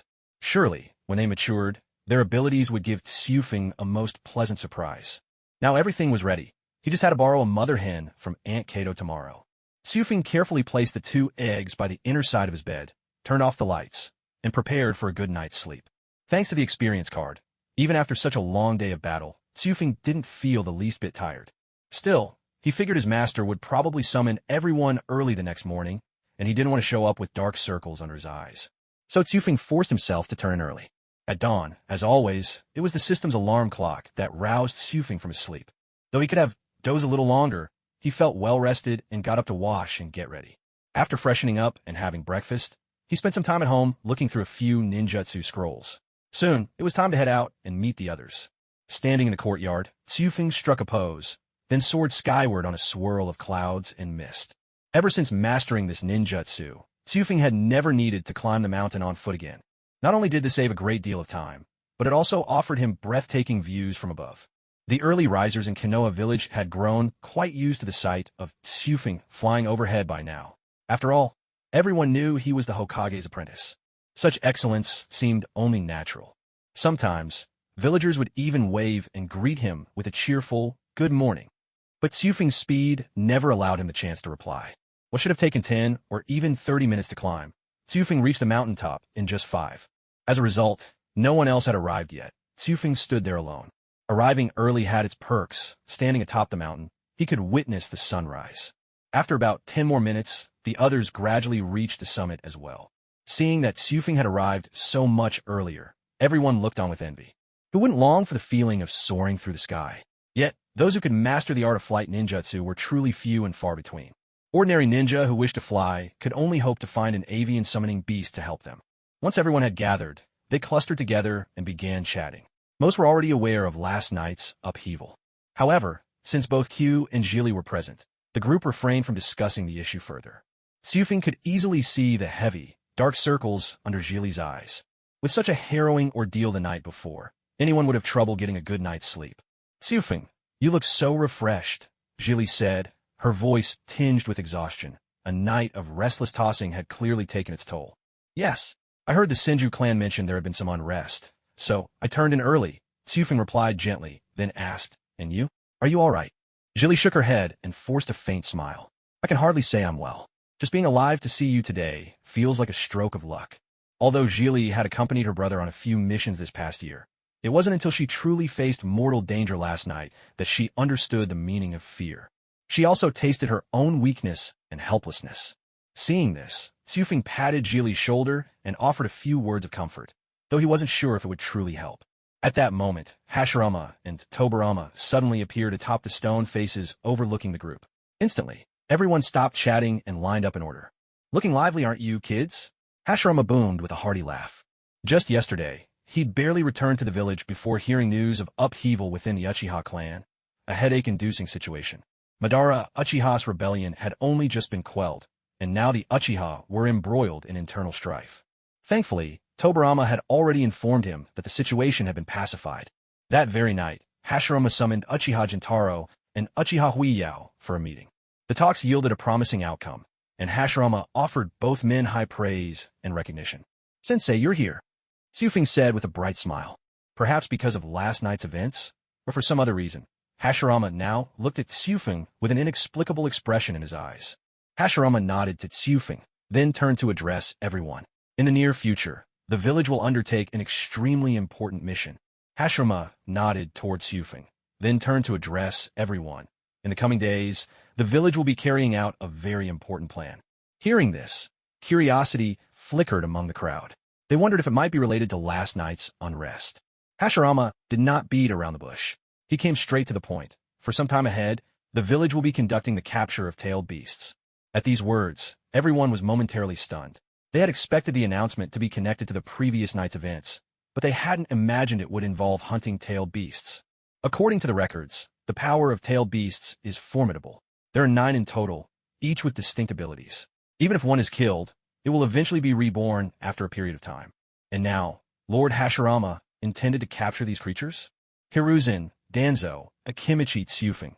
You will accompany Sir Toby Sasuke next week to capture the 8 tails. Kagami, Koharu, and Yin, you'll follow Uchiha Huiyao to capture the 7 tails. Without hesitation, Hiruzen and the others accepted their orders. The fact that these missions were being led by such prominent ninjas made the gravity of the task unmistakable. Sasuke and Huiyao were both clan leaders, figures of immense strength and status. Yet even they were being dispatched on these capture missions. It was clear how much the Hokage valued this undertaking. Tsufing. When it came to Tsufing, Hashirama hesitated, uncertain whether to assign him a mission. In terms of ability, Tsufing was undoubtedly a powerful ninja, but sending a 7-year-old to capture a tailed beast. Hashirama simply couldn't overcome this mental hurdle. Perhaps he also worried about explaining things to the Cloud Ancestor from yesterday, should any mishap occur. After all, the Cloud Ancestor had presented Konoha with a great gift just the day before, and now Hashirama was sending his descendant on such a dangerous task. There was a certain pang of guilt in his heart. Tsufing could see his master's dilemma. If his teacher assigned him to the mission, it would mean breaking his own principles. As a student who had received so much care and instruction, Tsufing felt it was only right to share the burdens of his teacher. Besides, he had already fought Uchiha Madara. What was there left to fear? Master, I'm already a ninja. Indeed, Tsufing had long since become a ninja, personally awarded his headband by Hashirama himself. Hashirama had always known that Tsufing was different from other children. So why was he hesitating now?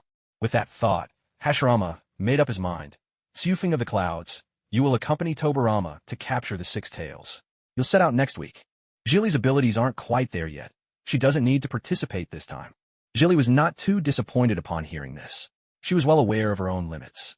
Although she had made considerable progress over the past year, expecting her to help capture a tailed beast was pure fantasy. It would be like showing up just to offer snacks to the tailed beast. Still, she couldn't help but envy Tsufing for being able to accompany Lord Tobirama on the 6 tails mission. But after all, Tsufing's strength was undeniable. Even big brother Hiruzen rarely won when sparring with him. As for himself, there was no need to even mention it. He had never won a single match. Ding! New quest. Capture the 6 tails. Quest level S. Tsufing had expected this. The system was bound to appear. An S-rank mission should earn me quite a bit of peace points, he thought.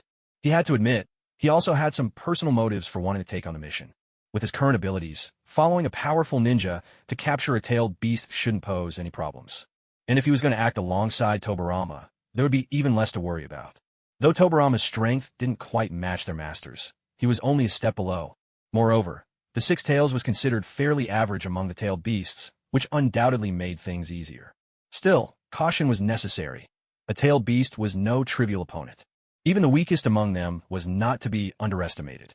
Once the assignments were handed out, Hashirama gave a few more instructions before letting Hiruzen and the others disperse. By now, Hiruzen and his peers were 17. There wasn't much left for them to learn from Tobirama, so further training wasn't really required.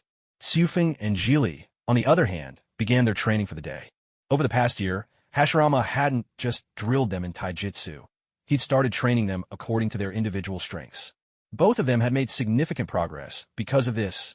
It was just a pity that Hashirama wasn't skilled in genjutsu, so Jili could only learn that art at home from her father or grandfather. By the end of their morning training, Tsufing and Jili were drenched in sweat. Hashirama's training methods pushed them right to the edge of their limits, never overburdening, but always maximizing their growth. Neither of them complained. Though it was exhausting, they could clearly sense their own improvement. Let's go, Jili. Time to eat, Tsufing said, wiping his brow and turning to her. Jili shook her head. She hadn't slept well the previous night, and a whole morning of training had left her barely able to stand. Tsufing, I'll skip lunch today. I want to go home and rest a bit. Tsufeng understood at once, and, worried she might faint on the way, he walked with her all the way home. Only after watching her enter her clan's compound did he turn to leave. With Jilly gone, there was no point visiting their usual barbecue place. Instead, he picked up some food at a small shop and headed home. But as soon as he stepped through his front door, he remembered he'd meant to borrow a hen to hatch some eggs. So he stepped back out and made his way toward the Kato family home. The Katas were their neighbors, so it was only a short walk. 3-year-old Dan was playing in the yard, and when he saw Tsufeng arrive, he dashed inside to announce the visitor. Before long, Mamiko emerged with a gentle smile, and timid little Dan followed closely behind, peeking out his head from behind her. "Tsufeng, how have you been these past few days?" Tsufeng replied with an easy grin. "Pretty well, Aunt Kato." Then he added, "I actually came today to see if I could borrow a hen from you." Mamiko looked a bit puzzled. Borrowing a hen out of the blue? What could that be for? Did he want to eat chicken?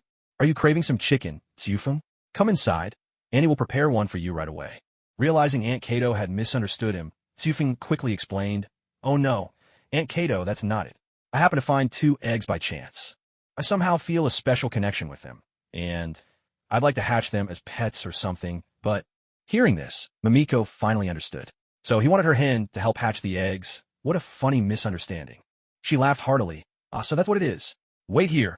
I'll find you a strong one." With that, she turned and headed toward the chicken coop in the yard. Young Dan stood frozen where he was, and Tsufeng thought about crouching down to tease him, but before he could, Dan burst into tears and ran off. "Why is this little one so afraid of me?" Tsufeng wondered aloud. From their very first meeting, Dan had always seemed uneasy around Tsufeng, and even Mamiko couldn't figure out why. Well, children always have people they just don't take to. Soon enough, Mamiko returned, carrying a robust white hen in her hands. It was easily twice the size of an ordinary hen. "Here, Tsufeng, see if this one will do." Mamiko had chosen a hen she'd raised for several years, one who'd hatched plenty of chicks and was quite experienced at brooding eggs. Tsufeng wasn't picky. After all, he knew nothing about these things. As long as the hen could hatch eggs, that was good enough for him. He took the hen, thanked Mamiko, and headed home. Back at the clan grounds, Tsufeng found an empty room, spread some straw, and carefully placed the crane eggs on top. Then he put the hen inside as well. The old hen, suddenly finding herself in a new environment, seemed a bit unsettled and clucked noisily around the room. Tsufeng decided to just leave her be and walked away.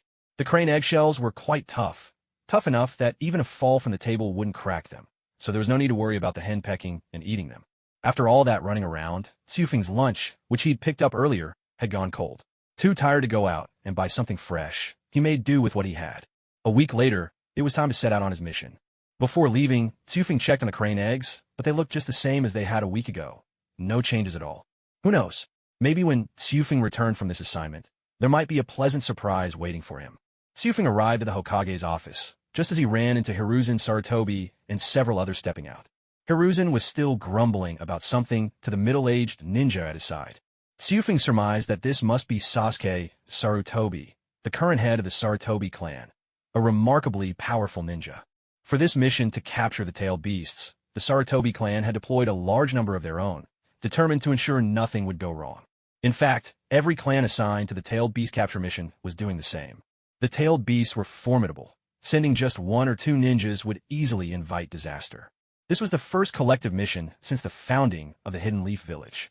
Any clan that failed at such a crucial time would undoubtedly become the laughingstock among the others.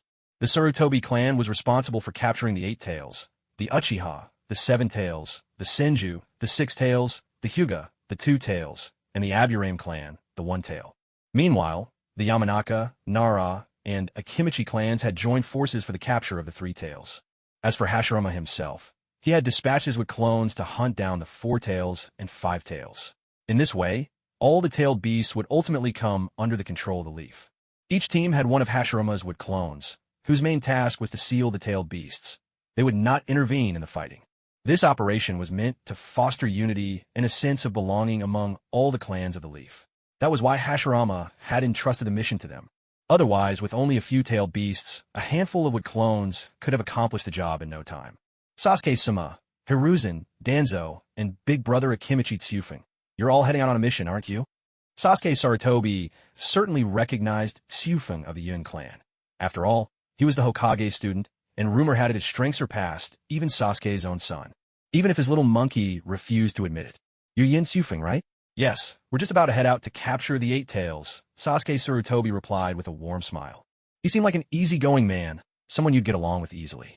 I wish you the best of luck, Sasuke-sama. I'm off to report in myself, Sufeng said.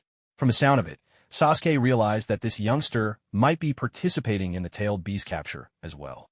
On second thought, it wasn't surprising. After all, the boy had ability, and the more real-world experience he gained, the better. Sasuke himself had honed his skills through years of battles across the ninja world. He gave Sufeng an encouraging pat on the shoulder. After watching Sasuke Sarutobi and his group depart, Sufeng knocked and entered the Hokage's office. Tobirama was already waiting. For the mission to capture the Six Tails, it would just be the two of them. Sufeng wasn't surprised by this arrangement. He knew Tobirama's strength well, and the Six Tails dwelled in an area both damp and waterlogged. Practically Tobirama's home turf. You're here, Sufeng. Hashirama greeted him with a smile. Yes, master, Sufeng replied. Then he turned to Tobirama and asked, Lord Tobirama, when shall we set out? The other clans have already started to move. Tobirama nodded. Let's move out now. But this operation must be kept secret. Don't make a big scene that might attract attention from the other villages. Still, secrecy might not be possible. After all, so many ninja would suddenly vanish from the village, including the clan leaders of the major families. Anyone with sense would realize something major was happening, so speed was their only advantage. They had to strike fast and finish capturing the tailed beast before word spread to the other villages. Hashirama took out a pristine block of jade from inside his robe, the very gift Chikaz had given him that day, in the guise of the Elder of the Clouds. Take this, Tobirama. Big brother, what is this? Tobirama asked, puzzled. He didn't understand why his brother was handing him a piece of white jade. It's a sealing technique. With this, you can easily seal away a tailed beast. Unless someone finds its weakness, it's almost impossible to break. Not even for me. What? At that moment, Tobirama felt as if his brother might still be dreaming. What kind of sealing technique could be that powerful? Even his sister-in-law, using the Uzumaki clan's sealing arts, would still leave weaknesses when sealing a tailed beast. This matter is too complicated. Let's talk about it when you get back. Half believing, half doubting, Tobirama took the block of jade and slipped it into his robe. Then we'll be off, brother. Hashirama waved his hand, his face still wearing that gentle smile. Go on and don't get hurt. Tobirama smiled as well. After all, it was only a tailed beast, hardly a threat to him. He then left the office with Chikaz. Let's hope they all behave themselves, Hashirama murmured under his breath. Though he wished for a world without war, it was necessary to capture the tailed beasts if Konoha was to enjoy lasting peace. He'd thought long and hard about what the Elder of the Cloud said that day, and he realized it made sense. Only by holding power in your own hands would others respect you. Hashirama hoped the other great ninja villages would give him some leeway and turn a blind eye to Konoha's actions this time. Otherwise, Lord Tobirama, where exactly is the Six Tails? Chikaz genuinely didn't know the answer. Even in the anime, it was never revealed where the Six Tails lived before it was captured. It's in the land of hot water. The Six Tails resides in an underground cave there. Big Brother has had this plan for a while, so all the details have already been investigated. The land of hot water? That must mean there are a lot of hot springs. In later times, the land of hot water would become famous for its tourism, set on a peaceful, isolated island.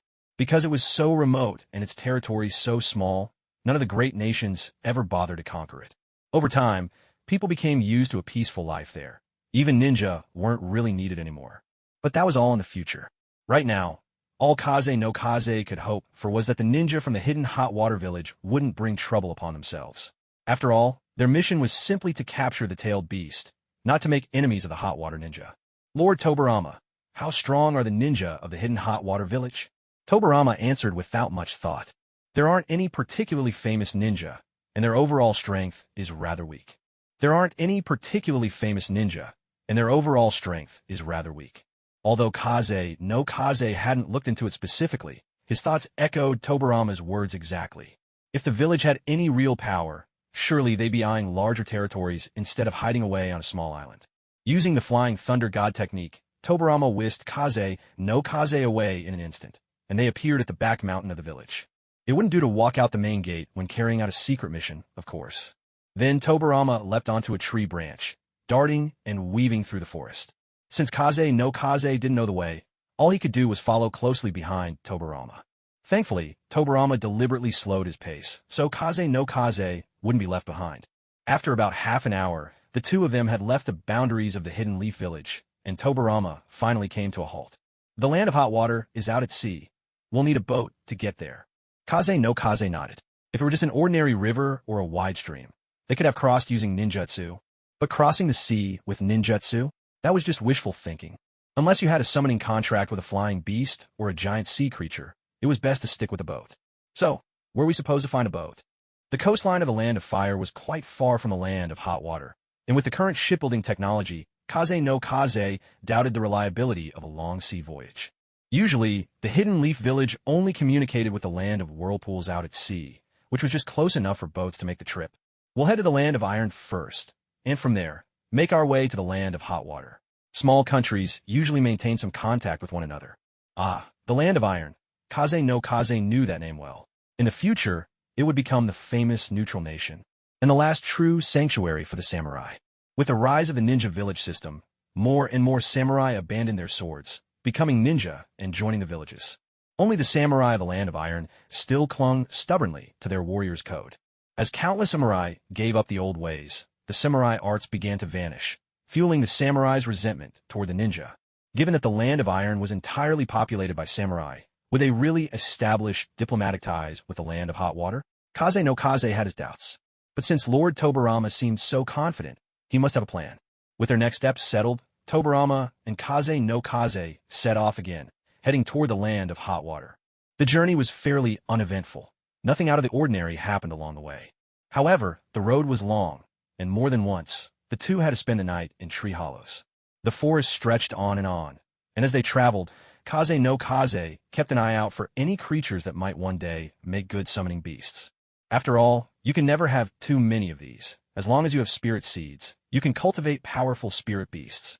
Unfortunately, even after the two of them nearly reached the border of the Land of Fire, Chu Feng still hadn't come across any animals with great potential.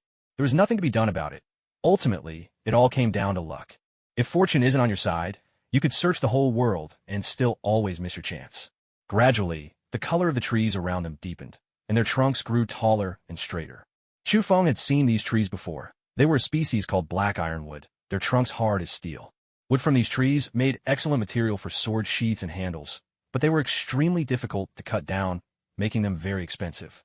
When a large number of black ironwoods appeared around them, Tobarama halted. We've reached the borders of the Land of Iron. As he spoke, he struck a black ironwood nearby with his fist, and it gave off a metallic clang. Tobarama chuckled. To sit atop such treasure and be unable to use it, what a bitter fate. Chu Feng conjured a crystalline blade in his hand and struck the tree trunk with force.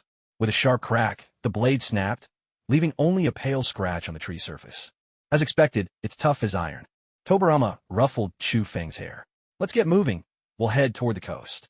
Long before they left the territory of Konoha, both Tobarama and Chu Feng had changed into plain clothes. Tobarama had even altered his appearance a little. After all, he was a well-known figure in the shinobi world, and it would be troublesome if he were recognized. Yes, Lord Tobarama. With that, the two set off once again.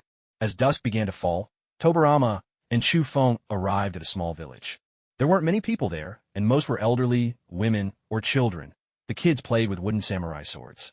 It seemed the way of the samurai was instilled from a young age here. After a brief discussion, Tobarama and Chu Feng decided to enter the village and ask for a night's lodging. Given how remote this village was, and with Tobarama having disguised himself, it was unlikely anyone would recognize them. But just as they set foot in the village, a boy of about 8 or 9 blocked their path at the gate. His voice was young but resolute. "Stop. Who are you?" Tobarama replied to the boy, "My name is Ikeda Tsushima, and this is my son, Ikeda Rya. We're just travelers, hoping to stay in your village for the night." Tobarama was a master at spinning lies. He didn't even blink, rattling off the story without a moment's hesitation. The boy remained cautious. "Open your packs." Without delay, Tobarama complied. Inside were only some clothes, a little money, and a few biscuits. After thoroughly checking and confirming that the two were indeed just passing travelers, the boy finally relaxed a bit. His tone softened, no longer quite so stern. "Welcome to Gantian Village. My name is Mifyun, and I am the guardian of this place." Whoa! The shock nearly made Chu Feng blurt out a curse. How could they just wander into a random little village in the Land of Iron and run into someone like this? Granted, it's only his future self they're dealing with. But this boy would one day become the leader of the Land of Iron, the greatest samurai in the ninja world. In his presence, Even a ninja would have no time to weave hand signs. That alone spoke volumes about his strength. Chu Feng kept his expression perfectly in check, not letting Tobarama notice anything amiss. Little Mifyun, where are the adults in your village? Why aren't any of them around? Tobarama asked, a hint of puzzlement in his voice. The village was small, sure, but who would feel comfortable leaving a child to guard the entrance alone? Mifyun's face fell at Tobarama's question. There was a trace of resignation in his eyes. They've all gone off to pursue their path as samurai. Is this your first time visiting the Land of Iron? Tobarama nodded. No wonder. The Land of Iron is a country of samurai, so everyone here, gifted or not, dreams of becoming one. And the way of the samurai is a constant journey, a pursuit without end, always striving for the next breakthrough. That's why so many, obsessed with the path, abandon their families to chase some ideal of the samurai way. The elderly and the children are left behind, gathering here together. After speaking, Mifyun's mood darkened noticeably. From what he said, it sounded like he, too, was a child left behind by a father chasing dreams. Tobarama reached out to comfort Mifyun, gently trying to pat his head, but Mifyun sidestepped the gesture. Don't underestimate me. I've already taken down plenty of bandits. I'll protect this village, no matter what. The moment Tobarama first saw Mifyun, he sensed this was no ordinary child. Such maturity and resolve at a young age. If nothing cut his life short, he was destined for greatness. Perhaps he might even be the one to guide this lost nation back onto the right path. Who could say? So, do you want to become a samurai? Tobarama repeated his question. Mifyun answered without hesitation. Of course I do. Once I'm a bit older, I'll head to the capital to study the way of the samurai. Tobarama nodded and said nothing more. After all, he was only a traveler here. Come on, I'll take you to my house. You can rest there for the night. You'll be leaving first thing in the morning, Mifyun offered. Neither Tobarama nor Chu Feng took offense at Mifyun's attitude. They were strangers, after all, and being offered a place to stay was already a kindness. Besides, even if Mifyun hadn't said it, they'd planned to leave in the morning anyway. On the way from the village entrance to Mifyun's home, they passed a few villagers who eyed Tobarama and Chu Feng with suspicion. Mifyun explained the two travelers' origins, and only then did the villagers relax. The entire village was made up of the old, the weak, women, and children. Even those who'd once trained as samurai in their youth could barely muster a single move anymore. The basic samurai skills that Mifyun now possessed were taught to him by the villagers. Though basic, these skills at least provided him with a solid foundation. Mifyun led Tobarama and Torikes to a small courtyard, where a few scattered poultry were being raised. This is my home. It might be a bit messy, so please don't mind. Tobarama nodded, signaling that it was no problem, and followed Mifyun into the yard. Torikes glanced at the chickens in the courtyard, and his thoughts drifted to the hen back at home, who was in the middle of hatching her eggs. Before he left, he'd asked Aunt Kato to help look after them. He wondered if any chicks had hatched by now. Once they entered the house, Torikes placed his bundle on the table and sat down to rest for a moment. He looked around. Though the house wasn't large and held little furniture, Mifyun had kept it neat and tidy. Why don't you rest here for the night? I'll go prepare some food. With that, Mifyun turned and left. Lord Tobarama, when shall we set out? The coast should still be some distance from this village. Let's rest first and depart at dawn. Their voices were barely above a whisper, completely inaudible to anyone outside. While no one in the village could pose a threat to Tobarama or Torikes, it was always better to avoid unnecessary trouble. A little caution could spare them a lot of hassle. Before long, Mifyun returned, carrying a plate of greens Torikes didn't recognize, along with a few flatbreads. These are wild vegetables unique to the Land of Iron. They have a nice flavor, give them a try. Neither of them declined Mifyun's hospitality, each taking a small portion. With the first bite, they found the vegetables truly were more flavorful than ordinary greens. For days now, Torikes had survived solely on ration pills, just to avoid letting Tobarama discover his spatial ring. That pain was hard to put into words. He quietly resolved that, once he got back, he'd work hard at learning space-time ninjutsu. That way, he could claim to have developed a new technique for storing objects and wouldn't arouse suspicion. After the meal, Torikes offered to help Mifyun clean up, but Mifyun refused, insisting guests shouldn't do chores. Torikes simply waved it off. Having nothing to do suited him just fine. As night deepened, with only one bed in the house, Mifyun insisted on giving it to Tobarama and Torikes, choosing instead to sleep on a mat on the floor. Tobarama signaled for Torikes to take the bed. Torikes resisted for a long time, but eventually gave in. And so, the night passed. At dawn the next day, when Mifyun awoke, he found that the house was empty except for himself. He scrambled to his feet in alarm. Where did they go? Then his eyes fell on a brand-new samurai sword left on the table. The blade gleamed coldly in the morning sunlight, sending shivers of light across the room. What a fine sword! Mifune was instantly captivated. He picked it up and began to try it out, waving it through the air. The weight is just right. Mifune, captivated by the fine blade, momentarily forgot about the disappearance of the two travelers the day before. It was only after a moment's reflection that he realized those two must have been far from ordinary. They were definitely not just wandering travelers. All he had done was let them stay for a single night, and in return, they had left behind such a magnificent sword. Come to think of it, this was the very first sword of his life. Besides the blade, there was also a deep blue cloth pouch on the table. When Mifune opened it, he discovered it was filled to the brim with money. Resting on top was a small slip of paper. As soon as he saw it, Mifune immediately set both the sword and the money pouch down and unfolded the note. Stay true to your path. Keep walking forward. Though just a simple sentence, it filled Mifune with encouragement. This was the first person, aside from the villagers, to ever support him. If we meet again in the future, so long as you do not stand against the land of iron, we will always be friends. Yet, in this vast world, how easy could it be to cross paths again? By this time, Tobarama and Tsufing had already arrived at a port village in the land of iron. From here, they could take a boat straight to the land of hot water. As for the samurai sword and the pouch of money at Mifune's house, it was naturally Tsufing who had left them behind. Tobarama hadn't the mind for such gestures. After all, he was still just a child. Whether Mifune would ever grow into his potential was another matter entirely. But Tsufing was different. He already knew what heights Mifune would one day reach. At this stage, Mifune was only just beginning his journey. Tsufing's actions amounted to a small gesture of support. It was also a way to leave a good impression, however slight. This village, unlike Mifune's, belonged to one of the more bustling corners of the land of iron. The population was clearly larger, and it wasn't just the elderly, women, and children to be seen. After a brief round of questioning, the guards at the village gate let them through. After all, many people came here daily to catch a boat. Inspecting each and every traveler simply wasn't possible. Their first order of business upon entering the village was to gather information. Tobarama learned from an old man selling fish that there were indeed samurai living here, safeguarding the village. The boat to the land of hot water wouldn't depart until the afternoon, so the two of them had to wait a bit longer. Tsufing suggested they find a small eatery and fill their stomachs first. Tobarama had no objections, though he did notice that Tsufing truly didn't care for soldiers' ration pills. But that hardly mattered. Even Tobarama himself struggled with the taste of those rations. They were only barely edible at best. While waiting for their food to arrive, Tobarama and Tsufing discussed how they might swiftly subdue and seal the Six Tails. But in the end, these were just plans. The real battle would unfold in unpredictable ways, impossible to script in advance. The best they could do was analyze the Six Tails' abilities and come up with countermeasures accordingly. At this moment, Chu Feng explained to Tobarama that he had developed a new Kekiai Genkai, Ice Release. He believed that Ice Release would prove useful in the upcoming battle. Ice Release? Is it the same kind of Ice Release as the Yuki clan? Chu Feng shook his head, uncertain, but picked up a cup and poured himself some sake. He lightly touched the glass with his fingers, and slowly, a chill began to rise from the cup.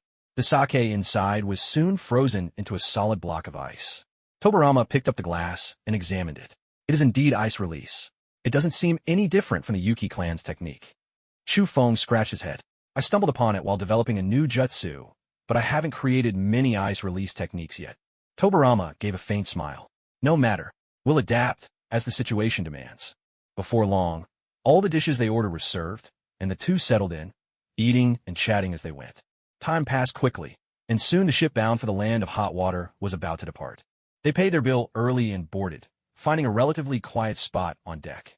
Come to think of it, this was Chu Feng's first time at sea. In both this life and the last, he'd never been on a boat, a small regret, now finally remedied. Shortly after, the ship set sail. The weather was fine that day, with calm seas and no storms in sight. Standing on the deck, gazing out over the endless ocean, the gentle sea breeze was pleasantly refreshing. Unknown seabirds circled around the ship, occasionally taking a break, perching on the mast for a moment's rest. Hey, how long till we reach the land of hot water? Chu Feng called out. The sailor replied warmly. The port we set out from isn't far. We should arrive by late afternoon. Great, thank you. The sailor nodded and went back to his work. Chu Feng had thought the journey would take a night, but it turned out to be just half a day. They had been on the road for quite a while since leaving the village.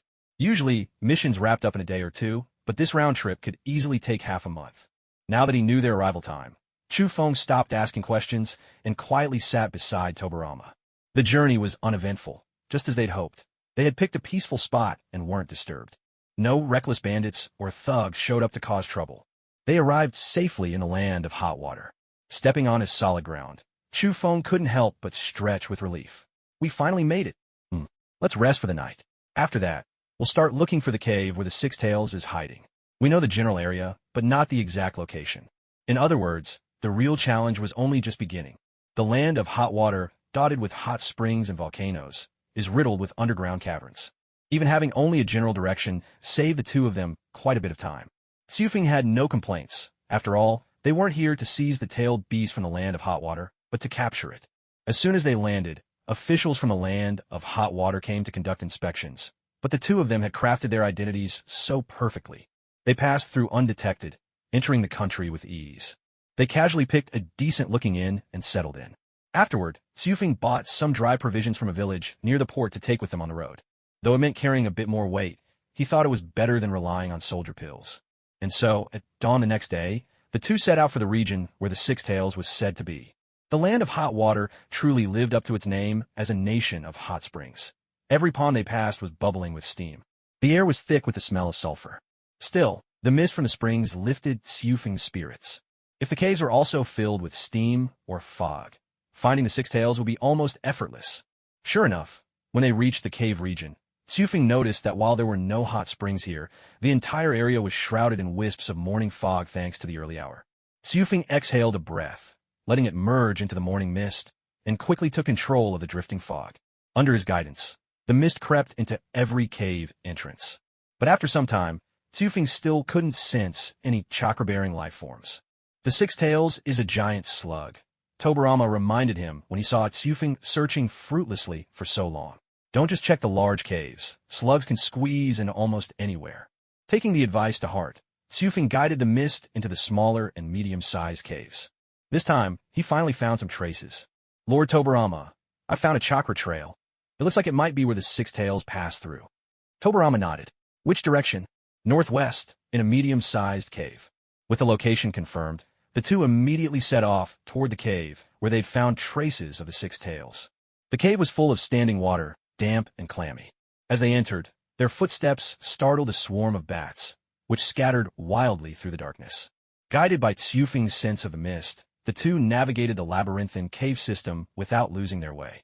Soon, they arrived at the spot where Xufeng had sensed the trail. Tobarama knelt and scooped up some of the water from the ground. It was slick and sticky, clearly some kind of animal secretion. It must be the Six Tails. The trail of slime led deeper into the cavern, so the two pressed on, following it further in. Xufeng kept his mist scouting ahead, mindful of the complex terrain. A single misstep in these caves could mean plummeting into a bottomless pit. As Tobarama and Xufeng ventured deeper into the cavern, the light around them grew dimmer. The cracks in the ceiling that once let in faint beams had now disappeared, leaving them to rely on their senses and the flickering glow of their torches to find their way. Just as they rounded a bend, Xufeng's expression suddenly changed dramatically. In a flash, he shoved Tobarama aside, only to be swallowed himself by a torrent of pale yellow acid, cascading like a waterfall. "Humans, leave my territory!" A shrill voice echoed from beyond the corner. Then, a colossal white slug with six tails emerged, its hands gripping the walls as it slowly pulled itself into view. Xufeng, Tobarama, saw his companion engulfed by the acid and, without heeding the Six Tails' warning, charged forward without hesitation. "How dare you ignore me, human?" The Six Tails spewed a dense cloud of corrosive mist from its tiny, gaping mouth. Where the acid touched the cavern walls, they hissed and crumbled, eaten away in seconds. Water-style, water dragon bullet. A fierce water dragon coiled into existence at Tobarama's feet, surging forward to attack the Six Tails. As it swept through the acid fog, the water dragon scattered it with a roar. The dragon struck the Six Tails, but the mighty beast only staggered slightly, hardly harmed at all. Crystal release, crystal venom. From the river of acid, a massive serpent made of glittering crystal burst forth. Its jaw snapped wide, sinking its fangs deep into the Six Tails. Instantly, venom spread, crystallizing over half of one tail. Yet the crystalline part began to convulse and distort, then sloughed off in a sticky heap. The six tails itself remained utterly unharmed. Arrogant humans, you will not leave this place alive. Countless bubbles spewed from the beast's mouth, quickly filling the entire cavern. Wherever a bubble touched the walls, a thunderous explosion erupted. The sound of blasts echoed throughout the cavern, shaking its very core. It wants to bring the cavern down on us, to bury us alive. Unlike humans, the tailed beast's massive, armored body would easily withstand a cave-in. But for mortals, the raining boulders would be fatal. Yet, these two were no ordinary humans.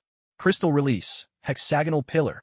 A colossal hexagonal crystal pillar shot upward, encasing the falling rocks and holding them fast. Then, countless smaller crystal columns erupted from the ground, propping up the collapsing cavern and halting the disaster. Crystal release, one arrow lotus.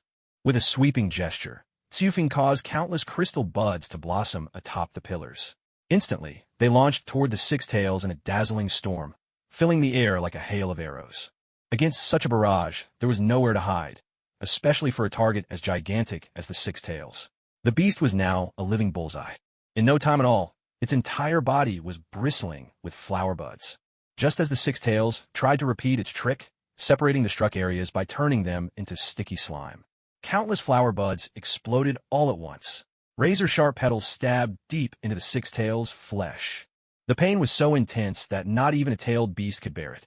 It let out a piercing, anguished roar. But it wasn't over yet. As soon as Tsufing's attack subsided, Tobarama charged forward without hesitation. With a swift series of hand signs, a massive whirlpool formed at Tobarama's feet. Water from all around the cavern surged upward, gathering above his head to form an enormous sphere of water. Water release, exploding water dragon bite. In an instant, the sphere burst apart, and a fearsome water dragon lunged forward, its roar echoing as it sank its fangs into the six tails. Still racked by pain, the six tails barely had time to react before the water dragon clamped down on its body once more. It flailed its short arms desperately, trying to tear the watery beast apart, but this time there was no escape. With a furious roar, the water dragon detonated in a violent explosion, blasting the six tails backward until it collapsed against the cavern wall. Humans, you've gone too far. The six tails raised its head high, red and blue chakra swirling together in front of its mouth to form a small, ominous black orb. The orb grew larger and larger, fed by the swirling chakra. That's a tailed beast ball, the tailed beast's most powerful attack. Be on your guard. Tobarama shouted to Tsufing behind him. Tsufing nodded. He knew all about the tailed beast ball. After all, he'd once captured even a nine-tails himself. But this time, he didn't have that power at his disposal. He had to rely on his own strength. I'll use Flying Thunder God to get you out. Once the tailed beast ball explodes, we'll come back to deal with the six tails. With that, Tobarama placed a hand on Tsufing's shoulder, ready to unleash the Flying Thunder God technique. Please wait a moment, Lord Tobarama.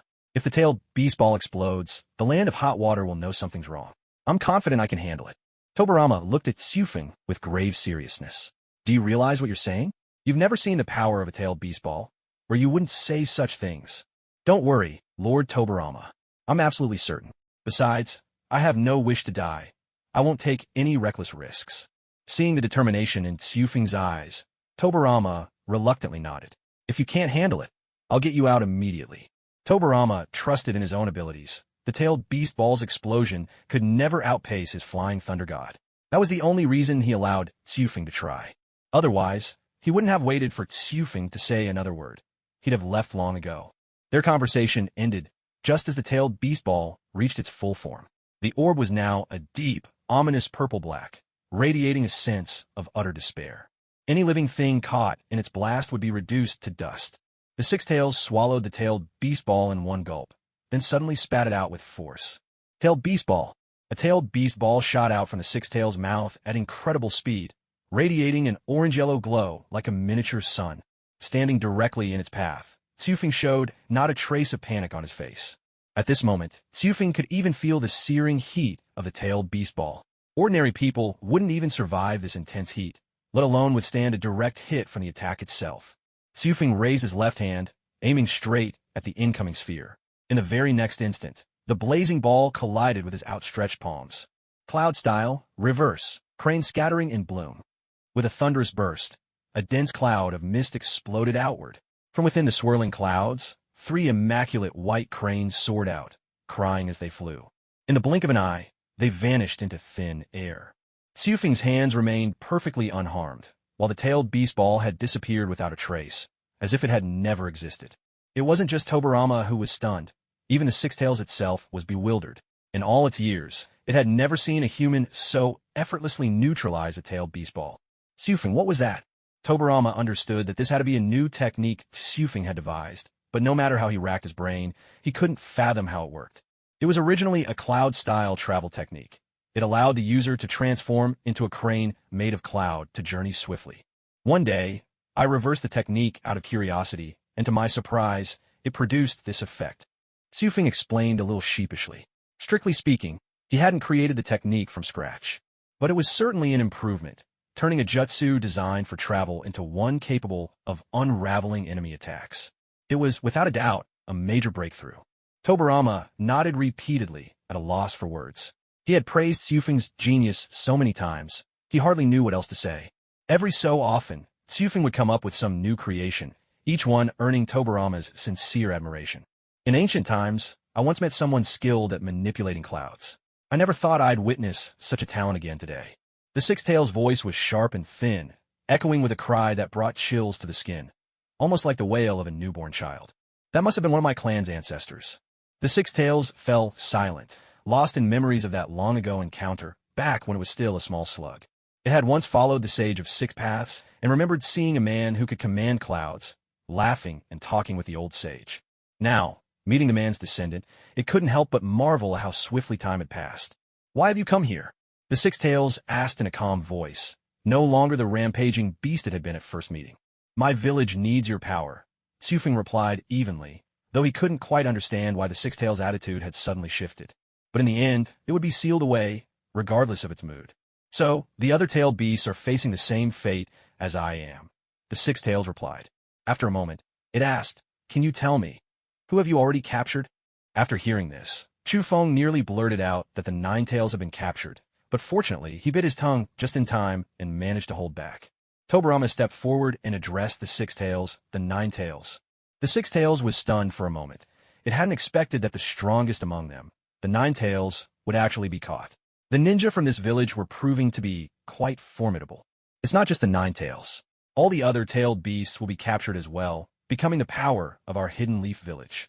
Upon hearing this, the Six Tails roared furiously toward the ceiling, spewing a thick acidic mist from its mouth. Even the crystal pillars Xufeng had summoned began to sizzle and corrode. "Let's see if you really have what it takes. Let's see if you really have what it takes." In an instant, acid, mist, and foam erupted all at once, launching an indiscriminate assault throughout the cavern. Acidic fumes quickly filled the air, the ground trembled, and chunks of rock shattered and fell from above. Although Xufeng's crystal pillars were sturdy, under such relentless bombardment, they too began to shatter, until only the largest pillar remained standing. Even that one was now covered in countless hairline cracks.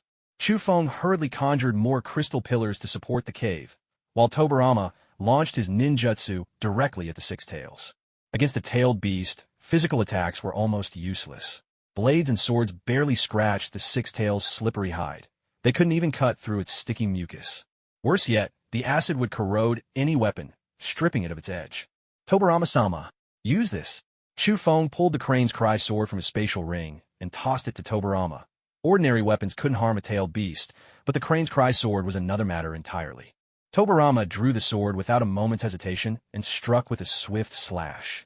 The keen blade met the Six Tails' skin and sliced open a wound with surprising ease. Yet no blood flowed from the cut, and within moments, the wound closed as if nothing had happened. "What a troublesome creature," Tobarama remarked coolly. He had assumed the Six Tails wouldn't be that powerful, and it seemed he was right. But this slippery slug was astonishingly resilient. Even after all this time, they hadn't managed to inflict any real damage. The Six Tails was thinking the same thing. Even after unleashing its tailed beast ball, it hadn't managed to affect these two in the slightest. This was infuriating. Having grown accustomed to freedom, the Six Tails had no desire to be captured and lose it all. With that thought, the Six Tails began gathering red and blue chakra in its mouth again. But this time, the tailed beast ball was much smaller than before. The blackish-purple sphere was only the size of an egg, but when it was fired, it shot out at twice the speed. And they just kept coming, one after another, like a hail of bullets. Chufeng had no way to break down so many tailed beast balls individually. All he could do was dodge back and forth, searching for an opening. Finally, even as the six tails gained the upper hand, it didn't let its guard down, continuing to spit out many-tailed beast balls at both Tobirama and Chufeng. It was a creature made entirely of chakra, and the chakra within its body was more than enough to sustain such consumption for a long time. But the same couldn't be said for Tobirama and Chufeng. When it came to chakra reserves, the two of them could never match a tailed beast. They had to find a way to break this deadlock. Tobirama seized the brief moment when the six tails paused before unleashing its tailed beast bomb. His hands blurred as he formed seals with lightning speed, summoning jutsu. As soon as he finished speaking, four coffins slowly emerged from the ground in front of Tobirama. The heavy lids slammed open, and four figures, their bodies covered with cracks, stepped out. Their eyes were vacant, and their faces completely expressionless. If not for the fact that their eyes were open and they could still walk, one could hardly distinguish them from the dead. Chufeng glanced at Tobirama out of the corner of his eye. What a shock! To think he'd even go so far as to use the impure world reincarnation just to capture a tailed beast? It seemed Lord Tobirama was a stubborn one indeed. This kind of forbidden jutsu was surely something their master had explicitly forbidden. Yet here he was, secretly summoning four living people as sacrifices. Clearly, he had done this behind everyone's back. Tobirama then directed the four reincarnated ninja to attack the six tails. The six tails eyed these ninja emerging from coffins, clearly sensing they were not among the living. Their very presence exuded an aura it found deeply repugnant. In its mouth, the tailed beast bomb shifted its aim, now targeting these four humans. The bomb exploded, obliterating them with ease. With that, the six tails once again turned its focus to Tobirama and Chufeng.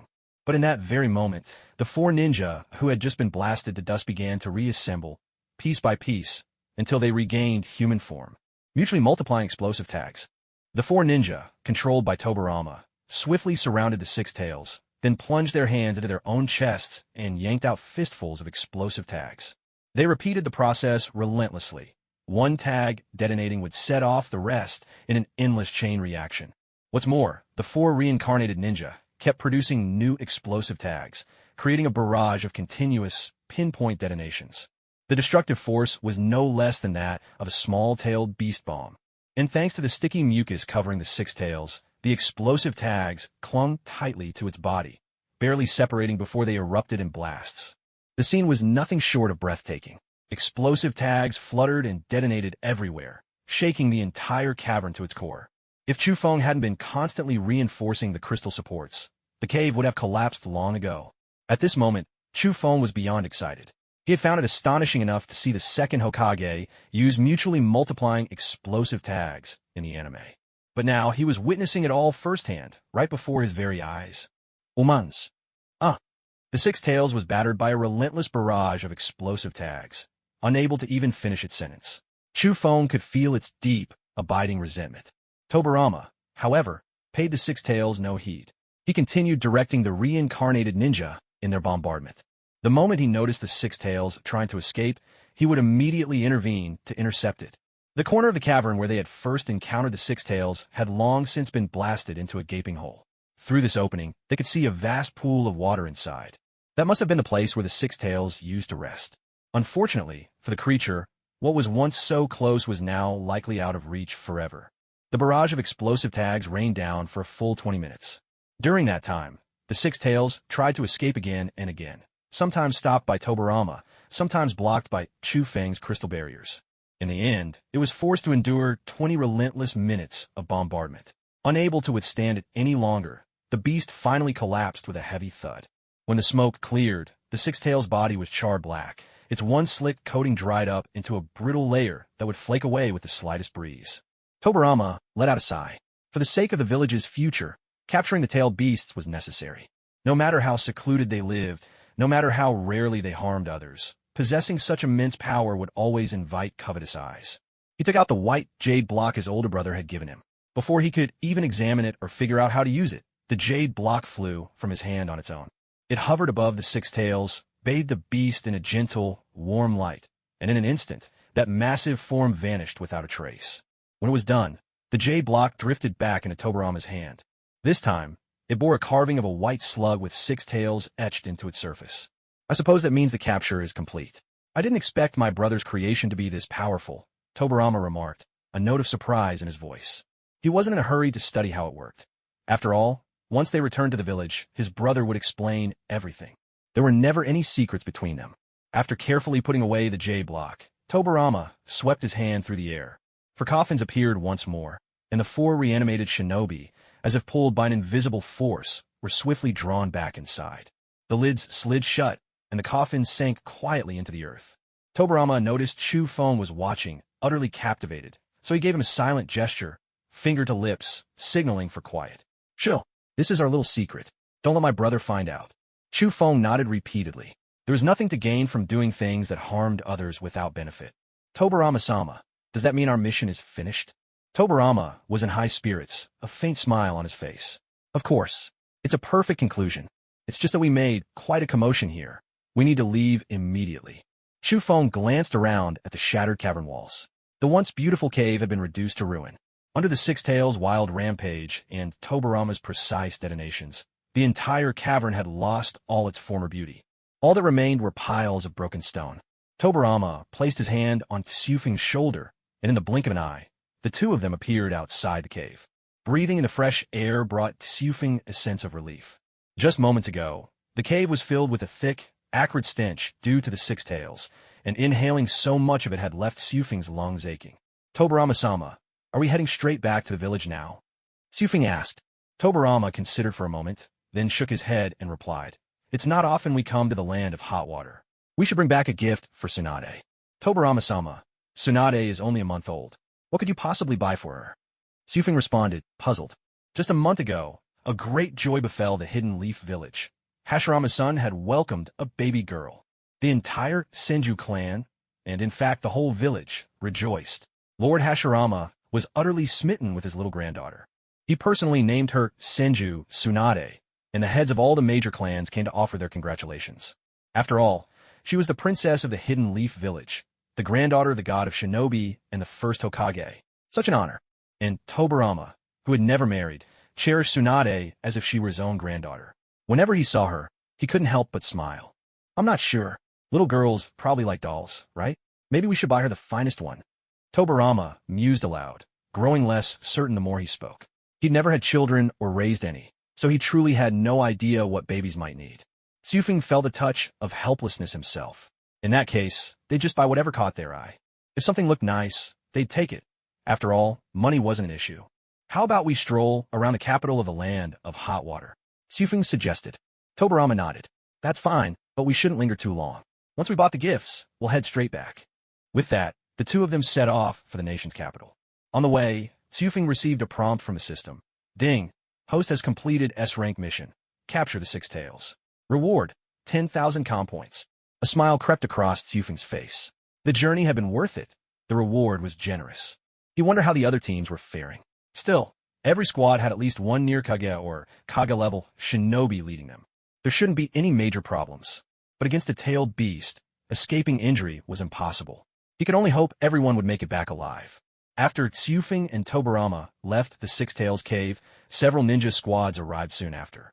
They searched high and low, but found nothing, so they ventured deeper into the cave. But aside from shattered walls and ruins, there was nothing left. Not even the crystal, which Tsufeng had taken with him. Frustrated, they had no choice but to leave, chalking it up to a sudden rampage by the Six Tails. When Tobarama and Tsufeng arrived in the capital, they wandered through every shop in town, collecting all sorts of interesting trinkets. In the end, their packs were so full that nothing more would fit, so they finally set off to return to the village. Hokage-sama, is that the Eight Tails lair up ahead? Sarutobi Sasuke asked. Although the Hokage himself would not take part in the battle, simply having him in the team put everyone at ease. That's right, it's just ahead. This place was nothing short of a paradise. Mountains, rivers, dense forests, and even the sea. Not only the Eight Tails, but any creature would thrive here. It was a land overflowing with abundance. It could easily rival the land of fire itself. Hiruzen felt a rush of excitement as he listened to the Hokage and his father's conversation. They were about to face a tailed beast in battle. This would be his very first time seeing a tailed beast in person. He couldn't help but wonder how different it would be from what he'd read in the books. Meanwhile, Danzo remained as composed as ever. Even with a fight looming ahead, he kept a cool and clear mind. Danzo, Aren't you even a little excited? We're about to see a tailed beast for the first time. Hiruzen couldn't understand Danzo's icy calm. Weren't people their age supposed to be brimming with passion? Why was Danzo always so cold and detached? What's so special about a tailed beast? In the end, it'll just become a weapon for Konoha. Nothing to get worked up about. In the end, it's just something to be kept in our pocket, Danzo replied coolly. Danzo always felt a headache coming on whenever Hiruzen got too fired up. Yet, that was also Hiruzen's greatest strength. Danzo had rarely seen him downcast. He was always burning with energy. Up ahead, Hashirama overheard the two boys' conversation and couldn't help but chuckle. Despite their different personalities, neither of them was wrong. Suddenly, 3 enormous octopus tentacles swept out from behind the mountain, without any warning or sound. It was as if they had materialized out of thin air. By the time the group noticed, the tentacles were less than 50 meters away. Fire style, great fireball jutsu. Sarutobi Sasuke expelled a torrent of flames, and a massive fireball scorched the tentacle, filling the air with the crackling of burning flesh. The tentacle recoiled in pain, withdrawing hastily. Meanwhile, Danzo, Hiruzen, and Akimichi Torike's lunged at another tentacle. The last tentacle was left to the ninja of the Sarutobi clan. Wind style, vacuum bullet. Danzo unleashed a barrage of wind bullets from his mouth, rapid and relentless as gunfire, slicing toward the tentacle. But the tentacle's hide was thick and tough. Those attacks barely left a mark. With a single sweep, it dispelled the wind bullets with ease. Yet that strike seemed to enrage the beast. It lashed out at Danzo with sudden ferocity. Expansion jutsu. Akimichi Torike's ballooned into a giant, grabbing hold of the tentacle with all his might, though even his strength was barely a match for a tailed beast. Still, it was enough to hold the tentacle back for a moment. Fire style, dragon flame bomb. Wind style, vacuum serial waves. Hiruzen spat forth a fierce, serpentine dragon of fire, while Danzo unleashed a continuous barrage of slicing wind blades. Together, their attacks rained down on the octopus tentacle. The octopus tentacle, already shriveled and burned by the fire dragon, was slashed open again and again by Danzo's wind blades. Racked with pain, it recoiled at once. At that moment, a massive, muscular purple arm grasped the side of a towering mountain. Next, a gigantic bull's head emerged from behind the peak. Sarutobi Sasuke let out a cold sneer. "Oof, I've finally found you, Eight Tails." Without a word, the Eight Tails launched its attack. From its mouth, it spewed a torrent of ink as fierce as the crashing sea, surging toward the group. The sheer cliffs on either side hemmed in the inky flood, funneling it straight toward the Konoha Shinobi. Earth style, Earth flow rampart. Earth style, Earth flow rampart. The ground rumbled and shook, and then an incredibly thick wall of earth rose up, encircling the Konoha group within its sturdy embrace. Ink splattered against the earthen barrier with explosive force, but the wall didn't budge an inch. Not so much as a single crack appeared. Not bad, Sasuke. Looks like you haven't been slacking off, Hashirama teased from the sidelines. Sarutobi Sasuke grinned back. I still have to do my part for the village. Can't let anyone look down on the Sarutobi clan. With that, he slapped a hand onto the ground. Earth style, rising platform technique. Beneath their feet, the ground began to rise, slowly lifting everyone until they stood high above the top of the earth wall. Now the Konoha Shinobi and the Eight Tails faced each other across open space, neither side making a reckless move. But in the end, the Eight Tails couldn't hold back. With a burst of motion, it galloped toward the group on all fours, 8 octopus-like tails lashing out to strike at Sarutobi Sasuke. Summoning jutsu. A swirl of white smoke cleared, revealing a towering, muscular monkey standing atop the earthen platform. Sasuke, looks like you've got a tricky opponent this time. Enma rumbled, his voice deep and full of presence. No time for talk. Let's do this. At that moment, Enma saw the 8 massive tentacles hurtling toward them. With a furious roar, he transformed into a black staff with a pair of fierce eyes. Sarutobi Sasuke gripped the black staff and swung it with all his might. Instantly, it swelled to a size even thicker than the 8 Tails' tails. With one sweeping blow, all 8 tails were knocked back at once.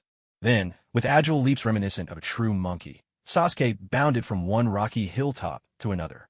Closing in on the 8 tails, the black staff grew huge once more, and he brought it crashing down on the beast's head. The impact reverberated through the entire valley. Even a tailed beast, with its legendary toughness, could hardly stand such a blow. The 8 tails stumbled backward, dazed and reeling. That strike to the head had left it thoroughly bewildered. Seizing the moment, the rest of the group launched their assault, bombarding the 8 tails with a flurry of jutsu. Blow after blow landed, and at last, Wounds began to appear on the creature's formidable body. But the tailed beast's resilience was extraordinary. In just a few minutes, the 8 tails had recovered. And the moment it regained its strength, it launched into retaliation without hesitation. Crimson and blue chakra swirled and gathered in its mouth, as a dark sphere slowly began to take shape. Seeing this, Sarutobi Sasuke's expression turned grave. This was the tailed beast's most powerful attack. He had to give it everything he had. Sarutobi Sasuke ordered Enma to return to his true form and assault the 8 tails directly, while his own hands weaved seals at lightning speed. Earth style, Earth Dragon Jutsu. Fire style, Fire Dragon Flame Bullet. Wind style, Gale Destruction. In the blink of an eye, he unleashed 3 jutsu in rapid succession. A colossal earth dragon erupted from the ground, slithering and climbing along the unbroken line of mountains. Coiled around its body was a blazing fire dragon. Even the stray sparks ignited roaring wildfires all along the mountain path. Then, a surge of fierce wind swept in from behind. The wind fueled the flames, doubling the fire dragon's size. Its blaze rose skyward, dazzling as if a second sun had appeared. But just then, the tailed beast ball, now fully formed, shot forth from the 8 tails. Everything in its path, stone, trees, mountain, was obliterated to dust. It left behind a gaping, empty swath in the land. The twin dragons of earth and fire collided with the tailed beast ball, causing a tremendous explosion. Yet, even so, the dragons held their ground. They weren't obliterated by the tailed beast ball, but instead matched its power, neither side yielding. The 2 dragons circled the tailed beast ball again and again, finally sinking their teeth into its surface. A cataclysmic explosion erupted. The world seemed to end in that instant. To those watching, sight and sound vanished completely. They could neither see nor hear. If not for the searing heat of the wind on their faces, they might have thought themselves already dead. Fortunately, there were no casualties from this colossal clash. Only a few ninja were struck by flying debris, suffering broken bones, and losing the ability to fight. No wonder it's called the tailed beast ball. My jutsu could barely hold it back, Sarutobi Sasuke growled through clenched teeth. At first, he had underestimated the tailed beast. Defending against just one tailed beast ball had drained a massive amount of his chakra. If 10 or 20 more were to come, he wasn't sure he could withstand them. Hiruzen, Danzo, and the others could only watch from the sidelines, seizing opportunities to cast a jutsu or 2 whenever the 8 tails was distracted. But in a battle of this scale, they were powerless to intervene. Don't be discouraged, children. You're still just saplings, Hashirama said, noticing the fire in Hiruzen's eyes had dimmed and offering some comforting words. I understand, Lord Hokage. That's good. Yet just as Hashirama was sharing these words of encouragement, a tailed beast ball suddenly veered off its course, heading straight for him. Oh, is it aiming for me now? Hiruzen and Danzo rushed to shield Hashirama, but he simply laughed and gently pushed them aside. You really know how to pick your opponents, 8 tails. With a powerful leap, Hashirama soared into the air. Wood style, wood human technique. In an instant, a towering wooden giant, its mouth bristling with fangs, appeared in the valley below. Hashirama controlled the wooden colossus, catching the incoming tailed beast ball with his bare hands. He then took 2 great strides toward the 8 tails, forcefully shoving the tailed beast ball back against its massive body. Without hesitation, he leapt away from the beast. A thunderous explosion erupted, interwoven with the 8 tails' anguished wails. After years of using tailed beast balls to attack others, this was the first time the beast had been struck by its own weapon, caught barehanded and forced back onto itself by a human, no less.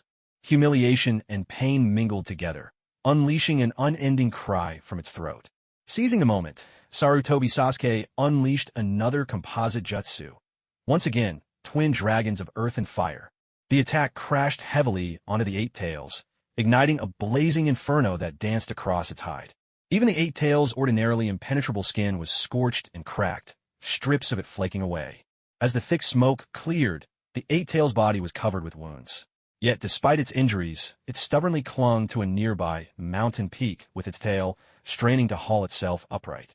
It knew all too well what being captured would mean.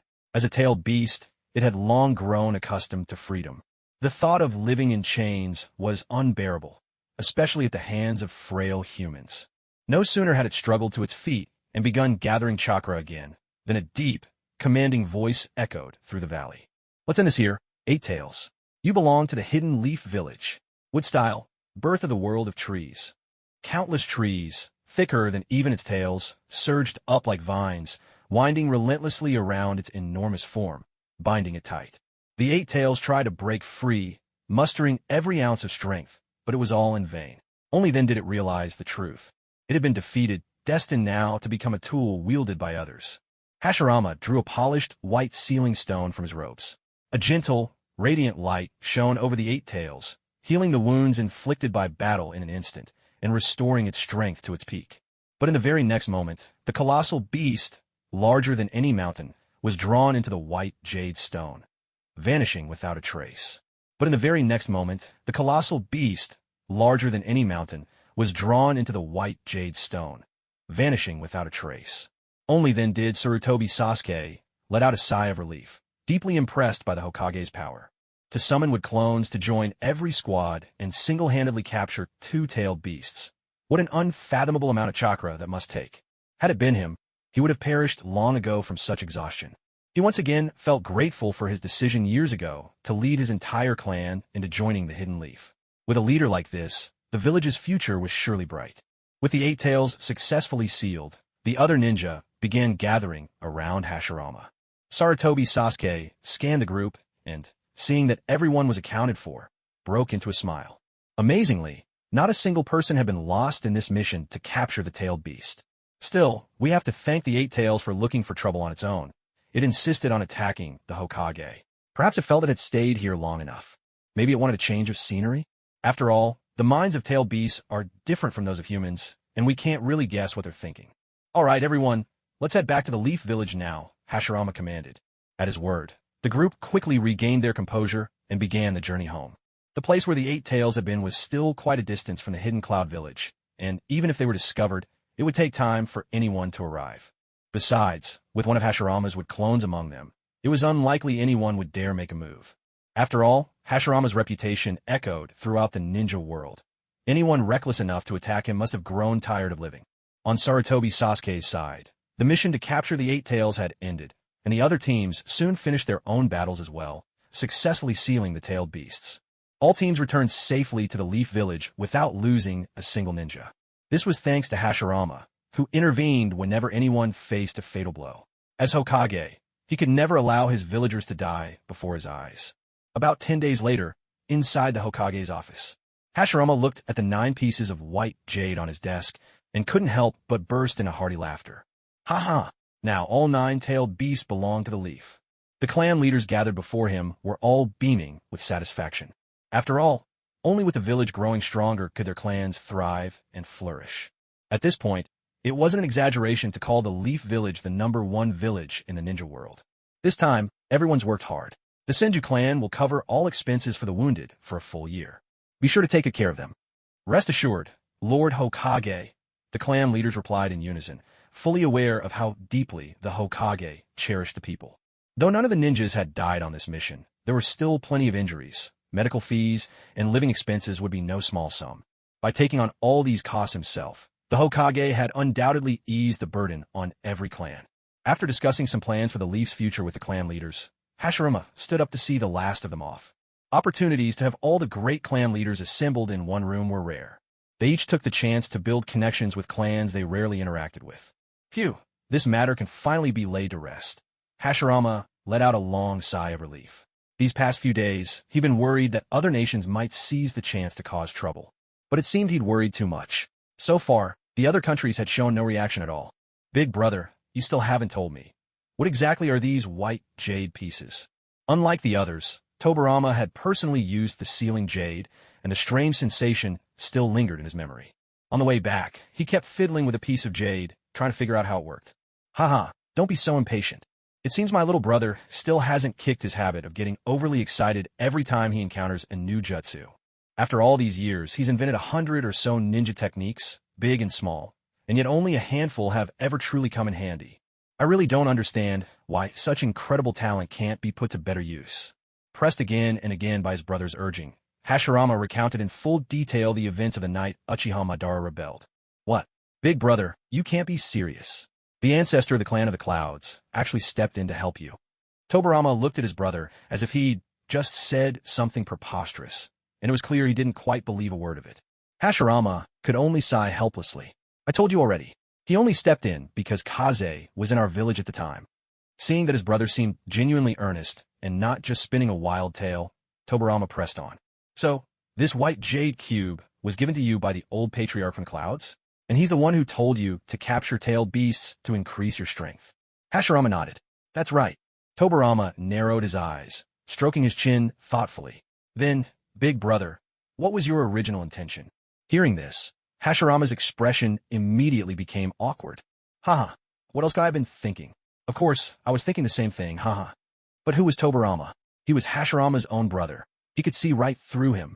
Hashirama looked exactly like someone with a guilty conscience. Don't tell me you wanted to catch the tailed beast just to curry favor with someone? Hashirama, exposed by Tobarama's pointed question, waved his hands in denial. No, of course not. I'd never do that. Well, there was no hiding it. Tobarama had guessed right after all. His big brother really had intended to capture tailed beasts as gifts for others. Who knows what was going through his mind? I mean, really, big brother, how could you even think of giving tailed beasts away to other villages? That's nothing short of aiding the enemy. As the Hokage, Hashirama was suddenly hit with such an accusation and immediately retorted.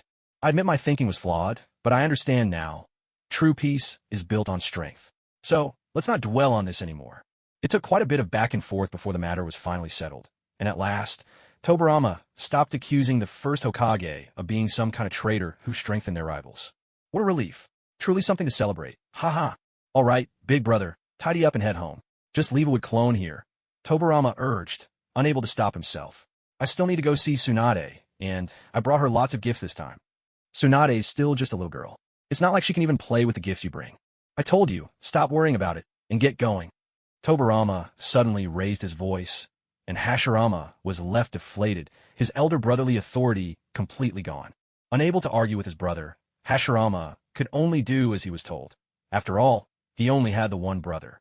He quickly gathered the scattered paperwork from his desk and stuffed it all into a drawer. But these 9 white jade blocks used to seal the tailed beasts couldn't be left here. They had to be taken home so that Mito could watch over them at all times. Although Mito's strength was not on par with Tobarama's, she was the most skilled in sealing techniques among everyone in the village. As Hashirama's wise and capable wife, Mito had earned his deep trust. In order not to attract attention, they simply found an old cloth bag and put all the sealed jade blocks inside.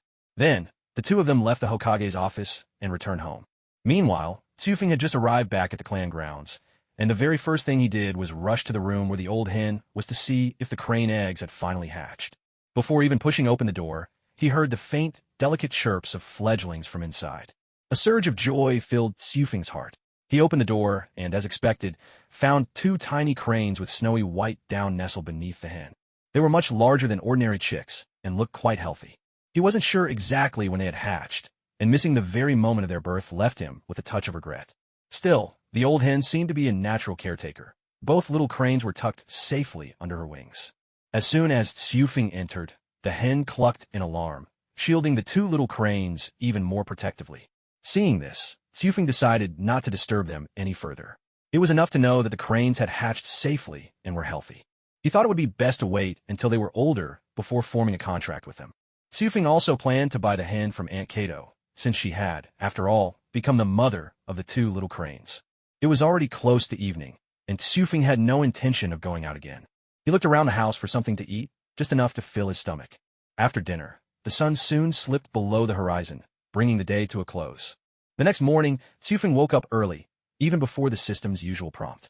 He went to the kitchen, scooped up a generous handful of grains and such to feed the hen, and then began pondering new jutsu techniques. Tsufing had plenty of jutsu for individuals and small groups, but when it came to wide-area attack jutsu, he had very few in his arsenal. And those he did have were all from the cloud release techniques he had inherited. They weren't his own creations.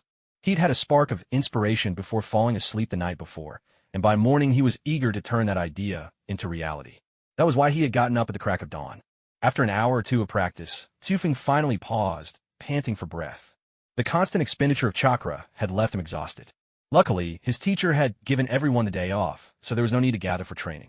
With the framework of a new technique taking shape, Tsufing stopped to rest and eat. He knew that relentless, high-intensity training wasn't wise. Fortunately, he was someone who understood moderation. Today I should go find Jilly. We haven't seen each other for several days, and it's the perfect chance to tell her about everything I've experienced on this journey. Jilly had been quite disappointed that she couldn't participate in the tailed beast capture mission. It was such an important task that almost the entire village was mobilized. If she hadn't gone through that family upheaval the night before, she really would have wanted to fight for a spot. But that internal struggle made her realize her own limits. While Tsufeng was away on his mission, Jilly had been training and practicing under Hashirama's guidance.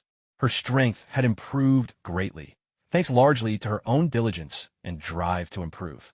Hashirama was pleased with her progress, but still worried about whether Jilly's body could handle it. Every couple of days, he'd have Mito prepare nourishing meals for her to help her recover. It wasn't until close to noon that Tsufeng finally left his house. That was just about lunchtime, perfect for inviting Jilly to the Akimichi barbecue restaurant for a good meal. Tsufeng. Jilly spotted him from afar, immediately jumping up and waving her arms, trying to catch his attention. Seeing this, Tsufeng hurried over to greet her and stopped steadily in front of her. Long time no see, Jilly. Yes.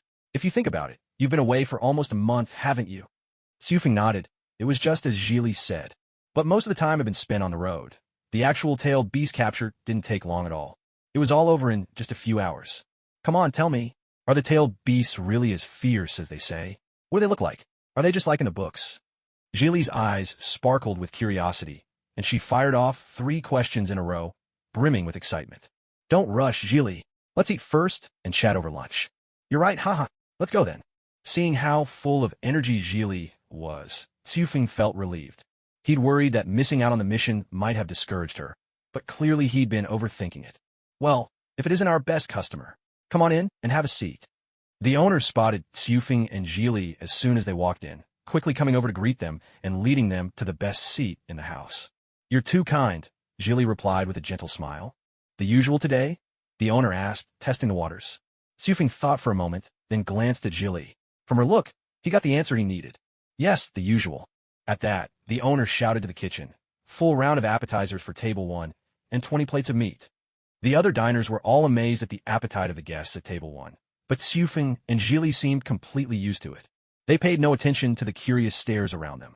After all, they were still growing. What was wrong with eating a little more? The other customers just watched for fun, and when they saw that neither of them minded, they went back to their own meals. The boss hurried back to the kitchen, urging everyone to serve the dishes quickly. After all, they couldn't keep the god of wealth waiting on an empty stomach. Tsufeng, come on, tell me everything. Seeing how enthusiastic Jilly was, Tsufeng began to recount everything they'd experienced along the way. He told her about how he and Tobarama had entered Gantian village and ended up staying at the Mitsufian family's house. Oh, a samurai? I've never actually seen one before. Tsufeng waved his hand dismissively. From what I've heard, most samurai these days are just amateurs, not worth much in a real fight. Jilly pursed her lips at that. Well, who knows? Maybe that Mitsufian will be the one to revive the samurai tradition someday. You really think so highly of him? I'm just guessing, honestly. From the way you described him, he's got a strong will. You never know what might happen. Tsufeng didn't argue further. He simply thought that Jilly's judgment was really quite impressive. What are we going to do later? Jilly asked as she grilled her food. We'll go visit Tsunade. I have a gift for her too. Huh? But I didn't prepare anything. Jilly immediately grew flustered at the thought. It really wouldn't do to visit her master's beloved granddaughter empty-handed. Don't worry, I've got you covered. Tsufeng pulled a delicate little wooden box from his sleeve and slid it over to Jilly. Jilly picked it up and examined it closely, giving it a gentle shake. What is this? How much does it cost? Can I afford it? Just open it and see. It's just a trinket. Really, not worth much, maybe 1,000 ryo or so.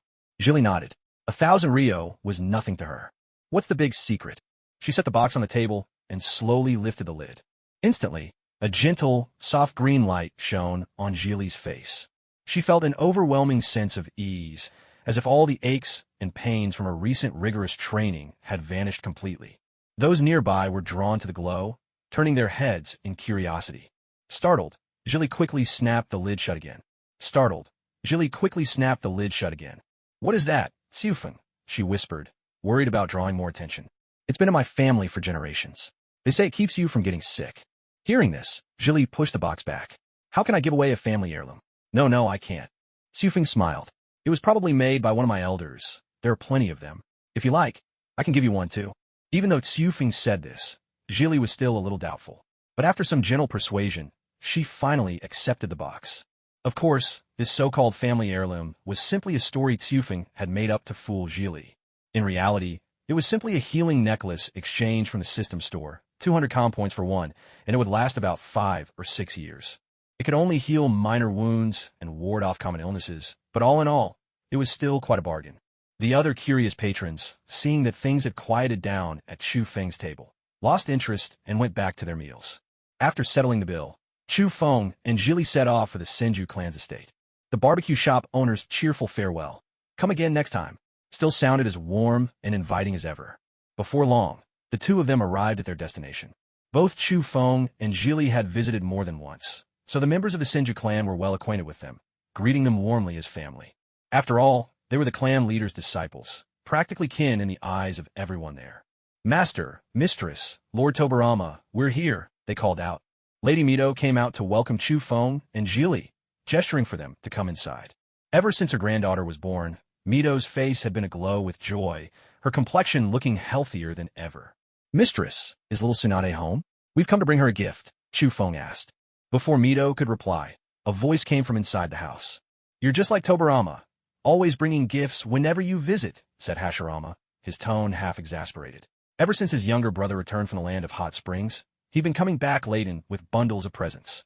It wasn't just him. Other clan leaders had also sent a flood of gifts. Now the house was so cluttered there was hardly any room to stand. "Come in already. Stop chatting outside, and help me tidy up while you're at it," Hashirama called. Hearing his voice, Chu Feng and Jili quickly took off their shoes and stepped inside. Mito offered a gentle smile and followed them in. As they opened the door, Chu Feng and Jili saw Tobarama holding little Tsunade, while Hashirama was busy sorting through a mountain of gifts on the floor. For a moment, Chu Feng couldn't tell who the real grandfather was anymore. "Master, let us help you," they offered. With that, the two of them joined Hashirama in sorting the piles of gifts, and with 3 people working together, the task was done in no time. All done at last, Hashirama sighed, collapsing onto the floor and wiping the sweat from his brow. Truth be told, Hashirama hadn't needed to put himself through this. He'd just been curious about what gifts the clan leaders had sent for Tsunade. So he'd sat in the house, unwrapping each one, until the place was a complete mess. That earned him a stern talking to from Mito and a punishment: clean up the house from top to bottom. Meanwhile, his younger brother simply cradled little Tsunade in his arms, not offering so much as a hand, just watching coolly from the side. In that moment, Hashirama understood what it meant to experience the warmth and coldness of human relationships. At least he could count on his 2 disciples. "Big brother, don't blame me. It was sister-in-law who told me not to help you." Hashirama was about to protest when he caught sight of Mito's smile, so full of good intentions, and thought better of it. He immediately put on a serious face. "Ahem, this is all my fault. You were right not to help me. Only by experiencing Mito's hardships myself can I truly appreciate how difficult things are for her, and learn to cherish her even more in the future." Mito leaned quietly against the doorway, watching her husband put on his little performance. Not a single word from Hashirama convinced her. After all, she knew exactly what kind of person he was. When he got unreliable, he could be even more exasperating than a child. "Well, as long as everything's tidied up, you all go ahead and talk. I'll go slice some fruit." Once Mito left, Hashirama slowly stood up, muttering something under his breath so softly that no one could make it out. This was the first time either Torafu or Chiri had seen Hashirama like this, and they found it rather novel. After all, Hashirama was usually nothing but dignified and imposing. "Master, where's Brother Zhaojin this morning? Why isn't he here?" Hashirama walked over to the table and sat down, pouring himself a cup of tea. He took a sip as he explained, "Zhaojin went with his wife to visit her family. He won't be back for a while." Torafu felt a bit disappointed at this. He hadn't seen Brother Zhaojin for a long time and had hoped they might meet today. It was true, married people always seemed so busy. At that moment, Torafu pulled a beautifully crafted cloth doll from his sleeve. He'd bought it with Lord Tobarama during their trip to the land of hot springs. It hadn't cost much, but it was a heartfelt gift. And why hadn't he just exchanged for one in the system store? Of course, because saving where you can is always best. Chiri, on the other hand, hadn't had time to prepare a present, so Torafu had exchanged for one for her. As for Torafu himself, he'd already bought this one, so he didn't need anything else. Hashirama glanced at the doll. It looked oddly familiar. Looking closer, he realized it was identical to the one Tobarama had given. "Just put it over there. It could be a pair with Tobarama's." Clearly, Hashirama was holding a bit of a grudge against Tobarama, though Tobarama simply ignored it, wandering around the room with Tsunade in his arms. "Master, Lord Tobarama, this is my gift for Tsunade." As she spoke, Chiri took out the little box Torafu had given her and placed it on the table. Oh, what's this? Chiri, mimicking Torufu's tone, replied, "You'll know once you open it." Hashirama took the box and opened it directly, just as he'd done at the barbecue restaurant. A gentle green glow shimmered out, enveloping everyone in a pleasant warmth. As the light gradually faded, they could finally see what the gift was. It's a necklace. Inside, a pale green gemstone necklace lay quietly in the box, its design exquisitely beautiful. Just as Torufu had instructed her, Chiri explained in detail all the functions of the necklace. Hashirama immediately broke into a broad grin. He thought this was simply the most practical gift imaginable. Children were always getting sick or bumping into things, but with this necklace, Tsunade would have a much safer and more comfortable childhood. His little princess had to grow up healthy and happy. That was essential. Whatever she wanted to learn, Hashirama would teach her himself. This is a wonderful gift. As expected, Chiri is so thoughtful, Tobarama remarked, clearly very pleased with the present as well. Chiri felt a bit embarrassed from the praise of her teacher and Lord Tobarama, knowing full well that she hadn't actually prepared this gift. It was, in fact, a family heirloom of Tsufeng's. Chiri glanced over at her with an apologetic look, but Tsufeng only responded with a cheerful smile. She winked at Chiri and said with a laugh, "Don't worry about it. I was just saving the day this time. Next time, you'll have to pick out an even better gift." Chiri nodded with a smile, feeling reassured. Hashirama then took out the necklace and carefully placed it around Tsunade's neck. The emerald gem shimmered softly, casting little green lights like fireflies in the dusk. Little Tsunade, still lost in her own innocent world, giggled and reached out her tiny hands, trying to catch the glowing lights, but they always danced just out of reach. Just then, Mito returned to the room, having finished slicing some fruit. She saw everyone gathered around Tsunade and joined in, her voice gentle. "What are you all up to?" Tobarama lifted Tsunade and brought her over to Mito. "Sister-in-law, take a look. Doesn't this necklace suit little Tsunade perfectly?" Mito examined it closely and nodded in approval. Tobarama explained the necklace's special properties, and Mito was delighted. She took the emerald in her hand and wove a sealing technique into it. "There, this should make the necklace's power last longer and keep Tsunade protected for years to come." Hashirama waved a hand, grinning. "With Tobarama and me here, who would dare so much as lay a finger on Tsunade? And don't forget us." Tsufeng and Chiri chimed in together. Mito wrapped her arms around Tsufeng and Chiri, gently stroking their heads. "You're both such good children." Fortunately, both the Senju and Uzumaki clans were blessed with long lives. Mito felt confident she would live to see the day Tsunade became a remarkable kunoichi. Watching little Tsunade trying so hard to catch the glowing emerald light, Mito couldn't help but smile with affection. What kind of person would she grow up to be? Mito secretly hoped that Tsunade wouldn't inherit her grandfather's terrible gambling habit. After chatting for a bit longer, Tsufeng and Chiri bid their farewells and left the Senju compound. They had seen little Tsunade, delivered their gift. Their purpose fulfilled, there was no need to linger. Besides, they saw their teacher every day anyway, and, with a rare day off, it was time to relax. Once Tsufeng and the others had left, the three remaining in the house turned to another topic.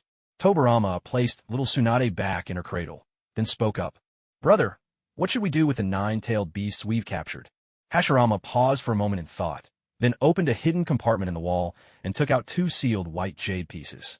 "I don't need the tailed beasts myself, so I'd like to entrust these 2 to you." He placed the jade blocks on the table. The surfaces were intricately carved with the forms of the 9 tails and 3 tails. Even though the 9 tails, the mightiest of the tailed beasts, has been sealed within the jade, we mustn't let our guard down. Hashirama looked earnestly at his wife. "Mito, as the princess of the Uzumaki clan, I feel at ease handing this to you." His concern was well-founded. They had yet to truly attempt controlling a tailed beast through the power of the sealing jade. If anything unexpected were to happen, only Mito, skilled in sealing techniques, could hope to restrain the 9 tails should it rage inside her. "If you're unwilling, I won't force you." Mito gazed at Hashirama with deep affection, then gently caressed his cheek. "We are husband and wife. There's no need for many words." Hashirama nodded firmly. With a wife like this, what more could a husband wish for? "Tobarama, your water-style jutsu makes you most compatible with the 3 tails among the tailed beasts. I believe its power will greatly enhance your strength." Tobarama nodded, reaching out to accept the jade block containing the 3 tails. The experience of wielding the power of a tailed beast would no doubt be entirely new to him. Perhaps he would gain fresh inspiration and deeper understanding of ninjutsu, leading to the creation of new techniques. So, Have you decided how to distribute the remaining tailed beasts, brother? Yes, I have. Hashirama then shared his detailed plans with Tobarama. I'll allocate the tailed beasts based on the clan's specialty techniques and Kekiai Genkai. I plan for the Shimura clan to temporarily hold the one tail, as their wind-style jutsu matches well with it. The 2 tails will go to the Uchiha clan, the 4 tails to the Sarutobi clan, the 5 tails to the Hyuga clan. No suitable candidate for the 6 tails at the moment. The 7 tails to the Aburame clan. We'll also hold off on assigning the 8 tails for now. Tobarama nodded in agreement. The distribution was entirely based on each clan's strengths, without a trace of favoritism. As for the 2-tailed beasts without suitable hosts, they would wait for the right people to appear. Konoha was full of talent. It wouldn't be long. The next day at noon, Hashirama gathered the heads of each clan in the Hokage's office. Tobarama announced the tailed beast distribution plan. No one had any objections. After all, upon returning from their missions, each clan had received the rewards they deserved. Hashirama instructed each clan to select a member to merge with their tailed beast, and he would personally review the candidates. The clan heads already had people in mind. Most were outstanding young members from their own families. With the matter settled, the clan leaders soon took their leave. Big brother, why don't you try merging with the tailed beast as well? The sensation is truly fascinating. Tobarama had already fused the jade block containing the 3 tails into himself last night. Now he felt as if that jade block had become just another organ in his body. He could command it at will. Moreover, the stronger his own abilities grew, the more tailed beast chakra he could control. For a shinobi of Tobarama's caliber, it was as if he'd gained an inexhaustible reservoir of chakra. If it were any other ninja, the improvement probably wouldn't be as dramatic. But as one continued to grow, they'd naturally gain control over even more tailed beast chakra, which was overall a very good thing. There's no need. The tailed beast wouldn't really make me stronger, Hashirama replied. In fact, he had considered giving a tailed beast to Tsufeng, but none of the 9 seemed suitable. He'd even asked Tsufeng about it, but Tsufeng said it wasn't necessary, so Hashirama dropped the idea. Any word from the other nations? Tobarama glanced at the intelligence report in his hand and answered quickly. The Land of Lightning has lodged a strong protest and condemnation over our capture of the 8 tails. The lands of Earth and Water have also voiced their discontent, but only the Land of Wind has remained silent. Hashirama lowered his head in thought for a moment. This reaction was within his expectations. The Land of Lightning was always up to something behind the scenes. Several spies they'd sent to Konoha had already been caught, but Hashirama hadn't bothered to respond. It was always Tobarama who sent people to take care of those matters. Is it possible to contact the other village leaders? I want to convene a summit. Tobarama clearly hadn't anticipated this request. A conference with the leaders of the other 4 villages? But the Hokage's orders were absolute, so he could only comply. It can be done. I'll send invitations to the other village leaders in your name shortly. Hashirama nodded. With Tobarama's support, everything became much easier for him. Let's set the meeting for 3 months from now. That will give us plenty of time to prepare. Hashirama slammed his palm on the table with sudden energy. Excellent. Tell them to come to Konoha in 3 months for the very first 5 Kage summit. Hashirama slammed his palm on the table with sudden energy. Excellent. Tell them to come to Konoha in 3 months for the very first 5 Kage summit. Tobarama nodded, confirmed that his brother had no further instructions, and left the office. Holding a summit with the other village leaders was a matter of utmost gravity. After all, these were the 5 strongest individuals in the current world. In a sense, they were the rulers of the shinobi world. Even though Big Brother held overwhelming power compared to the other 4 Kage, it wouldn't do to be too arrogant. It was important to show the proper respect to the other 4 Kage, to avoid unnecessary conflict. Once the letters to the other 4 villages were drafted, Tobarama handed them to Hashirama for review. After Hashirama confirmed everything was in order, he entrusted the Konoha ninja with delivering messages to the other 4 villages. He hadn't decided exactly who would carry out this task, but as long as he made up his mind within the next 2 days, it would be fine. The mission itself was hardly difficult, since Konoha's intention was to call for the 5 Kage summit out of goodwill and a desire for peace. One could hardly imagine any village being foolish enough to dare harm a messenger sent for such a purpose. Once all these arrangements were settled, Tobarama busied himself with preparations for the summit site and the welcoming ceremony. It could be said that with every order Hashirama gave, Tobarama would find himself rushing about to see it done. Yet Tobarama never once complained. As long as it benefited the village, he would strive to handle every matter as flawlessly as possible. At the same time, while carrying out Hashirama's instructions one by one, he also pondered Konoha's future. The village was still in its infancy, Both the ninja system and the education system were woefully underdeveloped. With these challenges in mind, Tobarama began forming an idea, though it was still in its early stages and needed much refinement. It was much like developing a new jutsu. One had to weigh the pros and cons, seeking a careful balance. While wandering the village streets, Torike's ran into Hiruzen, Sarutobi, and the others. It had been nearly a month since their mission to capture the Six Tails. After being apart for so long, their unexpected encounter brought a special sense of warmth. Hiruzen, Danzo, Koharu, and Kagami. What you all up to? Huh, Torike's. It's been ages. When Hiruzen saw Torike's, he immediately pulled him into a big hug. The day spent tracking the Eight Tails had been grueling. After all, it had also been his first time traveling so far from the village. With Torike's there, Hiruzen started chatting about all sorts of things, never quite getting to the point. Seeing Hiruzen drifting further off topic, Danzo cut in at the right moment. We're here to see if there are any missions we can take on. After 2 days of rest, we can't just keep sitting around. Koharu stepped forward as well, giving Torike's head a gentle pat. That's right, everyone's getting a bit restless. Want to come with us and have a look? Having been invited, Torike's naturally couldn't refuse. After all, they often carried out missions together and worked as a well-coordinated team. It was just a shame that Chiri wasn't there today. Of course, but Chiri isn't here today. Should we call her? Kagami smiled softly at that. Chiri already told me. She wants to join us whenever we take on a mission. Don't worry about it.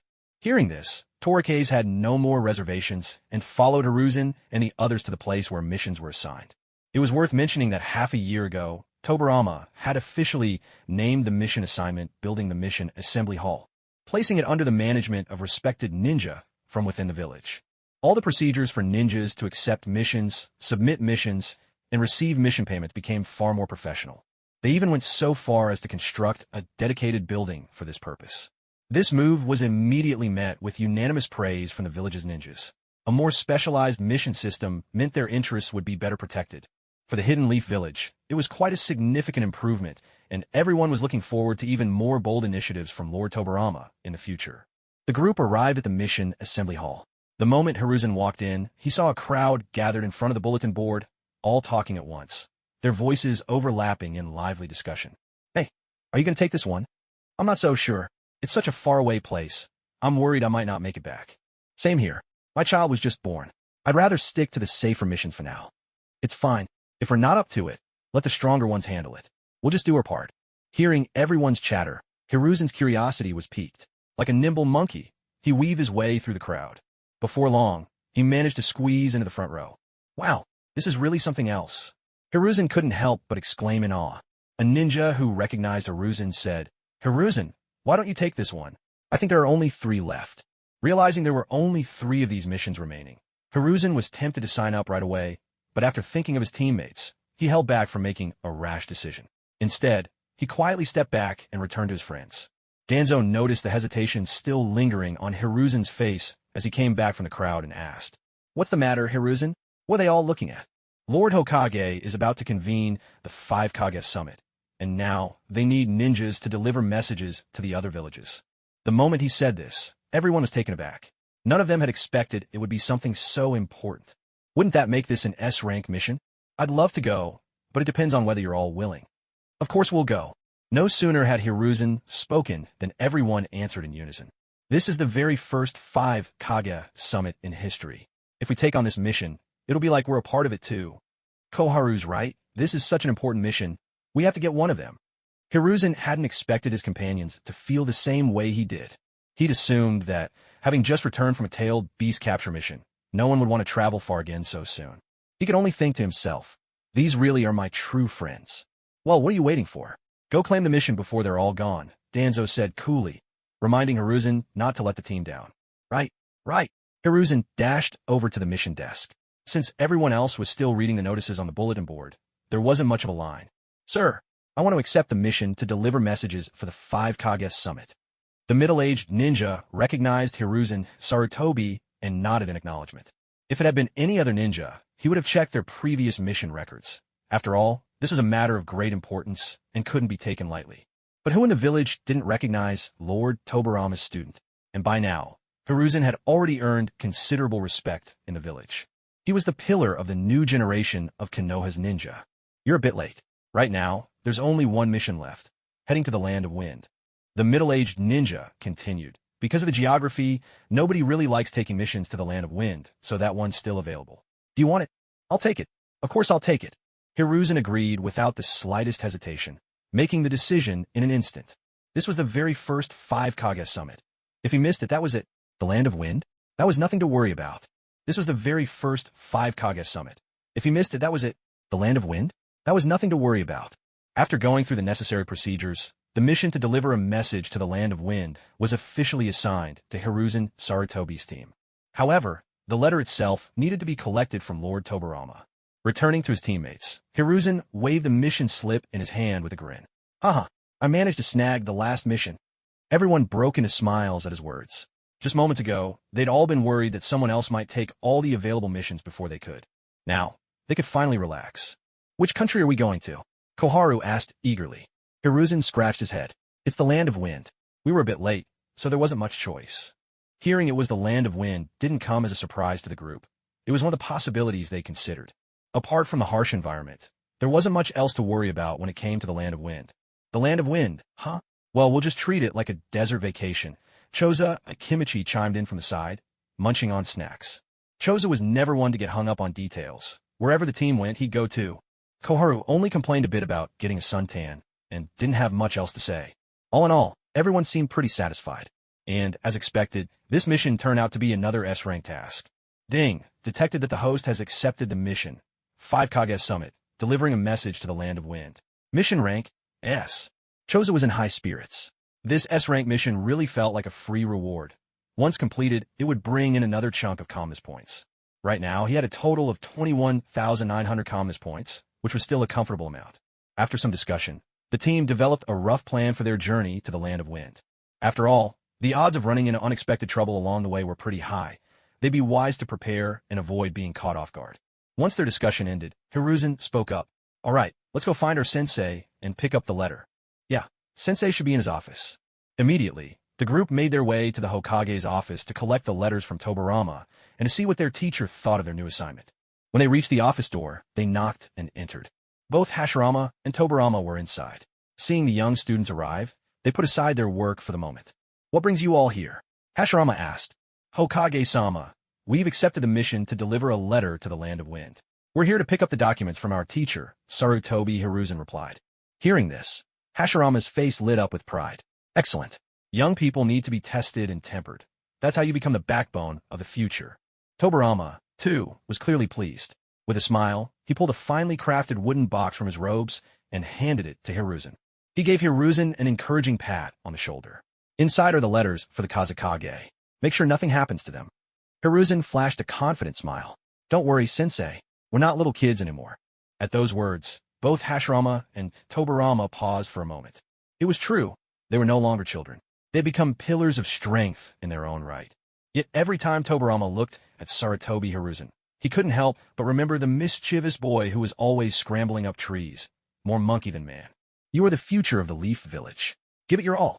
Hiruzen and the others nodded with bright smiles. Their teacher's words affirmed how far they'd come. They had trained under him for nearly 10 years. It had been tough and exhausting, but the rewards were great. Chikaz, are you going too? Hashirama asked, tilting his head. There's nothing much going on lately, and I happened to run into Hiruzen, so I figured I'd join them, Chikaz replied. Hashirama sighed. All right then, and I suppose there's no need to ask about Yuri. He's bound to tag along as well. Why are you all so eager to venture out? You're still just kids, after all. At times, Hashirama had to admit Chikaz was stronger than most of the ninjas in the village. He never had to worry about him on missions. But Chikaz was only 7 years old. Where was Hashirama at 7? Probably still playing in the mud. Comparisons could drive a person mad. With a few more years, Chikaz might just surpass him altogether. But that was something Hashirama was happy to see. What teacher wouldn't wish for their students to outdo them? Well, have it your way. When do you plan to set out? Chikaz looked to Sarutobi Hiruzen, for as the team leader, only he could decide their departure time. Hiruzen understood and answered right away. Our plan is to leave the morning after tomorrow. We'll take the same route we used when we wiped out the bandits. It leads straight to the Land of Wind. Hashirama considered this, then nodded. All right, that sounds good. You should know that path well by now. Hiruzen then outlined their plan to Hashirama and Tobarama, hoping the two elders might offer some advice. The group lingered in the office for a while longer. By the time Hashirama and Tobarama finished speaking, dusk had already settled outside. We've talked quite a bit today. You all should head home now. Hashirama and Tobarama had always been deeply concerned about these children's safety. In the past, any particularly difficult missions would always be accompanied by elite ninja. But this time, the kids were on their own, so the two couldn't help but be a little overprotective, much like parents worrying if their children were dressed warmly enough. Then, Lord Hashirama, Sensei, we'll take our leave, they said. Sensei, I'll be heading back as well. Hashirama waved his hand, signaling that they could go. Only then did everyone leave the Hokage's office. Our teachers really can't stop worrying about us, someone remarked. Hiruzen thought for a moment. Well, it's the first time we're taking on an S-rank mission without any supervision. Since we've already accepted the mission, I should go let Shiri know. She's probably still waiting around, clueless. Kagami suddenly spoke up, partly to gauge how the others felt. He was still debating whether or not Shiri should join them for this mission. That's fine, someone replied. This mission is only S-rank because of its significance, not because it's particularly difficult. There's nothing to be too concerned about. Since Hiruzen had spoken, no one else objected. After all, everyone had witnessed Shiri's growth over the past year. If she were truly going to hold them back, no one would have allowed her to join. In that case, let's all head home and get some rest. Everyone nodded and went their separate ways. Another long journey awaited them. This time, Keisuke resolved to bring plenty of food. No more surviving on ration pills. Determined, he scoured the streets and alleys for dried meats and other foods that would keep well, not knowing how long this diplomatic trip to the land of wind might last. Knowing the others would want some too, he bought enough for everyone and stored it all in his ring. Satisfied with his haul, he headed home with his ring full of provisions. After dinner, he tidied up and checked on the two little cranes. By the time he was finished, night had fallen. Keisuke lay down in bed, ready for sleep. He was filled with anticipation for the journey to the land of wind the next day. The following morning, Keisuke woke up early, washed up, and donned his Konoha ninja attire and forehead protector. After breakfast, he checked his storage ring one last time to make sure he had enough food. Once everything was in order, he finally relaxed. As for the risk of his storage ring being discovered, Keisuke had already devised a solution. Over the past few days, he'd been studying space-time ninjutsu with Tobarama. If his companions asked, he could simply say it was an accidental byproduct of his ninjutsu training. He had no idea how to reproduce it. Since they were about to set out on another long journey, the two young cranes and the hen at home were once again entrusted to Aunt Kato's care. It's worth mentioning that just yesterday, Tsufing had bought this hen, making her an official member of the Yunjong clan's estate. Aunt Kato originally didn't want to accept any money. It was just a chicken, after all, but Tsufing insisted so earnestly that she finally relented. Judging by the time, it was almost the hour everyone had agreed to meet, so Tsufing set off for the village gate. From a distance, he could already see Hiruzen, Tsurutobi, and Danzo standing together. Those two really lived up to their reputation as close friends. They were never apart. Hiruzen seemed to be in high spirits, his face beaming with a broad smile. Hey, Tsufing, you're early. Good morning, Brother Hiruzen. Good morning, Brother Danzo. Danzo greeted Tsufing with a brief good morning, then fell silent. Tsufing didn't mind. After a year of spending time together, he understood Danzo's temperament. Brother Hiruzen, you seem pretty happy today. Is something good happening? Tsufing asked. Yeah. At Tsufing's question, Hiruzen immediately pulled a small bento box from his ninja pouch. Look at this. Babako made me a lunchbox. Isn't it great? Tsufing finally understood why Hiruzen was in such a good mood. It seemed his efforts to win over Babako had finally made some progress. He remembered how, a year ago, Hiruzen had asked him for a crystal to give to Babako, but even now, he hadn't truly won her heart. It is nice, but Brother Hiruzen, aren't you moving a bit too slowly? Hiruzen rubbed his nose with a finger. You don't get it. I just don't want to rush into a relationship too easily. He sounded so self-assured that, if Tsufing didn't know he was a notorious flirt, he might have believed him. But even Danzo couldn't let that slide. Yeah, sure, Hiruzen. If you hadn't been caught peeping at the women's bathhouse by Babako, you two probably would have already. Before Danzo could finish, Hiruzen clamped a hand over his mouth, awkwardly muttering, You didn't hear any of that, all right? Inwardly, he cursed Danzo's loose tongue. Why'd he have to spill everything? He really should never have asked Danzo for advice on how to win Babako's favor. Tsufing pressed a finger to his lips, a silent promise to keep the secret. After all, it would be quite a scandal if news got out that the young head of the Sarutobi clan had been caught peeping at the women's bath. As the three of them bantered, Koharu, Hamura, Akimichi, and also Kagami and Yuri arrived one after another. Hiruzen, what are you up to? In broad daylight, no less. Koharu immediately started in on Hiruzen as soon as she arrived. Hiruzen quickly let go of Danzo. Nothing. You didn't see a thing. Koharu could only shake her head in exasperation. Siufeng, you're here early, Yuri said, walking over. She had only planned to join everyone for a casual mission. But the night before last, when her brother returned home, he told her that this time, the mission was to deliver a message to Sunagakure, the hidden sand village of the Land of Wind. It was a mission of great importance, linked to the upcoming 5 Kage summit, and she was so excited that she barely slept a wink that night. Even now, she still felt a little dazed, so she appeared quite energetic and keyed up. I'm used to it. I wake up around this time every day. Chiri smiled sweetly. And this time, we get to go on a mission together again. This is the first S-rank mission of my life. And with a mission as significant as this, I have to give it my very best. Seeing Chiri brimming with confidence, Chu Feng felt happy as well. Chiri was never a pessimistic girl. The regret of missing out on the last-tailed beast capture had turned into motivation for her. That drive had helped her grow immensely, and it seemed this journey to the Land of Wind would give her a chance to truly shine. Now that everyone is here, if there's nothing else, let's head out. Hiruzen called out. Everyone had already taken care of their personal matters the day before and was ready to depart at any moment. With Hiruzen's command, the whole team left the village, heading toward the Land of Wind. They had traveled this road a year ago, and though a year had passed, the landscape hadn't changed, allowing them to move along at a brisk pace. As they walked, Hiruzen explained what to do in case they faced any unexpected situations. Hiruzen and Danzo led the way, with Chu Feng and Chiri covering the flanks, while Yin, Kagami, and Akimichi brought up the rear. Koharu, the medical ninja, was positioned at the very center of the formation.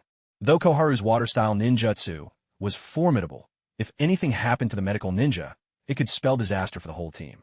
Fortunately, they encountered no troublemakers along the way.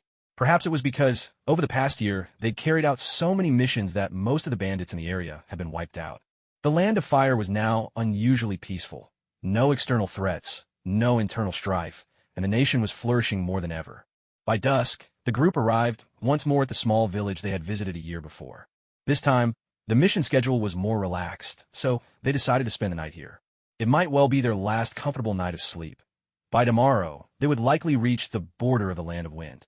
There, swirling sands would fill the sky, and comfort would be out of the question. The innkeeper from a year ago seemed to have changed, and, upon asking, they learned it was the son of the previous old man. The original owner had grown too old and frail, so he'd retired to enjoy his twilight years at home. Since the innkeeper was no longer an old acquaintance, Hiruzen and the others didn't linger in conversation. They simply found a few decent rooms and settled in. They even enjoyed a relaxing soak in the hot spring. Though the day hadn't been particularly exhausting, everyone still felt a little worn out. A hot bath helped to wash away much of the fatigue. Early the next morning, after settling their accounts, Hizashi and his companions once again set out on the road to the Land of Wind. This time, they decided to pick up their pace, hoping to cross into the Land of Wind by nightfall. By mid-afternoon, around 3 or 4 o'clock, the group arrived at the very valley where they had once banded together to wipe out a bandit stronghold. The ruins from that time were now long covered by weeds and young trees, leaving no trace of what had happened here.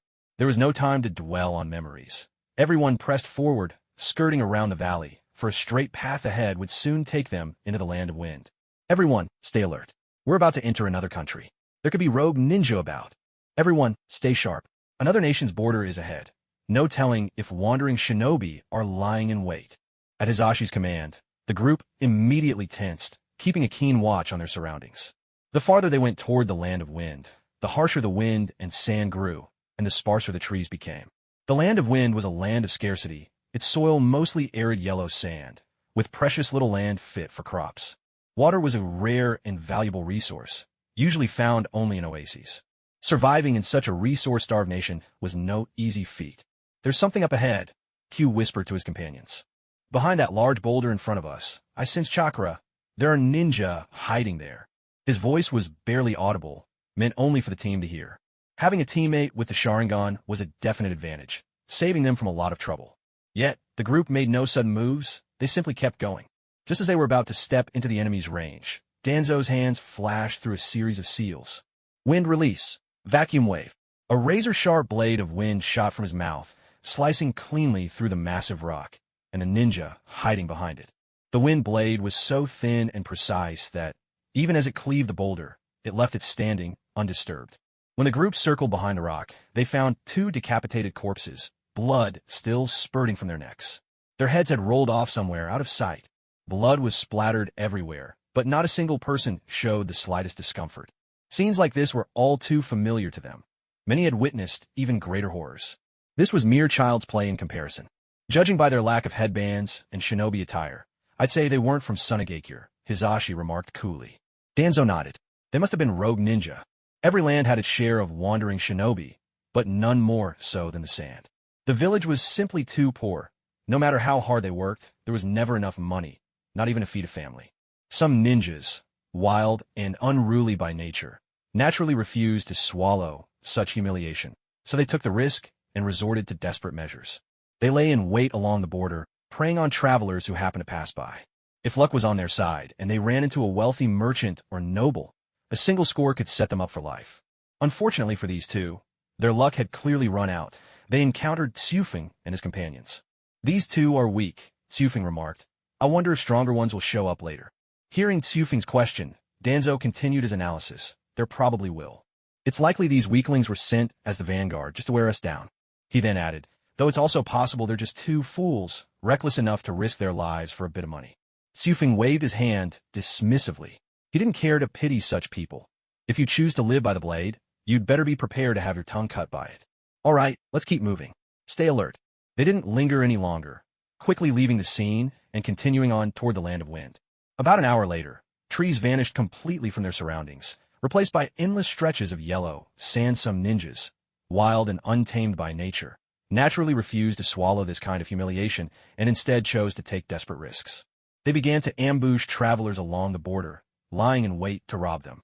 If luck was on their side, and they happened upon a wealthy merchant or a nobleman, a single haul could be enough to live comfortably for a lifetime. Unfortunately for these two, their luck had clearly run out. They had crossed paths with Tsufeng and his companions. These two are pretty weak. I wonder if there are stronger ones waiting behind them, Tsufeng mused aloud. Hearing his question, Danzo continued to analyze. There should be. Ninjas this week are probably just sent in first to exhaust our strength. He then added, of course, it's also possible they're just two fools willing to risk their lives for money. Tsufeng waved his hand dismissively. He felt no pity for such people. If you choose to live by the blade, you'd better be ready to lose your tongue. All right, let's keep moving. Stay alert. Without lingering, the group quickly left the scene and continued their journey toward the land of wind. After about an hour, the trees disappeared completely from view, replaced by endless stretches of yellow sand. The sun scorched the earth, and the whole desert became a giant oven, relentlessly baking Tsufeng and his comrades. Brother Hiruzen, how much longer until we reach Sunagakure? Hiruzen pulled out the map and checked it. About a day and a half, give or take. But since it's our first trip, it'll probably be a bit slower. Let's say 2 days to be safe. Gufeng nodded. He had truly underestimated the power of the desert. The sun today was especially cruel. If it weren't for the large stores of food and water he had kept in his spatial ring, they would have perished long ago. All those fancy bento boxes from Lake Biwa, those premium soldier pills, none of it mattered without water. The water they collected from the last village had been finished on the road, and now everyone's throats were parched and dry. Seeing his companions in such a poor state, Tsufeng casually waved his hand and conjured up bucket after bucket of water. The sudden appearance of so much water left everyone full of astonishment and curiosity. Tsufeng then smoothly delivered the explanation he'd prepared in advance. Everyone seemed to accept it without much suspicion. Next, he used ice release to make some ice cubes and toss them into the buckets, chilling the water to help everyone cool down faster. After this round of care, the group had their fill of food and drink, and their spirits revived. No one looked as sickly as before. Honestly, I have no idea how the Aburame clan managed to battle the One-Tail in this desert. Hiruzen complained now that his strength had returned. They had barely set foot in the land of wind, and already it felt unbearable. Enough already. If you're rested, then get moving. We don't have time to waste, Kohara urged. Reluctantly, Hiruzen got back on his feet, and they pressed on. At that moment, Tsufeng began forming hand seals swiftly. Cloud release, cloak of clouds. A great billow of mist floated from his mouth, transforming into vest-like cloaks that hovered in front of each companion. Everyone, try these on. They should make things much better. Only then did everyone realize, when the swirling clouds and mist were close, hadn't it always felt so refreshingly cool? They wasted no time slipping into the cloud-spun garments. The material felt as soft as cotton, but with a crisp, cool touch. The moment they put them on, a wave of coolness washed over their bodies, making them feel instantly comfortable and at ease. Ah, I feel alive again. Trust Xufeng to always have a solution. Unlike some people, Xiaochun's words carried a teasing undertone. Risen chose to ignore Xiaochun's veiled jab. As long as he ignored it, no one could guilt-trip him. All right, let's keep moving. With the cloud mist outerwear, everyone's pace quickened considerably, and the sun's harsh rays no longer bothered them. The cloaks remained intact thanks to Xufeng's chakra, which barely diminished even after a whole day. Only about a third of his energy would be spent. Fire style, Great Fireball Jutsu. Both Kagami and Chiri unleashed their jutsu toward a distant sand dune. The two fireballs merged in midair, swelling into one enormous, blazing sphere, which crashed onto the dune with a thunderous explosion. Suddenly, four dark figures burst from the sand, swiftly surrounding the group. Risen's eyes quickly caught sight of the scratch across their headbands, a telltale mark of rogue ninja. Missing mean from Sunagakure, Danzo remarked coolly. You're from Konoha. Have you come to the land of wind to start a war? The lead rogue shouted, his voice edged with hostility. Enough talk. Kill them. Danzo's tone was icy. To him, wasting words on these fools was pointless. He struck without hesitation, launching an attack at the leader. Risen immediately joined the fray. The battle erupted in full force. Ice-style Frost Assault. Xufeng stomped the ground, sending a row of razor-sharp icicles hurtling toward their foes. Taken aback by this unfamiliar technique, one enemy faltered, their formation momentarily thrown into chaos. Wind-style Windbreaker. With a sweep of his fan, the enemy summoned a powerful gust, scattering the ice spikes in all directions. But the wind stirred up clouds of dust, cutting visibility to almost nothing. In that instant, a crystalline serpent shot out from the swirling sand and coiled tightly around him. Crystal-style, Radiant Crystal Strangle Formation. Countless crystal spikes erupted from the ground, piercing through his arms and legs and pinning him in place. The crystal serpent constricted even tighter, its grip unyielding. His face turned a ghastly shade of purple as his companions tried desperately to help. But Risen's group kept them at bay. There was nothing they could do. With a sickening crack, his head slumped forward, life snuffed out in an instant.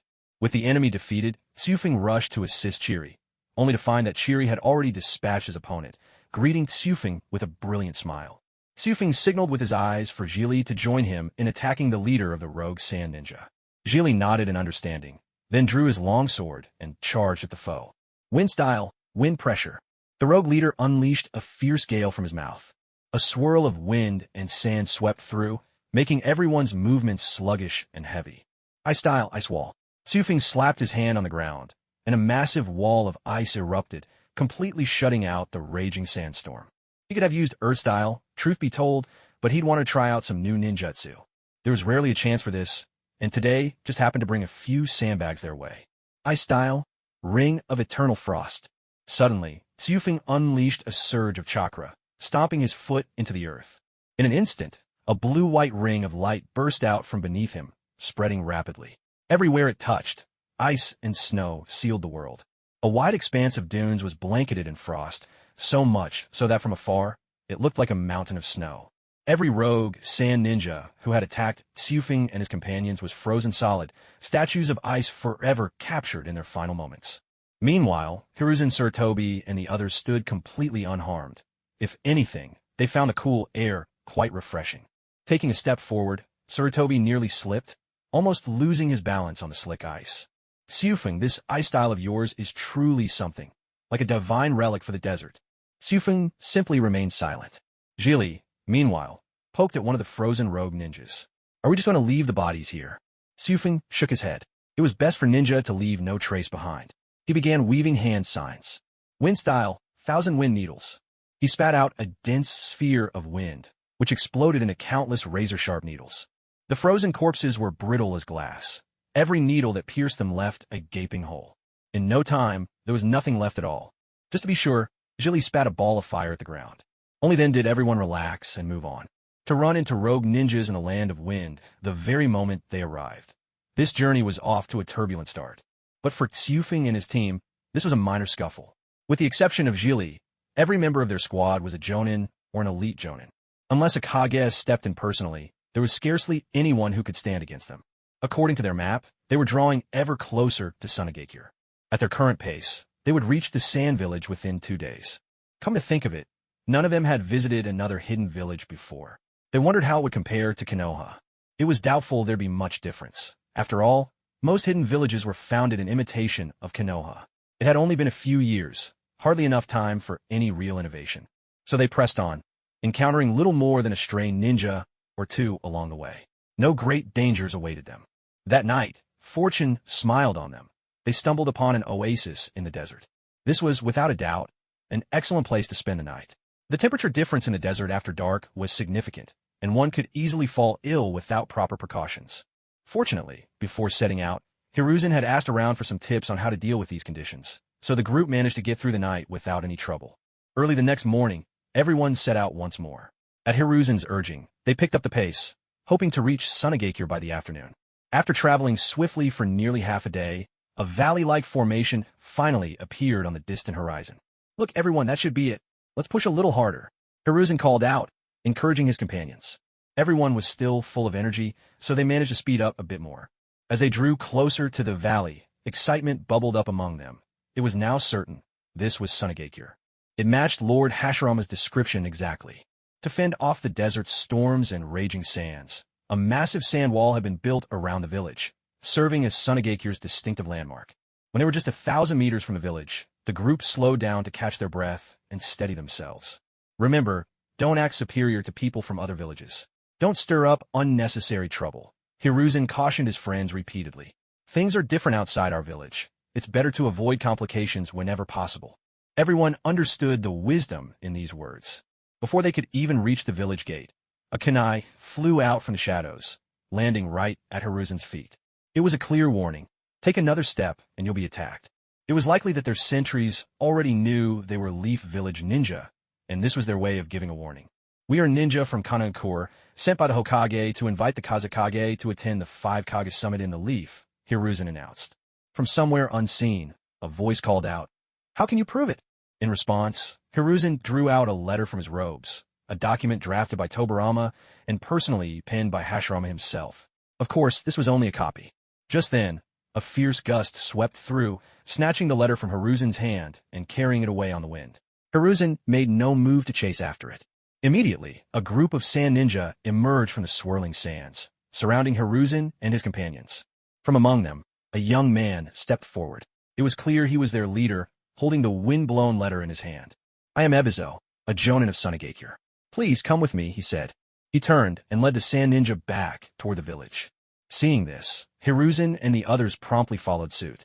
With that, they'd successfully entered Sunagakure, half the mission accomplished. More importantly, there had been no conflict, which was a relief to everyone. After all, who enjoys constant fighting and bloodshed? Whenever words can solve a problem, it's best to avoid using force. When Hiruzen and his party finally reached the entrance to Sunagakure, they could truly appreciate the sheer thickness of the sand wall. It was at least 10 times thicker than that little valley they'd seen before. Just passing through the wall and entering the village took a fair bit of time. "Our guests have come from afar.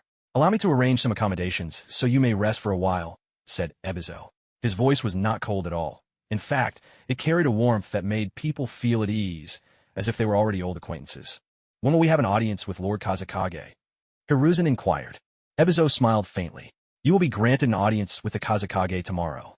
Please, there's no need to worry." Hearing this, Hiruzen said no more. He knew that pressing the issue would not yield results, and might even be seen as impolite. After all, when representing the hidden leaf outside the village, one must never tarnish its reputation. At last, they passed through Sunagakure's sand barrier wall, and for the first time, took in a full view of the village. The buildings all seemed to be raised on foundations of packed sand, resembling clusters of oddly shaped little dunes. Ebizo turned to Tsurutobi, Hiruzen, and his companions and said, "Honored guests from the Hidden Leaf, welcome to the village hidden in the sand." Everyone offered their thanks, and continued following Ebizo deeper into the village. The large group of ninja who had escorted them earlier had now vanished. After all, now that they were inside the heart of the village, there was no need to worry about any trouble. Kazekage swept his gaze over the village. Its layout was not too different from that of the Leaf, with the Kazekage's office likely at its very center. The houses of the villagers were scattered everywhere, and everyone walking the streets had sun-browned skin, a clear sign of living under the relentless desert sun. Men and women alike wore long robes and scarves, their clothing simple and unadorned. Compared to the Leaf, one might even call it unsightly, but here, there was little point in dressing well. In less than half a year, The wind and sand would wear down even the finest clothes beyond recognition. Generation after generation, the people of the desert had crafted customs to survive the harsh elements. Surely, these traditions were the most practical. Ebizo led Hiruzen and the others to a rather refined little building. This is where we host our honored guests. Please rest here tonight and await the Kazekage summons tomorrow. With that, Ebizo departed. Hiruzen and his companions pushed open the door and stepped inside. The small building was spotless and exquisitely decorated, its layout entirely unlike that of the Leaf, radiating a strong sense of foreign charm. The rooms inside were all just as clean and tidy, clearly set aside for esteemed guests, just as Ebizo had said. The only drawback was that, although there was a place to bathe, there was no water. But everyone understood, water was scarce enough in the desert just for drinking, let alone bathing. That would be far too much a luxury. The men didn't mind. As long as they had a place to stay, that was more than enough. But Koharu and Torafu were earnestly examining every furnishing in the room, finding everything remarkably novel no matter how many times they looked. Hey, what kind of person do you think the Kazekage is? Hiruzen suddenly asked out of the blue. Hearing Hiruzen's question, Koharu replied at once. Why do you care? We're not here to take his orders, just to deliver a message. I'm just making conversation. It's not like we have anything else to do right now, Hiruzen shrugged. After a moment's thought, Danzo spoke up. Anyone who can found a village and govern it so efficiently is definitely not a simple person. Then he added, but compared to the Hokage, the difference is like night and day. Torafu nodded quietly. That much was true, especially when you looked at the first-generation Kage of the other villages. His own master could probably crush one of them with a single finger. Speaking of the Kage from Sunagakure, none of them seemed particularly outstanding. During the first 5 Kage summit, the first Kazekage gave up his tailed beast in exchange for a large sum of money and a fertile piece of land from Hashirama. And Hashirama really did hand it all over without a second thought. But later, maybe due to lax management, that land became the independent land of rivers.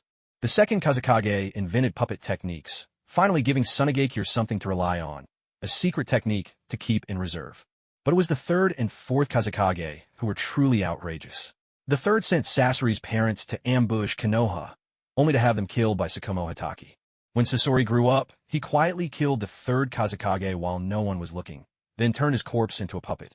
And the fourth, Gaara's own father, teamed up with Orochimaru in the Konoha crush plot, only to end up killed by Orochimaru himself. No wonder Sunagakure is the weakest of the 5 great shinobi villages. With leaders like that, how could the village ever become strong? Koharu stretched with a yawn. Once we hand the letter to the Kazekage tomorrow, we can finally go home. These past few days have been exhausting. Everyone nodded in agreement. This trip to the Land of Wind had been even more tiring than hunting a tailed beast. Still, when they remembered they had taken part in the very first 5 Kage summit in history, a sense of pride and excitement welled up in their hearts. All fatigue was forgotten. Torafu and Tori wanted to go out for a stroll, but then thought better of it. After all, this was unfamiliar territory. Getting lost would be embarrassing, and a Konoha shinobi wandering aimlessly around Sunagakure would draw away too much attention. It was better to keep a low profile. Since they couldn't leave anyway, everyone sat together, discussing how to present themselves to the Kazekage the next day and how to handle any unexpected situations. On and on the conversations ran, until night finally fell and they returned to their rooms to sleep. It had to be said, these houses built from sand and earth were surprisingly good at retaining heat. None of them felt cold at all through the night. The next day, just before noon, Chiyo's brother Ebizo arrived at the small building where Hiruzen and the others were resting. He knocked gently on the door 3 times, then announced, "Guest from the Leaf Village, Lord Kazekage has summoned you." From inside, Sarutobi Hiruzen's voice responded, so Ebizo stepped back, waiting quietly outside without further disturbance. It wasn't long before everyone was ready. Hiruzen opened the door and nodded to Ebizo. "Please lead the way." The group followed behind Ebizo as he guided them toward the village's central building. It's worth mentioning that last night, when Shufeng unlocked Ebizo's character card, he was rewarded with 500 Serenity points. He wondered just how many Serenity points the first Kazekage, Redo, could provide. By this point in time, Redo should already be married to Chiyo. Perhaps there was even a chance to unlock her character card as well. With Ebizo leading the way, they soon arrived in front of the Kazekage's office building. Ebizo stepped forward and explained the purpose of Hiruzen and his group to the shinobi standing guard. Upon learning they were there to see the Kazekage, the guards immediately accompanied them inside. Only after entering did they realize that, while the Kazekage's building looked impressive from the outside, its thick walls meant the interior space was only about half the size of the Hokage's office. Arriving at the office on the top floor, Ebizo knocked on the door. Lord Kazekage, the guests from the Leaf Village have arrived. Come. A deep, resonant voice answered from within, and Ebizo pushed open the door. Everyone followed him into the office. Chufeng looked up and confirmed it was indeed the Kazekage himself, matching his appearance from the anime perfectly. Standing behind him was a woman with short hair, tied up in a bun, dressed in a long gray-black robe, her face adorned with a faint smile. Greetings, Lord Kazekage. Hiruzen and his companions offered a respectful bow, but nothing too formal. It was, after all, the Kage of another village. Reto beamed at their arrival, his face breaking into a welcoming smile. Welcome to Sunagakure. How was your stay last night? Did you find everything comfortable? Hiruzen returned the smile. Thank you, Lord Kazekage. We rested very well. Reto laughed warmly. I'm glad to hear it. Now, let's get down to business. Please, tell me in detail why you've come. At Reto's prompting, Hiruzen began to explain the Hokage's intention to convene a 5-Kage summit in pursuit of peace. After listening, Reto's brow furrowed slightly. Everyone wished for peace, but it wasn't something that could be achieved just by having 5 people sit down for a talk. Everyone wished for peace, but it wasn't something that could be achieved just by having 5 people sit down for a talk. I understand your purpose here, and I fully recognize the Hokage's sincerity. I will take part in the 5-Kage summit as promised. Hearing the Kazekage's reply, everyone's faces lit up with smiles. Hiruzen then reached into his robe and produced a handwritten letter from Hashirama himself. This letter was written personally by the Hokage. It contains his greetings to the Kazekage, as well as a detailed outline of the procedures for the upcoming talks. Please have a look. Retsudo glanced at the woman standing behind him. She immediately understood and stepped forward to take the letter from Hiruzen Sarutobi's hand. Retsudo didn't open the letter right away. Instead, he placed it on the table.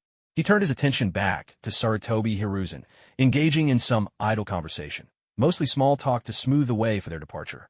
Hiruzen didn't mind at all. His mission was already complete, and he had agreed to attend the talks. If someone ended up breaking their word in the end, it would be hard to say who would suffer for it. Well, let's leave it here for today. You're welcome to take a stroll around Sunagakure. Just let Ebizo know when you're ready to leave. Retsudo smiled, his true thoughts impossible to read from his expression. Hiruzen was happy to end the conversation with such a cunning old fox, so he agreed readily. Chio, please see our guest from the Leaf Out. Hearing that name meant another 500 units of calmness value for Kaze no Kuni system, a thought that made him quite pleased. Chio was not an especially attractive kunoichi. She had a face that blended in with the crowd, hardly considered beautiful by Sunagakure standards. Yet her strength was undeniable. Perhaps that was what drew Retsudo to her, making her the most respected woman in the village. Chio escorted the group out of the Kazekage's building before heading back inside. Koharu and Hamura wanted to stroll around the village, and Kagami insisted on protecting Hamura, so the rest of the group returned to their quarters to rest. There wasn't much to see in Sunagakure, just endless sand and more sand. There were some handicrafts, but compared to those in the Leaf, they fell far short. Locals wouldn't buy them, and outsiders rarely visited Sunagakure, so the handicraft industry had no chance to grow. After several laps around the village, Koharu and her companions finally managed to pick out a few decent porcelain jars to buy. They were small, easy to carry, and would never become a burden. Inside the Kazekage's office, Retsudo stared at the letter written by Hashirama himself, a look of growing conflict clouding his face. Chio stood behind him, gently massaging his shoulders. What is it? What did the Hokage say? Retsudo let out a sigh and set the letter down on the table. It's more or less the same as what that young ninja said, a proposal to seek peace in the ninja world together. And he hopes that trade can flourish between our villages. Chio seemed puzzled.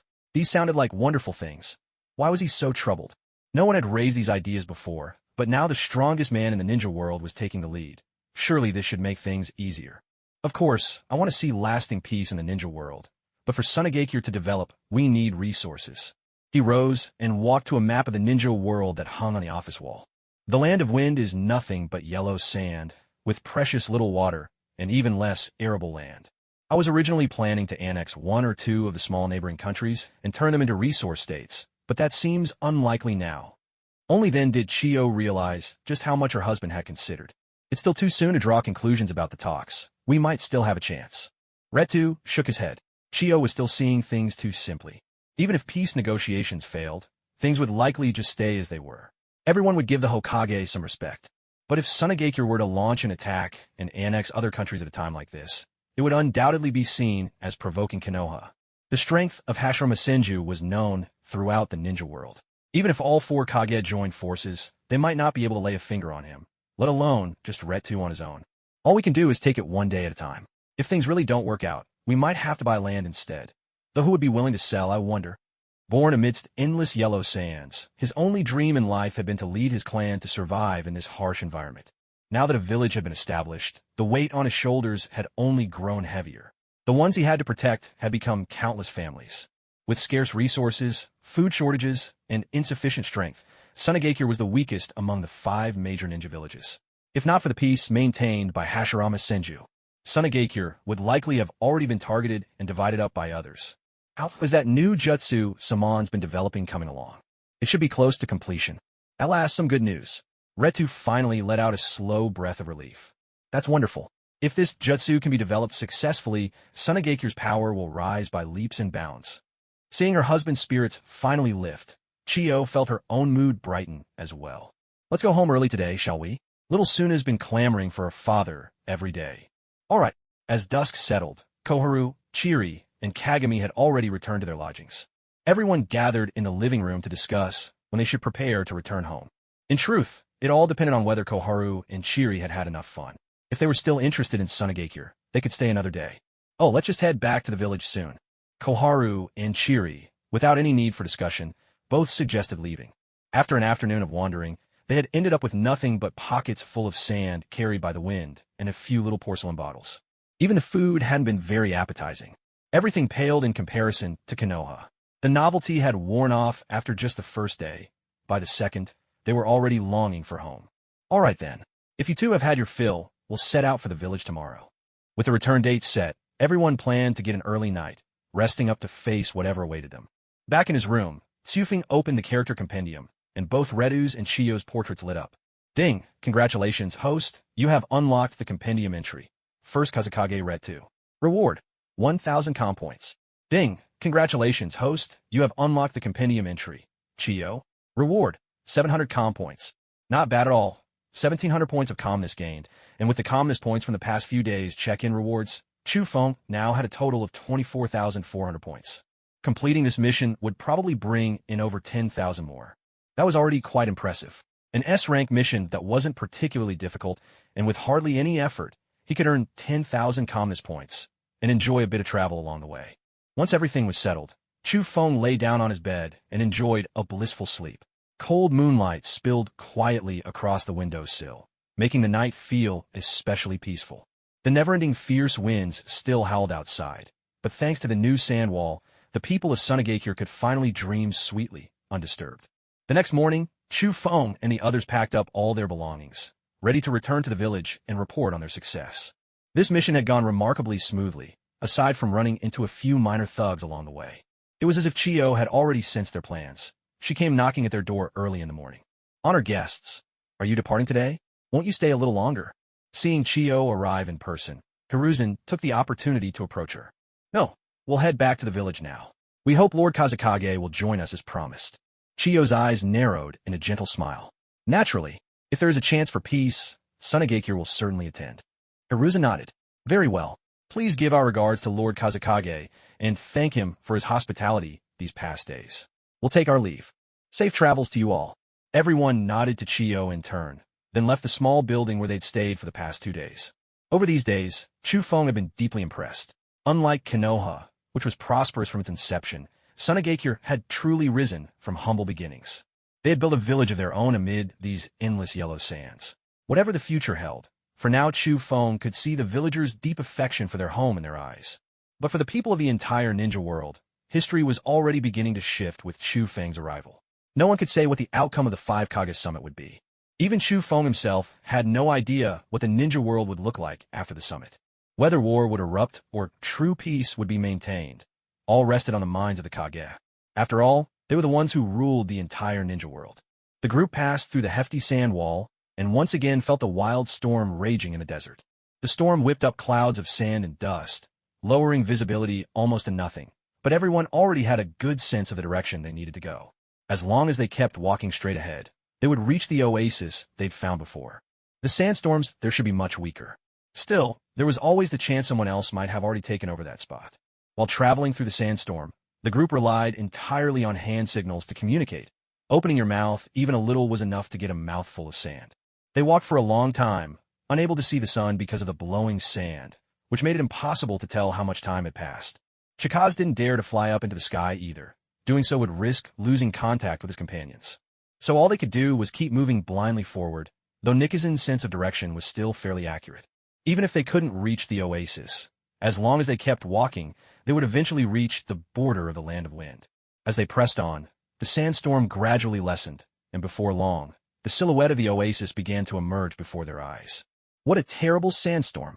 I could barely breathe, grumbled Koharu, who had hardly spoken on the way and was now thoroughly exasperated, her hair and ears full of sand. No sooner had she complained than she began brushing herself off in earnest. Impressive, Nikizan. Even in a sandstorm like this, you still managed to find the oasis. Kagami couldn't help but praise him. If they hadn't found the oasis, spending the night out in the wind and sand would have been unthinkable. Oh, it's nothing, just a little family trick passed down through the generations, Nikizan replied modestly. Hearing this, the others didn't press further. He called it a little trick, but to navigate so precisely through a desert of endless yellow sand was anything but simple.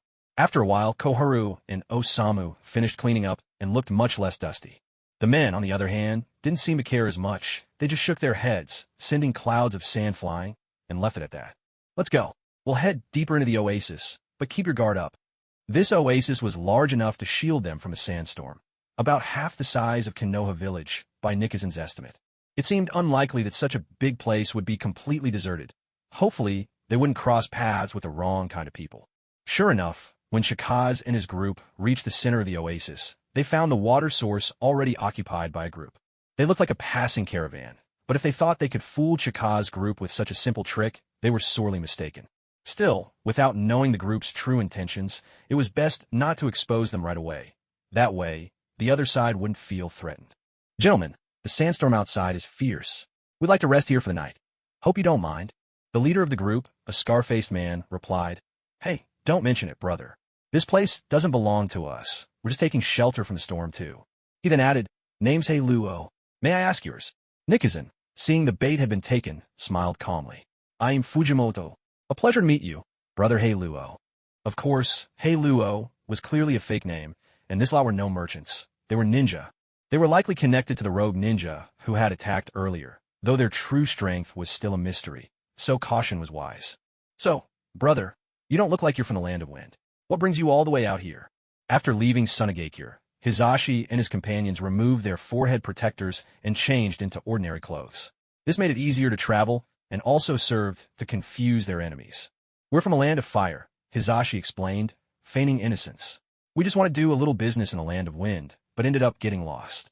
As he spoke, Hizashi glanced casually at his own pack, as if by accident. This small gesture did not escape Kuro's sharp eyes. He caught it perfectly, and a sly smile spread across his face. He slung an arm around Hizashi's shoulders. Come, little brother, have a seat. Then he called over his men, showering them with meat and wine in a show of extravagant hospitality. If Hizashi and his group had truly been ordinary merchants passing through the Land of Wind, they might well have been taken in by Kuro's generosity. Playing along, Hizashi and the others pretended to drink themselves into a stupor, slurring their words and acting as if they could barely speak. Once Kuro judged the time was right, he dropped the pretense and eagerly spoke up. Little brother, your elder here is a bit short on cash. Mind lending me a little spending money? As he finished speaking, a kunai appeared in his hand.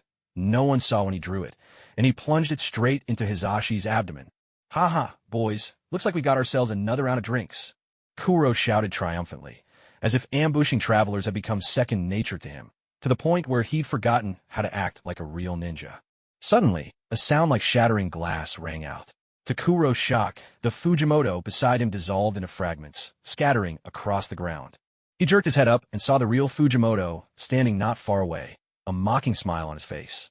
Beside Fujimoto stood another man, his eyes burning a vivid crimson. Sharingan, your leaf Shinobi. Damn it, brothers. Kuro bellowed, calling for his men, but this time not one answered. He spun around, only to see all his comrades collapsed on the ground, clutching their throats. Their faces were ashen, tinged with a faint sheen of frost. It was only then that Kuro realized wisps of mist had somehow appeared around him. Mist in an oasis at dusk. How could that be? You can still think straight? It seems you haven't completely lost your edge, Tokikaze said coolly. With a flick of his left hand, all the surrounding mist gathered into his palm. Kagami spoke in a cold, measured tone. From the very moment we met, you had already fallen into the Mangekyo Sharingan's illusion. Kagami repeated, his voice icy. From the very moment we met, you had already fallen into the Mangekyo Sharingan's illusion. Kuro gritted his teeth in fury, never imagining he'd meet his end here, of all places. All he could think was how he'd let down his brothers, who had followed him into danger, only to die without ever knowing why. That ninja could even control mist. What a bizarre and terrifying power. You think you got me cornered? Kuro suddenly burst out laughing. I'm not someone who survived all these years for nothing. If I really have to die, at least one of you is coming with me. Everyone remained highly alert to Hei Luo's desperate struggle before death, not daring to let their guard down for even a moment. Wind release, sandblast. Hei Luo spat out a fierce gust of wind, sweeping up the gravel on the ground and whipping it into a swirling dust storm. The sand-laden wind clouded their vision, making it hard to see what was happening around them. However, this didn't trouble Q and Chiri in the slightest. With the Sharingan, they could clearly track the enemy's movements. Fire release, Phoenix Sage Fire. Flames blossomed like flowers, wrapping around Shuriken as they vanished into the swirling sands. The next instant, the sound of metal clashing echoed through the storm. Immediately, everyone pinpointed the direction of the noise and unleashed their jutsu toward that spot. Yet, it seemed they had struck nothing at all. Ice release, Ice Blade Slash. Sufing condensed a massive blade of ice and brought it crashing down onto the ground. The ice blade shattered, sending countless shards of ice flying into the sandstorm, where they began to link together and freeze. Gradually, a wall of ice took shape, and the storm, impeded by the barrier, slowly faded away. Sufing glanced around, but Hei Luo was nowhere to be seen. Didn't expect him to get away, Heisen remarked, clearly dissatisfied. Q smiled. Well, he's someone who survived the desert for years. Those kind of tricks aren't surprising. As long as he doesn't come after us, it's fine. Sufing didn't mind either. If Hei Luo managed to escape, it just meant he was lucky. As long as he didn't come back to cause trouble, that was enough. The area had been left in chaos by the battle, corpses strewn everywhere. A grisly sight that would be terribly unsettling if someone got up at midnight to use the bathroom and stumbled across the carnage. They needed to do something about it. The most straightforward way would be to burn the bodies, but that risked drawing more enemies. Crystal release, budding vines. Sufing tapped the ground lightly with his foot. The earth trembled faintly, and beside each corpse, a tiny crystal sprout emerged. The sprouts grew rapidly, in just a few breaths enveloping each body in sparkling crystal. In the end, a field of crystal clusters stretched across the ground, slowly sinking below the surface. With so many corpses encased in crystal and buried underground, perhaps centuries from now, they become some great unsolved mystery. With everything settled, they could finally rest at ease. They rekindled the campfire, letting its warmth chase away the chill.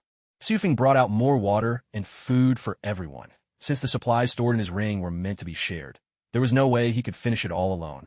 Once everyone had eaten their fill, night had fallen completely, just in case Hei Luo tried anything reckless and attacked them in the dark. Q volunteered to take the first half of the night watch, while Akimichi Sufing would take over in the second half.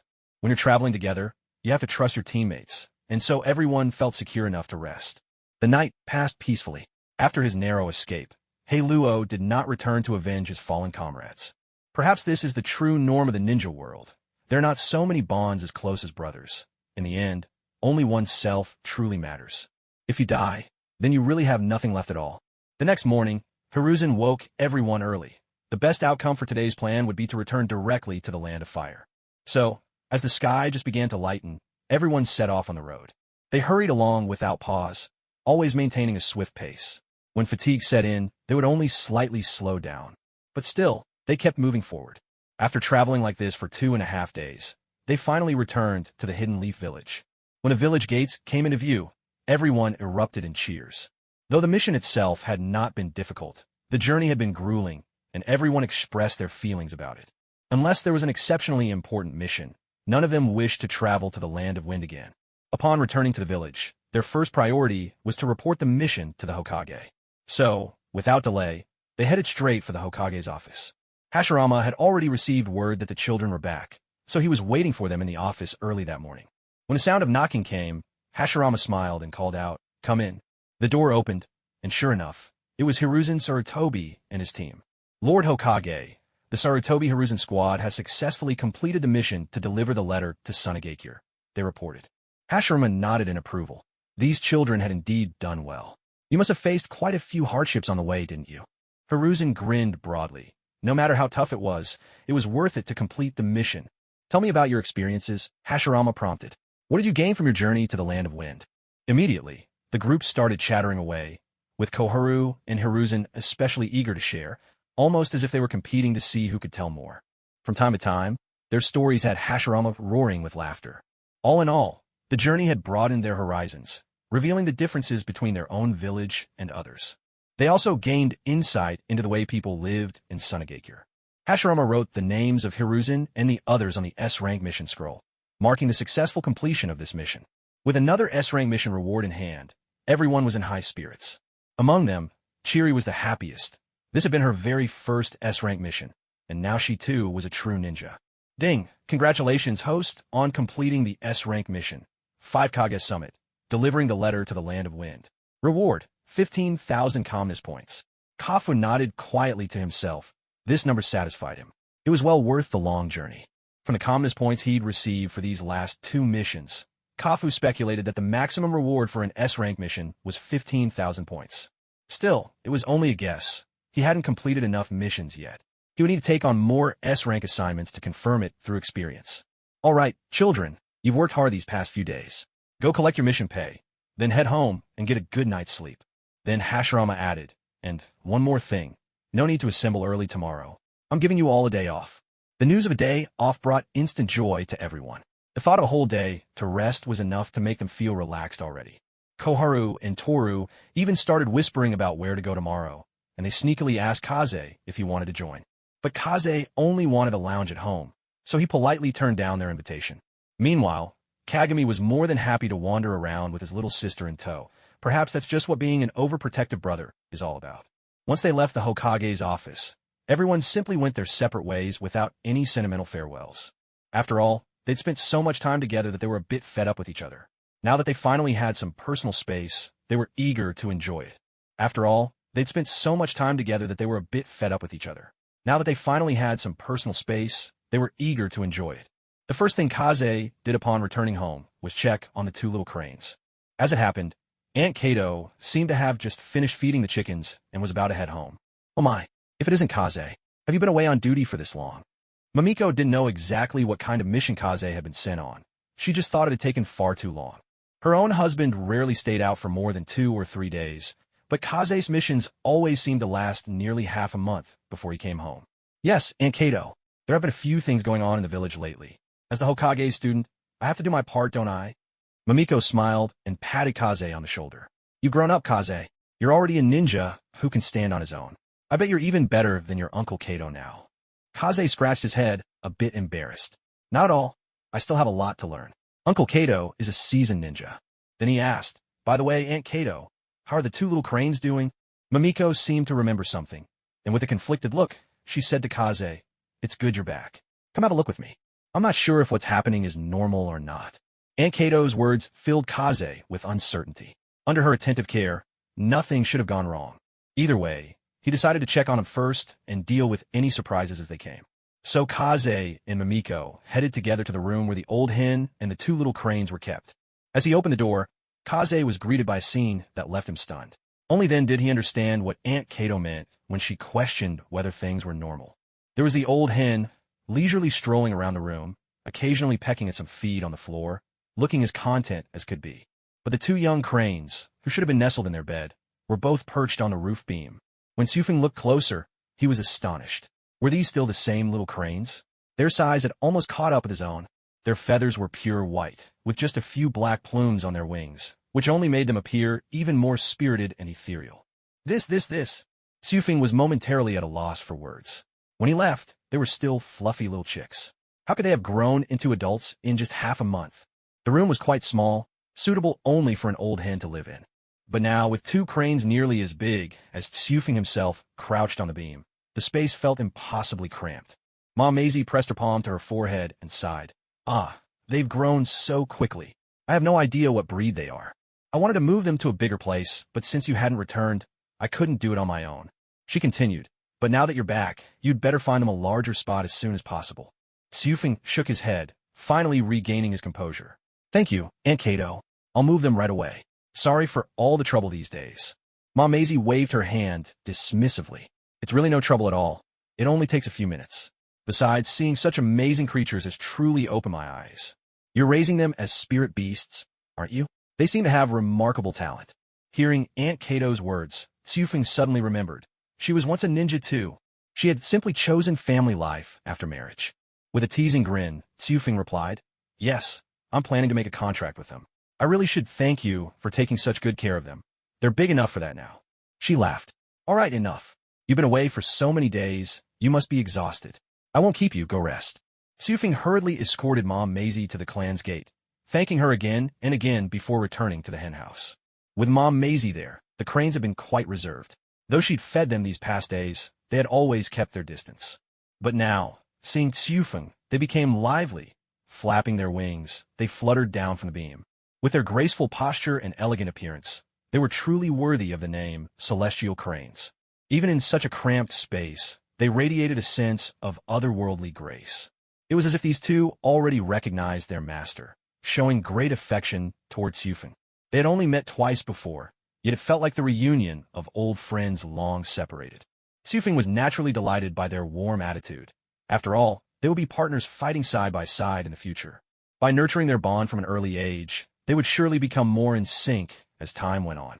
I wonder when you two will learn to speak, he mused. Xiufeng pondered for a moment.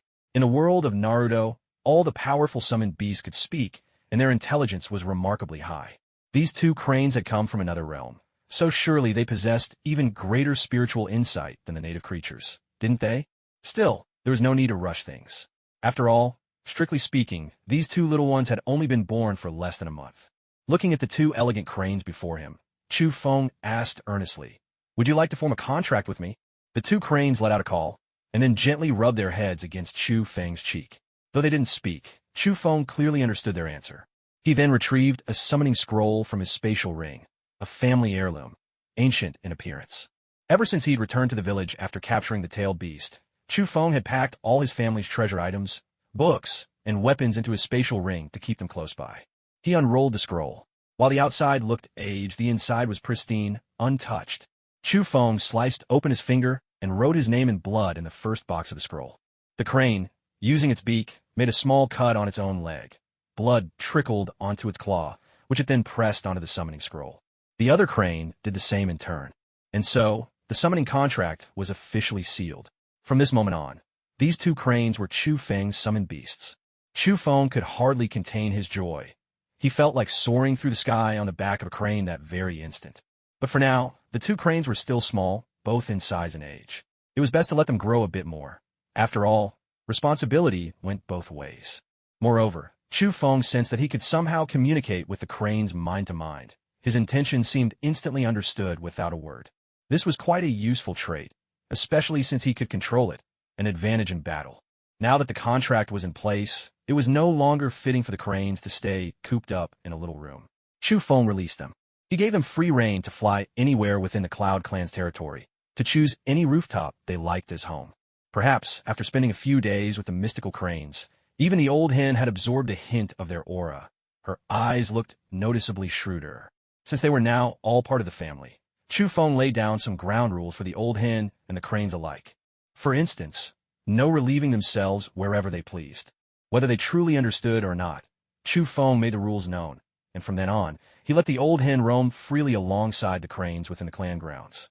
Suddenly granted such a vast space, the old hen was a bit hesitant, crouching cautiously by the doorway and not daring to wander too far. The two cranes, however, were far more adventurous.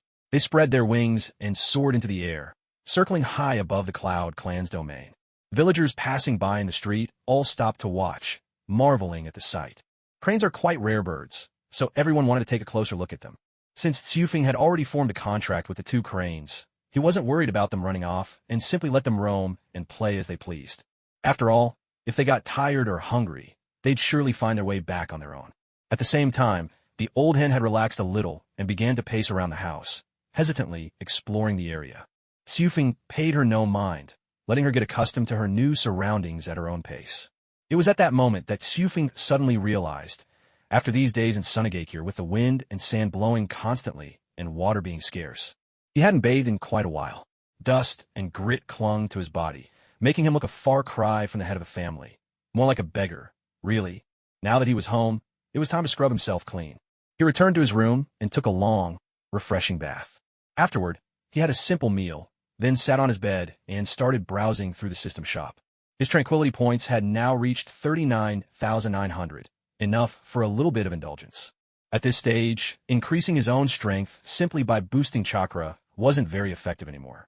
So Xufeng focused his search on items that could enhance his external abilities. But after scrolling for a good while, he still hadn't found anything that truly satisfied him. Most of the items were oddities, strange things of little practical use. The few that did catch his eye were outrageously expensive, completely out of reach. I'll just have to keep looking. It really is hard to find something affordable and worthwhile, he muttered to himself. He had hoped to find something like the summoning seed, an item that was both affordable and effective. But with so many options in the shop, and most of them of little use, he wasn't having much luck. Just then, something peculiar caught Xufeng's eye, a strange item whose name seemed entirely unrelated to what he was hoping for. Yet for some inexplicable reason, he found himself drawn to it, finger hovering over the image. The shop's picture showed a blood-red skeleton, with a gaping hole where the heart should have been. What really piqued Xufeng's interest was that the art style of the skeleton was strikingly similar to that of the summoning seed. Besides, the summoning seed itself looked like a heart. Could there be some kind of connection with this skeleton missing its heart? Without further hesitation, Xufeng clicked for a detailed description. Primal puppet. Drop any flesh and blood into the broken heart cavity to activate the puppet. The puppet will decompose the energy. And genes within the offering gaining the same abilities. The puppet has no consciousness and is entirely controlled by its master. After reading the explanation, Xufeng could only say one thing: brilliant. This is the perfect blend of awesome, like Bulbasaur chomping on a crunchy snack and wandering into Mickey's magical house. It's genius on every level. He glanced at the price. It was the same as the summoning seed. 10,000 tranquility points, and it could be purchased repeatedly without disappearing from a shop after use. With this thing, doesn't it mean I can collect every single Kekii Jinkai power out there?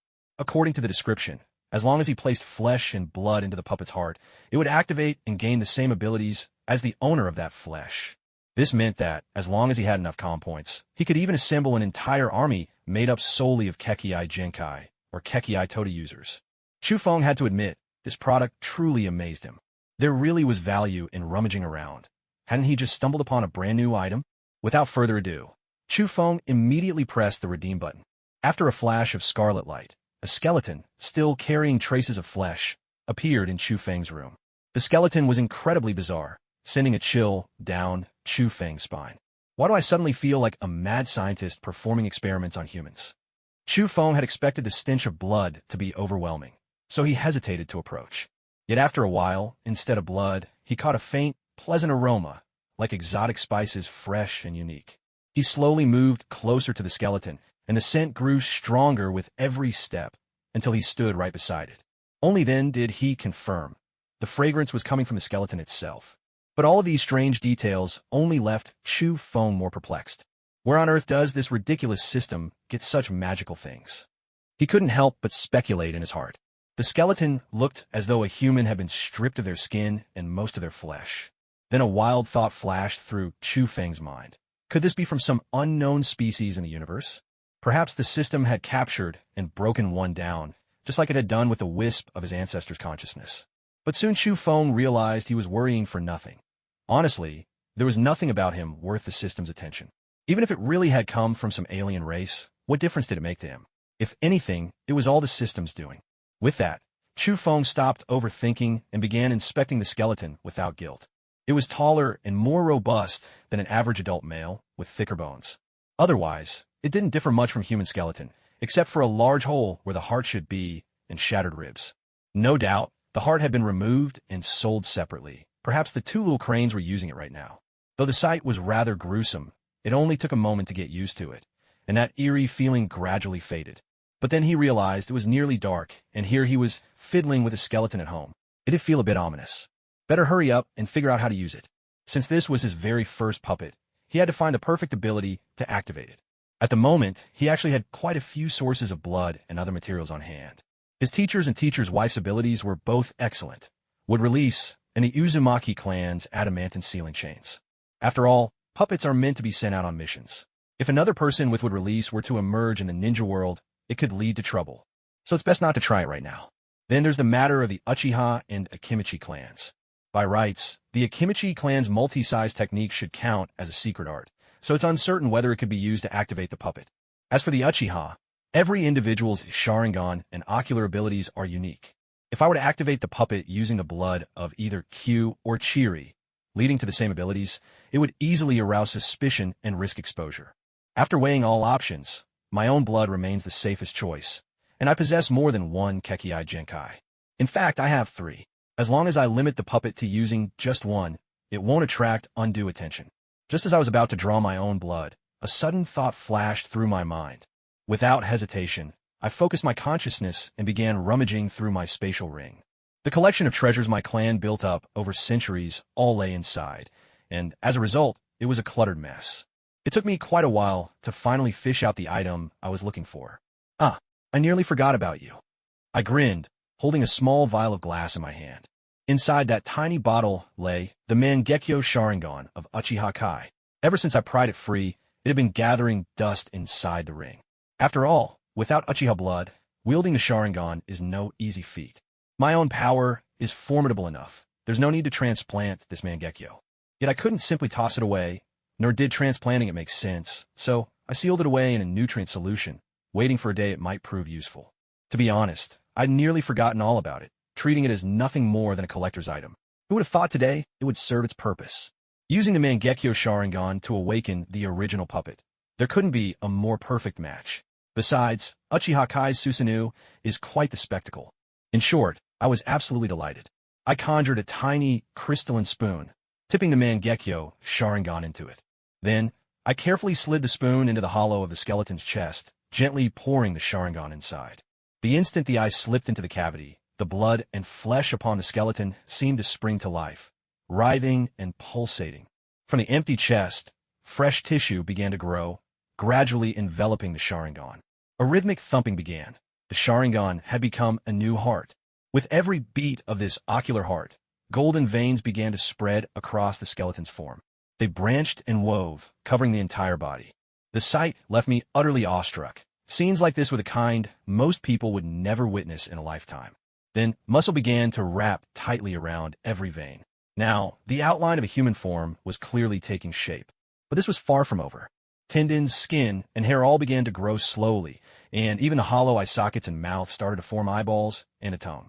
Yet the color of these eyes was unlike that of ordinary people, nor was it the crimson of the Sharingan. The pupils still bore the shape of a shuriken, just like Uchiha Kai's, but the color was gold. Khufu wasn't sure if this would affect its strength, or whether there would be any difference from a genuine Mangekyo. But since the system had never produced a faulty product, he assumed this one would be even stronger. The puppet's pale yellow skin was finally akin to that of a normal person, but its hair was pure white. Khufu's own white hair had a hint of ash, but the puppet's was an immaculate white, completely untouched by any other shade. This peculiarity made Khufu feel rather uneasy. Before long, all the changes had run their course, and the puppet remained fully activated. Its eyes opened. A pair of golden Mangekyo Sharingan lay quietly in those sockets. Khufu tried controlling it, and there was no hint of resistance. It was as effortless and natural as moving his own limbs. There was no need for any blood ritual to bind the puppet to him, for Khufu was its one and only master. He could even project his consciousness into the puppet, allowing him to operate it from afar. This meant he could send the puppet out on distant missions, carrying out tasks on command while he lounged comfortably at home. After testing its functions, Khufu realized the puppet was still unclothed, so he hurriedly found a robe that matched its build and dressed it. It's worth noting that the puppet had no gender, so Khufu felt no particular embarrassment. Still, leaving it unclothed would certainly be unsightly. He had to admit, once clad in the attire of the Cloud Clan, the puppet appeared even more refined. Its features lean masculine, and it was strikingly handsome. The golden pupils only heightened its ethereal presence. However, unlike members of the Uchiha clan, the puppet couldn't deactivate its Sharingan, so Khufu found a white silk ribbon and covered its eyes. Khufu projected his consciousness into the puppet, checking its various states. Its chakra was identical to his own, but unlike the Uchiha, the puppet suffered no chakra drain or risk of blindness from having its Sharingan perpetually activated. In this regard, it was far superior to the Uchiha. Tonight, his spirits soared. Even the fatigue from his journey to Sunagakure seemed to melt away. Gaining a puppet equipped with a Mangekyo Sharingan was an enormous boost to his power. In fact, it was almost as if Khufu himself possessed the Mangekyo. Moreover, the puppet had one ability that pleased Khufu above all. It could transform into a seal and attach itself to a person's body. This way, I can carry them with me at all times, and if I find myself in danger, I can instantly launch a 2-against-1 attack. A truly thoughtful design. Multiple puppets can share a single mark, which also prevents the hassle of being covered in marks as the number of puppets increases. I've got 29,900 comm points left. By tomorrow, it'll reach 30,000, and I could buy 3 puppets in one go. But the most important thing is choosing which bloodline to use for activation. Que fait-on fort à moment? There were many clans in the Hidden Leaf Village with secret techniques, but using their blood would probably only result in puppets as ordinary as regular ninjas. As for bloodline limit clans in the Leaf, there were only a few. Apart from the Uchiha, it was just the Hyuga. Maybe tomorrow I can find a Hyuga ninja and ask for a bit of their blood. Chufeng wasn't really familiar with the Hyuga clan. The only contact he'd had was during the handover of a tailed beast capture mission, where they'd exchanged a few words. He didn't even know that person's name. To suddenly approach and ask for blood now would be far too forward. Better to build a relationship first, then make plans. It's not too late. Besides the Hyuga, Chufeng also had his eye on abilities from his master's wife, Mido. The Uzumaki clan's unique vitality and the adamantine sealing chains were both things Chufeng greatly desired. This is what's lacking about the Leaf. There are just too few bloodline limits. Most of the families in the village are secret technique clans or secret technique ninjas. Apart from the Uchiha and Hyuga, there really aren't any others with Kekkai Genkai. In the future, Hei Gekko did develop the transparent release, but unfortunately, he didn't last long. So Chufeng could only steal from other villages. Those places had a wealth of different bloodline limits. If I get the chance, I must get my hands on particle style. Of the only 2 Kekkai Toda in the world, Chufeng had already mastered storm release, and with the help of puppets, he could easily obtain particle style. The trouble, of course, was in acquiring the blood or flesh needed. Suddenly, inspiration struck Chufeng's mind. The second Suchikage. I've been thinking about Inoki and somehow forgot about him. He's the creator of particle style. But then he started weighing his options.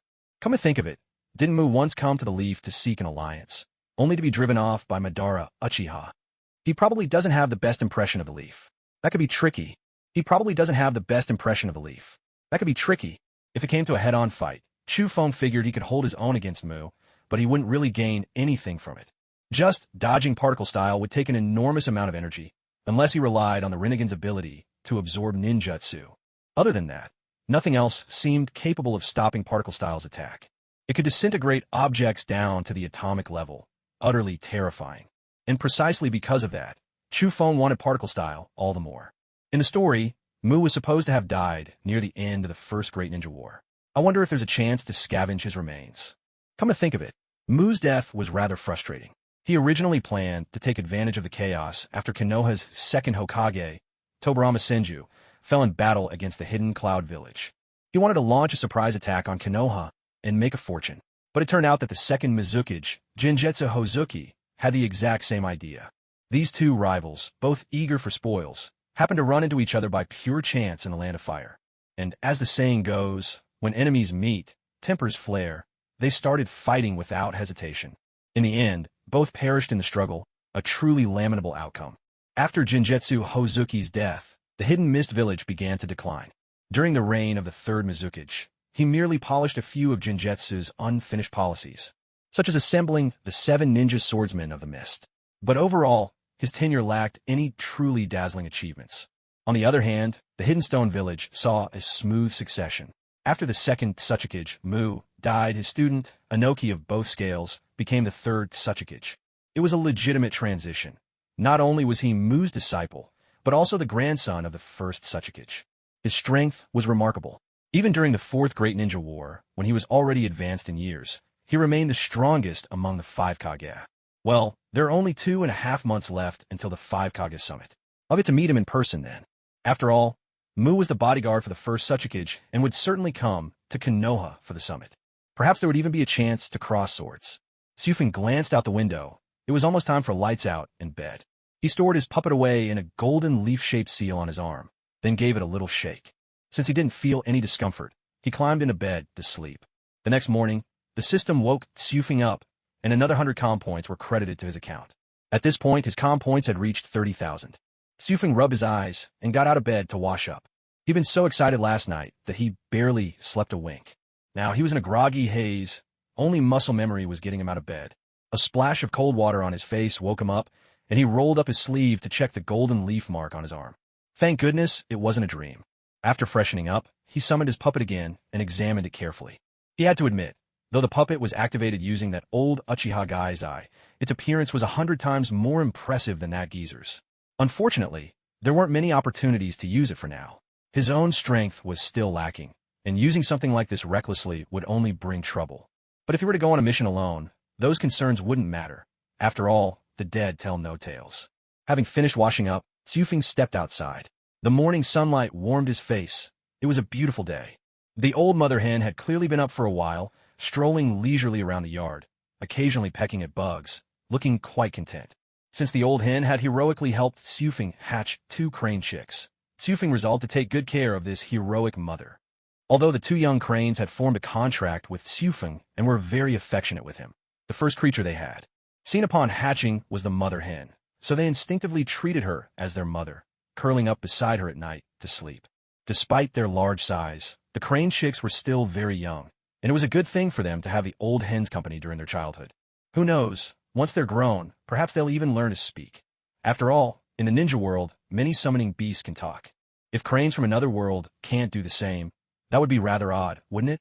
After feeding the old hen, Tsufeng left the house and wandered the streets. It was early morning, and the streets were mostly empty, just a few people busy setting up their stalls, eager to be ready before the village woke up.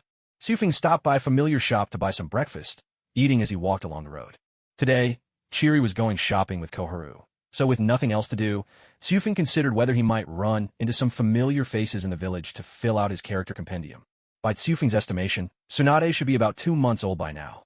That meant Orochimaru and Jiraiya, who were born in the same year, might also have been born already. With nothing else on his plate, he decided to see if he could find them. Tsufeng remembered that both Orochimaru and Jiraiya were born into civilian families and lost their parents at a young age. This time, I'll do what I can to help them. At the very least, let them have a complete childhood. He didn't know exactly how their parents had died, so the first step was to find the children and decide what to do next. Most likely, their parents had died on the battlefield, especially since, according to the original story, the first Great Ninja War would erupt in another 5 years or so. Although he had already changed part of the story, the future remained a mystery to him. Judging from the Uchiha Madara rebellion, it seemed that major events were not so easily altered. What could be changed was the course of those events. For example, even when Tsufeng used the Ancestors Experience card and had Madara within his grasp, Black Zetsu still managed to rescue him at the critical moment. The overall tone of the world would not shift drastically just because of the presence of one person. Currently, Tsufeng's skills were enough for him to survive the coming ninja war, so he set his sights on trying to keep his master alive as well. Though they'd only spent just over a year together, Hashirama had been unstinting in his guidance. He had taught Tsufeng everything he knew, ninjutsu, taijutsu, and even his insights into life, with nothing held back. Like a kindly father, he instructed and protected Tsufeng every step of the way. Every time he thought about his master suddenly dying one day, 4 years from now, a sharp ache twisted in Tsufeng's heart. Yet the reason for Hashirama's death remained a mystery. The theory about his cells reaching their limit was nothing more than Tsufeng's own speculation. Finding a way to keep Hashirama alive forever was no small challenge. Fortunately, Tsufeng still had the system. If he could just pinpoint the root of the problem, there would be a way to cure it once and for all. Lost in these wandering thoughts, Tsufeng found himself, almost without realizing it, standing at the entrance to the Hokage's office. Although Tsufeng had the day off, the other shinobi still reported for duty as usual, but it was still early and no one had arrived yet. Tsufeng had no intention of lingering here any longer. He turned to leave. After all, it would be a problem if Lord Tobarama caught him and drafted him for some errand. Tobarama was always looking for an excuse, big or small, to teach Tsufeng new jutsu. At first, Tsufeng had been quite willing. After all, Tobarama was a genius when it came to developing new techniques. But as time passed, Tsufeng began to notice that many of the jutsu Tobarama wanted to develop had an unsettling edge to them. It didn't really bother Tsufeng. After all, he believed in mastering jutsu, not being mastered by them. But if his master ever found out about these kinds of techniques, they'd surely be sealed away, and if any of them were stolen in the future and caused chaos, he would bear the guilt for generations to come. So, except for occasionally asking Tobarama about space-time ninjutsu, Chu Feng stopped discussing any other techniques with him. One careless moment, and his own jutsu might be twisted into something he no longer recognized. Just as Chu Feng was about to head back, he noticed a figure approaching from the distance. The figure looked vaguely familiar, but he couldn't place who it was. He decided to wait until they got a bit closer. As the person drew nearer, Chu Feng suddenly slapped his thigh in realization. Just last night, I said I wanted to get to know you better, and here you are, right in front of me today. The newcomer was none other than Hyuga Shijin, the young clan leader of the Hyuga family, whom he had met briefly before and after the mission to capture the tailed beast. They'd exchanged a few words then, mostly out of courtesy and respect. Even though he was the Hokage's apprentice, the other's status was no less impressive. The title of young clan leader of the Hyuga carried great weight. Hyuga Shijin's eyesight was extraordinary. He had spotted Chu Feng waiting for him from a distance. Shijin remembered Chu Feng as well. After all, everyone from the great clans knew the Hokage's disciple. Initially, Shijin hadn't paid him much mind. The age gap was simply too wide. He was a full 11 years older than Chu Feng. But when he learned that this 7-year-old child had teamed up with Lord Tobarama to capture the Six Tails, he couldn't help but see him in a new light. For just 2 people to capture the Six Tails, Shijin simply couldn't believe Chu Feng hadn't contributed significantly. You should know, it took nearly half the Hyuga clan's ninja to successfully capture the one-tailed beast. That a child so young possesses such power, Lord Hokage truly is unfathomable. As the clan head, his father had repeatedly urged Haijin to befriend Chu Feng, though Haijin hadn't had a chance to act on it yet. But before Haijin could make a move, news came that Chu Feng had already left the village to deliver messages to the Land of Wind, so he let the matter rest. He never expected to run into Chu Feng waiting here for him today, and Haijin unconsciously quickened his pace. Chu Feng, are you waiting for me? Haijin called out as he approached. Ku Feng smiled. Yes, Haijin, I spotted you from afar and thought we could catch up. Hearing this, Haijin felt genuinely pleased. Of course, he could reach out to forge connections, but only if it didn't compromise his own dignity. He refused to ingratiate himself at the expense of self-respect. As the young heir of the Hyuga clan, he couldn't bring himself to be overly deferential. I've been meaning to do just that, he replied, but you were away in a land of wind for a while, so I had to put the idea aside. He continued, so, Chu Feng, how did your mission to the land of wind go? Seeing Haijin's warm attitude, Chu Feng felt much more at ease. He had worried he'd have to force a conversation, but found Haijin surprisingly welcoming. We were lucky, Chu Feng said. The day before we left, Big Brother Hizashi gathered intel from your clan's ninja about the Land of Wind. Without that information, it wouldn't have gone so smoothly. All in all, the mission was pretty easy, though we did run into a couple of minor thugs along the way. The Kazekage was also very hospitable. Chu Feng gave a brief account of his experiences at Sunagakure. While Haijin had visited the Valley of Wind before, Sunagakure was not a place just anyone could enter. Listening to Chu Feng's stories filled that gap somewhat, and, hearing how Sunagakure couldn't compare to Konoha, Haijin couldn't help but smile. We're lucky the Land of Fire is so rich in resources. We never have to endure such hardship. Chu Feng readily agreed, and the two of them continued chatting, bit by bit, growing from mere acquaintances to the easy rapport of friends. It proved true. Honesty really is the best way to make friends. Oh, Haijin, Chu Feng suddenly remembered.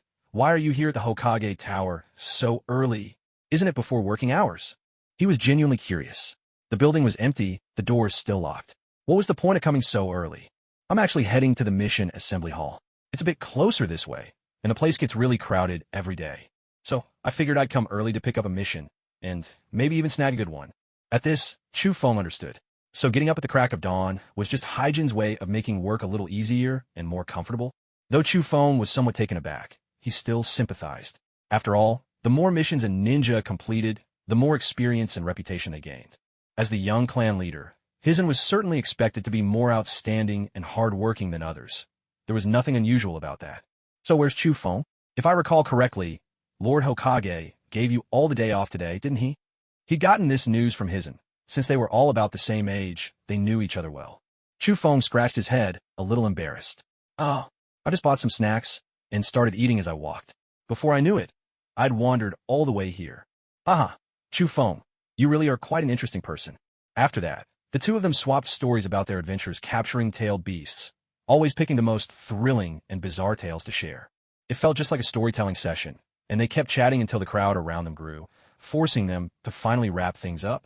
Chufeng looked up and realized nearly an hour had passed already. It was surprising how easy it was to talk to someone he'd only met a handful of times. In fact, Chufeng rather hoped they could talk even more. Once he and Hizen became true friends, he'd have the chance to bring up the matter of blood. The day he could make use of the Byakugan puppet wasn't far off now. Chufeng apologized. Brother Hizen, I've really taken up too much of your time today. You should get to your mission. Hizen waved him off. Talking with you today, Chufeng, has been more rewarding than a couple of missions, honestly. What's a mission or two compared to this? I just didn't expect that, despite your young age, you'd have such remarkable insight. I feel quite humbled. The two of them went on exchanging compliments for quite a while. So much so that Chufeng started to feel a little embarrassed. Only then did they finally part ways. As he left, Hizen looked reluctant to go, but he knew he couldn't rush things, so at last he took his leave. Watching Hizen's figure disappear into the distance, Chufeng wiped the sweat from his brow. So the Hyuga clan's young master isn't the least bit arrogant. He's actually very easy to get along with, almost like Brother Hizen. He'd expected heirs from such renowned families to be full of pride, but had been surprised by how approachable Hizen was. Of course, part of it was because Chufeng was the Hokage's pupil. Otherwise, no matter how approachable Hizen might be, he wouldn't have spent so long chatting with an ordinary person on the street. Time, after all, is reserved for things or people of value. Otherwise, no matter how approachable Hizen might be, he wouldn't have spent so long chatting with an ordinary person on the street. Time, after all, is reserved for things or people of value. As the village gradually grew livelier, Chufeng continued to wander aimlessly. Today was supposed to be a day off anyway, and he'd already completed his little mission of befriending a member of the Hyuga clan. Now, the rest of the day belonged to him. As for finding Jiraiya and Orochimaru, Chufeng decided to let things take their natural course. After all, the war was still a long way off. It was just a matter of keeping an eye out. There was no need to rush. But come to think of it, both Orochimaru and Jiraiya are from civilian families. Maybe if he asked Mariboshi Kosuke about this, he might get something useful. However, Kosuke should be at school right now, and it wouldn't be appropriate for Kaze to go looking for him there. Besides, Kaze had been busy taking on missions one after another, and it had been a long time since he last saw Kosuke and the others. In the end, it was best to just let things take their course. Kaze decided there was no rush. He could ask Kosuke the next time they ran into each other. And so, as noon approached, Kaze was still wandering the streets, nearly having made a full circuit around the entire village of Konoha. Nearly everyone in the village knew Kaze, so as he walked, he had to greet people left and right, which was actually rather exhausting. With lunchtime approaching, Kaze decided not to eat out and made up his mind to head home. It was right then that he bumped into two familiar faces, Hiruzen Sarutobi and Biwako. This caught Kaze by surprise. It seemed the two had patched things up. Previously, Biwako had caught Hiruzen peeking into the women's bathhouse. That incident had led to Biwako giving Hiruzen a thorough scolding, and she'd ignored him for 2 whole months. Hiruzen had tried every trick in the book to win back her favor, and only recently had things started to improve a little. But now, it looked like they had fully reconciled. Kaze hadn't intended to interrupt their little moment together, but Hiruzen spotted him just as he was about to turn and leave. "Hey Kaze, where are you off to?" Since he'd been called out, Kaze had no choice but to turn back and make small talk, though honestly, he really didn't want to be caught up in their lovey-dovey world. "Oh, it's big brother Hiruzen and sister Biwako. I was just heading home for lunch." It wasn't the first time Biwako had met Kaze, and every time she did, she found him very likable. "Hello, Kaze. Hiruzen has the day off today, and we were just about to grab lunch. Why don't you join us?" Biwako's arm was linked sweetly through Hiruzen's, painting a picture of affectionate harmony. Though she was being polite, Kaze knew it was more out of courtesy than a real invitation. Of course, even if the invitation was sincere, Kaze would still politely decline. Being around their public displays of affection was enough to fill him up. No, I wouldn't want to intrude on your time together. I'll just head home for a meal," Kaze replied with a teasing grin. At the mention of time together, Biwako's cheeks tinged with a faint blush. Hiruzen scratched his head and chuckled. "It's not often I get a day off, so I thought I'd take Biwako out for a nice meal. Do you have any recommendations?" Most days, Hiruzen ate at home, since the clan's cooks were as good as any restaurant. But now that he was taking Biwako out, he truly had no idea where to go, and Biwako just kept saying, "Anywhere is fine." This left Hiruzen at a bit of a loss, so when he saw Kaze, he felt like help had arrived. After thinking for a moment, Chufeng pictured the owner of the barbecue restaurant in his mind. There's a barbecue place run by the Akimichi clan. Jili and I go there often, and the food is really great. If the owner were here to hear his most valued customer promoting his shop, he'd probably be moved to tears. Chu Feng then went on to tell Hiruzen about some of his favorite barbecue dishes. Just hearing about them was enough to make your mouth water. Even Bawako was intrigued now. Though she didn't say it out loud, Chu Feng could tell she was interested in going. All right then, let's go to that barbecue place. I trust your taste, Chu Feng. How about you, Bawako? Bawako smiled slightly, clearly in a good mood.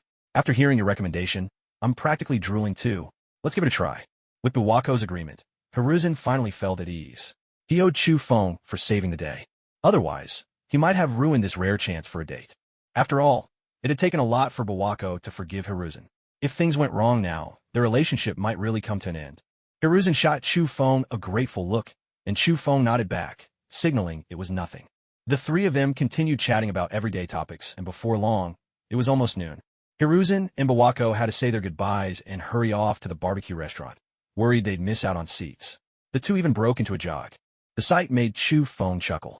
At this rate, they'd probably be married in another 2 or 3 years. All Chu Feng could do was wish them happiness. After parting ways, Chu Feng headed home for lunch as well. If it weren't for the 3 mouths waiting to be fed at home, he'd never choose to eat in. The old hen didn't need much attention.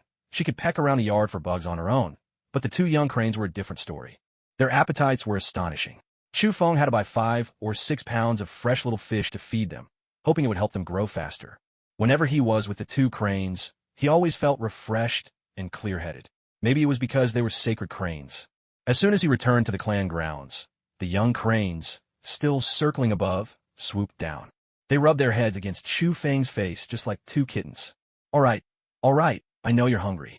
He promptly took out 2 large basins of small fish from his spatial ring and set them down. The cranes ate enthusiastically, clearing both basins in no time at all. After eating, they nuzzled Chu Feng a bit longer before flying off to play. Chu Feng took the opportunity to observe them carefully. It seemed the 2 sacred cranes were male and female. Could they possibly breed little sacred cranes in the future? If possible, such a contract could be left to one's descendants or apprentices. With their long lifespans, the 2 cranes might one day become beings as remarkable as the great toad sage. Chu Feng shook his head, realizing he was getting ahead of himself. The future was far from certain, yet here he was, daydreaming about what might come. The 2 young cranes were already full in content, but Chu Feng himself still had an empty stomach. Fortunately, he had picked up some groceries earlier on the street, so he could prepare a simple meal for himself. Chu Feng wasn't too particular about food these days. After all, with so few seasonings available, meals at home and outside all tasted much the same. The cuisine and condiments here were nothing like the rich and varied flavors found on Earth, so all he really asked was to fill his belly. The cuisine and condiments here were nothing like the rich and varied flavors found on Earth, so all he really asked was to fill his belly. After eating his fill, there wasn't much else to do, so he decided to continue working on developing new jutsu. To be honest, Chu Feng felt terribly bored now. Though it was vacation time, other than wandering the streets, there was little to occupy himself with. Back on Earth, there were phones, television, and games, but here, none of that existed. He could, of course, exchange for such things through the system, but the local level of technology hadn't even reached the basics yet. Even if he managed to produce a phone, it would be nothing but a block of plastic, utterly useless. And as for technology, Chu Feng knew nothing. Such matters would have to be left to professionals. Interestingly, in the world of Naruto, things like televisions, air conditioners, and refrigerators did exist, though no one really knew who had invented them. If he could find that person and nurture their talents, with the blueprints from the system, Konoha's technological level could advance by leaps and bounds. By then, things like mobile games would no longer be a dream. But again, it all had to take its natural course. After all, both Orochimaru and Jiraiya left traces to follow, but this mysterious scientist was a complete enigma. And Orochimaru, being a biologist, had little to do with technology, which made Chu Feng even more inclined to let things unfold on their own. But those are concerns for another day, so he decided to set them aside for now. Last time, he had planned to develop a large-scale offensive jutsu, but had only made it halfway before stopping. Then, various missions had further delayed his progress, leaving Chu Feng with no time to finish the technique. Now, with a rare day off, he wanted to see if he could finally achieve a breakthrough. Several hours passed, and the training grounds of the Cloud Clan were scattered with fragments of crystal. Under the sunlight, they sparkled and glimmered. Chu Feng looked over the field of broken shards, a faint smile appearing on his face. Clearly, he was quite satisfied with the results. Yes, with just a bit more refinement. This will be my very first large-scale offensive jutsu. The complexity of this technique has already reached S rank. Once unleashed, its power would be tremendous. To use it merely to clear out low-level henchmen during a mission would be an undeniable waste. However, in times of war, it could intimidate the enemy, making them think twice before launching a rash attack. It also stands as a symbol of one's strength. All Xiufeng could hope was not to have to use this technique too soon, for once it was cast, rivers of blood would undoubtedly follow. He had no desire to bring about such carnage, provided, of course, that no one provoked him.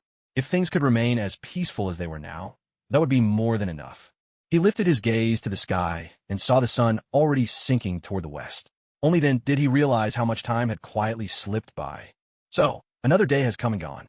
Tomorrow, it's back to training. Hashirama's training regimen was as exhausting as ever, always pushing them right to the edge of their limits. It was hard to find joy in such grueling routines, yet both Xiufeng and Jili could feel their strength growing steadily. Changes so clear they could almost see them with their own eyes. So neither of them ever complained about the hardship or fatigue. After all, everyone had their own dreams to chase, their own willpower to uphold. A little training was never going to break them. After feeding the two cranes and the old mother hen one last time, Xiufeng noticed that night had fallen completely. He began preparing for bed, feeling that, all in all, this had been a fulfilling day, at least for himself. Content. He lay down and awaited the arrival of tomorrow. Elsewhere in the ninja world, within the walls of a secluded temple, a man dressed as a monk sat upon a stone chair, his fingers tapping rhythmically against the armrest. The entire temple was lit only by the faint glow of a few candles, but the dimness seemed not to hinder the man's sight in the slightest. It's been over a month now. That person's presence has completely vanished from this world. He spoke as if to himself, his voice cold and utterly devoid of emotion. To think that someone arrived in this world before the Otsutsuki clan, someone whose strength might even surpass Kagaya. She wouldn't stand a chance against him.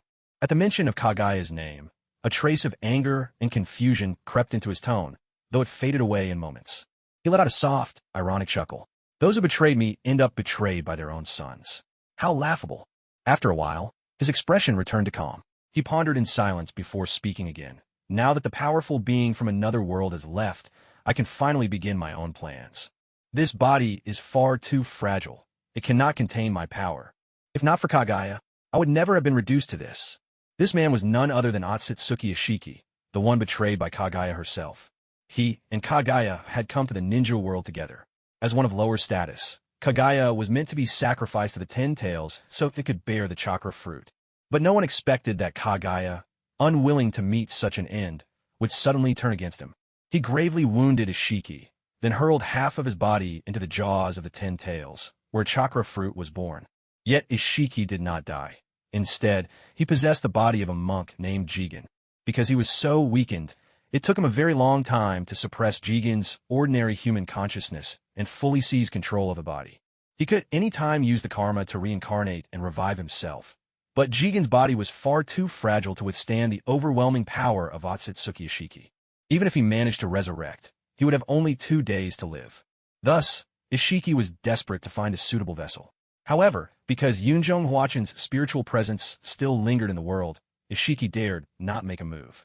Now, sensing that Yunjong Huachen had truly vanished, Otsutsuki Ishiki began to plot in secret. But he was not the only one weaving new schemes. Somewhere in a hidden cave, a half-black, half-white figure, with a pitcher plant-like growth perched on his shoulder, watched the unconscious person lying on a stone bed, a sly smile on his face. This was none other than Black Zetsu and Uchiha Madara.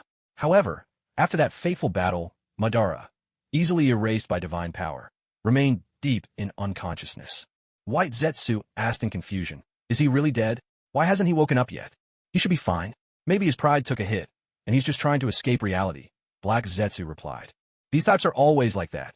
Think they're stronger than they truly are." White Zetsu then pressed further. "Was it really worth offending that guy? Is this one really so important?"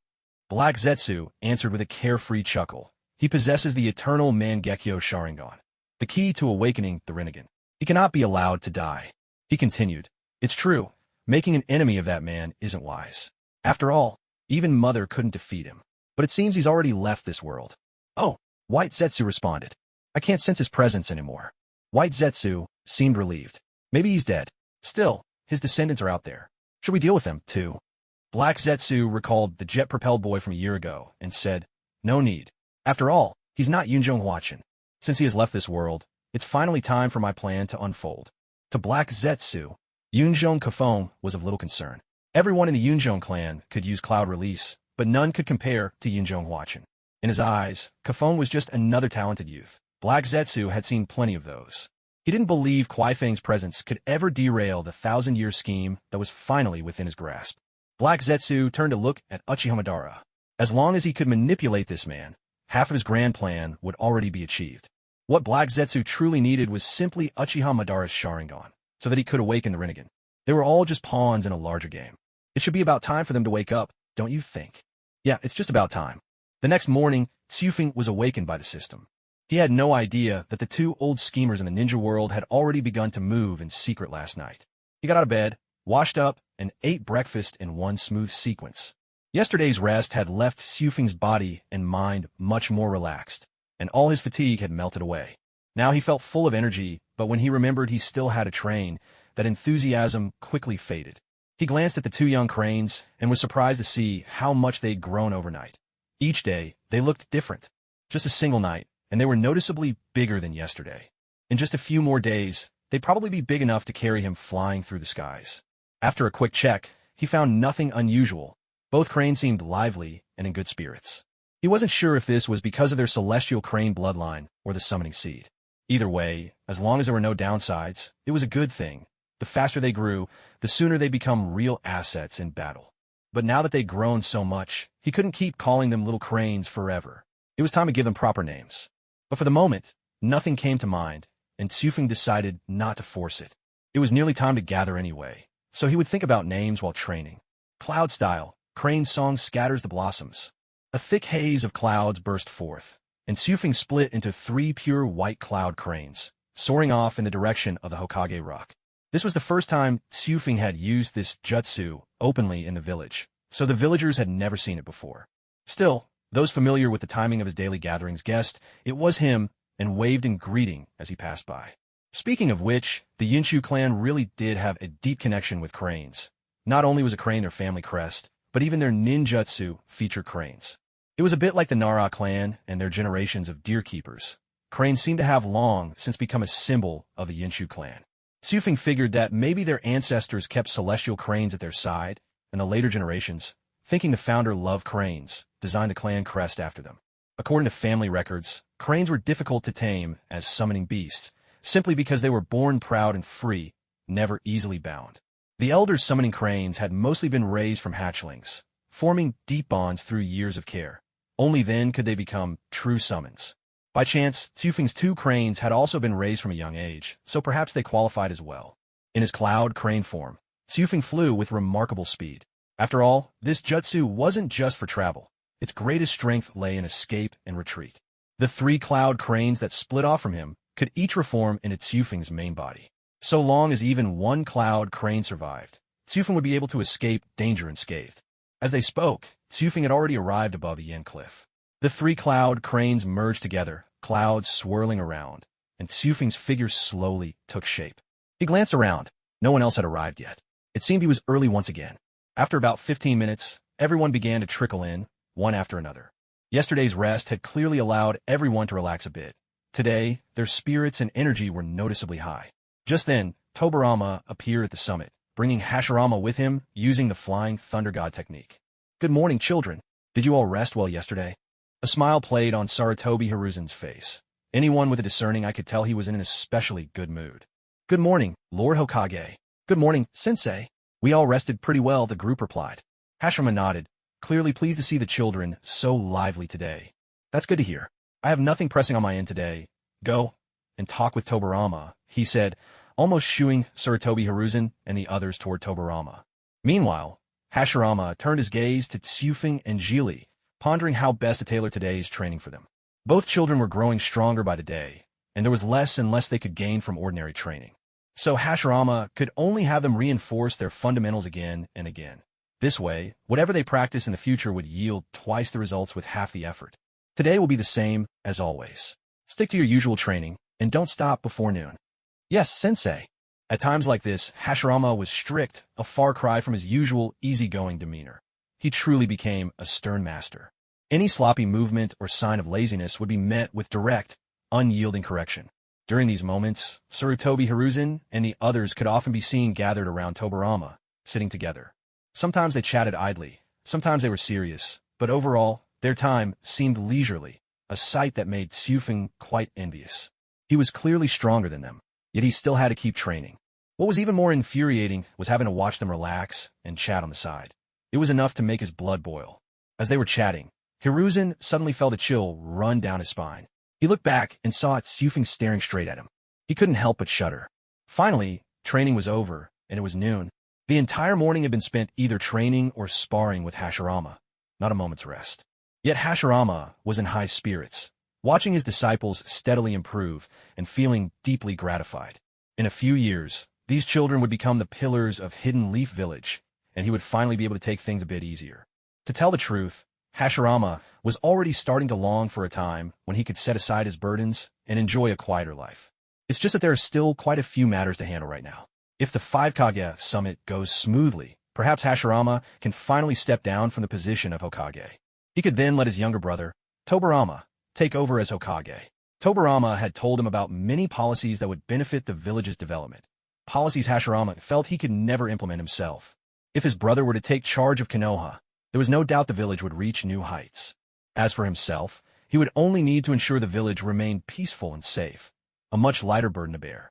Though he couldn't help but wonder whether Tobarama would actually be willing to accept the position of Hokage. "Sensei, will our training be the same tomorrow?" Chiri asked, wiping the sweat from his brow. Hashirama thought for a moment, but since he hadn't come up with a better training method for his two disciples yet, he could only nod helplessly. "That's right. Tomorrow will be the same." Time slipped by in this fashion, and in the blink of an eye, 2.5 months had passed. Today was the day of the 5 Kage summit, held in the village of Konoha. As the Hokage's disciple, Tsufeng was allowed to attend. He naturally agreed. How could he miss such a grand occasion? Meanwhile, Chiri followed Kagami to help receive guests from the other villages. Their roles were simply divided differently, but there was no real distinction between them. For the past 2 months, the whole village had been busily preparing for this event. Nobody wanted outsiders to look down on their home, so every detail was handled with care.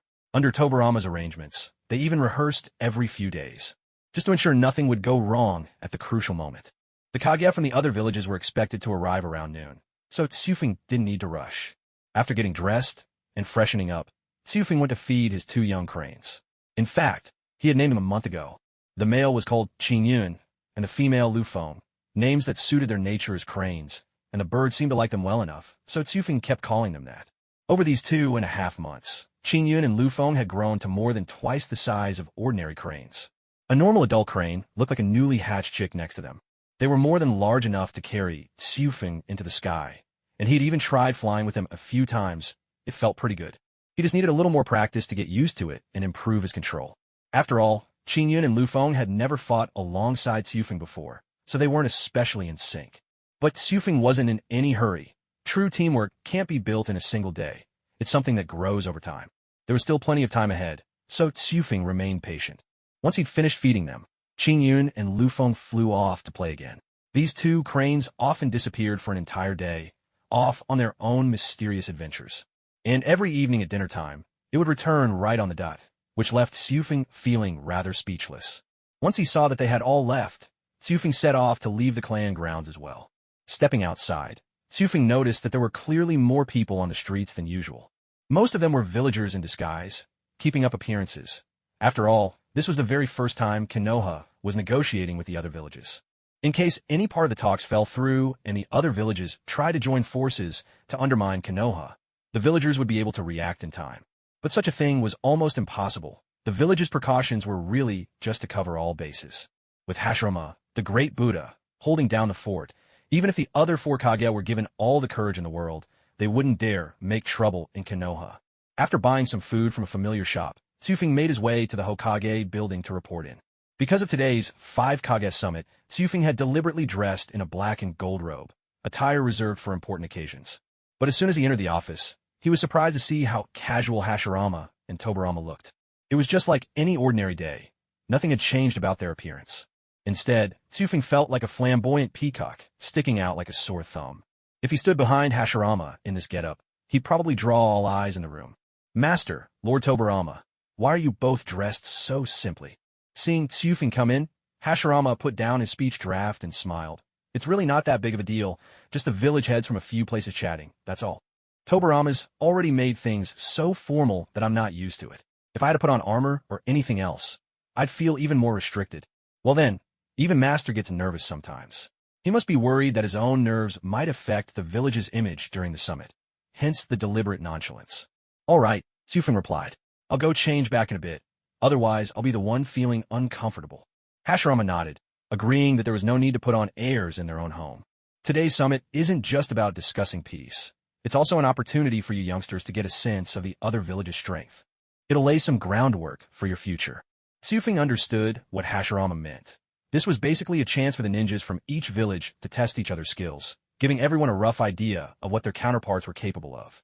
Tobarama grinned at Tsufing and placed a hand on his shoulder. Kid, don't go too hard on them. Tsufing chuckled in agreement. Of course, when you invite people over for talks, you can't have their kids leave with black eyes before the meeting even starts. That wouldn't be painting the right picture. Far from it. The meeting was being held on the second floor of the Hokage building. A space Tobarama had specially arranged to be spacious enough so none of the Kage would feel confined. Hashirama, meanwhile, picked up his draft again, muttering to himself under his breath. The opening remarks were probably just the usual formalities, nothing particularly interesting. Taking advantage of a lull, Chu Feng slipped into another room to change clothes. He dressed just like his master, in his everyday attire, a white robe lined with golden threads. This was already the plainest outfit Chu Feng owned. After all, as the leader of his clan, his clothes needed to reflect his status. Soon after, he returned to the office, where Tobarama was organizing topics for the upcoming meeting. Chu Feng wandered over for a look. It wasn't just about peace. There were also matters concerning the village's development, trade, and other practical issues. All of them were grounded in reality, never empty talk. No sooner had he glanced over than Tobarama roped him in, and together they began sorting through the documents. After a while, a knock sounded at the door. Chiri and Kagami entered the office, and Hashirama set aside his draft once more. In truth, he'd already memorized everything he needed to say. Still, reading over it a few more times helped ease his nerves. Ah, Chiri and Kagami. How's everything going? Is the reception all right? Hashirama asked. Chiri nodded. Don't worry, Master. We followed Lord Tobarama's procedures to the letter. She added, the Kage and their entourages will be staying in Konoha for 3 to 5 days. Their accommodations and meals have all been arranged. Hashirama had absolute confidence in both his brother's plans and these young people. It was only himself he doubted. Excellent. Do your best to avoid any conflict with Shinobi from other villages. But if they provoke you, don't hesitate to fight back. Chiri and Kagami accepted their orders. This way, Konoha wouldn't come across as arrogant, nor would they seem weak or easy to bully. With that, they turned to head toward the village gates. In just a few hours, the other 4 Kage would arrive in Konoha. How's the security setup? Hashirama asked. Tobarama responded immediately. I've entrusted Hiruzen and Danzo with that. They should already be putting the plan into action. Hashirama extended his senses. There were plenty of shinobi stationed on every street, all dressed like ordinary villagers and nearly impossible to spot. They're all highly skilled in counter-surveillance. Even a Kage would have a hard time finding them. They're the elite of Konoha. Very good. Everyone's worked hard, Hashirama said. All for Konoha. All for Konoha. Hashirama turned to gaze out the window. The tension in his heart had melted away. Yes, all for Konoha. The quest for peace was, in the end, simply a wish for Konoha's great tree to flourish in the shinobi world. A wish for the children of Konoha to grow up safely. A wish for the villagers to greet each day with smiles. With all that in mind, what was there to be nervous about? Hadn't he devoted years of his life to this very cause? Even Madara hadn't been able to stop him. So what were 4 Kage compared to that? If they agree to peace, then naturally, everyone will be delighted and all will end well. But if they refuse, that makes them enemies of the Hidden Leaf Village. Though Hashirama longed for peace, he also understood the price that must be paid to achieve true harmony. Kazekage could clearly sense that his master's aura had shifted. Gone was the earlier uncertainty, replaced by renewed conviction. His teacher was always like this, suddenly bursting forth with passion, something Kazekage had grown quite used to by now. It seemed that every so often, Hashirama would fall into a spell of doubt, only to be reignited with enthusiasm out of the blue. This time, it appeared to be no different. Putting aside his notes, Hashirama called for Tobarama, intending to take a stroll together through the village. Tobarama, of course, had no objections, and, as the disciple, Keisuke naturally followed at their side. As they stepped out of the Hokage building, the plainclothed shinobi on the street noticed the Hokage and all wanted to pay their respects. However, duty kept them in character, so they simply greeted the Hokage as ordinary villagers would. "Good day, Lord Hokage," and Hashirama responded to each one in turn, leaving a warm feeling in everyone's heart. Though every ninja knew their Hokage was a kind and gentle soul, there was something magical about greeting him as just another villager, without the weight of hierarchy, almost like meeting a member of the family. Hashirama walked at a leisurely pace, making sure to respond to every greeting along the way. He seemed to genuinely enjoy this simple pleasure. Tobarama was no different. Amid the constant calls of Lord Tobarama from the villagers, he too seemed to lose himself. After all, Tobarama handled much of the village's daily affairs and minor troubles, earning the deep trust of the people. Aside from the Hokage himself, no one was more trusted by the villagers than Lord Tobarama. Witnessing this scene, Keisuke couldn't help but feel a surge of emotion. It brought to mind an old saying, "It isn't becoming Hokage that earns you the people's approval. Rather, only by earning the people's approval can one become Hokage." There was no doubt that Hashirama was a truly beloved and respected leader of the village. Tobarama was no exception. Perhaps it was because their love for the leaf was utterly selfless, given wholly and without reservation. Had Hashirama and Tobarama not founded the Hidden Leaf Village, perhaps their strength alone would have only allowed them to live to the age of 8 or 9. Yet it was precisely the bonds of the village that freed them from the fear of death. When faced with pursuers, they could surrender their lives without hesitation, entrusting the future of the leaf to new, young shoots. They walked for quite some time, and as word spread that the Hokage was out and about, villagers came out to greet him. Hashirama exchanged a few words with almost every villager, but everyone knew the 5 Kage summit was to be held today, so after saying hello, they hurried back home, afraid they might trouble the Hokage any further. When Hashirama, Tobarama, and Chufeng reached the main gates, Chiri, Kagami, and the other reception ninjas were already waiting at the entrance of the village. In another 2 hours, the guests were expected to arrive. Hashirama decided to wait right there. After all, he needed to show himself. It wouldn't do for the first impression of Konoha to be one of arrogance. More than an hour passed, and it was nearly noon. The sun was still blazing fiercely, but no one complained. Suddenly, Chufeng sensed that the air had become noticeably more humid. Before he could react, a massive water dragon surged up from the distant horizon, thundering toward them.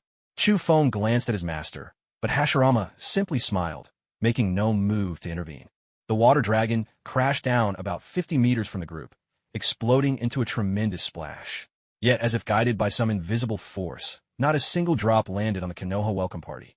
Once the water calmed, it transformed into a thick, swirling mist. Seeing such a vast blanket of fog, Chufeng's hands itched with anticipation. He could barely resist the urge to spit out a cloud of his own. But in the end, he held back. From within the mist, a group of silhouettes gradually emerged. Leading them was an elderly man, his hair and beard snowy white, a Mizukage hat perched on his head. His left eye was sightless, crossed by a deep scar. He wore a broad, genial smile that revealed rows of sharp, shark-like teeth. This was none other than Byakuren, the first Mizukage of Kirigakure, the village hidden in the mist. He alone had unified the many islands and ninja clans of the Land of Water, a shinobi tempered by countless battles. Behind him followed a man with long black hair and eyes narrowed in perpetual wisdom, a look of a strategist about him. At the rear trailed a team of ordinary ninjas, nothing out of the ordinary. "Lord Hokage, how is your health these days?" Byakuren beamed, extending his hand. Hashirama reached out and shook it firmly. "Quite well, thank you. Lord Mizukage, you look to be in fine spirits yourself." They shook hands, these two men who had never met before chatting as if old friends. "I'm not as young as you, Lord Hokage," Byakuren chuckled. "I'm just an old man now, but I think I can manage a few more years yet." Hashirama smiled at this. Life and death are in the hands of fate. All we can do is our best while we're here and entrust the rest to those who come after us. Byakuren nodded in agreement, though he couldn't help but feel a twinge of regret that his most promising heir hadn't come along. This would have been a valuable experience for them. He was curious, too, to see what kind of person could fight his successor to a standstill. No doubt, such a one would become a formidable rival for Kirigakure in the years to come. The two leaders chatted amiably for a while longer, but the sun was merciless, and it wouldn't do to keep the elderly Mizukage standing outside in the heat. Hashirama gave the order for the escort ninjas to guide the Mizukage and his entourage to their quarters to rest. Balian was feeling rather tired after the journey, so she didn't continue chatting with Hashirama and simply followed Ninli as they left. Tsufeng watched Balian, noticing her sharp teeth, and couldn't shake the feeling that she might belong to the Hoshigaki clan. Unfortunately, he had no proof. But regardless of her origins, Balian could provide Tsufeng with 1,000 points of tranquility, and the person following her looked like the third Mizukage. He should contribute a bit as well. The best thing about this 5 Kage summit was that every Kage had brought along their successor. Almost all of them could provide Tsufeng with tranquility points, and just by unlocking their profiles, he'd be close to 10,000 points richer. Besides, there should be chaotic events occurring as well. Speaking of which, why hasn't the chaotic event triggered yet this time? Uchiha Madara's was announced a whole year in advance. Besides, there should be chaotic events occurring as well. Speaking of which, why hasn't the chaotic event triggered yet this time? Uchiha Madara's was announced a whole year in advance. Chaotic event triggered. The 5 Kage summit convenes in Konoha. Alright then, has this cursed system become so lazy it won't even notify me unless it absolutely has to? At this rate, it'll probably be obsolete in a few years. Still, this mission doesn't seem too difficult. The main talks will be handled by my master. All I need to do is win the sparring matches. All I have to do is show the other villages the strength of Konoha. I wonder how many tranquility points I'll get this time. Tsufeng currently had 21,000 tranquility points. He'd originally had over 30,000, but a few days ago he exchanged some for a new puppet. He'd gone to Shishimu to ask for a small vial of blood and managed to activate a primal puppet. It seemed that the traits of the bloodline's owner always turned golden on the puppet. For example, when he used Uchiha Kai's eyes to activate a puppet, the Sharingan would appear golden. This time, the puppet's hair turned golden, and red hair was the hallmark of the Uzumaki clan. In truth, it was rather presumptuous and inappropriate of Tsufeng to ask Mito for a small bottle of her blood. After all, she was his elder. But Mito didn't seem to mind and never even asked what it was for. She knew Tsufeng's character all too well. She didn't mention the matter to Hashirama, either. Whatever the process, Tsufeng now possessed puppets from both the Uchiha and Uzumaki clans. With these 2 trump cards in hand, he could practically walk unchallenged through the ninja world. He'd almost won over Hinata Hima as well, and in a little while, he planned to ask for some of her blood. The Hyuga clan valued their Byakugan dearly, but a small amount of blood shouldn't be an issue. If all went smoothly, Tsufeng would soon have a puppet with the Byakugan too. However, Tsufeng didn't particularly obsess over this. He preferred to let things happen naturally. If he came across a suitable bloodline, he'd try to get it. If not, he wouldn't go out of his way searching. There was still some time before the meeting began, and Mizukage Byakuren had arrived rather early. It wasn't until Byakuren had already settled in the village and rested for a while that the other Kage began to arrive, one after another.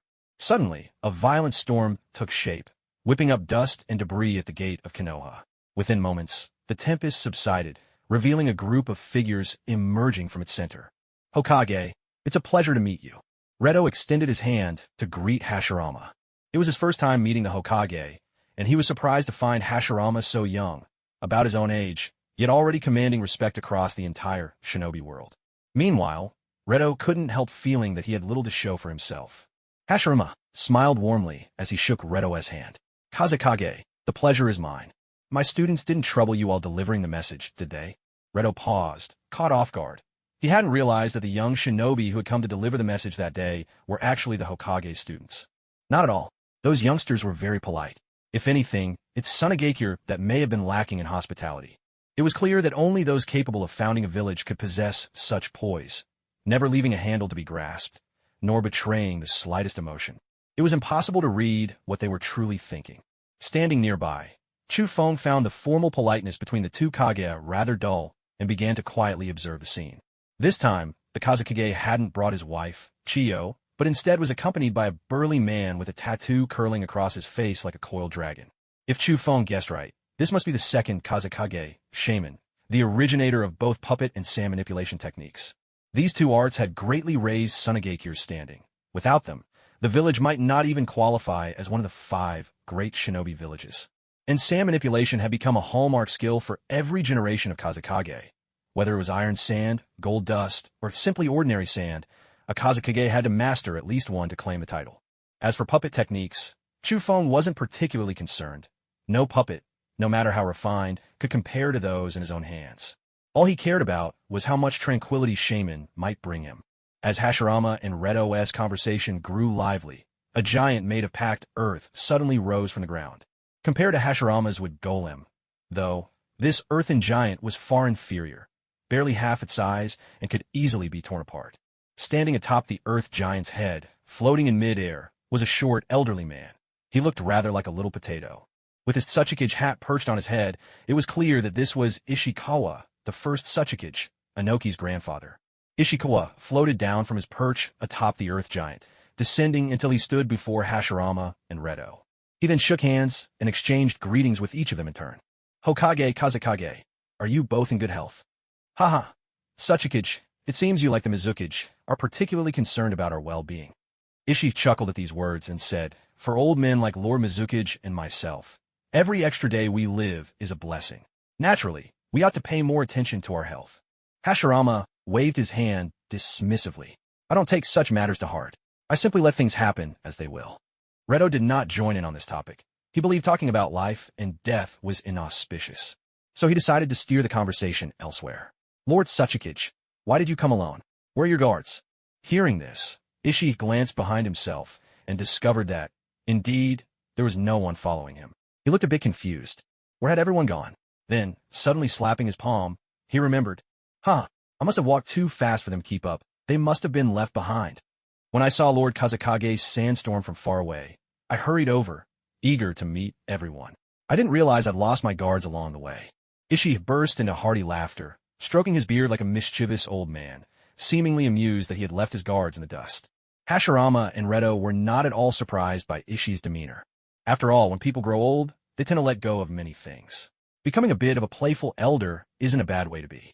Sure enough, it was another 10 minutes or so before the Tsuchikage's guards finally arrived, somewhat out of breath. Leading them was a tall, slender man, wrapped head to toe in bandages, wearing a gray vest with a black sleeve on his left arm. His outfit was the very image of a Wagakure attire, and he carried 2 samurai swords across his back. But in Chu Feng's eyes, the swords were surely just for show. After all, someone who could wield dust release would hardly need to fight up close. The moment he saw Mu, Chu Feng's mind began to race with schemes. How could he get a piece of Mu's flesh or a vial of his blood? Opportunities like this were rare and fleeting. This might be the only chance in years to meet Mu in person. If he couldn't obtain dust release this time, he'd have to seek out Inoki, and who knew how long that might take. But he couldn't afford to act recklessly. The only chance would be to look for an opening during a sparring match. If he missed out on dust release now, he'd have to pin his hopes on Inoki, and that could be ages away. Still, caution was key. He would have to bide his time and wait for the right moment during a friendly match. Lord Tsuchikage, why the rush? We couldn't keep up with your pace. Mu dropped to one knee before Ishi, apologizing for failing in his duty as a bodyguard. He had not remained at the Tsuchikage's side. Arriving late, after Ishi had already spent over 10 minutes chatting with the other Kage, felt like dereliction of duty. Ishi waved a hand and helped Mu to his feet, letting out a soft sigh. No need to make a fuss over this. What danger could I possibly be in? I was merely having a casual chat with the Hokage and Kazekage, that's all. In Ishikawa's eyes, Wu was a good kid in every way, except that he was a bit stubborn, unable to adapt, and once he set his mind on something, he wouldn't let it go until it was done. Just like his insistence on sparring with a ninja from the Hidden Mist Village, which resulted in a once handsome young man being all but blown up and left looking like a mummy. When he was carried back to the village, Ishikawa worried himself sick. Fortunately, the boy had a strong will to live and eventually pulled through. It was said that the boy from the Hidden Mist Village was still unconscious to this day. Ishikawa wondered if, when they met the Mizukage later, this incident would be brought up. He hoped it wouldn't. It was best to leave the younger generation to settle their own disputes. Turning his attention away from Wu, Ishikawa continued to chat idly with the other 2 Kage at the village gates. I suppose I'm not the last one to arrive, am I? I left days ahead of schedule, he said. Hashirama shook his head. The Reikage hasn't shown up yet. He's the last one we're waiting for. Ishikawa stroked his beard with a chuckle. Well, that's a relief. I just had a feeling I wouldn't be the last. Kaze listened to the Kage chat nearby, and it struck him that the Tsuchikage was like a big child. He couldn't tell if it was an act or just his nature.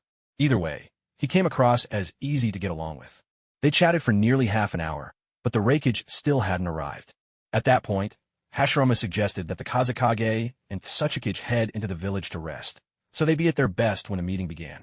Both the Kazekage and Tsuchikage readily agreed. They'd long been curious to see what the Hidden Leaf Village was really like, to see if their own villages could possibly measure up.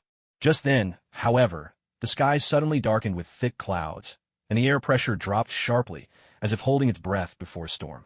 A sudden, earth-shaking thunderclap split the heavens, and lightning forked across the sky like writhing tentacles.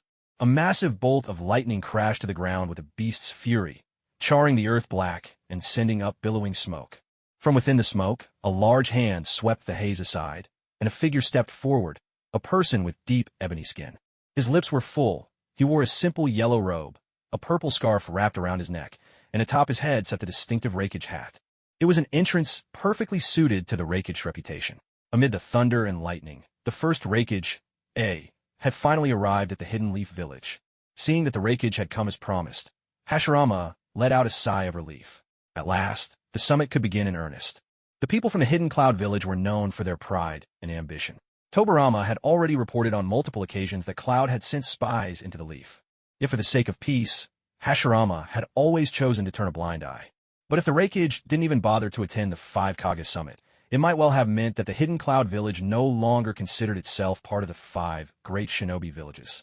Even though the rakeage was ambitious and proud, he dared not act rashly in front of Hashirama. Sure enough, as soon as he arrived, he walked straight up to Hashirama and extended his hand. "Lord Hokage, it's a pleasure to meet you." Hashirama took his hand and replied, "Likewise, Lord Rakeage, it must have been a difficult journey." The Rakeage shrugged it off and said indifferently, "Not at all. We just ran into some wandering ninjas on the road. Taking care of them was a minor delay, nothing more."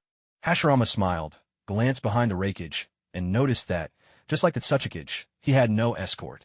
Curious, he asked, "Is your escort still on the way, Lord Rakeage?" The Rakeage shook his head, feigning confusion. "Why bring so many guards? I only brought one." At that moment, another thunderclap rumbled across the sky, and a lone figure landed steadily on the ground. Tsufing glanced over and immediately recognized the man. It could only be the second Rakeage. For this summit in the Hidden Leaf Village, each of the other Kage had brought along their most trusted heirs, no doubt as a subtle show of strength to the other villages. After all, wherever people gather, rivalry follows. As the face of their villages, the Kage couldn't spar in person, so their disciples would do it on their behalf. It was no surprise that each had brought their right-hand man. The Rakeage's act was quite something, leaving Hashirama momentarily at a loss for words. But on second thought, it made sense. If Hashirama were truly angered, bringing more guards would only mean more lives lost. In a certain sense, the Rakeage was actually quite shrewd. Now that the Rakeage had arrived, all 5 Kage were present.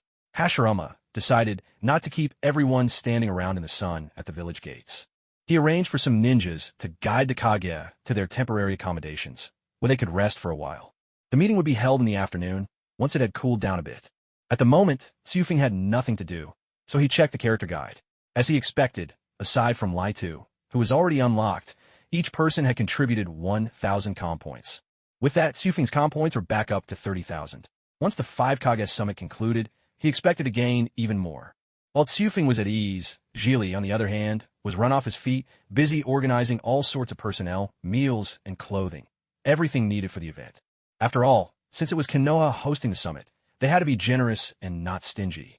At first, Zhili was flustered and unsure where to begin, but as he grew more familiar with the process, things became much easier. Still, he wasn't as carefree as Tsufing. Inside the Hokage's office. "So, did you get a look at the chief guards of the other Kage?" Tsufing nodded. He certainly had. They'll all become the Kage of their respective villages in the future. And if war breaks out someday, they'll be your fiercest rivals. "Don't worry, Master. If they really dare to offend the Hidden Leaf Village, I'll show no mercy. I'll kill them all." To others, such words might sound like the wild boast of a mere child, a 7-year-old daring to threaten the heirs of other villages. But Hashirama knew better. He understood that Tsufing truly had the ability. After all, the boy had been following him for quite some time now. "When a meeting begins, just stand behind me. You don't need to speak, but pay close attention to what the other Kage say." Tsufing accepted the order. He knew this wasn't a place where he could speak recklessly. Still, he couldn't help but wonder, why did his master want him to listen so closely to the words of the other Kage? Was it so he could learn how to negotiate and bargain with the other villages? Tsufing pondered it over and over, but the answer eluded him. In the end, he decided not to think about it. He would simply do as his master instructed. A few hours later, the 5 Kage summit officially began. On the surface, it looked like nothing more than a gathering of 5 middle-aged and elderly shinobi. Yet every move made at this meeting would ripple out to affect the entire ninja world. war or peace, all hung in the balance. For the five great nations, war was nothing more than an exhausting drain on resources and people. For the smaller countries, though, it could mean the end of everything, the destruction of their nation. That's why the small countries always shifted their loyalties between the five great powers, playing both sides with remarkable clarity. After all, without strength of their own, they could only survive by clinging to the powerful. But if they ever slipped up and found their homeland turned into a battlefield, that would be true tragedy. The five Kage entered the conference room that Tobarama had carefully prepared in advance. At the center stood a pentagonal table. The atmosphere was grave. Behind the Hokage stood only Tobarama and Tsufeng, while each of the other Kage was accompanied by just one assistant as well. Most of these assistants were the next in line to become Kage themselves. All these cunning old foxes immediately noticed the presence of young Tsufeng. Clearly, he was the Hokage's disciple, or perhaps his chosen successor. Still, there was some doubt. Wasn't a 7 or 8-year-old child far too young for such an important meeting? Was it really appropriate to bring him along? After all, before the meeting was done, there would certainly be a contest of strength. Yet none of the Kage voiced their doubts aloud. The Hokage's disciple must surely have some skills of his own. But when compared to their own heirs, Tsufeng still seemed lacking. After all, age was on their side. He was nothing to fear. Once everyone was seated, Hashirama, as host, began with a few words of welcome to open the summit. The other Kage echoed his sentiments, each declaring that they had come to make some contribution to peace in the ninja world. Every word sounded noble and righteous, but who could say what they truly thought in their hearts? Since we all long for peace, Hashirama concluded, I trust today's meeting will be a much more pleasant one. Afterwards, Hashirama got straight to the point and shared his thoughts. I hope that everyone here can join me in signing a peace treaty for the ninja world, ensuring that from now on, we will not rashly start any more wars. At these words, the four Kage, who had been speaking so boldly just moments before, immediately fell silent. Each of them was busy weighing their own calculations. For example, conquering a small nation to boost their own strength. Many wars that should have broken out had only been halted because Hashirama had called for these talks. In a way, he had indirectly saved the lives of many in those small countries. What's wrong? Is everyone unwilling? Seeing their reactions, Hashirama couldn't help but feel a little displeased. Just a moment ago, they had all seemed so righteous and upright. Why were they all silent now?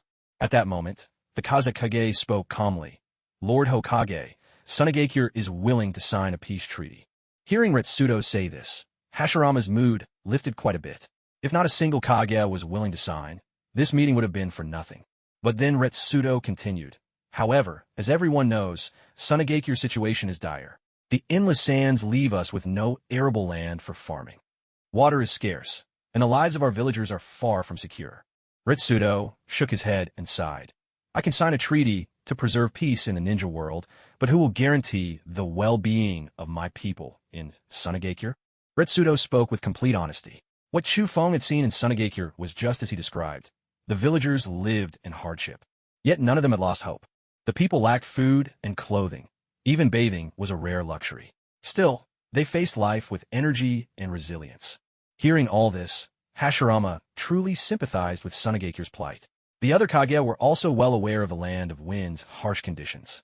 It had always been a barren place where crops simply couldn't grow. Simply providing food would only be a temporary fix.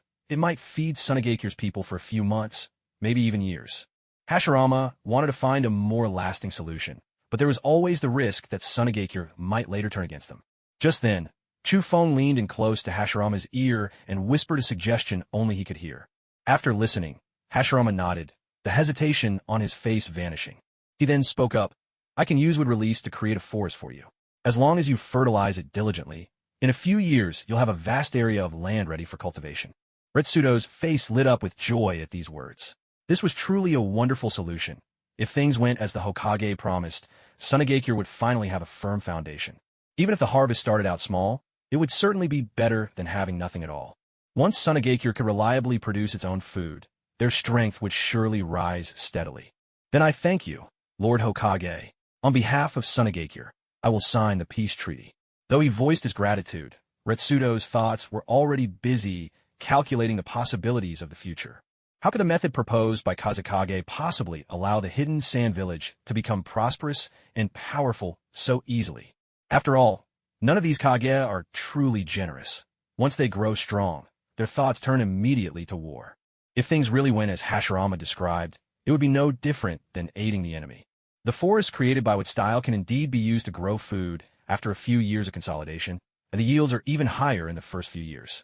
But that's only for the first few years. After all, style is still a jutsu, and it will gradually weaken over time. The land will also decline bit by bit. While it can still be cultivated, the harvest will never be as bountiful as before. It might barely be enough to fill their stomachs. But to think of stockpiling surplus as strategic war supplies is simply wishful thinking. When the other Kage saw the Kazekage signing the agreement so readily, they were at a loss for what to do. Signing would undoubtedly limit their village's chances to plunder small nations for development. But if they didn't sign, who knew how the Hokage would react? If it ended up causing great harm to their villages, it would hardly be worth the risk. Mizukage, Tsuchikage, Reikage, are you not planning to sign the treaty? Weren't we all just talking about maintaining peace in the shinobi world? Hashirama's voice was calm, but the Kage he called out to felt a chill run down their spines. Though their statuses were equal, in the face of the Hokage, none of them dared act arrogant. Their strength simply wasn't on the same level. The Wagakure will sign the treaty. Ishii was the first to speak. He made no demands, voiced no complaints, and simply signed the agreement. After wrestling with the decision for a long while, the Mizukage also signed, albeit reluctantly, clearly pressured by Hashirama's strength. At that moment, the Reikage spoke. Lord Hokage, did you capture the 8 tails in the Land of Lightning? We require an explanation for this. The Tsuchikage and Mizukage couldn't help but sigh. In just a few days, almost all the tailed beasts from various nations had been captured by Konoha, one after the other. Everyone was well aware of the truth, though no one dared speak it aloud. Now that the beasts were gone, what was left to say? Without strength to back it up, the Reikage challenge sounded especially ridiculous. Yes, the 8 tails was indeed captured by Konoha. Without strength to back it up, the Reikage challenge sounded especially ridiculous. Yes, the 8 tails was indeed captured by Konoha. But I don't think I owe you any explanation. All tailed beasts belong to no one. And let's not forget, the Land of Lightning once tried to capture the 9 tails living in the Land of Fire. It's just that you didn't seem to succeed. As the Reikage finished speaking, he realized how foolish he'd been, but it was too late to take his words back. Hashirama had already put him in his place, making him burn with indignation. But there was nothing he could do. After all, what Hashirama said was true. I had always thought his plan to capture the 9 tails had gone unnoticed, never expecting the Hokage to know about it. This was truly a humiliating blow. That last remark had already offended Hashirama quite a bit, so if they didn't propose signing the treaty now, they might truly push him over the edge. The Hidden Cloud Village will also sign the treaty, and from this day forward, we will join you all in safeguarding the peace of the shinobi world. Not a single word from the Reikage convinced Xufeng. After all, it was the Hidden Cloud Village that started the first great shinobi war. They had thought that after Hashirama's death, the Leaf would be defenseless, only to be routed by Tobirama, suffering a crushing defeat. In the end, they had been forced to retreat and sue for peace. And in reality, that was exactly what was on the Reikage's mind. In his eyes, Hashirama was the only one capable of upholding the peace treaty. Once Hashirama was dead, the treaty would naturally become meaningless. No one could kill the god of shinobi, true, but time itself could. The title of Reikage would be passed down through the generations. Sooner or later, the day would come when the hidden leaf was ground into dust. Ha! Since everyone signed the treaty, let's make sure to follow it to the letter. Otherwise, you'll be Konoha's enemy forever. With everyone having signed the treaty, relations naturally became much warmer. With the most important matters settled, the conversation shifted to lighter topics. They started chatting idly about the development of their villages, the growth of their children, and so on. It was a picture of harmony. It really did look just like a group of elderly gentlemen gathered after dinner to shoot the breeze. During this casual chatter, a few villages took the opportunity to establish some trade agreements, which would help their villages grow more quickly in the early days. With Konoha taking the lead, everyone felt more at ease. In the past, the villages had little contact with each other. Everyone was a stranger. But now, there was at least a fragile peace across the shinobi world. The villages were even starting to tentatively reach out to each other. They talked for nearly 2 hours, wandering from the topic of peace in the shinobi world to everyday family matters. The guards behind them kept reminding them that the conversation had strayed off course, but the Kage, caught up in the moment, paid it no mind. Only when they noticed darkness gathering outside the window did they finally call it a day, bringing the first 5 Kage summit to a close. It was an honor to have such a long and heartfelt conversation with you all today. I hope we'll have more chances like this in the future. Whatever anyone else might have felt, Hashirama's own mood was truly radiant. Successfully signing the peace treaty meant that, as long as he lived, there should be no more war. Haha, I feel the same. Though, I fear I don't have many years left. Who knows if we'll meet again? White Lotus spoke of life and death with a cheerful grin, clearly having come to terms with it all. Stone River, ever the old rascal, chimed in, of all of us, only the Mizukage and I are getting up there in years. The rest of you will probably be around for a long while yet. Hashirama smiled gently. Matters of life and death are beyond anyone's control. All one can do is not let down today. After all, who can say if tomorrow will ever come? As the meeting concluded, the assembled Kage slipped away to their quarters to rest. The time originally intended for sparring was instead spent by this group of elderly men chatting away. So, they would have to wait until tomorrow. That afternoon, Chu Feng felt utterly drained. Standing motionless behind his master for so long had left his bones nearly stiff. Following Hashirama back to the office, he saw that Chiri and Kagami were already inside, seemingly waiting to deliver their reports. Master, Chu Feng, Lord Tobarama, you're finally done. Chiri called out. Hashirama let out a hearty laugh. Yes, we are. We got a bit carried away with our conversation, and before we knew it, time had flown by. He added, even the sparring session had to be postponed until tomorrow. While Kagami took the opportunity to report to Hashirama, Chu Feng shared a brief rundown of the meeting's events with Chiri. He knew well that Chiri loved these little tidbits of gossip. She'd once pestered Chu Feng for ages about the tale of the tailed beasts. Ah, thank goodness I didn't have to attend. With a meeting that dull, I probably would have fallen asleep. Chiri exclaimed with theatrical exaggeration. Truth be told, there hadn't been much excitement at all. After all was said and done, the only things Chu Feng had gained from the meeting were a glimpse of the intrigue between Kage and a bone-deep exhaustion, both physical and mental.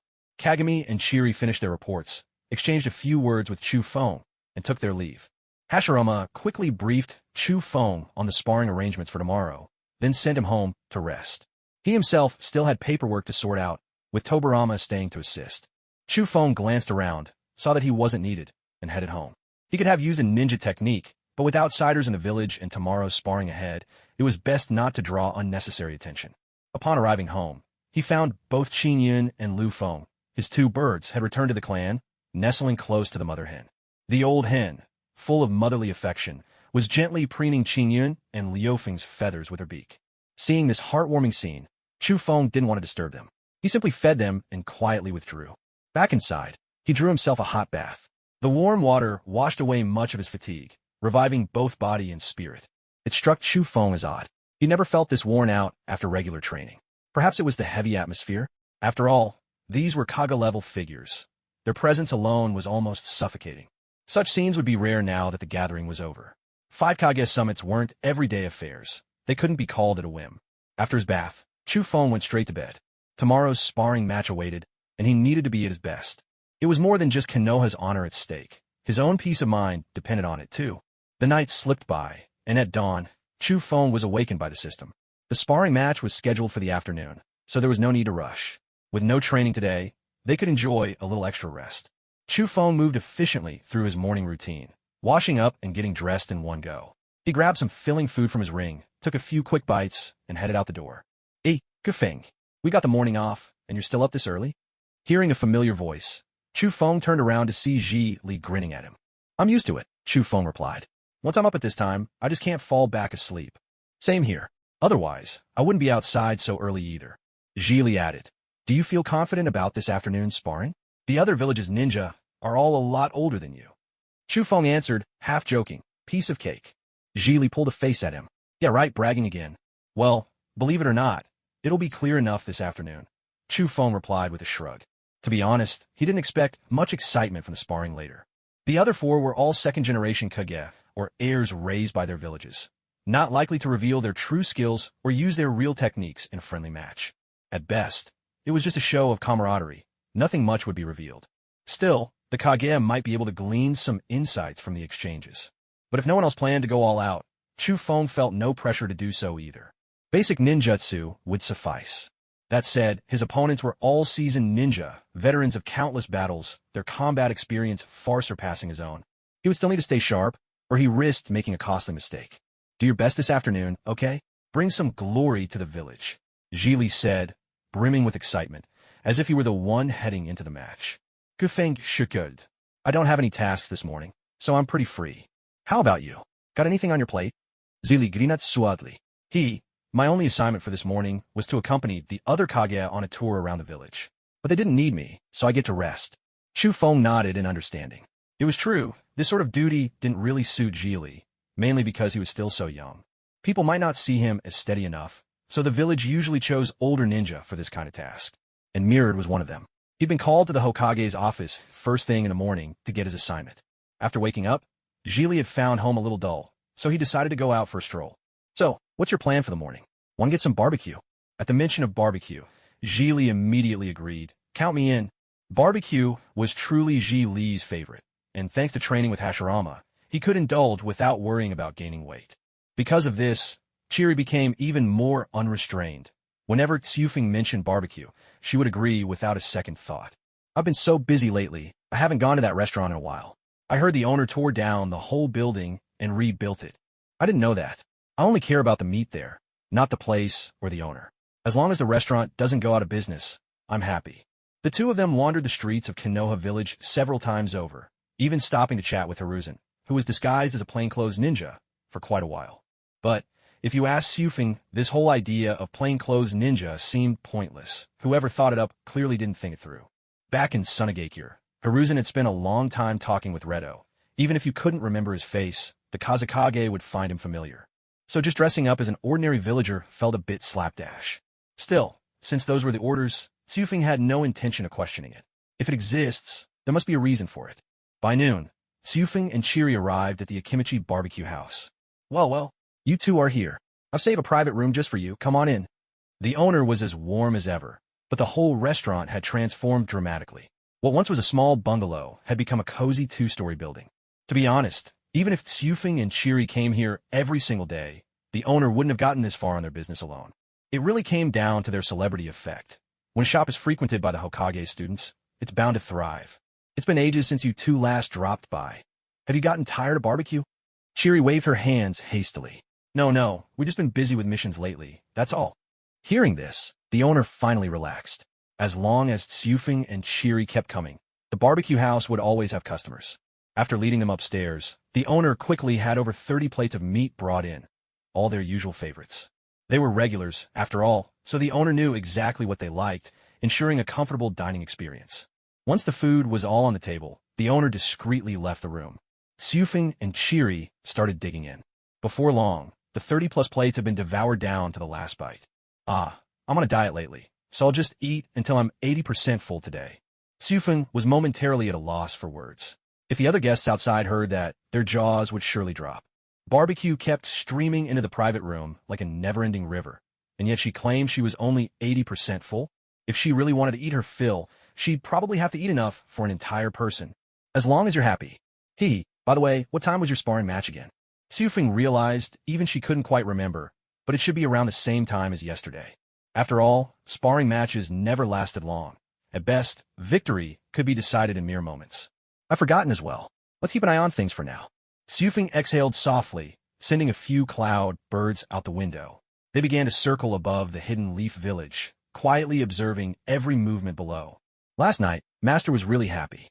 Lord Tobarama said Master drank so much he got completely drunk. It wasn't until Mistress made him drink a bowl of sobering soup this morning that he finally recovered. Silly probably heard this from Kagami, but Tsufeng could understand. After all, what Hashirama had always pursued was peace. Now that peace had finally been achieved, how could he not be overjoyed? Though the peace was still fragile, it was at least a small step forward. It gave the entire Shinobi world a chance to develop, sparing countless lives from the devastation of endless war. After finishing their meal, the two lingered in the private room, chatting idly until the cloudbirds returned with news there was some activity. Only then did Tsufeng and Tsuli head out for the training grounds of the Hidden Leaf Village. Tsufeng was going to participate in the sparring, while Tsuli was there to cheer him on and observe the battles. After all, this was a rare and valuable opportunity. When they arrived at the training grounds, they found Hiruzen Tsurutobi, Danzo, Koharu, and Iwasa already present. Tobarama stood off to the side, speaking about something they couldn't quite catch. Tsufeng, you're here, Hashirama greeted, reaching out to ruffle Tsufeng's hair. The two chatted for a while. The main topic was that Tsufeng would be the only one representing their side in the sparring match. Hashirama had actually wanted to send Hiruzen Tsurutobi into the ring, but Tobarama had refused, saying it would be inappropriate. With no other choice, Tsufeng would have to step up himself. As Tsufeng's master, Hashirama knew his student's strength well, so he wasn't worried. But the ninjas from the other villages weren't to be underestimated either. If you're seriously injured, stop the sparring immediately. Don't force yourself, or you could be left with lasting injuries. Tsufeng nodded, though he didn't believe he'd lose to them. Tsufeng's current strength was about on par with the quasi-Kage level. He hadn't quite reached true Kage status mainly because his taijutsu was lacking. But with Hashirama's training, that weakness had improved greatly. As Hashirama and Tsufeng chatted, Uchiha Kagami arrived at the training grounds with the Kazekage in tow. After shaking hands with the Hokage, the Kazekage sighed, I took a stroll through the Leaf Village this morning. It's wonderful. No wind, no sandstorms. Haha, don't worry, Hashirama laughed. Once this conference is over, I'll send a clone with you back to the Land of Wind. That way, Sunagakure will finally have some trees. Reto bowed deeply in gratitude. Whatever his true feelings, his love for his people was as genuine as Hashirama's. That's why Hashirama paid special attention to Reto. For among the 5 Kage, he was the only one Hashirama could truly talk to as an equal. The rest were either old men or incredibly arrogant people, none of whom could truly connect with Hashirama. The two of them continued their lively conversation, and before long, the other Kage began to arrive one after another. Trailing behind each Kage were their chosen successors. Every successor bore an air of confidence in their eyes, as if victory was already in their grasp. All right, since everyone's here, let's start today's sparring a bit earlier, Hashirama, as the host announced. The other Kage readily agreed and took their seats in the stands, preparing to watch the match unfold. It was time to see whose successor would outshine the rest. Shaman, Mu, and Tsukiji all stepped onto the field, with Chufeng following closely behind. Just as the crowd began to wonder whose child this little boy was, Hashirama spoke up. This is my student, Yunjong Chufeng. He's still very young, so I hope you'll all go easy on him. The successors below the stage looked puzzled at Hashirama's words. A disciple, sure, but to bring a mere 7-year-old to spar against them? Wasn't this just handing over a free win? A few even let out faint snickers, perhaps thinking Konoha must have run out of competent ninja if they had to send out a child as their representative. Chufeng, however, paid these looks no mind. There was no point in arguing. He knew that the only way to prove himself was to defeat them in battle. But the older generation of ninja on stage all turned to look. The Yunjong clan's reputation preceded them. Even if they hadn't seen it with their own eyes, they'd certainly heard the stories. Yet none of them could recall when a Yunjong clan had joined Konoha, much less that one of their own had become the Hokage's disciple. This was no trivial matter. Still, with the peace treaty freshly signed and the Hokage himself present, nobody dared make a move. Not that it would be easy to take down Chufeng, even if they tried. After all, he had more than enough tricks up his sleeve. Today's sparring will consist of 2 rounds, Hashirama announced from stage. The first round is a one-on-one match determined by drawing lots.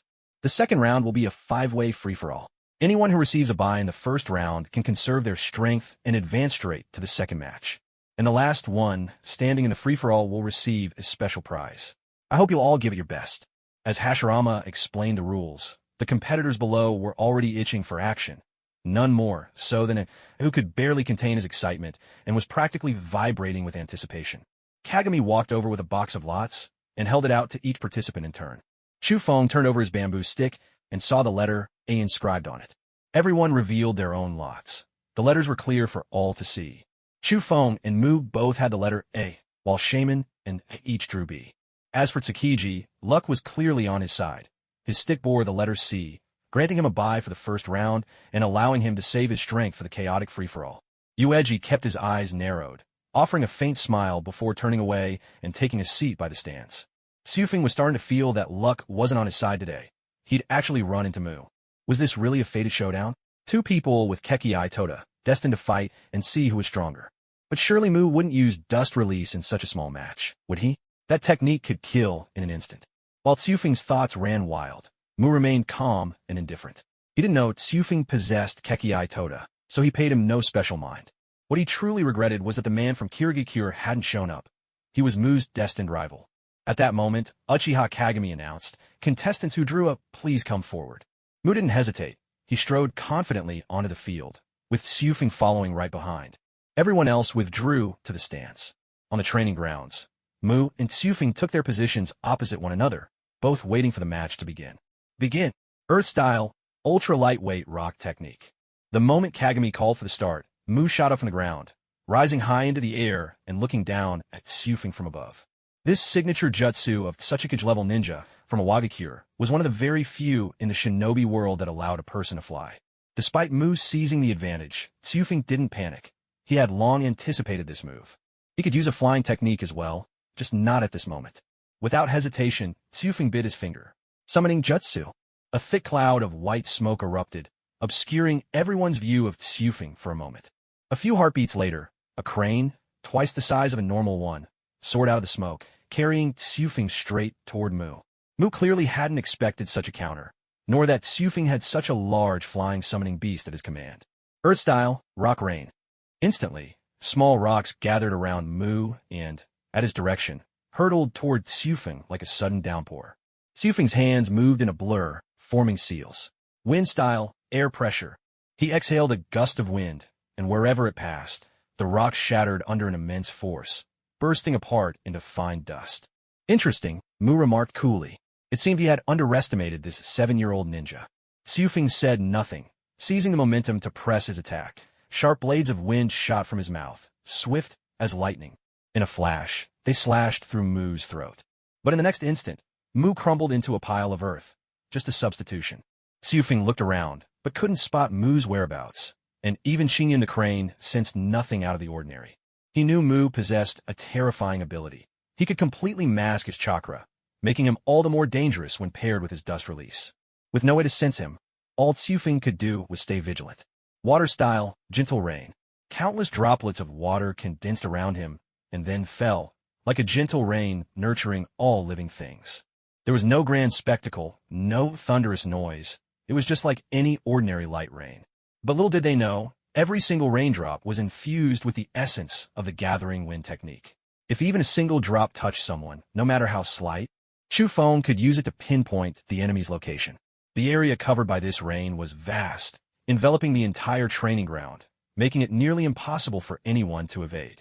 Seated atop Qingyun, Tsyufeng closed his eyes and quietly focused his senses.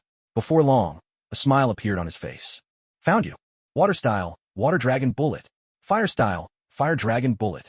His hand seals blurred with impossible speed, so fast they were almost invisible to the naked eye. Flames and water coiled around him, transforming into two fierce, serpentine dragons of fire and water. With a furious roar, the dragons surged toward the direction he had sensed. His hand seals blurred with impossible speed, so fast they were almost invisible to the naked eye. Flames and water coiled around him, transforming into two fierce, serpentine dragons of fire and water. The dragons unleashed a wrathful bellow as they charged at their target. A thunderous explosion rang out. The ground of the training field erupted, leaving a massive crater from the combined assault of water and fire. At that moment, Wu's form was finally revealed. Though unhurt, he was left covered in dirt, looking rather disheveled. He had suspected there was something wrong with that rain. On a battlefield, he would have easily escaped its reach. But a sparring match had boundaries. There was nowhere to run. Now, Wu's two main advantages were rendered useless against Tsyufeng, forcing him into direct confrontation. And from that brief exchange, it was clear, this 7-year-old boy was far from ordinary. Just mastering the water and fire dragon bullets was already beyond the reach of most ninja his age. Konoha really is full of monsters, Wu muttered with a hint of dry humor. Although things were tricky, the outcome was still uncertain. Earth-style, earth-rising spears. As Wu finished weaving his seals, the ground began to tremble. Accompanied by a deafening rumble, countless earthen spikes shot skyward from the earth. A single hit from those spikes could easily prove fatal. Fortunately, Qingyun reacted instantly, as if sensing the impending danger long before it struck. The moment the ground began to quake, he had already taken to the air, circling above and making it impossible for Wu to target them.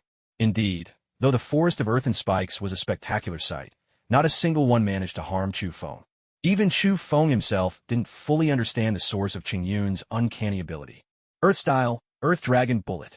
A massive dragon's head sprouted from the spikes, its jaws opening wide to unleash a relentless barrage of rocks like machine gun fire. Seeing this, Tsyufeng instantly grasped Wu's intent. Both of them were airborne, and most earth-style techniques had little effect against targets in the sky. The earth-rising spears simply served to raise the ground higher. Within this storm of earth and stone, Qingyun darted and weaved, dodging the onslaught. But the dragon's head tracked their every move, following Wu's command. Their only option was to find a way to shatter it. Lightning style, lightning beast tracking Fong. Lightning crackled and hissed in Chu Feng's hand, blue light flashing wildly with every burst of electricity. Within moments, the lightning coalesced into the shape of an unknown beast, fierce with razor-sharp fangs and claws. In a heartbeat, it lunged straight for the head of the earth dragon, striking down with a single blow that shattered the dragon into pieces. Yet the thunder beast did not vanish. Instead, it charged onward in Wu's direction, relentless. Just as the beast closed to within arm's length of Wu, a massive fist swung out and smashed it to sparks. Towering behind Wu floated a colossal stone giant, standing guard like a divine protector. Earth-style stone dragon. In the blink of an eye, for dragons made of earth and stone erupted from the ground. Though their bodies were formed of rock and dirt, their movements were anything but sluggish. They surged forward with astonishing speed, crawling along the path gouged open by the earth dragon's spear, jaws agape, as they snapped at Chu Feng. Qingyun immediately whisked Chu Feng away, flying him toward the distance, but the dragon's massive body sprawled across almost the entire training field. Wu let out a faint chuckle. After all, he too could unleash techniques that could blanket the whole battlefield. Water style, water dragon explosion. Chakra surged wildly, conjuring torrents of water all around him. Beneath his feet, a swirling vortex roared to life. Above his head, a gigantic sphere of water condensed, swelling larger and larger until, at last, it exploded, sending waves crashing in every direction. A mighty water dragon materialized in the sky. As it crashed into the earth dragons, water soaked their stone bodies, slowing their movements. Like insects flailing on a pond's surface, the stone dragons were shattered to pieces with just a few blows from the water dragon. Despite the fierce exchange, neither combatant had revealed their true strength. Each technique was met and countered in turn. Neither could gain the upper hand. But Chu Feng held the advantage of tenfold chakra reserves.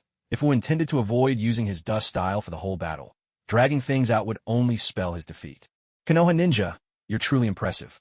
Aside from that little mustachioed fellow, you're the first to last this long against me. Chu Feng's expression barely changed, though a sly smile played at the corner of his mouth.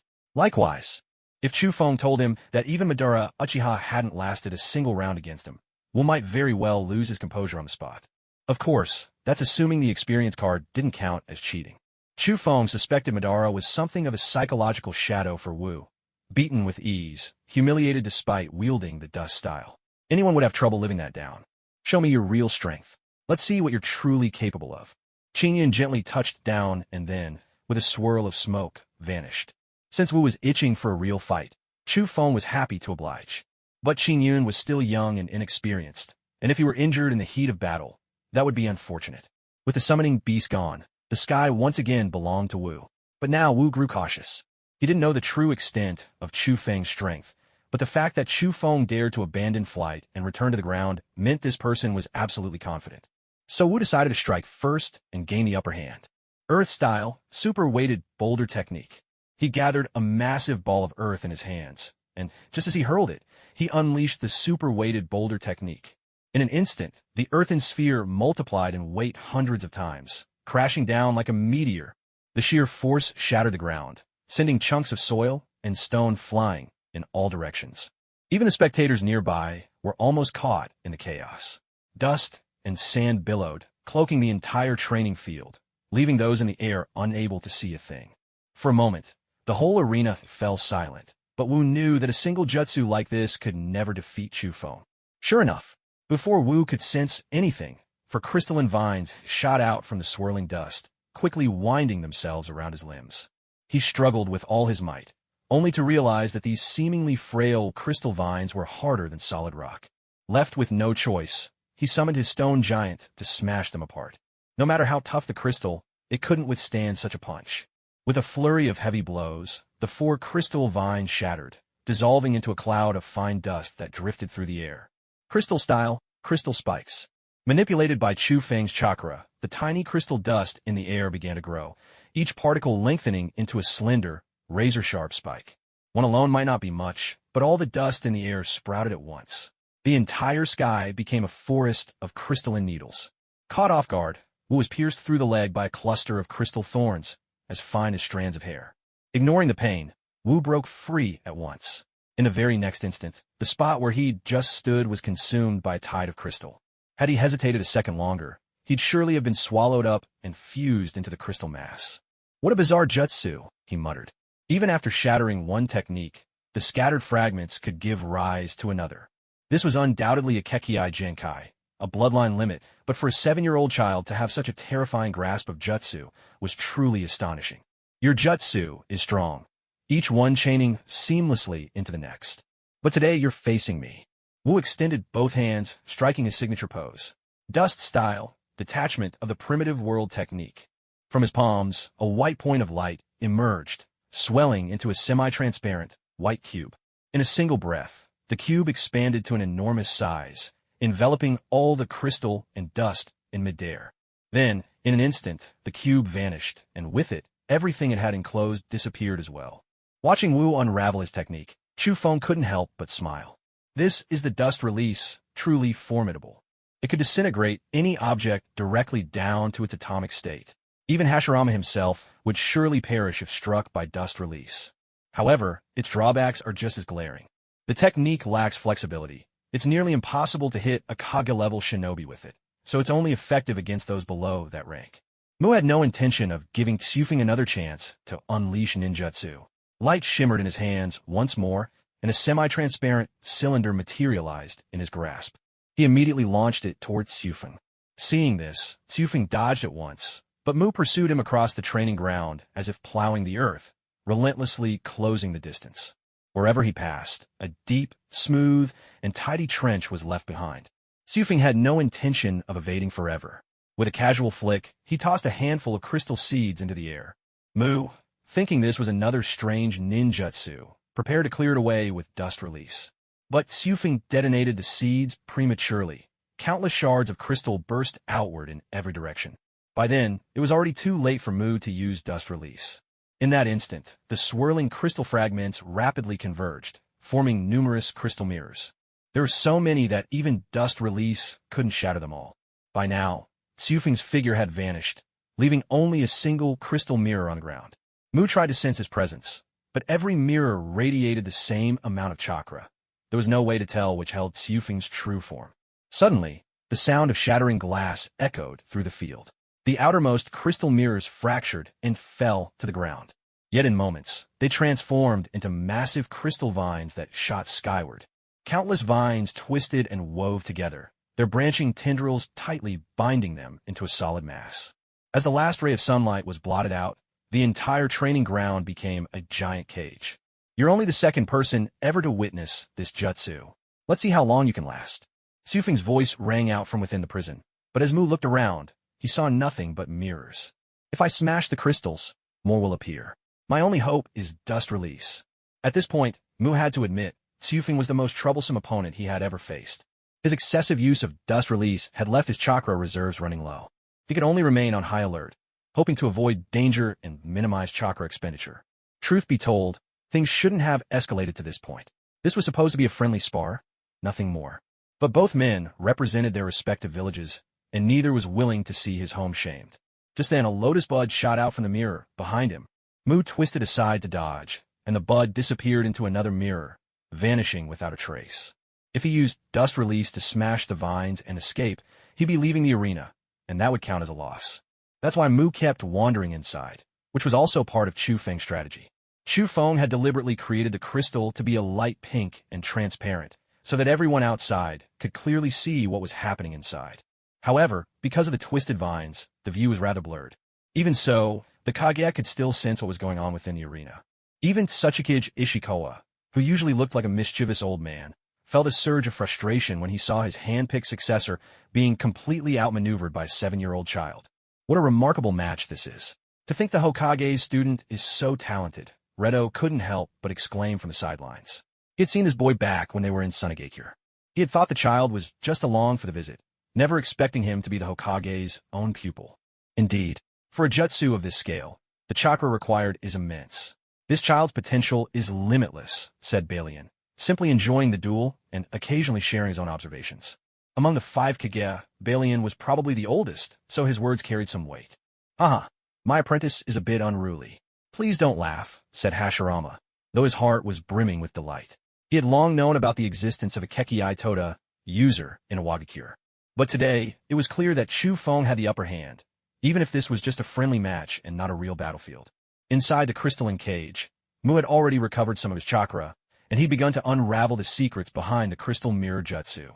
There was no original, or, more accurately, every single one was the original. So all he needed to do was shatter every mirror except one, and he could force Chu Feng out without the risk of a fatal mistake. Dust release.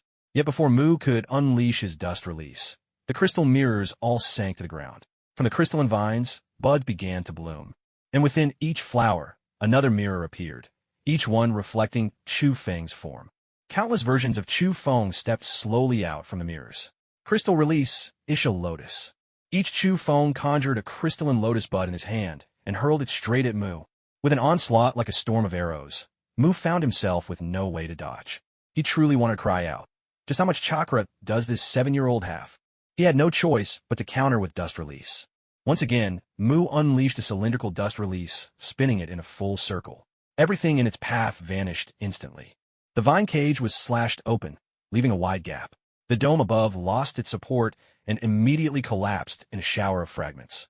Countless pieces of crystal caught the sunlight, dazzling so brilliantly that no one could keep their eyes open. Having narrowly averted disaster, Mu dropped to his knees, gasping desperately for air. To conserve chakra, the ultra-lightweight rock technique had already been deactivated, and he was well aware that the next strike would decide the outcome of this battle. Mu looked around once more, still unable to spot Chu Feng's figure. Fury surged within him as he shouted, "Are you planning to keep hiding? Face me openly, and let's settle this with honor." No one answered.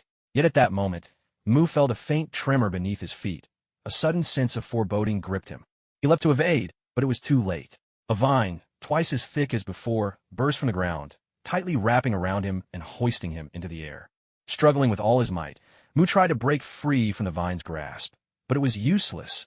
Even his jutsu couldn't shatter the tough tendril. He could only leave shallow cracks upon its surface. A mirror appeared out of thin air, not far from where Mu hung. Chu Feng emerged halfway from its surface, flashing a smile. "Here I am." A mirror appeared out of thin air, not far from where Mu hung. Chu Feng emerged halfway from its surface, flashing a smile. "Here I am." Chu Feng extended his hand, and from his sleeve shot forth a crystalline serpent. It coiled around Mu, then sank its fangs deep into Mu's arm. Seeing this, Chu Feng's eyes lit up with delight. The crystal serpent was now drawing Mu's blood. This meant Chu Feng would soon possess a puppet capable of wielding dust release. I concede. By now, Mu's chakra was utterly depleted. There was no point in struggling further. Any more resistance would only mean needless suffering. Hearing this, Chu Feng withdrew the crystal serpent and gently lowered Mu to the ground with the crystalline vine. He had already collected enough blood. Activating the puppet would be no issue now. Since his opponent had admitted defeat, there was no need to continue the contest. A team of medical nin promptly hurried onto the field, helping Mu off for treatment. Meanwhile, Mirror strode to the center of the arena and announced Chu Feng's victory. No doubt about it, the Hokage's disciple truly is extraordinary. Though Ishikawa spoke through gritted teeth, his words came from the heart. He had always believed his chosen successor to be the strongest among the young shinobi, destined to lead Iwagakure to glory. Yet today, the hope had been dashed by a 7-year-old child. "You flatter us, Lord Tsuchikage." Chu Feng simply made good use of the battlefield's constraints. Without such an advantage, I doubt the result would have been the same. Hashirama offered words of comfort, though in truth, his thoughts were quite different. After all, he knew his own land best. Chu Feng hadn't even used cloud flight yet, much less half his bizarre arsenal of jutsu. Even if this had been a real battlefield, Mu's fate would have been much the same. Or perhaps even worse, he might not have survived at all. As the Tsuchikage and Hokage conversed, neither the Reikage nor the Kazekage joined in. After all, this wasn't their affair, and saying too much could easily offend someone. But they couldn't just sit there doing nothing, so they decided to treat everyone equally, giving both Wu and Tsufeng some praise. Meanwhile, Shuing kept his gaze fixed on Tsufeng for quite a while. He wanted to see just how powerful this young boy really was. After all, his own successor, Guideng Huanyue, had fallen into a coma after just a single fight with Wu. Whether or not he would wake up was still uncertain. Yet this kid, Tsufeng, had managed to defeat Wu with apparent ease. Judging from the confidence on his face, he must still have plenty of tricks up his sleeve that he hadn't shown. Tsufeng left the training grounds and sat down among the spectators. The field itself was now scarred by cracks and craters left from the previous battle. A few Earth-style ninja quickly patched things up so the field was usable again, and then Q announced that the next 2 contestants should take the stage. By this time, Wu's wounds had already been healed, though his chakra had not yet fully recovered, leaving him looking rather drained. Wu sat not far from Xufeng, watching intently as AI and shaman prepared to fight on the platform. Xufeng didn't try to make small talk. After all, he'd just given Wu a beating, and it wouldn't be right to go over and act friendly now. So they both simply kept to themselves. On the platform, the battle was about to erupt. Lightning release didn't have much of an advantage over wind release, so it was basically an even match. One was the heir to the first Reikage, the other the heir to the first Kazekage, a clash between 2 villages. AI, who had always heard that the land of wind was terribly poor and rarely produced any powerful ninja, decided to taunt shaman as they fought. The people from the Hidden Cloud village are all brawn and no brains, he jeered. A cool, clear voice suddenly sounded behind Xufeng. He turned to find Yueji standing right behind him, smiling warmly. Mind if I sit here? Of course not. Before Xufeng could ask his purpose, Yueji continued. They're probably planning to deal with me first in the next round. How about we work together? His intentions couldn't be clearer. He was looking for an ally to shield himself by getting closer to Xufeng. If Wu had won the previous match, Yueji would no doubt have made the same offer to him. But his judgment was sound. Everyone else was running low on stamina, while Yueji was still at full strength. In a situation like this, it was only natural that the others would want to take him down first. Otherwise, whoever fought him last would just be handing him an easy win. So Yueji's desire to find a partner made sense, but if he'd asked anyone else, they probably would have refused. Xufeng, however, didn't care much about these things. He'd only used 2 or 3 cards worth of chakra in his last fight. He still had plenty left, and it would keep slowly recovering anyway. Sure, I don't mind, he replied. Seeing how readily Xufeng agreed, Yueji's smile brightened even more. If Kaze wanted to go up against him, he would inevitably have to face attacks from 3 people. When Kaze's chakra was finally exhausted, that would be his chance to strike, a perfect opportunity to claim victory as his own. The Hidden Mist village never cared for notions like ambushes aren't the way of a true man. After all, the very essence of the mist's techniques lay in striking unseen from within thick fog, aiming for a swift and lethal blow. The 2 of them chatted idly in the spectator stands, exchanging words here and there, while the battle on the field reached a fever pitch. A's body crackled with the sound of lightning, while whirlwinds swirled around Saman, forming a protective shield. Both unleashed their final, all-out attacks. Lightning flashed, thunder roared, and fierce winds howled. Sand and stones swept across the entire arena, making it impossible to see anything clearly. Even amid the swirling sand, bolts of lightning shot out in all directions, making it far too dangerous for anyone to approach. As the dust and electricity gradually settled, everyone was startled to discover that both Saman and A had collapsed to the ground together. Healers rushed onto the field to tend to them. At first, it seemed they might need some serious work, but upon examination, it turned out they had simply fainted from chakra depletion. There were almost no external injuries to speak of. A truly spectacular match. I suppose the Reikage and Kazekage have both put in quite a bit of effort training their students, haven't they? Upon hearing this, the Reikage couldn't help but feel a surge of pride. That's only natural. I put a lot of heart into his training. Then he burst out laughing. But it seems there's still room for even more practice.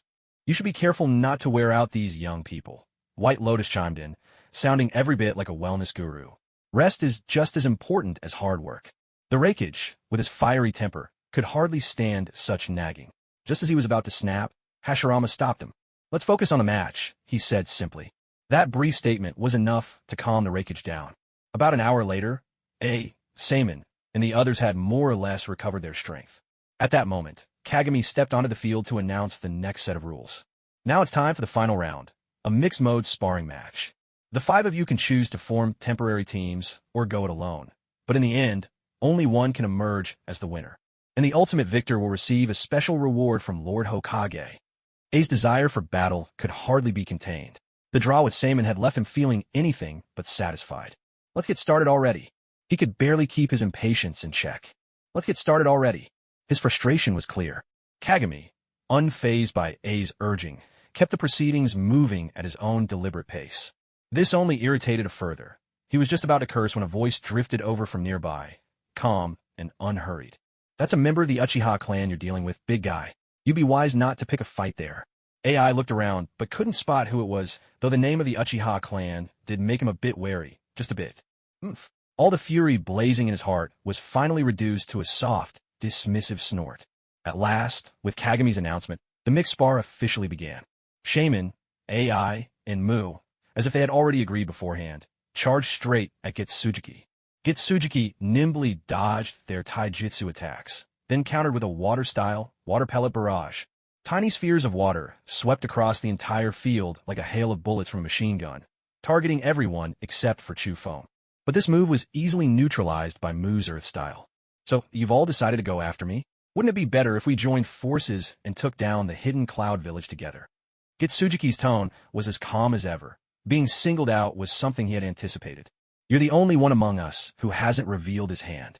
We don't know what you're capable of, so we can't let you be. Wind style, wind cutter. A fierce gust of wind erupted from Shaman's mouth, slicing toward Getsujuki like a razor-sharp blade. But Getsujuki didn't move an inch, making no effort to dodge, simply standing his ground. Just as the wind blade was about to strike, several thick crystal spikes burst from the ground, shattering the gale instantly. Everyone realized at once. He had pulled that 7-year-old kid into his scheme. Wasn't his name Chu Feng? How did you end up siding with him? Mu asked, his voice ringing out. Chu Feng shrugged, a hint of resignation in his gesture. If he's eliminated, you'll all gang up on me next. So of course we have to work together. Now that their enemies were clear, there was no need for words. AI unleashed a surge of lightning from his hands, lunging at Chu Feng like a bolt, aiming straight for his throat. But Chu Feng simply flipped backward, and suddenly a crystal mirror materialized. Chu Feng vanished into it, disappearing without a trace. Damn it, slipping around like that. Such a pain. AI shouted in frustration, and Mu reminded him, let's defeat Getsujuki first. We can deal with Chu Feng later. Getsujuki noticed his teammate had vanished, and with the enemy plotting to take his life, he decided to make a quick escape. But Shaman was quick to react. Wind style, wind-driven sand. A powerful gust swept across the training field, drawing up sand and shaping it into a long, winding serpent that slithered toward Getsujuki. It moved so swiftly that Getsujuki's legs had no hope of outrunning it. He stopped running, deciding not to evade any longer. After all, he still had a teammate. Water style, great waterfall, jutsu. Chakra gathered at his throat, then a massive sphere of water surged from his mouth, crashing into the flowing sand. The water ball and the sand collided and exploded, drenching the sand completely, so it could no longer be controlled by the wind. The water, now covering the ground, also made it much easier for Getsujuki to unleash his jutsu. His hands formed seals without pause, sending a flurry of water arrows shooting up from the puddles on the ground. Yet their power was feeble. Just a single earth wall was enough to block them all. Watching as Zebin's efforts amounted to nothing, AI couldn't help but lose face. Determined to make an impact, he plunged his hands into the water and unleashed a wild surge of lightning. No one expected it, but this attack actually worked. Yueji was caught off guard by the water's conductivity, a jolt running through his body and making his legs go numb. His movements slowed dramatically. Wu seized the opportunity, chaining together several earth-style jutsu, forcing Yueji into a corner. Yueji had no choice but to meet the attacks head-on with his own ninjutsu. Just as Shaman prepared to jump in and pile on the damage, a mirror appeared silently behind him. Xufeng slipped out from its surface without a sound. Crystal release, whiplash. A crystalline vine sprang from his hand and lashed across Shaman's back with a vicious crack. Shaman had no idea what hit him. One moment he was standing, the next he was sent flying through the air. A searing pain flared on his back. He reached behind, and his fingers came away wet with blood. Damn it. He got behind me, and I didn't even notice. Shaman grumbled at himself, and at his teammates, but everyone's attention was locked on Yueji, and so Xufeng's presence went completely overlooked. He could only grit his teeth and endure it. Wu took one look at Shaman's state, and instantly realized he'd been ambushed. He warned AI to be careful. But AI was still entirely focused on pouring more lightning into his attack, barely registering the warning. Shaman quickly got up and steadied himself, then joined Wu in pursuit of Yueji. But just then, the mirror appeared again. This time it was behind AI. Xufeng formed hand seals, and crystal vines burst from the ground, wrapping around AI and dragging him forcefully into the water. Lightning release, thunder orbs. 5 golden spheres of crackling lightning appeared out of thin air. They crashed into the water, sending powerful shocks through AI's body. He cried out in pain, shocked that a lightning technique could hurt him so badly. But more than pain, he felt humiliated. AI let out a furious roar, his voice echoing across half of Konoha. With a furious wrench, he tore the crystal vines apart, but at the spot where he gripped the fractured crystal, countless tiny shards erupted outward. The razor-sharp crystals pierced straight through AI's palms. Injury after injury only stoked AI's rage, but he fought to keep his anger in check, forcing himself to stay clear-headed. Gritting his teeth against the pain, he yanked the shard from his hands and tossed them aside. Then he lunged at Tsufeng, but Tsufeng was already gone, vanished along with the mirror. Damn it, don't let me catch you. Things were going poorly for AI, and Mu wasn't having much luck either. He and Shaman had been chasing Yueji non-stop, but Yueji's water concealment technique was almost as vexing as Tsufeng's mirrors. Every time they were about to catch him, he would sink into the water and vanish without a trace. After several attempts like this, even the calmest person would find it hard to keep their temper. Anger was beginning to simmer. Fire style, Heavenly Blaze. A massive fireball formed in Wu's hand, then flowed down from the sky to the ground like a river of flame. Wherever it passed, every drop of water was vaporized in an instant, forcing Yueji to reveal himself at last. Flames of this magnitude could not be evaded by simple water concealment. Still, there was a certain ironic amusement in using fire against Shinobi from the Hidden Mist Village. Water style, Raging Torrent. A surging stream, as powerful as a river in flood, burst from his lips, relentlessly scouring the ground. Wu's Heavenly Blaze couldn't withstand Yueji's jutsu, and was quickly extinguished, but his aim had already been achieved. He had forced Yueji out of hiding. Too hasty, patience, my friend. Tsufeng appeared behind Shaman without warning, lashing out with another powerful strike. Shaman was sent flying several meters through the air. The force behind this blow was immense. Even Shaman's lips began to bleed, a clear sign of internal injury. The force behind this blow was immense. Even Shaman's lips began to bleed, a clear sign of internal injury. Damn it, why am I always the target? After two such strikes, not only was he wounded, but his pride had taken a serious hit as well. If Tsufeng had used some grand, overwhelming ninjutsu, it would be one thing if Shaman couldn't defend himself. But these were only ordinary whip-like attacks. It was simply because Tsufeng had remained so well hidden. Furious, Shaman summoned a wild gale that roared around him. Dust and gravel swirled together, forming a pair of massive claws behind his back. But Tsufeng was already gone, leaving Shaman's rage nowhere to go, so he charged straight at Yueji instead. Wu, hovering above, provided support with Earth-style jutsu, driving Yueji into a corner. Then, with a heavy swipe, Shaman's claw slammed into Yueji's chest. But instead of blood, there was only a sudden spray of water. Yueji's entire body exploded into a splash, water scattering in all directions. One droplet landed in the pool, created by the earlier raging torrent. From that water, Yueji reformed, his figure emerging once more. This Yueji is just as slippery as Tsufeng, always running, always escaping. Nearby, AI watched as his two teammates were led in circles by Yueji and Tsufeng, and his own frustration boiled over. Spotting Yueji appear not far away, AI bared his teeth in a ferocious grin. He shot toward Yueji at blinding speed, his entire arm crackling with fierce lightning. Lightning destruction dance of 1,000 blades. His arm swung down like a cleaver, and the erupting lightning shattered the earth and rocks all around. In a brilliant flash of blue, AI appeared directly in front of Yueji, determined to finish him in a single, decisive blow. Faced with AI's assault, Yueji made no attempt to dodge. Instead, he unleashed a wild torrent of water from his mouth, enveloping himself and everything around him in a furious deluge. Naturally, AI was caught in the middle of it. He wasn't a strong swimmer, and the force of his attack was blunted by the surging water, leaving him unable to deal any real damage. He had no choice but to retreat and reconsider his strategy. But how could Yueji possibly let such a golden opportunity slip away? Suddenly, several crystal serpents burst from the earth, coiling tightly around AI's limbs. A sharp cry escaped AI as pain shot through him, and in that instant, a rush of water flooded his throat. He struggled desperately to break free from the water's grasp, but with the crystal snakes clamped onto his arms and legs, and nothing to push against, escape was impossible. AI realized, with a sinking heart, that defeat was all but certain. His face turned a deep shade of blue from lack of air. If he didn't admit defeat soon, he'd likely pass out from suffocation. Seeing this, Hashirama immediately intervened, prompting Yueji and Chufeng to release their jutsu. Medical ninjas rushed forward to carry AI away.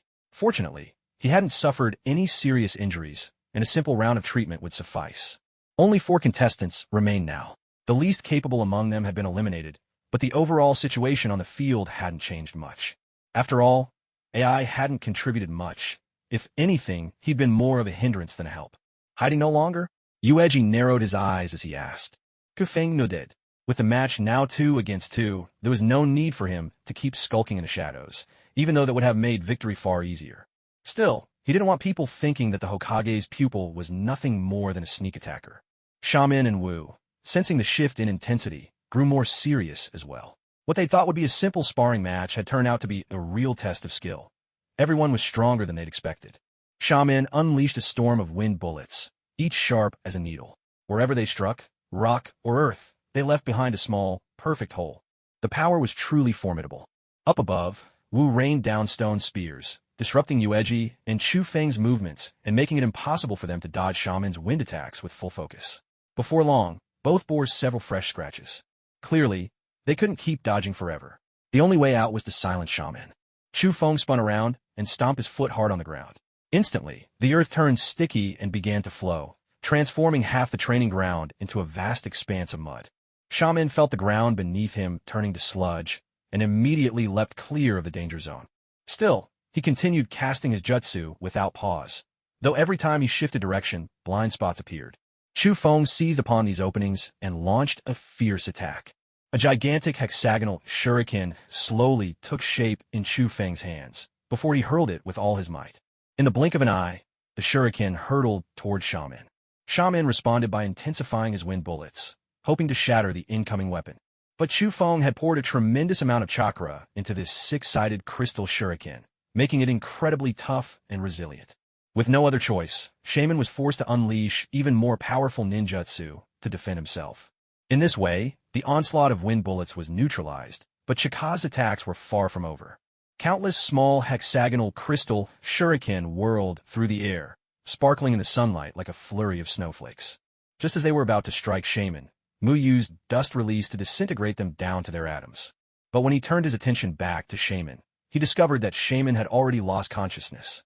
Mu quickly realized that the previous ninjutsu had merely been a decoy meant to distract him, while the others launched a fierce assault on Shaman in the meantime. With Shaman eliminated, only Mu remained in the arena. Facing 2 opponents alone was clearly a losing battle. After all, he hadn't even managed to defeat Chika's one-on-one, but conceding now was unthinkable. He represented the Hidden Stone Village, after all.